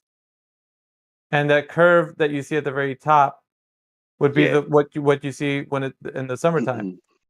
Yeah, I understand that. Yeah. And then as it goes through the equinox, it would look like it's going straight across. When Yeah. it passes the equinox, it looks like it would be doing the opposite pattern in the sky, southeast to southwest. Yeah, and that's what it looks like, actually. Right. That's actually what it looks like. Yeah. And that's So what it looks like in Australia. yeah, so no, but for And everybody. So so, for even so everybody. what happens? so listen, What are you everybody looking? like What are Timbo you right looking at? now. Timbo, the Yeah. sun's rising. Go for The it. sun's rising for you. It's winter time for you, right? Yeah, Timbo? it's dark. Okay. Yeah. Right. But what I'm saying is that the sun's rising from the northwest or the northeast, excuse me, to the northwest, right today, where you're at. It'll rise from the northeast to the northwest. So for Yeah, of course. everyone, Yeah. In right winter. now, Yeah. right now. I'm looking out my window, and I'm facing north, and that's it. That's Right. it. So that's the pattern everybody sees, even Yeah. Timbo, and that's in the south. Yeah. In the south, he sees the sun moving from the northeast to the northwest. This is interesting, right? Because it doesn't matter if you're in the south or the north. The sun in the north and in the south will appear to be when it's summertime and it's wintertime for the south. It'll be rising from the northeast to the northwest. During the Same equinox, direction. Yeah. during the equinox, people will see it going straight across during the Right. equinox. Yeah. And when it goes beyond the equinox, it looks like it'll go the opposite pattern, southeast to southwest for everyone, even people in the south. If you're facing south. Yeah. Even Timbo will see the sun moving from southeast to southwest. When it's summertime for him, when it's summertime for him, he will be seeing the sun rise from the southeast to the southwest. When it's summer, everything's north. So yeah. You guys I don't know. It's weird. It's a bit weird, but yeah. This is what you can see observably in the sky. Yeah, I can agree with that. Good So diagram. Thank you. My it's very house, crude. It's very crude, but can you all right, see what I'm talking I'm about? going to say something. Yeah. My house faces north. Yeah. So during the day, we have the sun that goes north. We're in winter at the moment. Yep. See, even Timbo can say that too. Like I'm going to say that the sun in the sky is about 45 degrees. Mhm. It's winter. But it's interesting, right, guys? And it's very cold. Yeah. So- and everyone thinks that Australia's warm. Yeah, but as the sun sets 45 degrees in the sky. So here's what I'm saying though. When the sun is in the summer, we have a 90-degree sun. All right. So and now it's fucking hot. It's really hot. Yeah, I know. Yeah. Okay. So here's the thing. What I'm saying is that when you see the celestial bodies in the north or the south, depending on where they're at, and there's some like when you'd say the sun was moving across the sky more of on the equatorial line, it would be moving straight across. And it didn't matter on Earth where you were, the sun would be moving straight across on the equinox. When it it passes wouldn't the matter. equinox for everyone. Yeah, it wouldn't matter. This is interesting. Because we don't often look at this. So when the celestial body passes the equinox, it goes in the opposite direction that we would think that it would rise from, southeast Well, it to doesn't southwest. arc. It doesn't arc at all. Timbo, one second. You're butting in, bud. Like you gotta have a little restraint, buddy. Sorry. So in the southeast to southwest, when it like the sun moving across the equatorial line, right? And it would be moving from the southeast to the southwest. And then we're going to apply that to the heavenly bodies, right? Now let's talk about stars. Well, the stars would follow the same pattern in the sky, east to west. So as the moon does. If we're saying that the sun has this movement in the sky, and it actually goes from its northern point to its southern point, right? That it's going to Yeah. be doing these patterns in the sky as we see it. Well, the stars would follow suit. Therefore, we would see the stars move in the same kind of other direction as counterclockwise and the clockwise. So it would make sense, right? That the heavens are in motion and that the earth isn't. Because the celestial bodies would provide us that motion that we can also depict. So everything that I'm saying checks out with what the movement of the stars are. Exactly. But they're always going from east to west. That's it. That's the whole. Always east to west. That's the whole Always. kit and caboodle. But that's how you Yeah. can see. No, That's how you that's can all see right. that. That's how you can see that the sun, the moon, and the stars go from east to west. East to west, or every And time, sometimes always. southeast to southwest. I can wake Sometimes up in the morning. east to west. Always east to west. Yep. Hmm. Does anybody see what? Can anybody see what I'm saying? Or hopefully that made sense. Always. Everything is always east to west.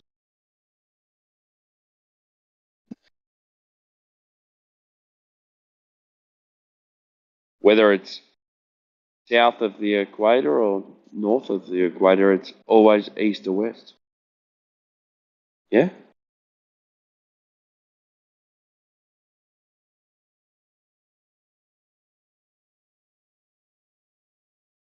Yeah, Paz is chiming in my DMs. Sorry, mate. He's saying that I'll read it to you guys. See, Paz is saying, just listening to your discussion on star trails on the YouTube live feed, are you aware that no astronomers agree with your conclusions and that simple experience disproves your conclusions? I don't care about what astronomers agree or disagree. The only thing that I care about is simple observations. Our simple observations are always going to trump what anybody is saying. We use our senses to make these observations. So people have been doing it since ancient times. Okay. Yeah. The Native Americans used to have this thing. It's like a small diorama, which depicts exactly what I'm talking about here. And you can even look this up. There's a information, I think on Google you can see. Let me see if I can find it. I used to have an image of these things readily available. If you just give me a moment, I'll pull one up. Yeah, that's all right. I understand what you're saying. Yeah. Yeah, but I'm speaking to a group here, Timbo, not just you. Sorry, mate. I don't know if you're getting. I think you just think it's maybe just me and you in here, Timbo. But we have like a whole live stream plus like everybody in here. Yeah. So yeah, I don't know if you do or not because you keep saying that you understand, but like there's people in here that haven't spoken yet. So maybe you just think it's us. Yeah. No, that's all right. I understand that.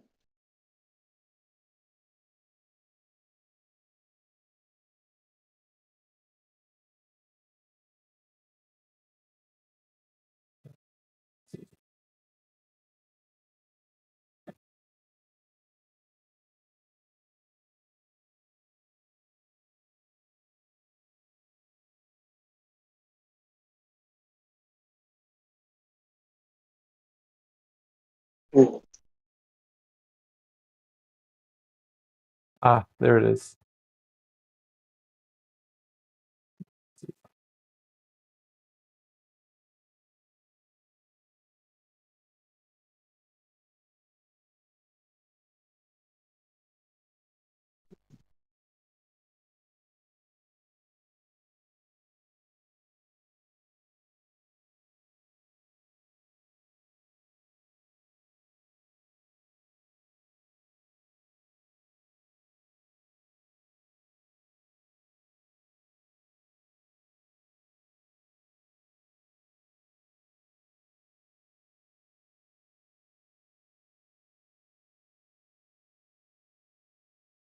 All right, I'm gonna put it in live stream voice text.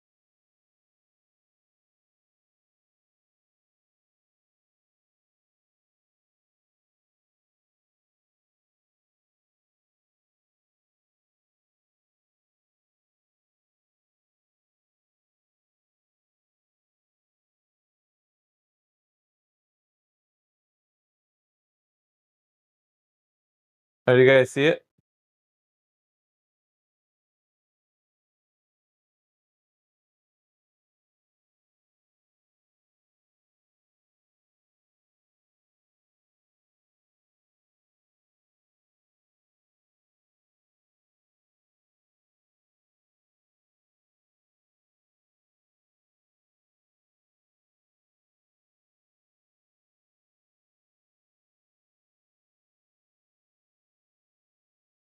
Hopefully you do, because this is backed up by simple observations, so I don't give a damn what astronomers are saying or not saying. That's irrelevant.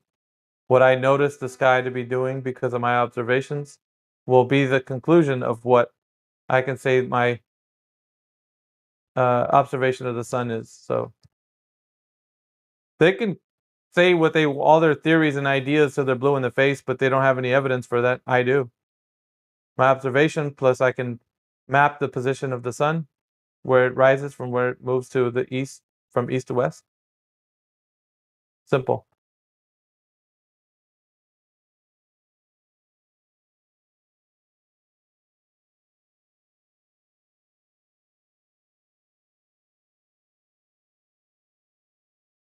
Let's see.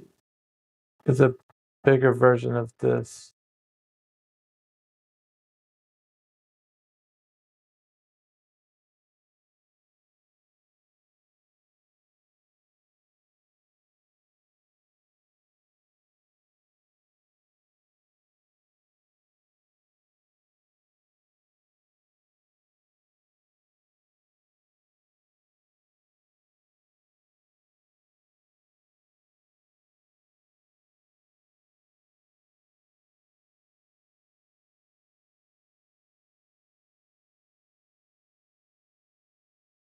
There's the actual one.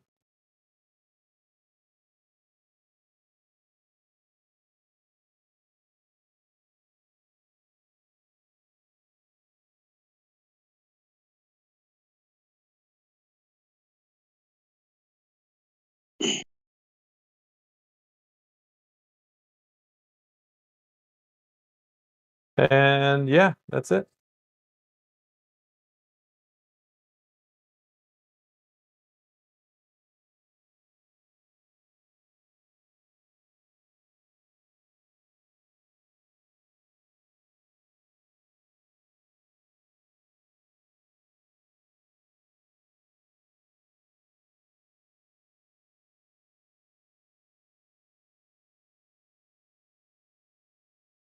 And what I would say is don't take my word for it. Just go witness what the sun's doing. So that's one of those things. It's like you can agree to disagree, but the truth is standing right in your face. You're either gonna accept or reject it. Basically, it's not about being right or wrong. It's about the either it is or it isn't what you're saying.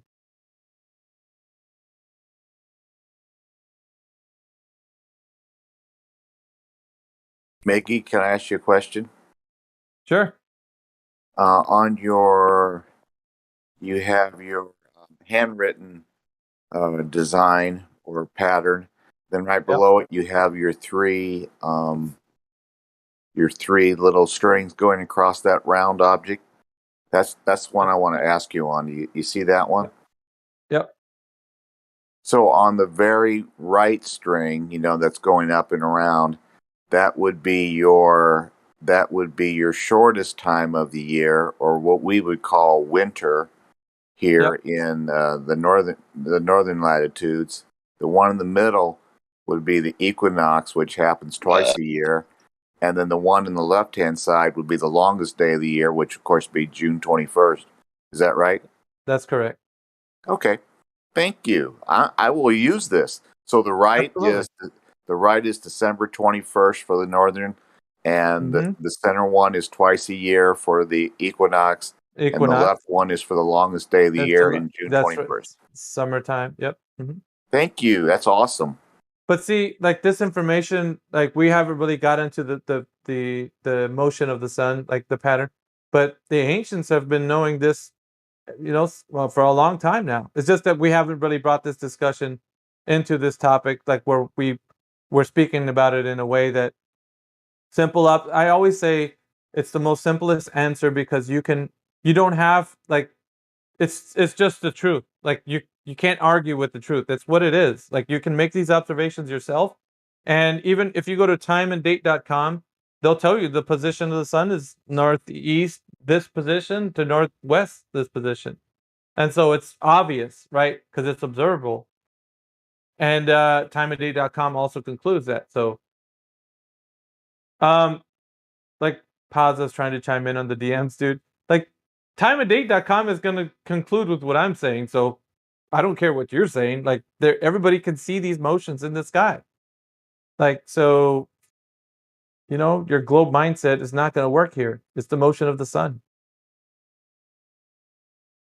He says Go ahead.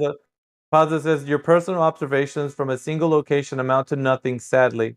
And your assertion that simultaneous observations of clockwise rotation on the north and counterclockwise to the south somehow not being possible from the surface of a rotating body are very easily disproved. Which he hasn't brought any evidence to the case. He's waffling on. We call that gish gallop or waffle or whatever word you want to use a connotation. Yeah. Go ahead. I'd have to go to college, spend $500 an hour to get what I just learned the last hour from you for free. So thank you. Yeah, no problem, man. But what we do is we want to make sure, and always like with the flat Earth side too, because the flat Earth gets kind of mixed up in like following these ideologies like spiral patterns and that, but they're not consistent, and I think that's a detriment to our arguments. They're not consistent. What is consistent is what we've always been saying. Go out into the reality, go make your observations, and how does the Earth present itself to you? Our base axiom is that when we make our observations, this is what we notice. And that's easily shown to anyone, because if somebody says something outside of like that, then they're going to have to provide evidence why that's the case. And so, Native Americans have been seeing this pattern forever. I just don't see why we need to change that and make it something that it doesn't need to be, when, obviously, clearly shows. That really makes a lot of sense when I look when you look at it and think about it. It makes perfect sense. Sure. Why wouldn't it, man? It's the truth. It's what the sun's doing, Well, having been a glober for 98, 99% of my life, I never thought this way. Yeah, yeah, I know. And well, some of the arguments that are coming from the globe, because of the fact that flat earthers, when you stray away from like simple observations and doing that, like testing the Earth for what it is, then we can get into our own theories and ideas, and I think that's detrimental to our case. And you don't need any of that. Just present what we can see. What does it appear to be? What does it measure to be? That's where we come out on top, because we don't need to make up things. We can just show people.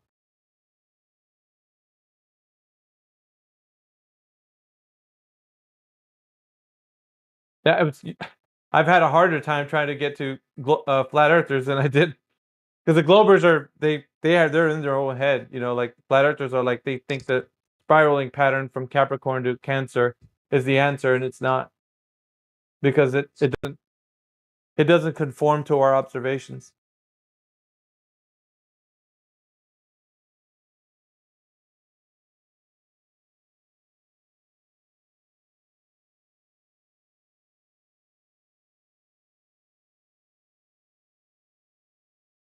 And one last question, if you don't mind, Miggy. Sure. Yeah. That picture there that has the 3 strings around it, that applies whether you're in the northern latitudes or the southern latitudes. Well, the people in the southern would experience something different. This is for the northern part, okay, for right? the northern. Whenever they're in the south, so they would see the same it would be the same pattern, but only the rings would be the opposite. They would be bigger on the bottom. The middle would be the middle, and then the last one would be the smaller one. Okay. All right. So for us in the north, it goes bigger. The ring is bigger on our end. The one on the left is bigger than the one on the right. But if you're in the south, the one on the right is bigger than the one on the left. Does that make sense? Okay. And 88% of us humans live in the northern latitudes. Right. So Yeah. we'd say that the ring is bigger on the left and the right. But for the understanding of like they experience the summer, which is longer days for them, when it's winter for us, because of course the sun appears more for them in the summer, so that their ring on the bottom on the right would be bigger.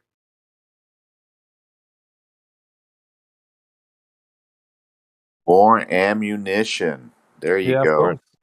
Of course. You have to be well equipped when you come to these discussions, because obviously, and this can be observably known. Like you don't. It's like not something that you. It's not a point of whether you can be able to say that this is right or wrong. You can just tell them, go and look.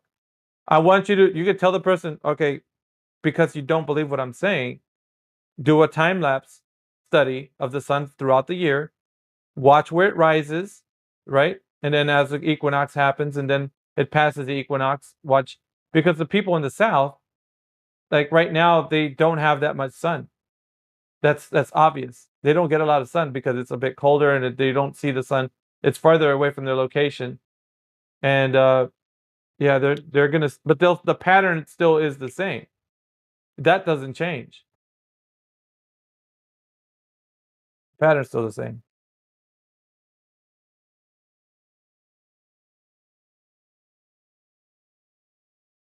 So yeah, like isn't that interesting? That's cool, actually.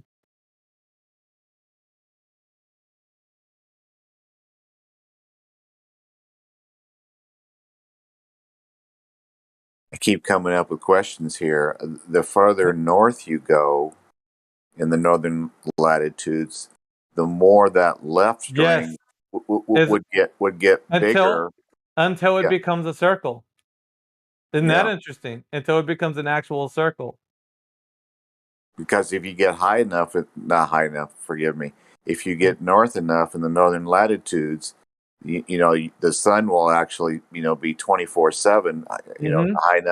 High enough. But the north you get, and so that left string will actually get more bent. Yeah. It'll be more. You would see more of it, so that string would start lifting off the ground to where it becomes an actual circle where the two ends actually meet. That is awesome. Yeah. So Isn't that crazy? So that means that the sun, because it's in the sky, right? What we know to be true is that because of our perspective, it looks like it's coming up from the ground, right? But as you get closer to the north, it starts to like, imagine if you could get the ends of the string, and then it would start to get closer and closer to each other until the point where it touches, and then it rises up, and then it becomes like directly above you as a circle. But when you get further and further away from the north, you go further south, it starts going back down into the perspective where it looks like it's going into the ground.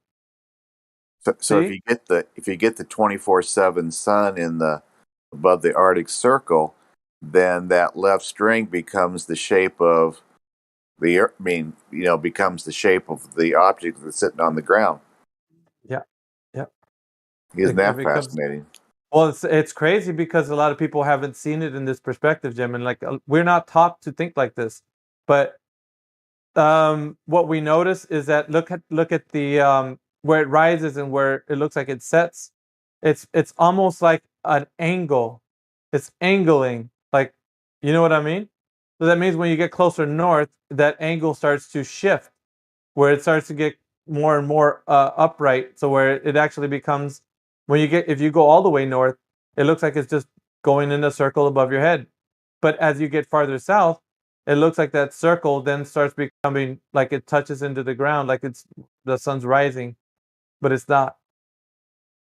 Its pattern in how it moves is gonna like always be the same. It doesn't matter where on Earth you see it. It just it changes from your perspective. Like if you were in the far south, if you were in the far south, you're gonna get more sun in their summer and our winter, right? So their perspective and how they see this, their arc is bigger. But the interesting part of their arc is that it still looks like it's coming from up from the ground. Theirs never actually gets to the point where here's the most interesting part of theirs. They're never going to get to a point where they could bend that arc to where it looks like it makes a circle. Only the north. It happens only in the north.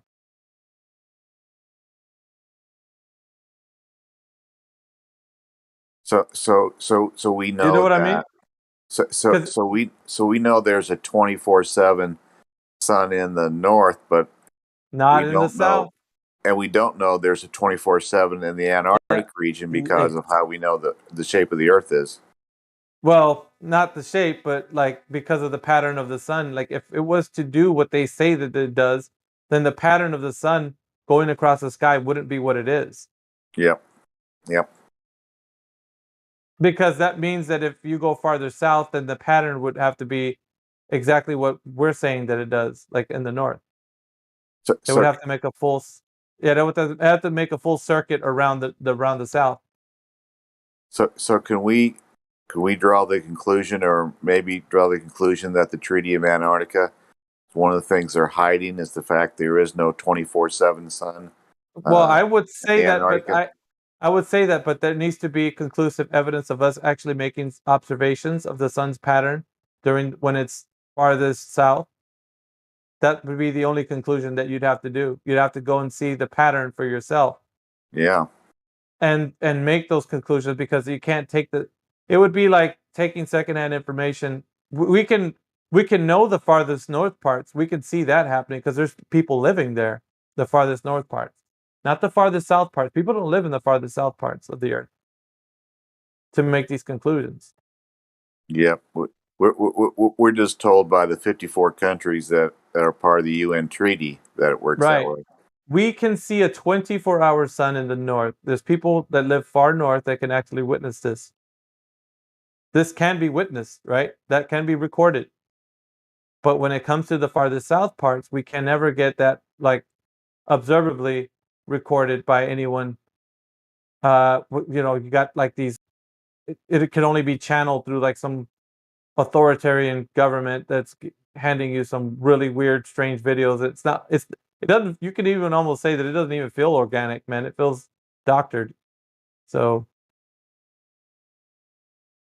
yeah, I would say, of course, if simple observation would follow, but the truth is the truth, Jim. Either way, like that's not going to provide us the shape of the Earth. That's only going to tell us what the sun is doing at all times. But yeah, observably, that hasn't been recorded. As far as like the recordings that they give are just so, it looks so not like what a person. Like it's not like you go out there and you'd put like your whatever type of optical device to record the sun. Yeah, I used the wrong terminology when I said shape of the Earth, and when I said it, it's like, oops, I shouldn't have said that. Yeah, I mean that's fine. I mean, because it's just like speech that we're still used to, and I never really. That doesn't bother me. You could say globe every now and again. You don't mean to say it. I know what you mean. But it's because we've been hammered with this information for all of our lives. So it's like it's hard to get away sometimes from saying it, The only time I like to use globe is when I say, once you've gone flat, you can't globe back. Yeah. Yeah. But no, I mean I'm intrigued because people don't actually think about this topic. It's not really brought up in the flat Earth circles as much, but it should, because sometimes people would lean on this information to say that that's why they don't, that's why they're not flat Earth. I'm always about simple observations. Well, we know people can simply observe the sun to do what it does, and Now, 24-hour sun is a 24-hour sun. We can witness that in the north, but the south has not been witnessed. People aren't readily available to say, "Yeah, I've witnessed a 24-hour sun," and you don't see it. But I am with you on that. Like they don't allow people to witness that. That's great information. Thank you. I can imagine the questions I'm going to be fielding when I show people this picture. Yeah, but not only that, I want you to think about something else that's important, right? To kind of lean towards the idea that there is no 24-hour sun in the south. Okay, so look at the arc patterns that the sun's taking during the times in the north. The diorama that you see there, the Native American diorama, its arc is always at an angle to the observer. Even if it's going directly east to west, the middle arc, which is the equinox, it's always. Can you see what I'm saying? Yep. Yeah. There's an arc to the right a little bit. Yeah, it's leaning to the right. The arc is leaning to the right, and every arc is leaning to the right. You know what I mean? But the arc, even if it's leaning to the right, it's like on the middle arc. You could say the string in the middle is going. You could draw a straight line from the top of that diorama to the bottom, as in like right in the center of the observer. So he'd see the arc move straight across the sky, east to west. See how interesting that is? But it's still, the arc is still leaning to the right.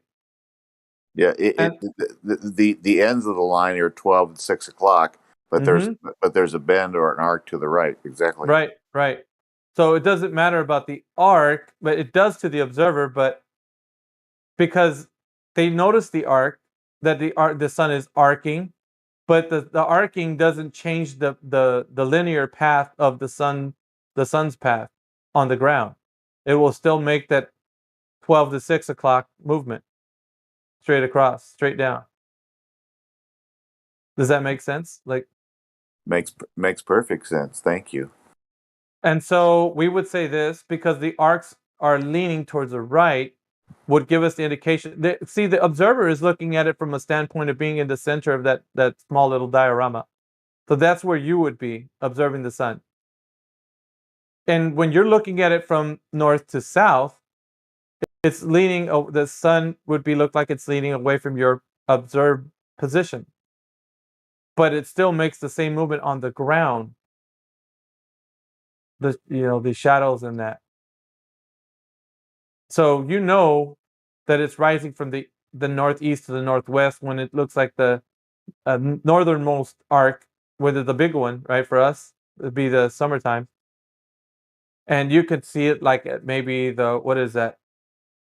You call that the 10 o'clock position to like maybe the 7 or 7:30 position. Yep. So that's like what it's, you could say northeast to northwest assuredly, but it's still arcing to the right. So from the observer's position, however, it's making the pattern I drew on the top very crudely. My crude drawing. So it looked like my crude drawing in the north, the one at the very top. To the observer, that is. And to the observer, we can depict that the sun is moving on the equinox, like the middle pattern that I put in my crude drawing. And then the crude drawing would look like the opposite on the south, when it goes from southeast to southwest. That's why, for example, like where I'm at in Texas, we're at 33-degree latitude, north latitude, and Gospel is up in North Dakota, which is quite a bit further north as far as latitude. His string on the left hand side would be a little bit more like at what I want to say 8 o'clock and 8 o'clock, yeah, and 10 o'clock. Yeah. Yep, you're correct. And it only gets more defined, bigger as it moves with it, the longer the day. Person in the north is going to have a much more the pattern is going to the string is going to get bigger as the sun's movement across the sky moves towards the farthest most point in our what we say the Tropic of Cancer or is it Cancer? Capricorn. I get mixed up with those two every now and again.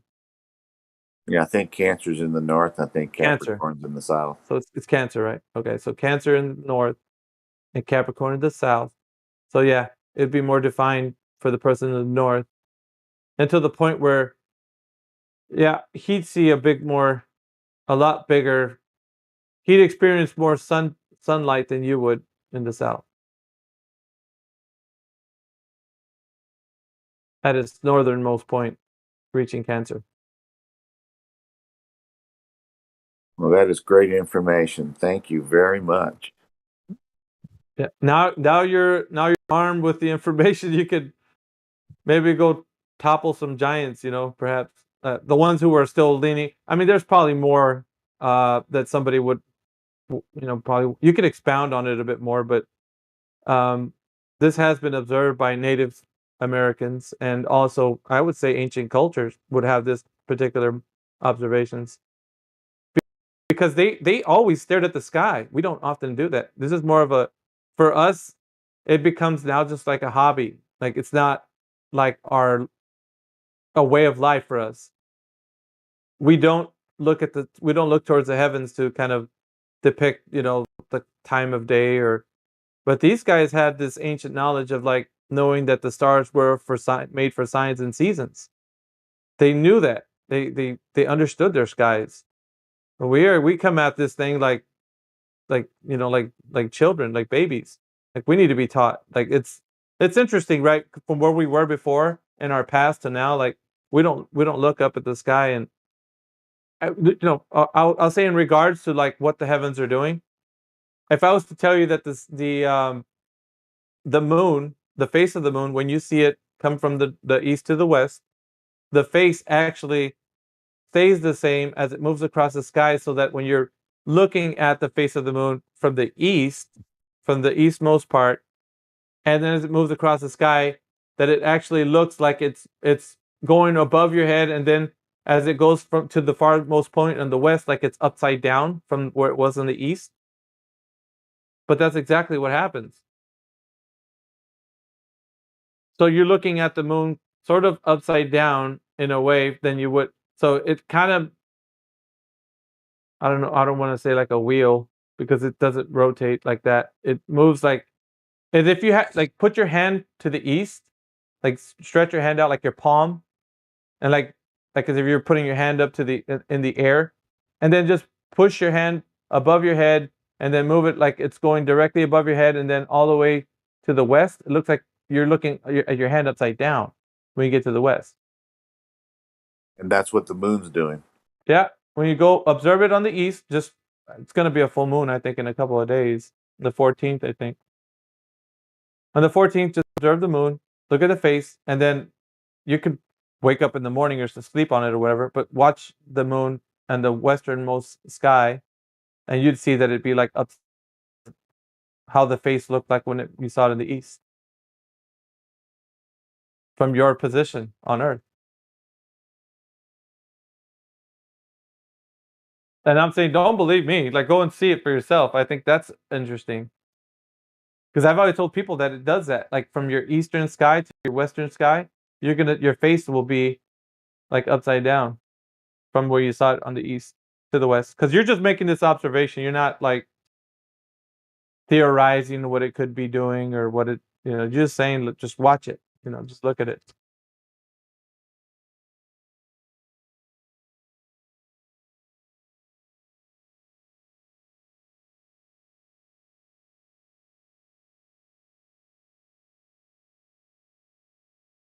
I used to have a whole bunch of information on this, Jim, like when we used to be in our like argument phases.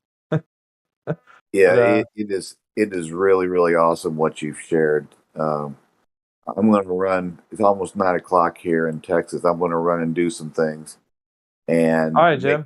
Miggy, thank you very much, and we'll talk again soon, I'm sure. Absolutely, man. Have a good day. Hey, you too. Take care. See ya.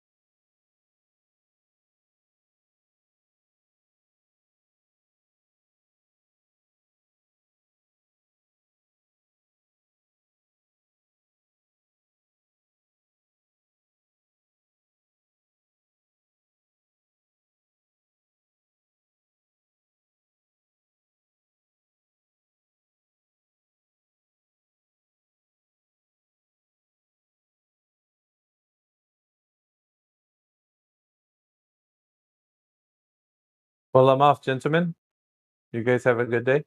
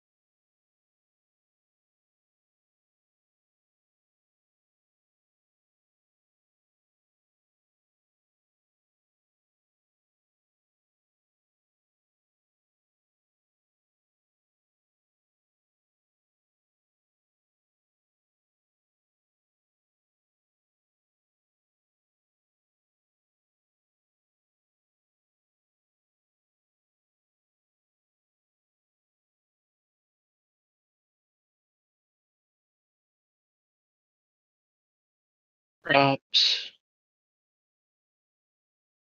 I haven't seen you before. How new are you to the server? Oh, I've been here a long time, mate. I just keep a low profile. I don't know if you can hear me. What's that?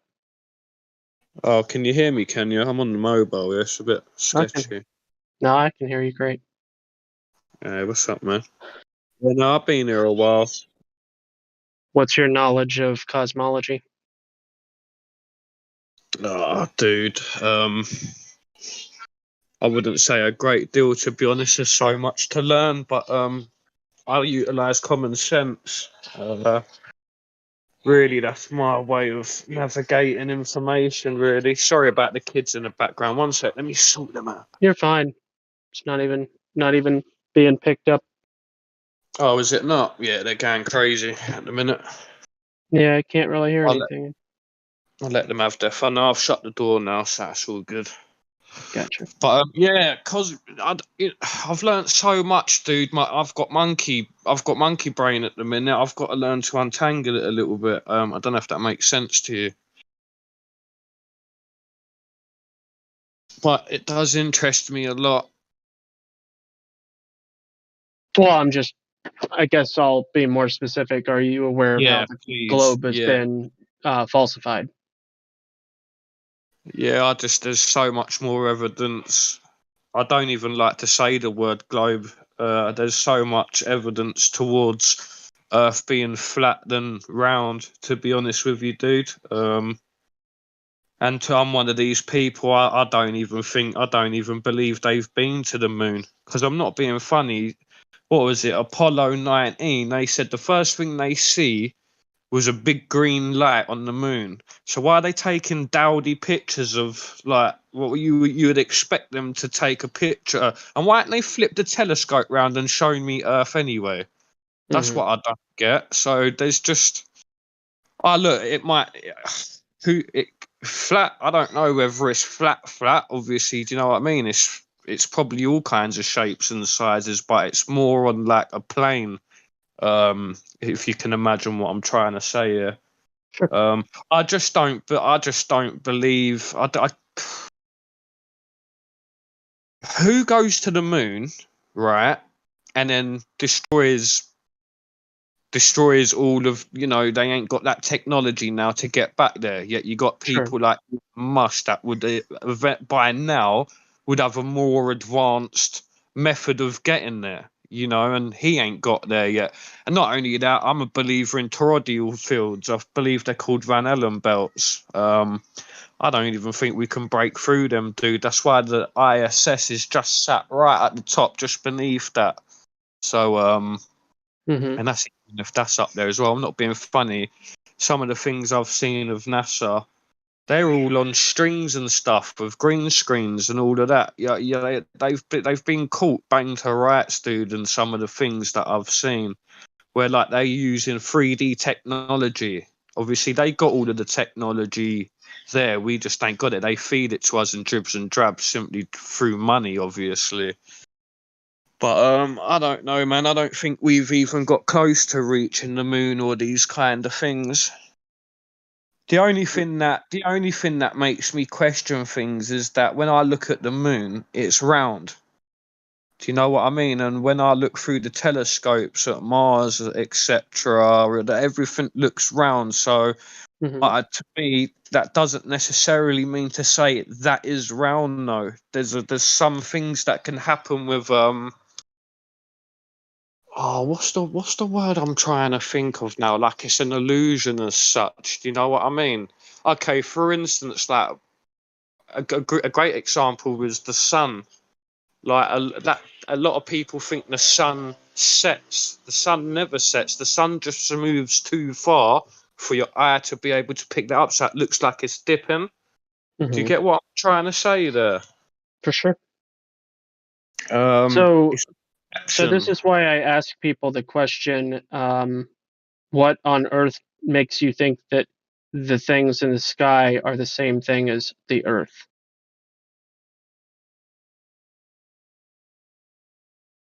To be honest with you, I don't. To be honest, I feel like we're some sort of creation. I don't know. Mm-hmm. Well, they say, we evolved from monkeys, but monkeys look the same. I've been alive 34 years. They ain't changing. But then there's no such thing as time, you see. There's only such thing as clocks. So what we think's a long period of time, let's say even 1,000 years, 10,000 years, could be a grain of sand in eternal.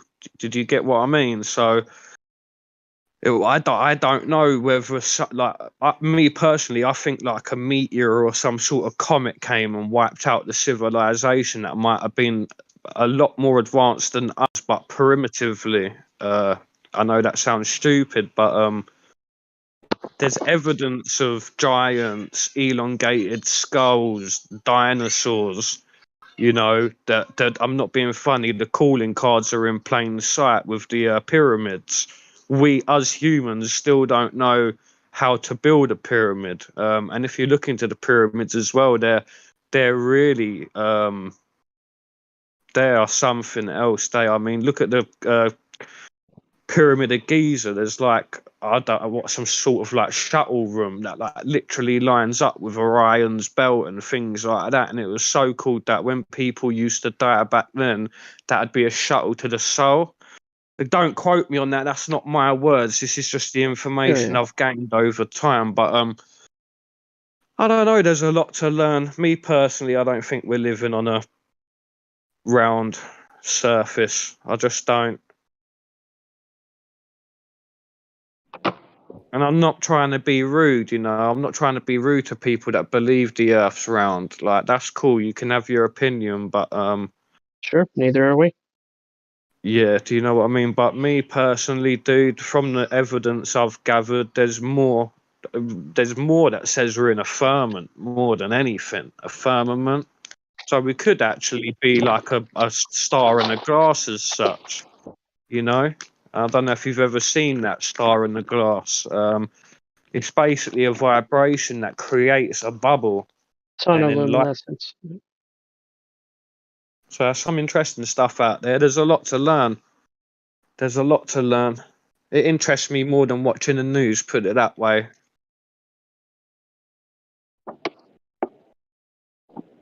There's just so many distractions out there, I think. There are lots of distractions. I would agree with you on that. So even what I'm saying, dude, you have to take with a big pinch of salt, you know. I am not qualified to really talk on this, and more time I don't. Why aren't you? Well, true, yeah. You started the conversation out saying that you use your senses. Yeah. Yeah. Yeah, no, you're right. That's it.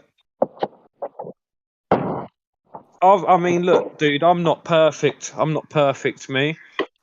I've taken certain substances out there that have made me see.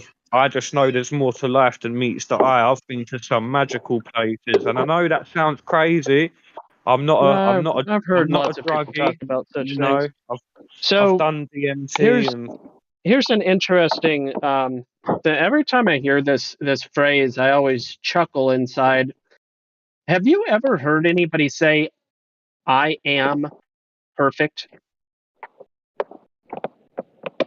No, I don't believe I have. I mean, the closest I've ever heard anyone get to that would be Orange Man. I'm not aware of who this is. Is this somebody in the chat? No. Trump. Okay. Donald Trump. Orange Man. Trump. Okay. Cool. Yeah. It's the closest thing I've ever heard to somebody going close to saying, "I am perfect." But you know what? People say all the time, "I'm not perfect," and it just that is a statement that I hear so often, and yet I think it's so funny. it's quite a negative thing to say. I think I'm not perfect. I think people are perfect just the way that they are. You know, they are perfect. I think it's the path they must change. The path they're on. There's a narrow path, and look at it like I look at it more like this. Go on. I look at it more like this. I'm not able to breathe without air. Correct. Okay. If I make that statement, if you keep on hearing people say that, you know, I'm not one of these people that can breathe without air. And you keep on hearing people say that over and over and over again. I'm not one of those guys that can breathe without air. Mm-hmm. Wouldn't you start to be like, what are you saying? I don't quite get what you're saying. No, sorry. I understand what you're saying. Yeah. But why would somebody even think to say that, dude? That's exactly my point with the phrase, Yeah, I'm right. not perfect. Okay, then I'm in agreement with you. Why would anybody ever think that anyone is perfect in the first place that causes people that felt need, not to criticize you specifically, but this phrase always makes me chuckle because people do find it necessary, and I wonder why, to say the words, I'm not perfect. As if someone is out there looking at another person going, ooh, I bet this true. person is perfect, or even I bet this person thinks that they're perfect. Both of those instances are unusual, if not normal, not To even say going you're to happen in the perfect, first though, place. isn't that? Sorry, dude, to cut you up there. Don't mean to be rude. To say, if I was to say to you, I'm perfect. Yeah. I feel like that's too egotistic, though. You know, Sure. I think we need to separate the ego and start working on ourselves, and you know, come back to nature a little bit and stop chasing. I mean, the trouble is with today's society is that there's too much Instagram, too much Twitter, and there's too much beautiful things to look at where people of the new generation believe that's a normal thing. It's not normal to have millions of pounds, you know what I mean? And live a lavish life. Like, it's not normal. It's like 70% of us haven't got that in the real world, you know? 97%. Exactly, dude. Yeah, Yeah. exactly. Yeah, exactly, my man. Yeah, and I'm glad you know that, man, because life's beautiful. Do you know what I mean? And you got to love the struggle. If you don't ever struggle in life and you've had it good, when you hit a rude awakening, I don't think your mindset's going to be able to deal with the trauma that's included with okay, so a great example would, you know, some people's worst days someone else's best day. And it's all dependent on what you. I mean, I'm in UK, as you can probably tell, but I live in like a council housing estate. You know what I mean? Where we're all kind of in the same boat together.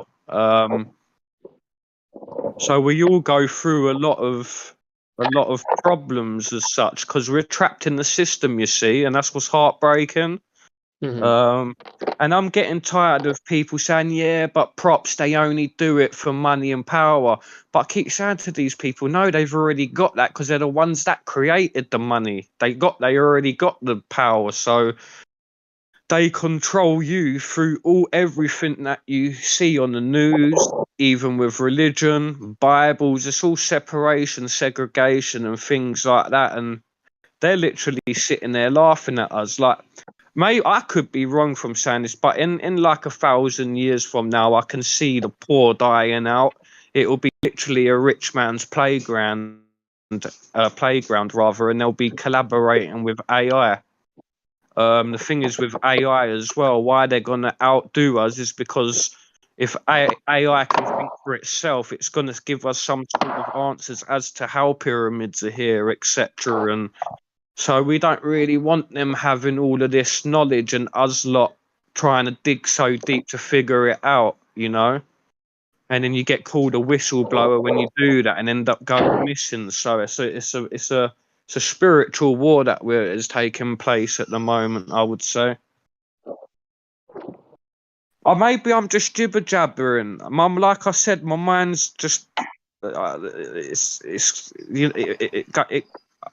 like literally, I don't know what I'm trying to say.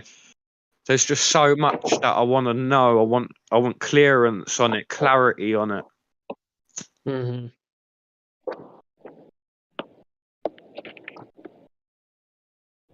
Yeah. But yeah, dude, nice to meet you anyway. You sound like an awesome guy, very smart and intelligent.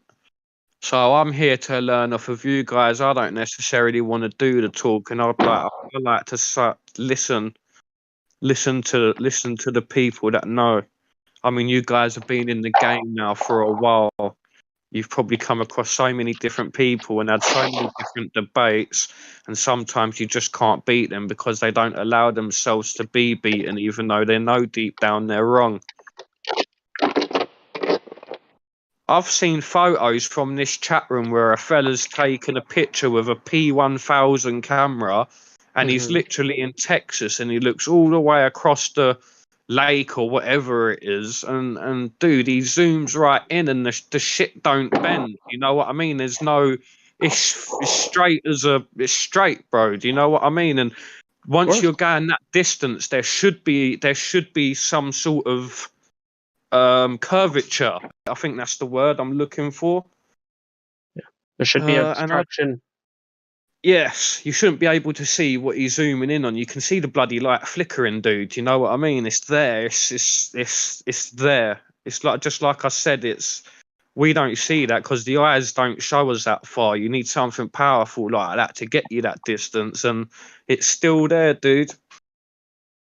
I wish I knew the guy's name now. He was an awesome guy on this chat. I've not seen him for a while, mind you. Is it Jay? Anyway.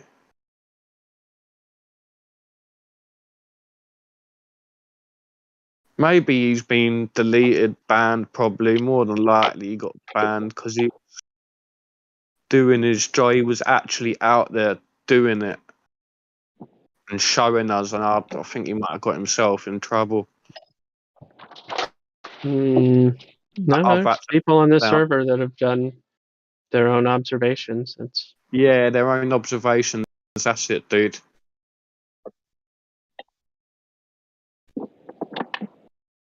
You can't argue with those people, can you?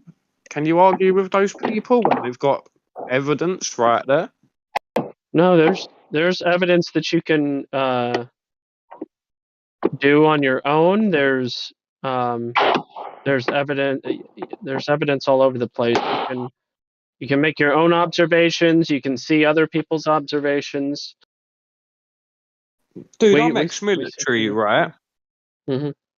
I'm ex-military, and I know pilots, dude, yeah, and they don't fly. I saw they fly at basically, he's telling me Earth's not round. Do you know what I mean? Because of the way that he flies, you'd think he'd have to fly at an incline or a decline, one of the two. I can't remember what he said, and he said all pilots know. It's the pilots are the ones that you want to talk to. No, it's one of many examples. So.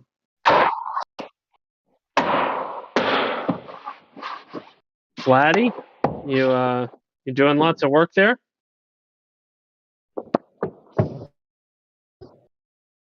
Somebody's doing something. I thought it sounded like he's firing off some shots.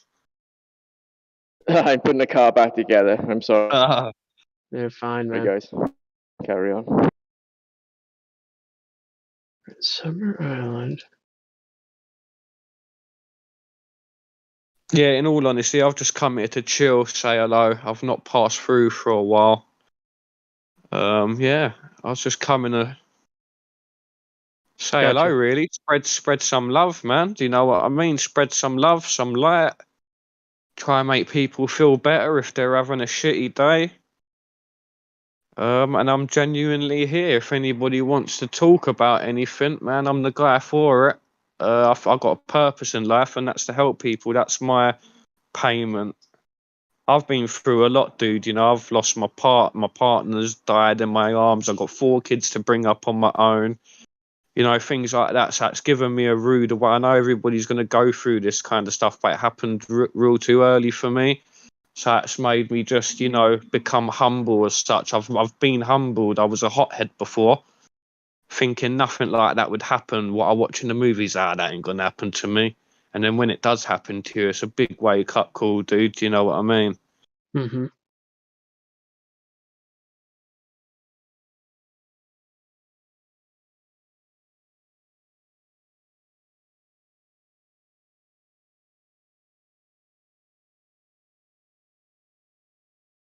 What's been happening though anyway? What's been happening here? Anything interesting? It's been slow, not Yeah. too surprising.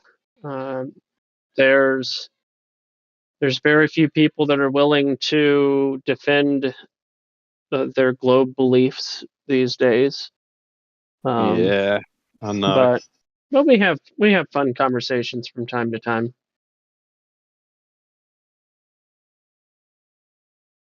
Well, we used to do ladies' night. There used to be a woman Oh I yeah, used to they listen still do to. that. She was amazing. Yeah. They still do that. There are some weeks where it just doesn't work out because there's not really a quorum, not enough. But Yeah. they're still doing it. Yeah, sometimes I see this chat has got heaps of people and heaps. Yeah. Well, it always has been. You know, it's ever since 2020. It's been like that because I feel like 2020 was the breaking point of everybody going out of their way to enlighten themselves as such. I think it was trending at one point, and that's what it was. Sure. And now, you know, you still got the people like me that I was doing that before 2020, you know, when the spiritual souls would come out and all of these kind of people, new breeds and all of these kind of people talking on stuff. Mm-hmm.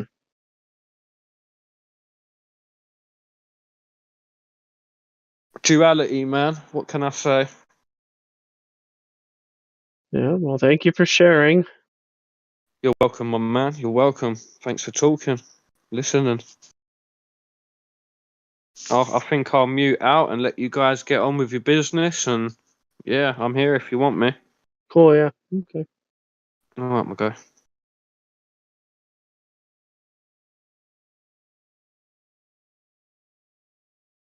Sorry, just out of curiosity, where are you from?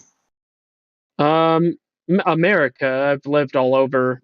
I currently Yeah. live in North Dakota, but I've lived mostly on the east side of America in several different states.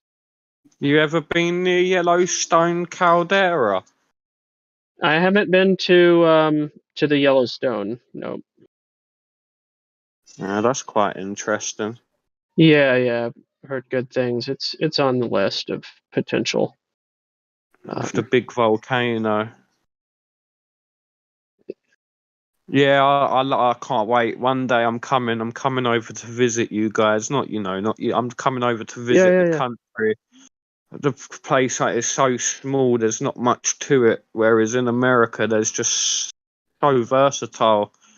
Like what's the place I'm thinking of with the big red hills and things like that? Oh man, what a brilliant Utah! Is it Utah? Sure. Yeah, What Utah an has a lot of amazing that. place that is. Mm-hmm. Yeah, Idaho is a really beautiful state. Utah has a lot of. I mean, all the states have their own unique thing to be proud of, so to speak. I happen to like the big wide open spaces and not a big fan of the city. But there's an appeal to some of the cities. You know, some of the cities are kind of interesting to visit and have unique qualities. Yeah, a few of my friends, my buddies, I met on Xbox back in the day. I'm still friends with them to this day. They're all from Texas. They're crazy fuckers. They are, man. So funny. Mm-hmm. Funny. You never get a better person than somebody from Texas. They're hilarious and they don't take no shit whatsoever. I learnt that with them. They're great people. They are. You can be on the lookout for the Lone Star role in this server. We have quite a few people from Texas in this server. Oh, cool. Yeah, cool. I'd like to have a chat with them, man. I feel like they're good people.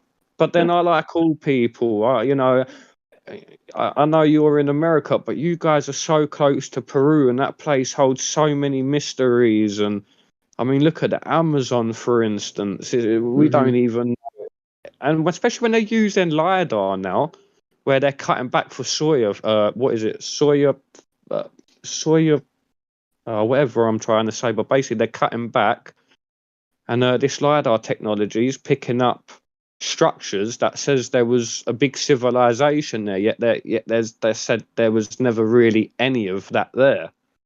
So it's super interesting, that place and all.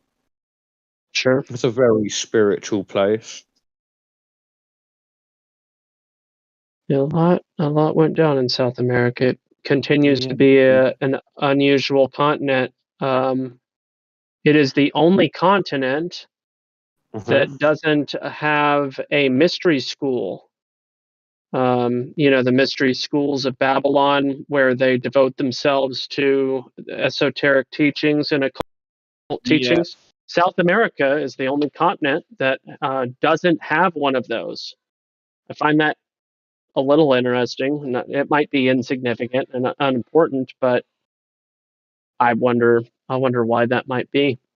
It's also one of the continents that has, as far as I'm aware, the most frequent revolutions.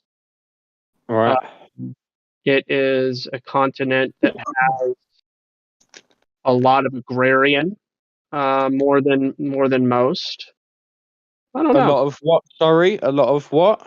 Agrarian people. What's that? Farmers. Oh, right. Okay, cool. People that are growing what they need to live. It's funny that you say that, because it's like a man-made mystery. When you do the research on the plants and stuff they've got, they're very into like natural medicines and things like that. Yeah. I mean, look at the vine and the other leaf that you mix together. That gives you the what is it? The 5-MeO. I think that's what it was. There's more of that than any plant in the Amazon, so it just makes you think, what were they up to? That there is actual, what do you call them, tribes that probably haven't even left the jungle. We ain't even found that's what them. they say. That is still part of the story, is that there are Amazonian people that remain uncommunicated with and continue to live. Can you imagine what they must think when they see an aeroplane go over the top of them? They must be like, that, holy shit, what's that? It's God or something. Do you know what I mean? I can't imagine that feeling, and that must just be surreal, man. And this is the thing with technology, right? I could fly a helicopter into the Amazon, land there, and say to them, I know the secrets to the world, and they're more likely to believe me. Do you know what I mean? Because they're like, what the hell's this dude got here? And then I give them a phone and I leave it to them. They might get bored. And then I fly back and give them a laptop. And I feel like the same thing's happening with us, just not on that scale as such. I don't know if you understand where I'm getting at. I'm going a bit deep with that. Setting it on fire for to stay warm instead of doing something with it.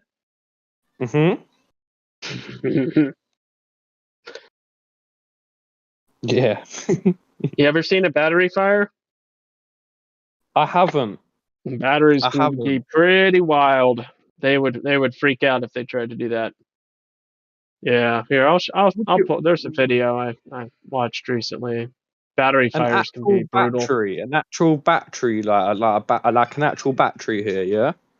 Or is a battery something else that I don't know about? No, battery, like big batteries. Little batteries do it too, but big batteries are, the bigger the batter. Yeah, we used to do that as kids, blow batteries up. The little square ones. We would take the tops off and thread them and blow up people. Oh, we was naughty, we was.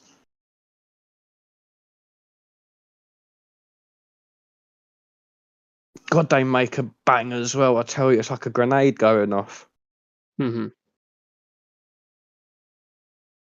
What's your take on the war at the moment? The Russians and the Ukraine. What's your? Oh, I don't know, mate. Maybe we should speak on that because According to one of the channels I watch called The Enforcer, shout out Enforcer. Yes, sir. Some of the Russian troops were mutinying and giving up, not willing to fight for Russia anymore as of Correct. yesterday. That's what I'm hearing, dude. Yeah, I'm hearing that as well. I mean, the Ukrainians, they're pretty good, dude. They're strong. You see the way they're dropping them bombs with the drones. That dude sticking his finger up. If they didn't get the help they've been getting, they would have been crushed by now. So it's a good thing this is people what are helping worries them. me. It's a good thing people are helping them defend themselves. But yeah, definitely not a good thing. No, agreed.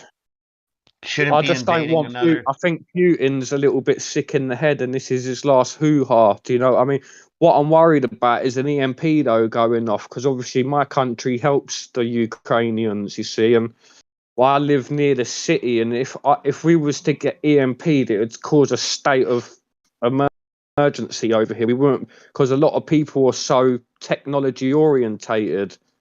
Well, this is the thing with the.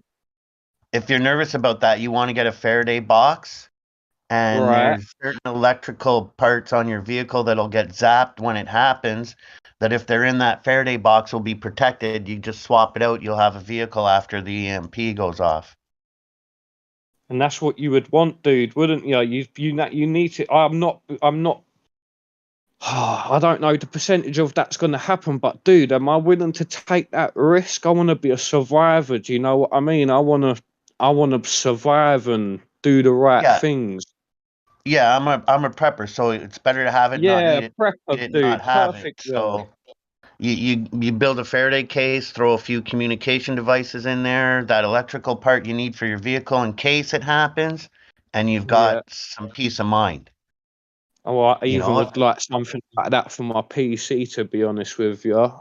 Yeah, but and I'm a if it never prepper as well. happens, good. Yeah, exactly. No harm done. I mean, I've got cans of food for days. I've got pasta for days. I've got rice for days. And You my got parents. ammunition. You have I'm not ammunition. You're allowed. willing I'm not to take a allowed life guns. if you have to. Of course, Okay. sir. I don't want to have to do that, but in a survival situation, I will not be the aggressor. I will only do that if I am being attacked, and I won't be aiming to kill. I'll be aiming to I don't know what the word is. Just I'll shoot him in the legs and things like that. I'm not really wanting to kill no one. Yeah, no, brother. But If Russia hits your doorstep, aim to kill, brother. Yes, sir. Yes, sir. Hear you loud and clear, my man. I tell you, they don't want to bring it to my doorstep, man. It's going down. I ain't got weapons like you guys, but I've got my little things. I've got my little 2-2, skills. gas shooters, machetes. I've got all that kind of stuff. I've got swords. Yeah, you got skills, and you're willing to protect those who need protecting. It's only because I've got the kids, dude. Do you know what I mean? Exactly that, that's man. where it starts. Exactly. That's where it starts. You have a reason to be here, so yeah, you'll be fine. Yeah. Well, yeah. We'll see. We'll see what happens. I'm sure you've got other brothers around you too that are willing to join your side. Oh yes. I've got a big spiritual community over here that we do. We got other discords that we run. Yeah, I've got a lot of actual brothers in real life that I've grown up with. Maybe a handful. There's probably be 5 of us, but we're 5 men of a mind of a platoon as such. Yeah, I feel like that's what it would be like. Yeah. Yeah, unit. That's what you need. And we would apply self-control. We will be ferocious, but at the same time, We'll Yeah, see, yes. man. You're getting me excited and you're getting me revved up. I'm a bit of a crazy dude, me. You know, Yeah. I'm If they're giving up, you obviously you don't kill them. But yeah, for sure. Self-control is the most important. Discipline. Discipline. Perfect. Yes. That's where it Perfect, my man. starts. Discipline. Yeah. Yeah. Agreed with You you. don't want to See, become them. me and you would get You don't want to along just become. perfectly. Sorry, you don't want to become the enemy and be committing war crimes, right? No, I don't really want to do that because I feel like I'll be judged. There'll be no crowd to hide behind when that comes. And even if that doesn't come, I'm not willing to take that risk. Do you understand? Absolutely. For everyone listening, when shit hits the fan, if it hits the fan, when things go back to relative normalness, you will be held responsible for the actions you took. Yes, So you sir. can't think when shit hits the fan, oh, it's time to go robbing jewelry stores and shit. No, idiot. You're going to No. be held responsible. So think logically. Why you would want to do that anyway, because that doesn't become important at that point. You know, I don't want to be walking down the shop robbing people's houses. I'm sitting there trying to get my shit together, get my squad, and getting myself to a point where I might have a front line in it, or I'm getting the hell out of there on an evacuation job, taking people I know that needs to be helped. Do you know?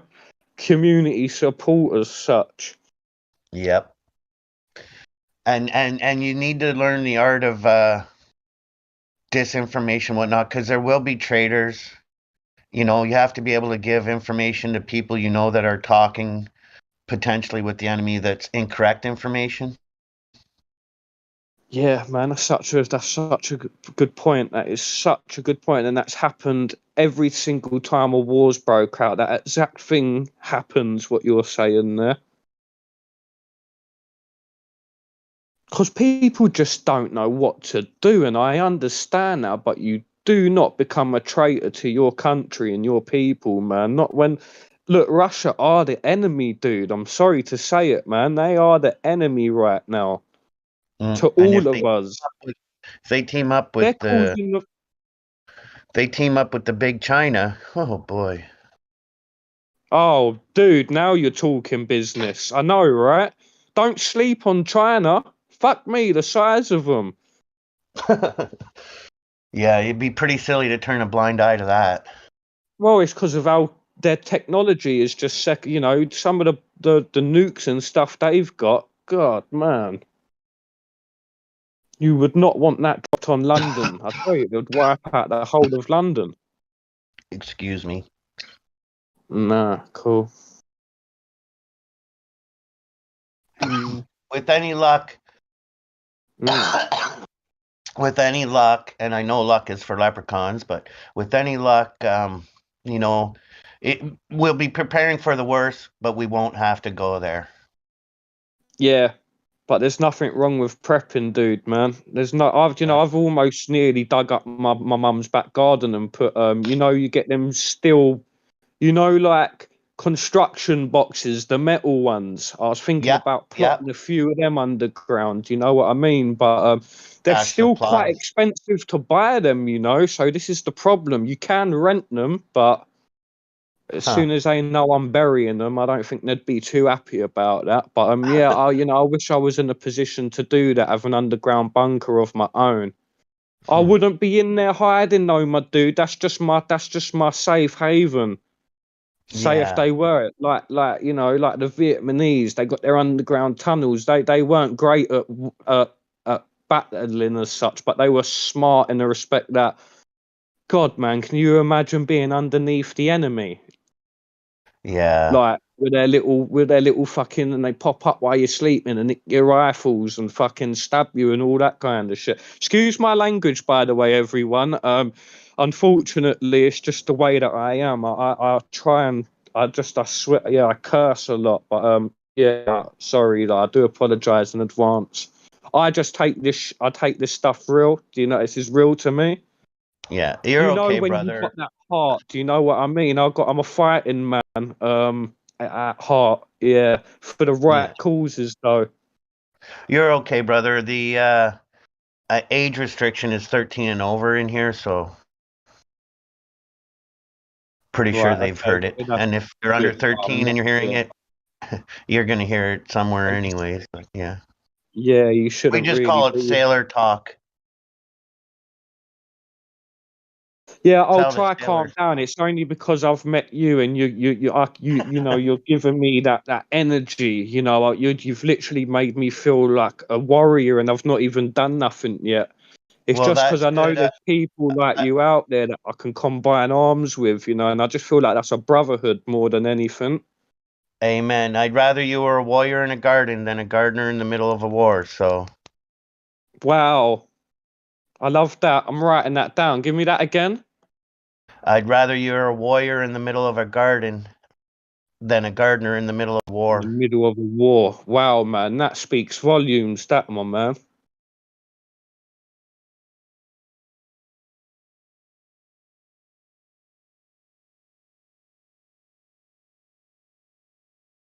Yeah, see, now I feel like my purpose is complete for today. I was sitting here and didn't know what to do with myself, and now I'm like that. God, what I should have come here and just said hello, and I did it, and you know it's paid off. I've met a few awesome guys. Do you know what I mean? That are just like me. You know, just because I'm across the pond, man. You know, we're still brothers, bro. Do you know what I mean? Most definitely. I'm so impressed with tech. Like, I'm not a big tech person, but when I think back, we would have been communicating with telegrams at one point. Mm-hmm. How long it would take for this conversation to... We would be a week into it by now. That was only 20 years ago, mate. We was doing things like that. We did. I remember the internet, the noise it used to make, trying to load up on my AOL, and now I've got super fast broadband, Discord, you name it, we've got it, man. We are blessed in that respect, but at the same time, it's destroying a lot. This technology. Yeah. I don't know what I mean by it's destroying a lot. To the simple, for some people, technology is not doing them any good. Oh, I see Gospel posted something for me. I'll have to check that out. Yep.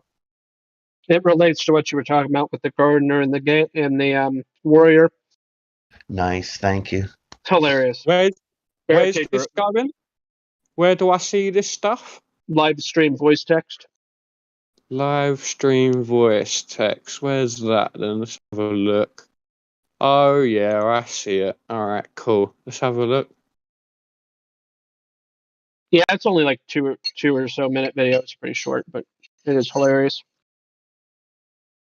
How it should be if you join a gang. Is this what we're talking about, or am I missing? Yeah, that's the one. Yeah, is that the one? I'll watch that in the mo. Yeah. I'll watch that in the mo.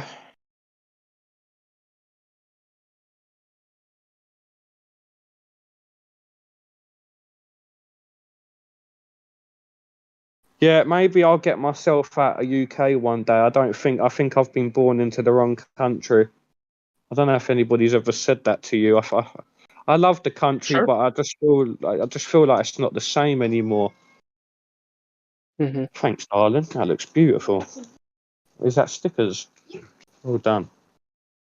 Oh, I'll quickly do us a favour, would you? Go whack his baby grow back on. He's walking around like that. You beast. Look at you. You got your guns out. All right, go on. Go play because Daddy's talking. You can colour him, but don't let them get hold of the pens because my walls will be getting it. What you got? Is that a sweetie machine? What the hell is that?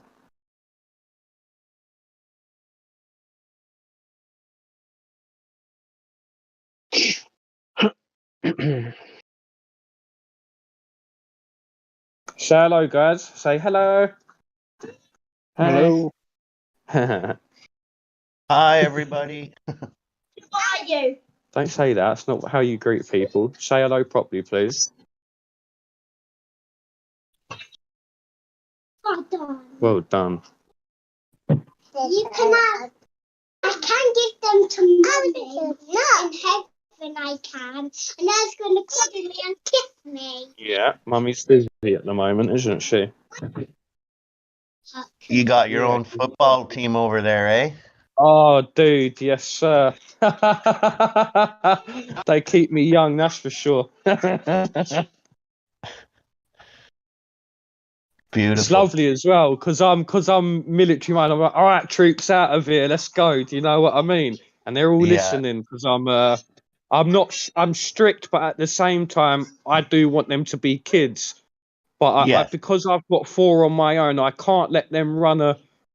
If I let them get away with it, dude, they're gonna ruin me, you know. So you gotta be stern with things. A lot of people might look at me and think, "All right, mate, bloody hell, calm down.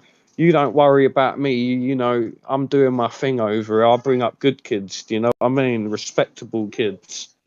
Firm but fair. Yes, sir. Yeah. No thanks.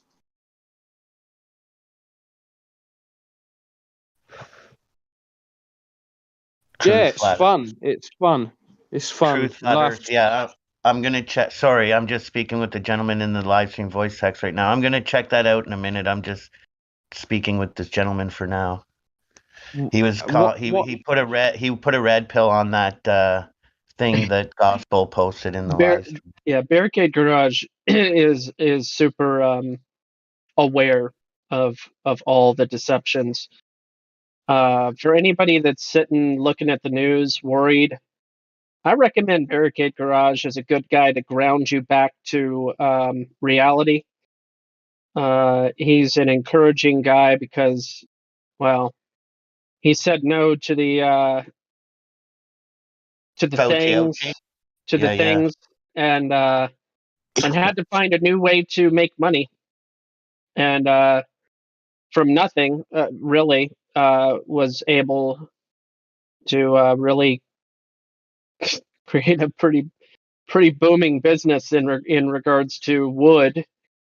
So he went from doing cars and mechanic work, which he can still do and still does, but independently, and now he runs like a wood business and has really expanded. It's in his backyard, but it's really interesting to watch a dude literally show people how it's done.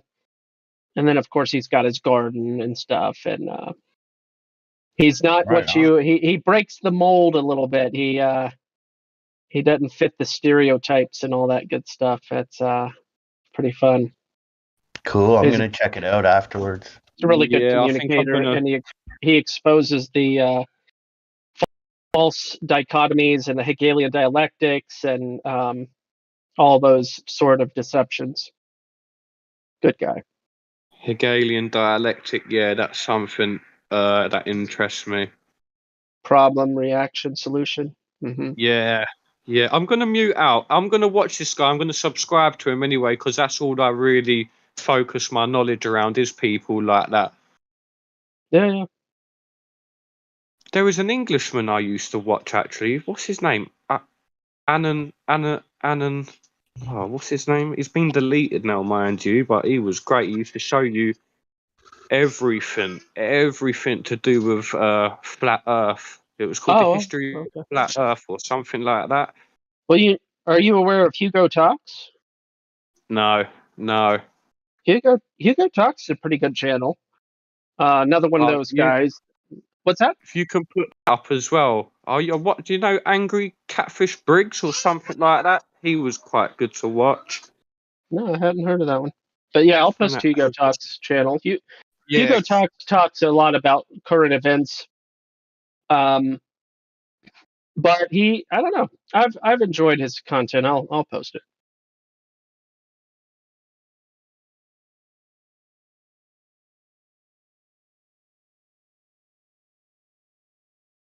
Copy link.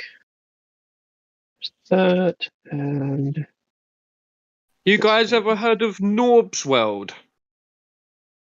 Nope. He's brilliant. He is.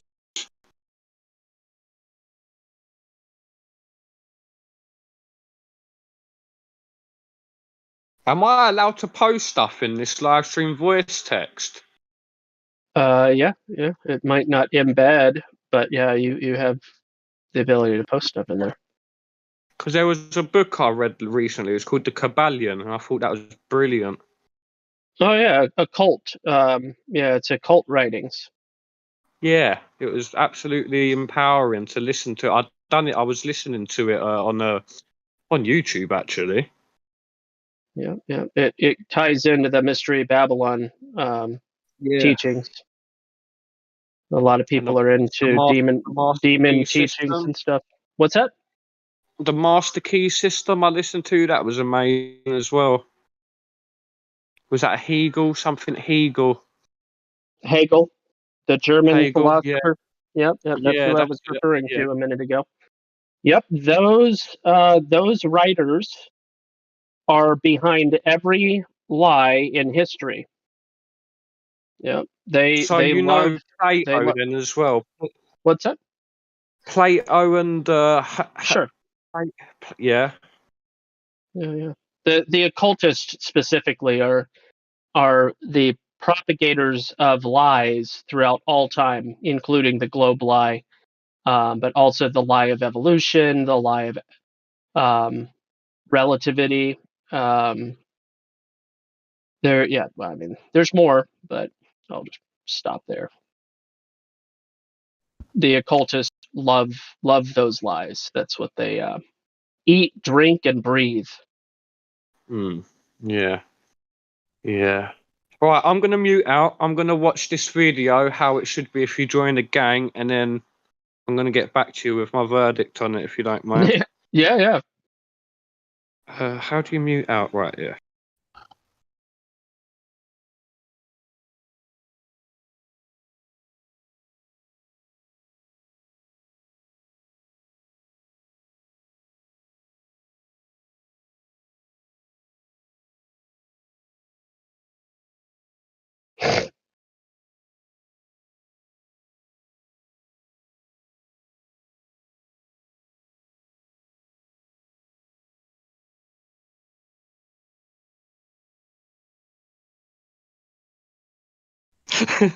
And wealth is gangster blood.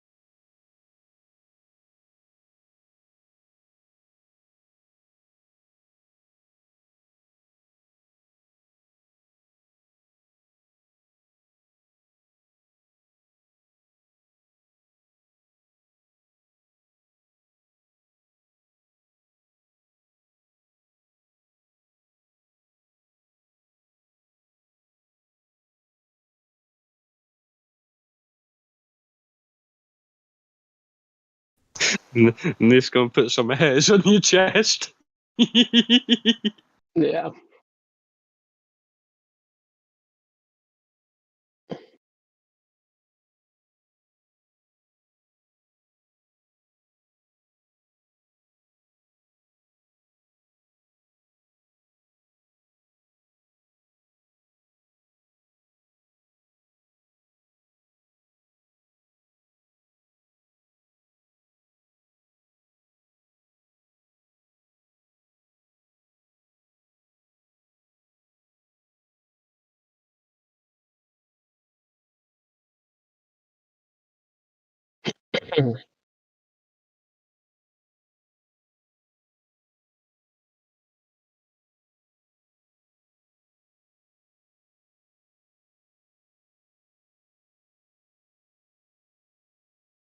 The guy I just posted there, that's a brilliant little channel. I don't know if that interests you. It does me, but he goes out of his way to gather information on UFOs, a whole bunch of different things.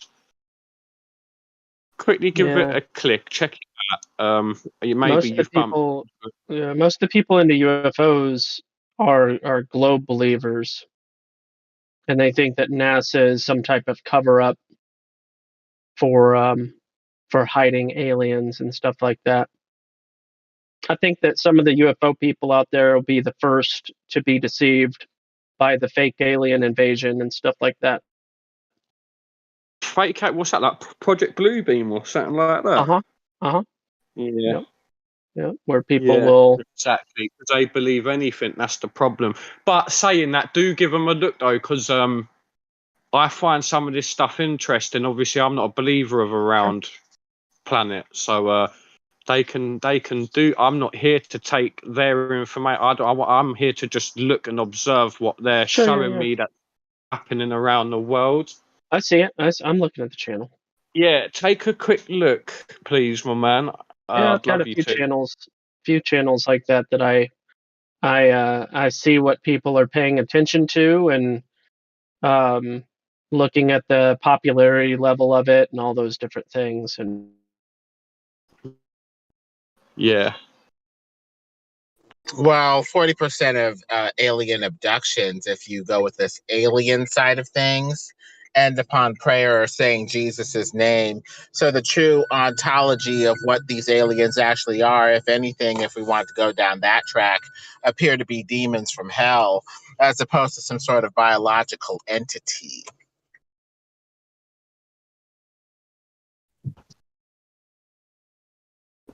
When that's pretty. When I consider the crop circles with that topic of UFOs and aliens and shit, pretty spectacular shit. Some of those crop circles, there's no way they were man-made. Supernatural for sure. you're talking about? Did you say crop circles? Yeah, some of them, the way they are, when, like, the one gentleman was explaining, when he steps into the crop circle, he can't hear anything. It's just silent. And then when he steps outside of it, he can hear the birds and airplanes and whatever. You've seen the hoaxes. You've seen the I know. Yeah, there are hoaxes, but I mean, I'm talking about the ones that are just there's no possible way they could be a hoax. The stalks are laid underneath each other, and just it's the way they're even heated and bent at the nodule. You can't do that naturally. Like, if you try to do that, they snap. It's pretty interesting stuff, and they pick up radio frequencies too. Something otherworldly about them, hoax or not. Well, something definitely that needs to have a look at, the ones that are not bullshit. And there's a number of them. I think one of them was 400 circles of varying sizes. Just crazy. And in such precise, precision. You get a bunch of drunk college guys out there, or even not even drunk, a bunch of people out there to pull that hoax. You're telling me not one is going to be off? You wouldn't be able to do it. Imagine him doing it in his John Deere. It just doesn't add up, does it? It just his sit down mower. No, it's not happening. They're too precise. Yeah, like out of 400 circles, you'd think 2 or 3 would be off. Like, come on.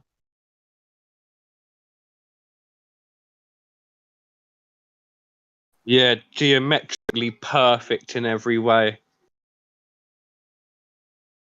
There's a load of them now, especially in America. God.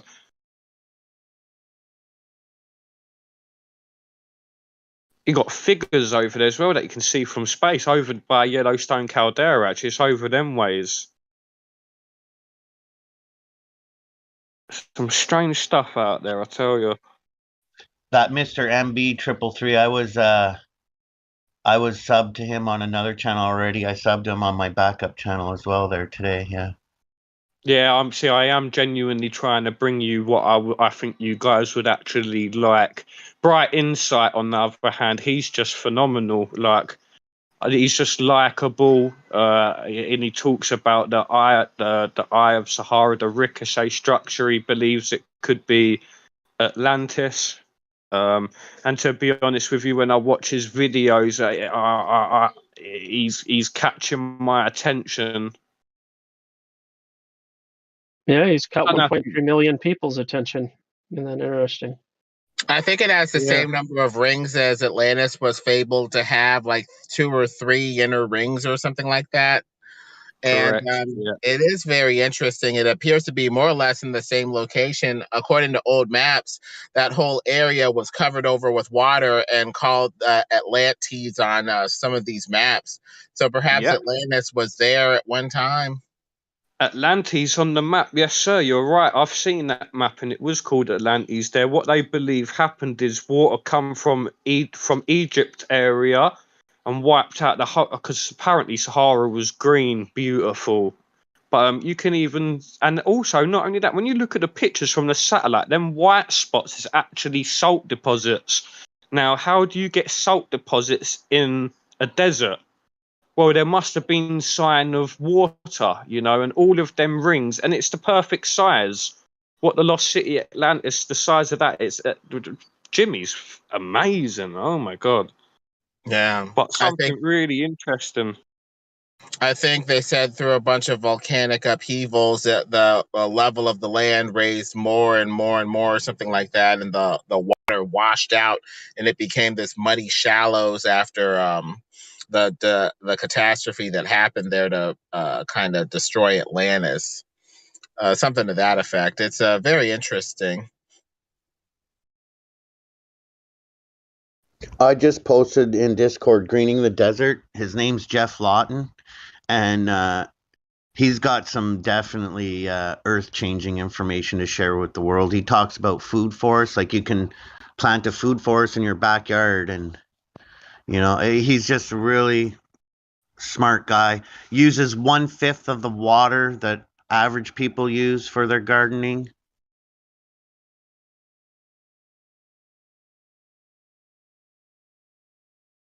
You ever heard of terra preta soil? No, I haven't. I've heard of living soil, like organic And living this is soil. what the Amazonians were using. So the Amazon, going back to that quickly, the Amazon was unfertile lands. Now they managed to create a soil called terra preta, if you look it up, and we still to this day do not know how to mimic that. So just goes to show who knows what was going on back then. There's some amazing stuff.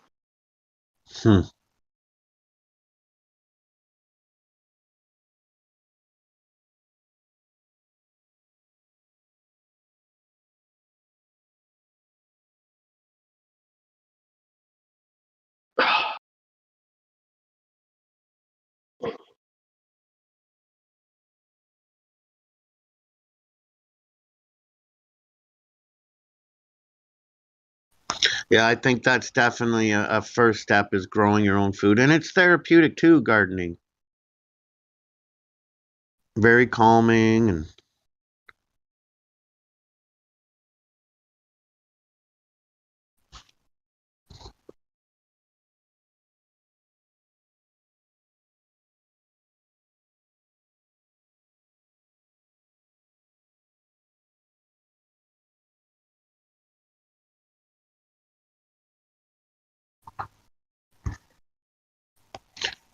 I'll share one more Jeff Lawton here. Yeah, share away, please, buddy, if you wouldn't mind, because I'm going to be getting involved in all of this here. It's nice to spread these people. It's not just irrelevant information. We're not overwhelming the Discord with crap. This is actually decent stuff. I'm not sure if it's Jeff Lawton himself or another group. I think it might be another group that's similar to him. And they have a documentary called Bombing the Desert, where they use seed bombs. They're wrapped in clay. Their seeds wrapped in clay, and they go and drop them in very drought sort of type areas. And if once they start seeding and growing, it helps change all that for the better. They're like life bombs. Instead of destroying things, they're creating. Yeah, that's pretty cool. That's why I love birds as well. They're good at that.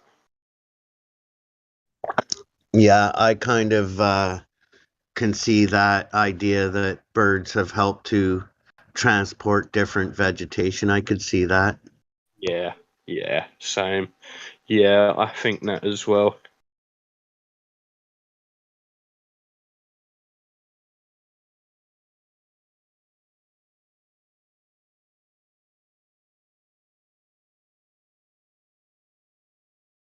So it's nice to know this room just isn't about flat Earth. It's nice that we've got actual disinformation flowing. It makes this Discord very I don't know what the word is I'm looking for, just good, basically. A lot of Thanks. Yes. people want to know.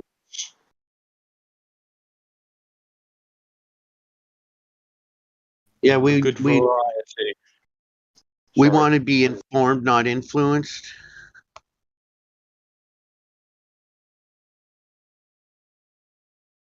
Yeah. We'd rather be free-thinking, self-governing individuals, you know, that work as a unit for the better of all. I mean, you know wrong from right, don't you? Do you know what I mean? So it's not like you're guiding people in the wrong direction. You're not Absolutely. And once pushing you know stuff how on to people. once you know how to handle yourself, you're not going to go around intentionally trying to start problems, or you know what I mean? Yeah, exactly. Yeah, exactly, dude. Yeah. No, this is it. Oh, cool, man. Interesting. What an interesting evening. There's a lot to do. There's no such thing as boredom. Well, there is, but it's a state of mind. You know, I literally was sitting here doing nothing. I was quite close to putting PUBG on or something like that, and I didn't. I thought I'd come and learn something.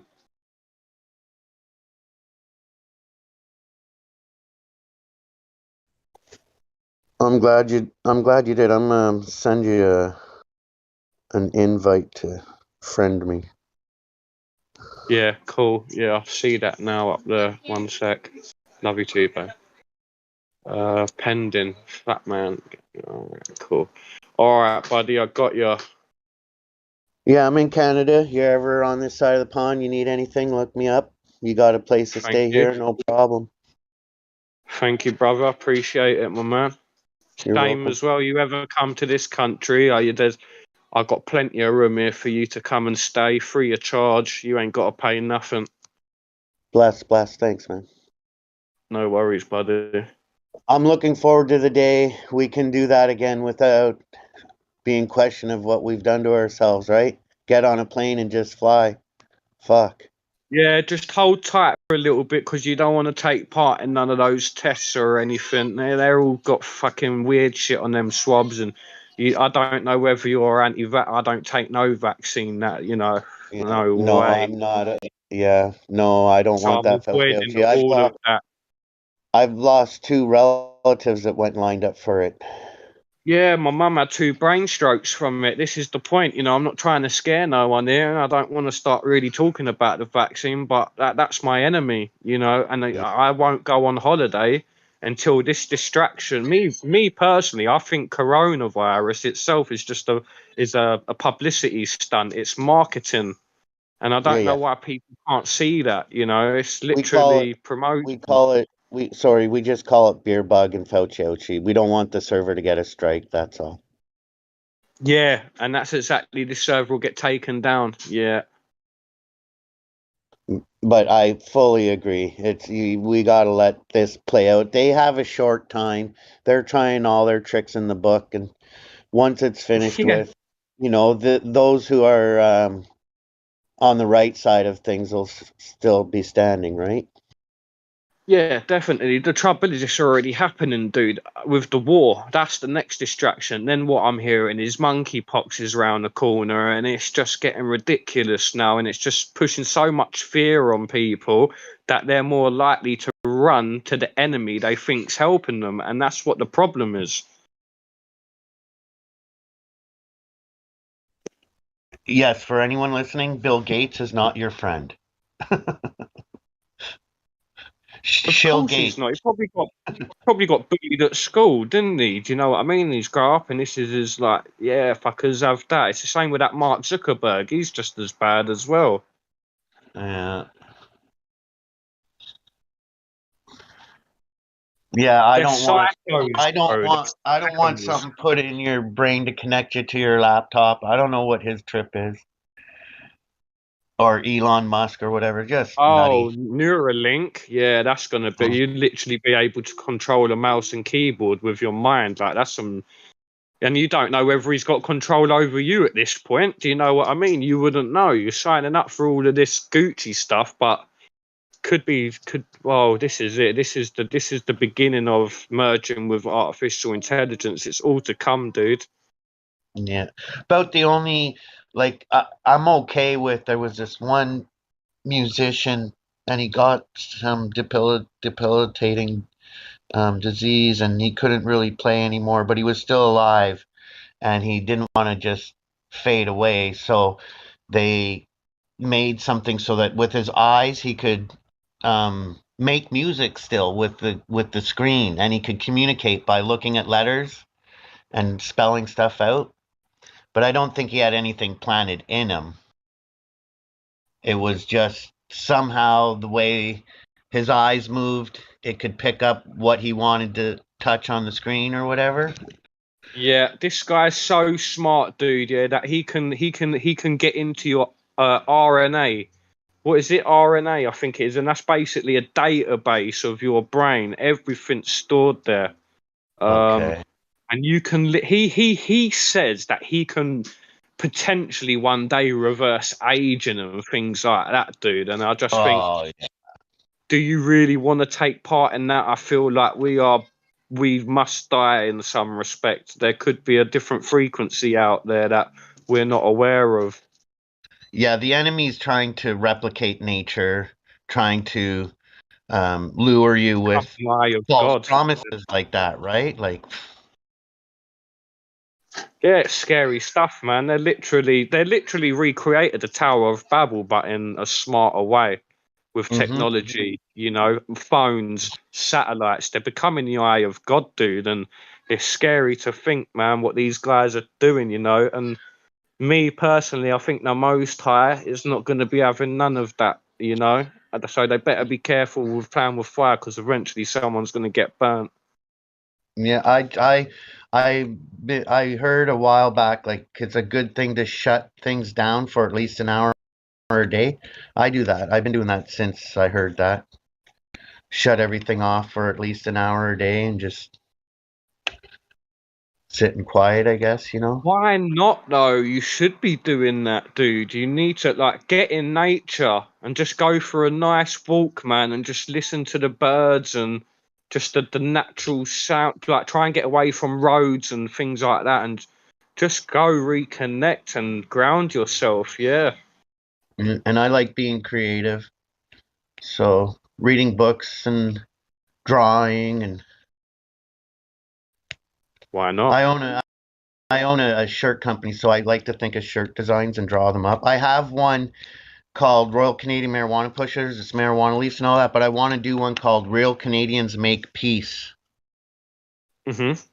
And it'll have peace symbols, and it'll show a Canadian soldier, like a communications soldier, in the middle of two other soldiers that are like on opposite sides, and the Canadian soldier will have them shaking hands and putting their arms down and stuff.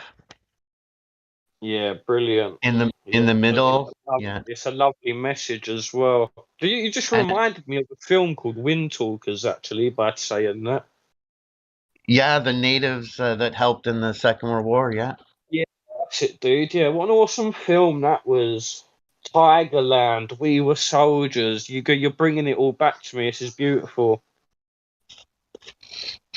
Yeah. Platoon. Do you remember Platoon? I know I'm going off subject a little bit here now. It's just because I've got war movies in my head. Oh, yeah. Full Metal Jacket. This is my gun. This is for fun. Or this is for shooting. This is for fun. This is for fun. Yeah, dude. Love it. Oh my God! What about the new Top Gun that's coming out? You seen that? Well, you've not seen it, but it's coming. No, I don't know if I will. He's one of those Scientologist nut bars, and is he in it? Who? Tom Cruise? Cruise? Yeah, Yeah. he's in it. Yeah, he's in it. I see. I'm as much as I like being entertained, I'm not happy with what's been going on in Hollywood. You know, like it's sad to say, but there's favoritism. Like Mel Gibson spoken out Is that about a where lot of things. Silicon Valley is? Is that Hollywood Silicon Valley? Is that what it's called? I forgot now. Possibly could be around the same areas. Yeah, Or I LA, think. maybe. Yeah, Los Angeles. Yeah, that's Yeah. Hollywood. Yeah, of course. Yeah, of course it is. My bad. Yeah. Silicon Valley, I'm not sure. Maybe Arizona. Somebody in the States would be able to let us know. I'll just quickly hold on. That's a place. That's like Hollywood, if anything. But like certain actors and actresses have not been a part of the club and have spoken out against some of the crap that happens behind closed doors in Hollywood for years. So, those types of actors and actresses, I don't have such a hard time watching them in something. But when I know Tom Cruise is a Scientologist, and when I know some of the things about Scientology because of Leah Remini exposing Scientology, it's hard to support those actors. John Travolta's one of them too. John Travolta. Yeah. I wonder if Nicolas Cage is as well. That'd be something to look into. Because I like Cage, but I Yeah, don't I know. do as well. Lord I of don't know. War. Do you remember that movie? Oh, Oh fucking my brilliant. God. Isn't it? That was good. You ever watch Blood Diamond? Leonardo DiCaprio, I think it was. That was fucking brilliant. Yeah, that was good too. Yeah. Lord of War, when his brother Yuri gets shot, that's crazy. Oh fuck. What was he put? What did he make a map of? Fucking sniffing the whole map or something, man. It's so funny. Yeah. And he's erasing it. He's, whoa, what are you doing? You'd be dead before you got to blah blah blah.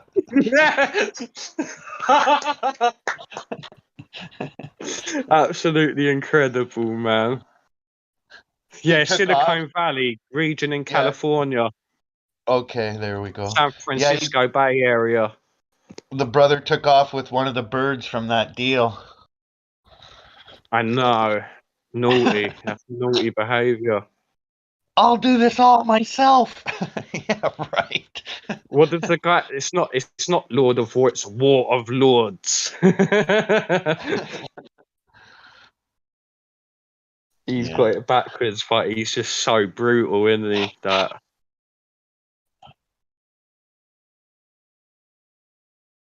I hope we're not scaring anybody away with the conversations we have. I noticed a lot of people have dropped out or joined. I'm not too sure. I keep hearing. If anyone in the live stream has any questions about flat Earth or wants to bring evidence for their globe, if they're on that side of the fence, feel free to unmute yourself and join the conversation anytime. And I mean, as far as I know, it's been flat and stationary since I didn't go there instantly, but my journey began, and at least a few months in, I was, it was hard to believe that there's something on fucking Mars when I lose my Wi-Fi connection 300 feet from my modem. Yeah. I know, right? The trouble is, we was born into that, so it's not your fault. You weren't to know straight away. It's like me. I used to believe the Earth was round, but it's only now I'm like, well, I can't believe what these people are telling me because they don't know themselves. There's no way they've been to the moon, dude. That's what I'm trying to say, guys.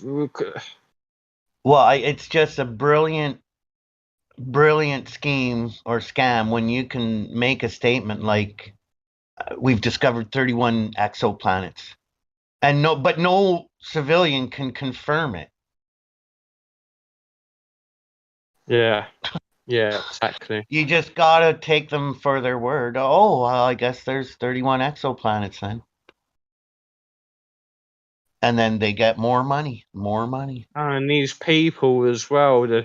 I notice a lot of people on YouTube at the moment. I don't know if you've ever heard of Planet Nibiru, or they call it Ra. Some of these people, and they're trying to, they're saying it's behind the sun. And don't get me wrong, I have seen this with my own eyes, not in looking at the sun, but I've seen their evidence they bring forward, and it does make me wonder what the hell is up there going on. Do you know what I mean? What is that? Because then you look at magnetic signature, and we did come across the Eye of Horus symbol in magnetic signature. So, man, it gets deep. The rabbit hole gets so deep. You got to be careful you don't fall in that thing, man. Sometimes you don't come out of it. Yeah, it's good to take a break. Yeah. But you can just take a break. Go play the guitar or something. Do you know what I mean? Go chill, sit on the deck, man. Drink a beer. I don't know. Few rounds of chess. Few rounds of chess. There we go. Life is there's no better game than chess. Yeah, and it's humbling when you get put in checkmate. You're like, oh, okay, good one. I'm not great at it. I watch a couple of influencers called the Tate brothers, and their father was like amazing at chess, like grandmaster or whatever you call them, and they're the kind of people that have got all the clout. But I do like to watch people that have got clout, money, cars, and things, because I like money, I like cars, I like guns, I like knives, I like cool shit. But at the same time, I have to be realistic with things. You know what I mean? I am a believer. If you really want something in life, you can do it. It's just laziness that stops us. Because say for instance, the new PS5 or the PS6 comes out. If you really want that PS6, you're gonna find a way to get it. Do you know what I mean? And it's the same with anything. You can really do anything. If you really put your mind to it, and you want to become quotation marks successful, then go get that. Go chase your dreams, man. Stop sitting around dwelling on shit that's never gonna happen. Do you know what I mean? Absolutely. And there's nothing wrong with wealth. I mean, the more you have, the more you can do, right? Whether it's Well, the more traveling you or have, the helping more you can others. give back. Yeah, exactly. That's the laws, man. If you apply these good laws, if you make millions, give a little back, for God's sake. You don't need that much money. Some of these people have got billions of money. They can't spend it, and then they die, and it's just there, it's stagnant. Getting used in the wrong way. They become full-time drug addicts and lose it all. Or stolen And by then, the lawyers. and then they become gamblers, don't they? And everybody thinks they're a professional gambler when they got a bit of money, and they can lose £1 million and it not bother them, and they still think they're a professional gambler. Well, you don't beat the bookies. Do you know what I mean? Yeah. Yeah.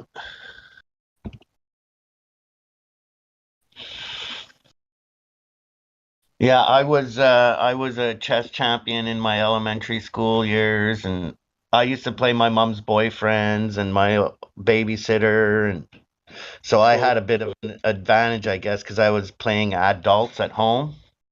Yeah.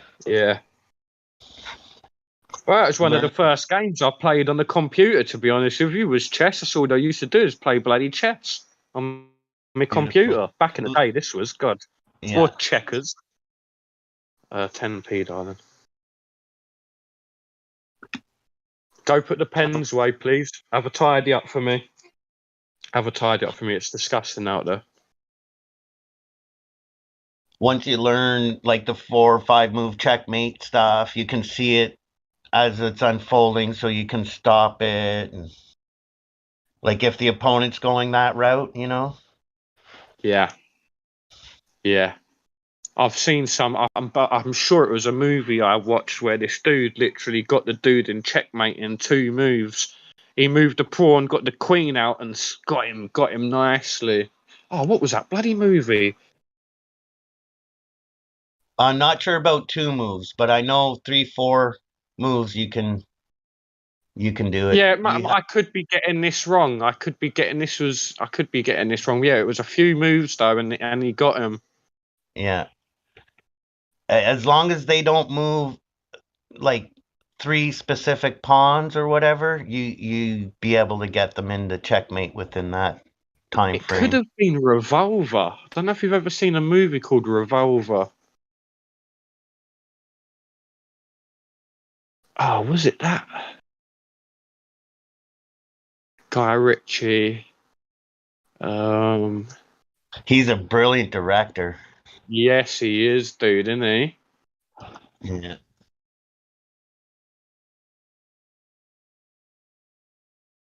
Who was the director of Saving Private Ryan? Was that not Oliver Stone? I thought it was. Oliver Stone, that's it. Yeah. He's incredible as well, yeah.